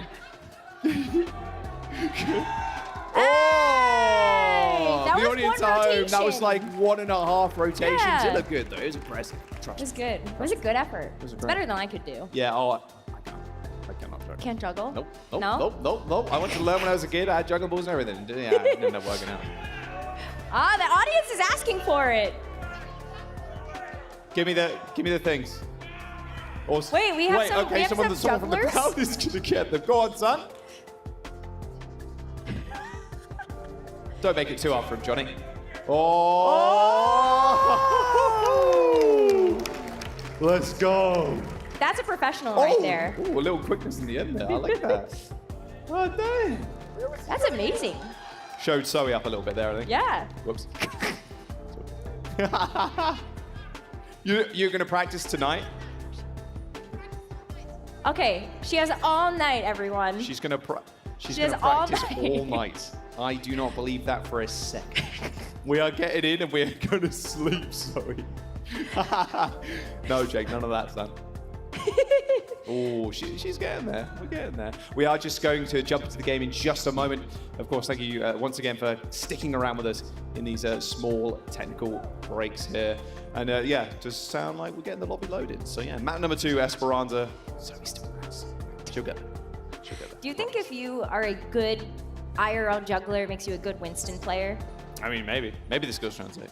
Potentially. Johnny's like, Johnny's like, the bit is oh. done. Move on. Move on. You have spent too much time talking about the juggling. Thank you, Johnny. We'll get Johnny to do something later. Not later, but like maybe this weekend. So some sort of physical activity, maybe. Some sort of like hurdling challenge, or I don't know. What was your special skill, Johnny? We should get Johnny to play basketball. He's looking at me. By the way, we've got a sofa here too, lying down, planking the he's whole thing, big taking the whole chillin'. thing up, and is not saying a word. Oh, he's sleeping now. You should get him a blanket, tuck him in, read him a bedtime story. And once there was a bastion on Eichenwalde, took the chandelier up on the high ground and decimated the team below. Good night, Johnny. That's nightmare fuel. It is. I'm That's not sure actually just that's nightmare fuel. a story either. Yeah. Bedtime story, at least. All right, Esperanza is our second map in this series. M80 taking on Twisted Minds. What do we get to see? A lot of teams like to play dive on this map. A lot of Winston, a lot of Diva. But the world is our oyster right now, Jaws. Yeah. Speaking of the player camps too at the front of the stage. Smiles across the board on Twisted Mind Spaces. They know they're here for a good time, right? And you just got to keep the morale high, of course. It's been a long day for everybody, kind of, you know, sitting, waiting around some unfortunate technical issues in the building, and just happy that they're happy that they're smiling. They're really making the most of it. Yeah, right. They really are. Exactly. And I mean, it's obvious that they're trying too. They had Sky try to play this tank role earlier. Slay even came in to try to take that role too. And now Yubi giving it his best effort to really bring some life into this Twisted Minds team while they are still on land. And for this next map, they are going to be locking into the Mauga comp. And Yubi is a really great initiator. Plays the Symmetra usually for this team. Has been able to make some really great teleporter plays and just allow this team to really get into their own. But with M80, they are going to actually play this far from Happy. Or play around these pillars. Happy needs some healing there. Caught a light for a brief moment. As yeah, Yubi just tries to make an initiation, but you can see almost got blown up instantly. Had to pop the cardiac overdrive and score on the rest of the team out. That turret, unfortunately, I don't think is going to stay around for all too long. There you go, Liar with a Cheerios takes it out. Slay to follow. All right, Pelican. Wow. Yeah, I mean, it's so hard when M80 has such a deadly DPS lineup. They can play virtually anything, and they can always make sure that they can get the better of any type of counter swapping. Yeah. But Yubi's actually going to switch over to the D.Va. Okay, so a really great way to be able to eat up some of this damage that's going to be coming through from M80. You've got the defense matrix to help soak up some of these far rockets. But it's still going to be super tough to actually engage on the team when you have to be able to go all the way past that Sigma shield, and Hawk's no slouch. It's not really going to let you do that. Yeah, we'll have to wait and see. AK, what are you doing? Oh, AK, more mate. Torbjorn? We're in a game, mate. Soldier! Damn, Switching the it Torbo up. seems to be going over to the Soldier. Okay. Let's see what you got. Nice nade. Did hit Slay. Slay got rocked too. Sleepdart comes in. Goes a little bit wide. And watch an AK on the side here. Not quite an AK, but it'll do. There's the checkpoint for M80. They're just ignoring AK at this current moment in time. It's actually Liar going down to Slay. Headshots there from the Cassidy. Oh, and Happy. Oh, it gives a little smile and a shrug. I try, guys. Look, I try. If you nanoed me, maybe I win there. UV and Pelican will try and take over this fight, though. There's a Hawk. Oh, man. I'm sorry. I'm sorry. It's not my, I don't know what I'm saying, sorry, it's not my fault. Why are you saying I sorry? don't know what's happening, but. Another pause. We're chilling. Has anybody got a pause counter? Bingo card needs to be made at this point. I don't even want We're unpausing! Don't go anywhere, we're unpausing. Don't worry, we're back in just a moment. Say that again, production. I think someone closed the game. Someone closed the game by accident. How does that happen? Don't know, but Anyway. they're back in, so we're chilling. Anyway, We're they're chilling. back in the server. They've got their game up on their monitor. Yeah, there we go. Alrighty. M80 are halfway to the final objective. Yes, sir. Here we go. Twisted Minds, they got ults. How do they use them? That's the question. Happy on the Genji now. Of all things. It's going to be tough for them to see them through this fight, especially with this flux. Here comes the sound barrier, though. Doesn't hit Sky, but the lamp's going to save it. There's a sound barrier coming through an old slot. Oh, man. Slay put to sleep. Straight after using that high noon, and Yubi trying to make her work at that back line, but unfortunately... Oh, actually, he takes down Ultraviolet. Okay. Little parting gift there from the D.Va mech. It's been a long time since we've seen a D.Va bomb kill. It is. That's very true. And Yubi now on the board to try and touch the bots. 130 meters to go. 130 meters in counting, not to go. Happy is just playing with his food right now. At the doors, hitting the deflect, hoping to find a couple of kills. Admiral AK falling over. It should just be a full cap. He needs to get back. Goes to spawn to get full HP. And that'll be that. M80 with a full push on Esperanza. That's 2-0 in the series now. Pretty quick one. Pretty quick. That might be a record for on that completion. I'm not sure. Crowds are enjoying themselves. Good stuff. Love to see it. Appreciate the so audience that's still grateful. sticking out. Oh yeah, for sure. We really have some of the best fans. Facts. You guys are the real ones out here. Yeah. Sticking around this whole time. We love it. We love to see that for the support of all the players that are here this weekend. Oh, 100%. Yeah, this weekend's going to be a fantastic one. We're getting all the hiccups out of the way early, you know. Production working incredibly hard behind the scenes, just trying to make sure everything's running smoothly. So, obviously, thank you so much for doing that, and thank you so much to the audience too, just bearing with us both in venue and of course at home too. Let's have a look at some highlights though from that last match before we get into a third one. Of course, Twisted Minds again choosing their map. Hey, Slay got a pretty sick double kill. Yeah. That was great. 100%. The tracking down on the Pharah. We got to see AK try a different hero. I like it. Diva Bomb kill. Yeah, we look, small victories coming through here. Yeah. And someone accidentally closing the game. I mean, that can't be You gotta helped. see the silver linings. Yeah, he's a little bit tired at the moment, so yeah, you know, these mistakes do end up happening, but all in good fun, of course. As M80 will go to this third map. I imagine expecting just taking home the W. Moving on in the lower brackets. Pretty devastating one, of course, as well, when you really think about it. So many scary teams in the upper bracket are going to get knocked down, and then you're going to have to face them. And the rematches are always so spicy at LAN, and I hope we're going to get to see some of that. Oh yeah, especially when the crowd is there too. Oh yeah. It's been great to hear the energy so far in the arena 100%. for all of these teams and players, all of the big plays happening on the stream as well. So I can't wait to see how that's going to help fuel up the rest of these teams that are going to be competing for the rest of the weekend, because that's been really special. It's been good. The audience has been fantastic as well, like we were saying before. Yes, third map up next here. And, well, they can't choose a push again, so we won't go to that game type. So maybe a little bit of hybrid sprinkled in here and there. I mean, AKA flexing his guns a little bit, showing us the soldier. So, you know, doesn't only play the Torbjorn. Secret weapon. Yeah. Every good need for a solo queue player. Yeah, I mean, look, it's a miracle if you can get the one trick to swap, but when you can, oh, they go crazy with it. Of course, here is the map pool that we're looking at right now. Can't choose Esperanza or Busan. Wait and see when we go to. Maybe the audience are going to get their wish. Maybe we do go to Hollywood. Have to wait and see. Hybrid, of course, a very, very exciting game. Hey. We got King's Row. King's Row. Okay, I'll take that. That's Hybrid, a fan favorite. a classic. We love that. Love it. More Pharah then. Yeah, why not? I looked into my crystal ball and I see more Pharah on the menu. And happy can play Widow too. So true. There you go. Oh, so many good choices for me. There's always a silver lining.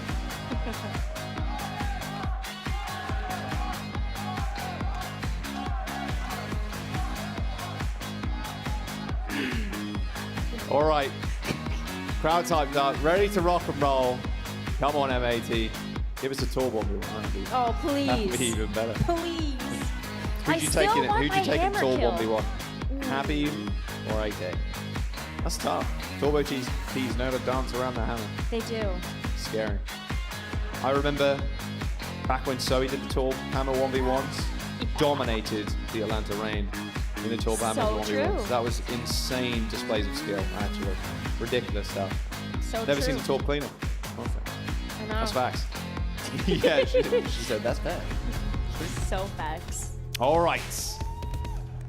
Let's get into King's Row. Map number 3, M80 versus Twisted Minds. Twisted Minds is map pick. See what side they're starting on as well here.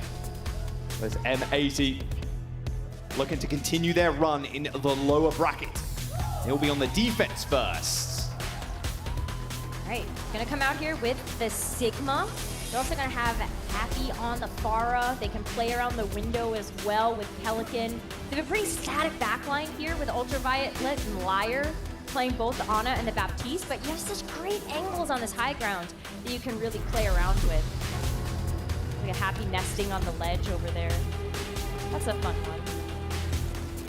I really like the Ana from the defense too. It's so nice when you can sit super far back too. Very, very different comp though. Twisted Minds are running okay. Ooh. Got the Ram, a little bit of rush. Sky on the Moira. Let's see Moira in a hot minute. AK's flexing those muscles again, maybe. Just kidding. It's more Torb, giving the people what they really want. Yeah, that is Wait. Back to the Mei. Okay, it is gonna be Mei.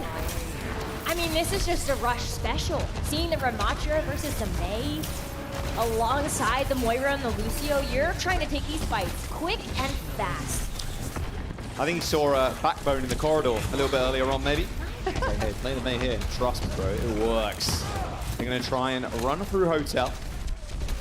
Just try and take...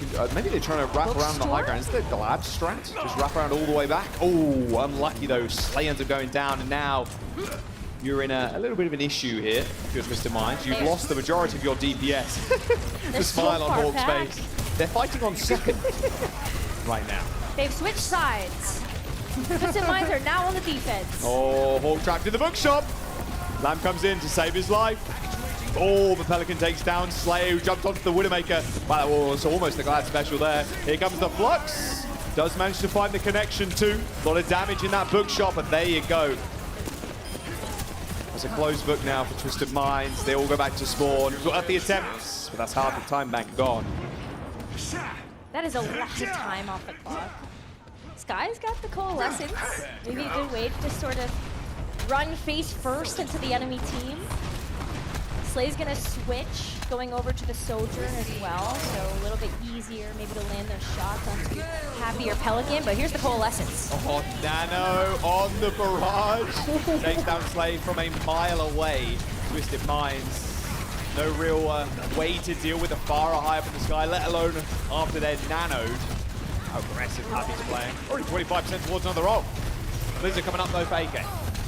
Those rockets hurt, and they add up really fast. You've got the Blizzard on top of something like the Annihilation.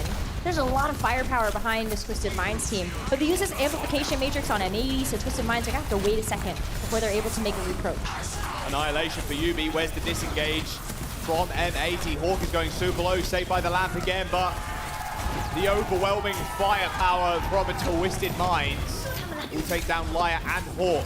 But they do end up trading though, as Pelican Happy come out with kills, and I mean, Pelican is just on just an unbelievable flank here. Oh my word. The face of a stone cold killer. Yeah, no survivors. That was almost a tick that Twisted Minds were able to get, but didn't end up having an opportunity to use this Blizzard from AK. Maybe get a chance to have like an overclock or even a Coalescence to pair up with that, but they're really starting to run out of time. Over a minute left, not too much more than that, and M80, they're gonna have 4 ults to work with in this next fight. Oh, the Rush, no. do they know? Oh, well. They did know. They ran with Zell between their legs. They still end up picking up a kill onto Pelican, however. Ultraviolet trying his hardest to heal Happy. He had the nano, but didn't want to deploy it. A little bit worse for wear now. Hawk's still going for these. Slay's going to die too. There's no heals coming in. There's only April. 30 seconds to go now for Twisted Minds, and slowly but surely they're just bleeding out on the point. Oh, the Blizzard! LOS instantly by Hawk. Oh, but it pushes them back far enough. It's actually going to be able to net Twisted Minds. 1 point, make that 2 ticks before M80 come back in to try to get that recontest. With the nano to boot, it's going to be feasting on it as well. 10 seconds to go. 2 ticks on the board for Twisted Minds. Sky, he's on the Weaver. They're going to be able to get that. I don't think they're even going to get there. Yeah, Slay has to duck into spawn too, and there it is. Winnable for Twisted Minds, 67%. Score 0. It's M80's game to lose now. Gonna make this a quick one, I would imagine. I mean, Pelican saved them 2 times there, back-to-back on the cast and the Tracer.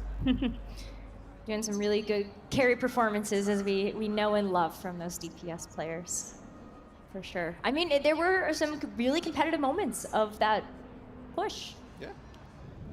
I like Hawk going for the 1v5 fluxes. I mean, it's great. Ends up picking up kills. It's a solo Q flux, really, isn't it? I can save it, and you can if you've got a DPS like a Pelican. That's true. Guys, don't worry, the DPS got this. They're doing something. Exactly, they got it. Yeah. All right, what specialty course do Twisted Minds want to serve up? AK AK on the soldier. Okay. I like that. Get the healing pylon for yourself. You can just play on an angle. I like how Pelicans also hovering the Widow here to make sure Happy can't take it. It's my time in the sun Yeah, now. rock, paper, scissors, shoot. Yeah, exactly. I win now. I get the Widowmaker. And you be on the Doomfist, okay. A DPS special. Will you play tank? Why Jump not? on the Doom. Play what you're comfortable with. Yeah, but Twisted Minds, they kind of got this pseudo dive going on with the Doomfist, the Echo. You got the Soldier from AK on an off angle, the Pelican hunting in those sightlines for somebody to peek their head over the hotel. I mean, hey, it's the effort that counts. It is. That is an A for effort. Straight. I mean, they killed all. You trade there. Yeah, like, hang on a second. Hang on a second here. They looking like they want to let them cap at this point. Fly just perma-sleeping Yubi. Pelican Slay and Happy end up trading there on the Echoes, and it is Hawk that is back. Sky dead. Moving on to the point. I mean, can Yubi go for a Hail Mary? Finds Laya, but oh, another sleep. Lucio guys, they still got that aim. Oh, well, we're going to see a couple staggers come back here from Twisted Minds to try to get back closer to the point, but doesn't look like they're going to be able to. Yep, and that will be it. M80 with a clean 3-0 over Twisted Minds. Eliminate them from the competition. And they will sail through the lower bracket now with that win. clean win from them too. We expected nothing less of this team to continue to show and live up to the expectations that everybody has for a squad like this. And M80, they get to continue their journey, see where they get to go from here. But they have some very tough opponents waiting in the wings for them. It's not going to be an easy fight. No, it is not. Of course, there's upper bracket games tomorrow. Decide what's going down in the lower brackets. Handshakes all around, smiles on the faces of everybody. It's been a good time watching Twisted Minds in OWCS. Of course, their stage one was just phenomenal. It's just unfortunate they ended in a position where they couldn't end up fielding a proper full roster, but it's been an exciting organ. A lot of exciting players to actually watch, but it is M80 that take the victory here, and take the victory bow in the final game. Come on, Maya! In our final game of day number one. We're going to jump over to the desk, though. These beautiful people going to round us out. You called us beautiful, guys. Aww. What a way to end the day. Thank you so much, Necra and Jack, for bringing us the action here of the last series of the day, but by far not the last one in this tournament. These were elimination matches that we finished off with, but tomorrow is another day and another chance for M80 to stay alive. Let's talk about how they got it done as we were looking at some of the highlights from this match. This was as clean as it gets, and this is exactly what we wanted to see from M80. I'm just happy we finally got to see the happy Farah in an official match. You know, that one's been definitely waiting in the sidelines for quite a while. Here he is on the Widow. It might go back to the sidelines after this one, though. Well, you never know. I'm going to keep an open mind. I think, hey, Pelican on the hit scan, he's good. He's rock solid. I mean, Pelican is a bit of a hyperflex himself, so Yeah, he can yeah, pull yeah. out pretty much everything, right? And, you know, this was a pretty clean 3-0, but, you know, we mentioned it even before the game, right? You know, M80, they got their, they'll be looking back at, you know, the previous series as well and what they can learn going into tomorrow's matchup. Nice to get this quick 3-0 win. Now you can go back to the hotel, you can rest up for tomorrow's match. But I feel like we have to talk about Twisted Minds as well, of course. This was their final run here in Stage 1 and Stage 2 of OWCS. You know, they qualified here for the Major, weren't able to field ultimately the roster that did qualify because of some of these issues and, you know, some swaps on their roster as well. But overall, you know, this team, they feature some great talent. Yubi, for example, won the World Cup last year with Saudi Arabia and is a fantastic cerebral player who is behind some of Twisted Mind's success when it comes to playing symmetric compositions. For example, Yubi, so smart with his teleporter placement. In this series though, you flex around because unfortunately you have to field 3 support players. It wasn't optimal conditions, but I don't think that should take away at all from the individuals that they had to field here today that have been shining throughout OWCS in the EMEA scene, who have a bright future ahead of them for the rest of the year. Because reminder, this is just a major. We got stage 3, stage 4 coming up, and ultimately DreamHack Stockholm, right?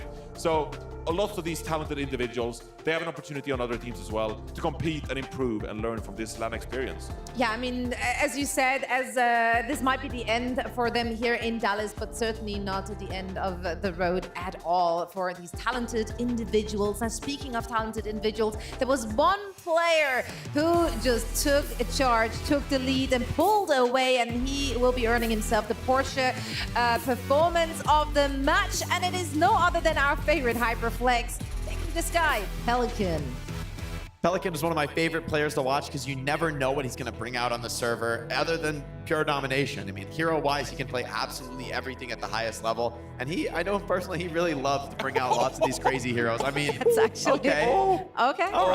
All right. He's just dropping a nuke. Yeah, that's just dropping a nuke. I mean, okay. We gotta be fair here. We gotta be fair. Like this was a stump. Yeah. It's not like he's been that contested, you know. Wow, he's been free range.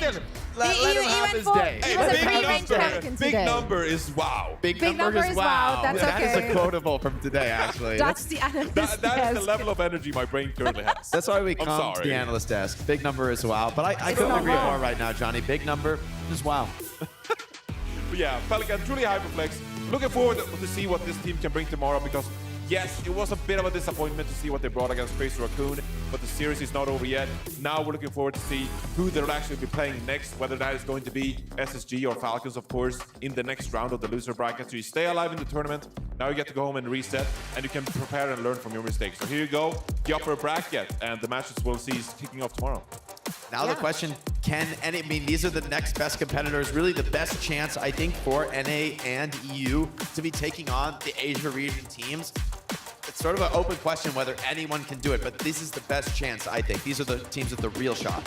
Absolutely. And if we could quickly go back to that upper bracket as we're still talking about it, we talked about Crazy Raccoon obviously being the favorite to win it all. But when I got a chance to actually sit down together with Danny with Crazy Raccoon, they did say that the team they have their eye on is Toronto Defiant. It was not Falcons, it was Toronto Defiant. They think that they might be one of the most competitive teams for them, the only one who really can maybe, you know, make him skip a beat. So tomorrow they get a first glance, or we rather get a first glance at what that could look like. I'm gonna be honest with you though, the way Crazy Raccoon played today, I mean, we didn't see the Toronto Defiant game here on our stream, but the way Crazy Raccoon played, man, Toronto will have their work cut out for them.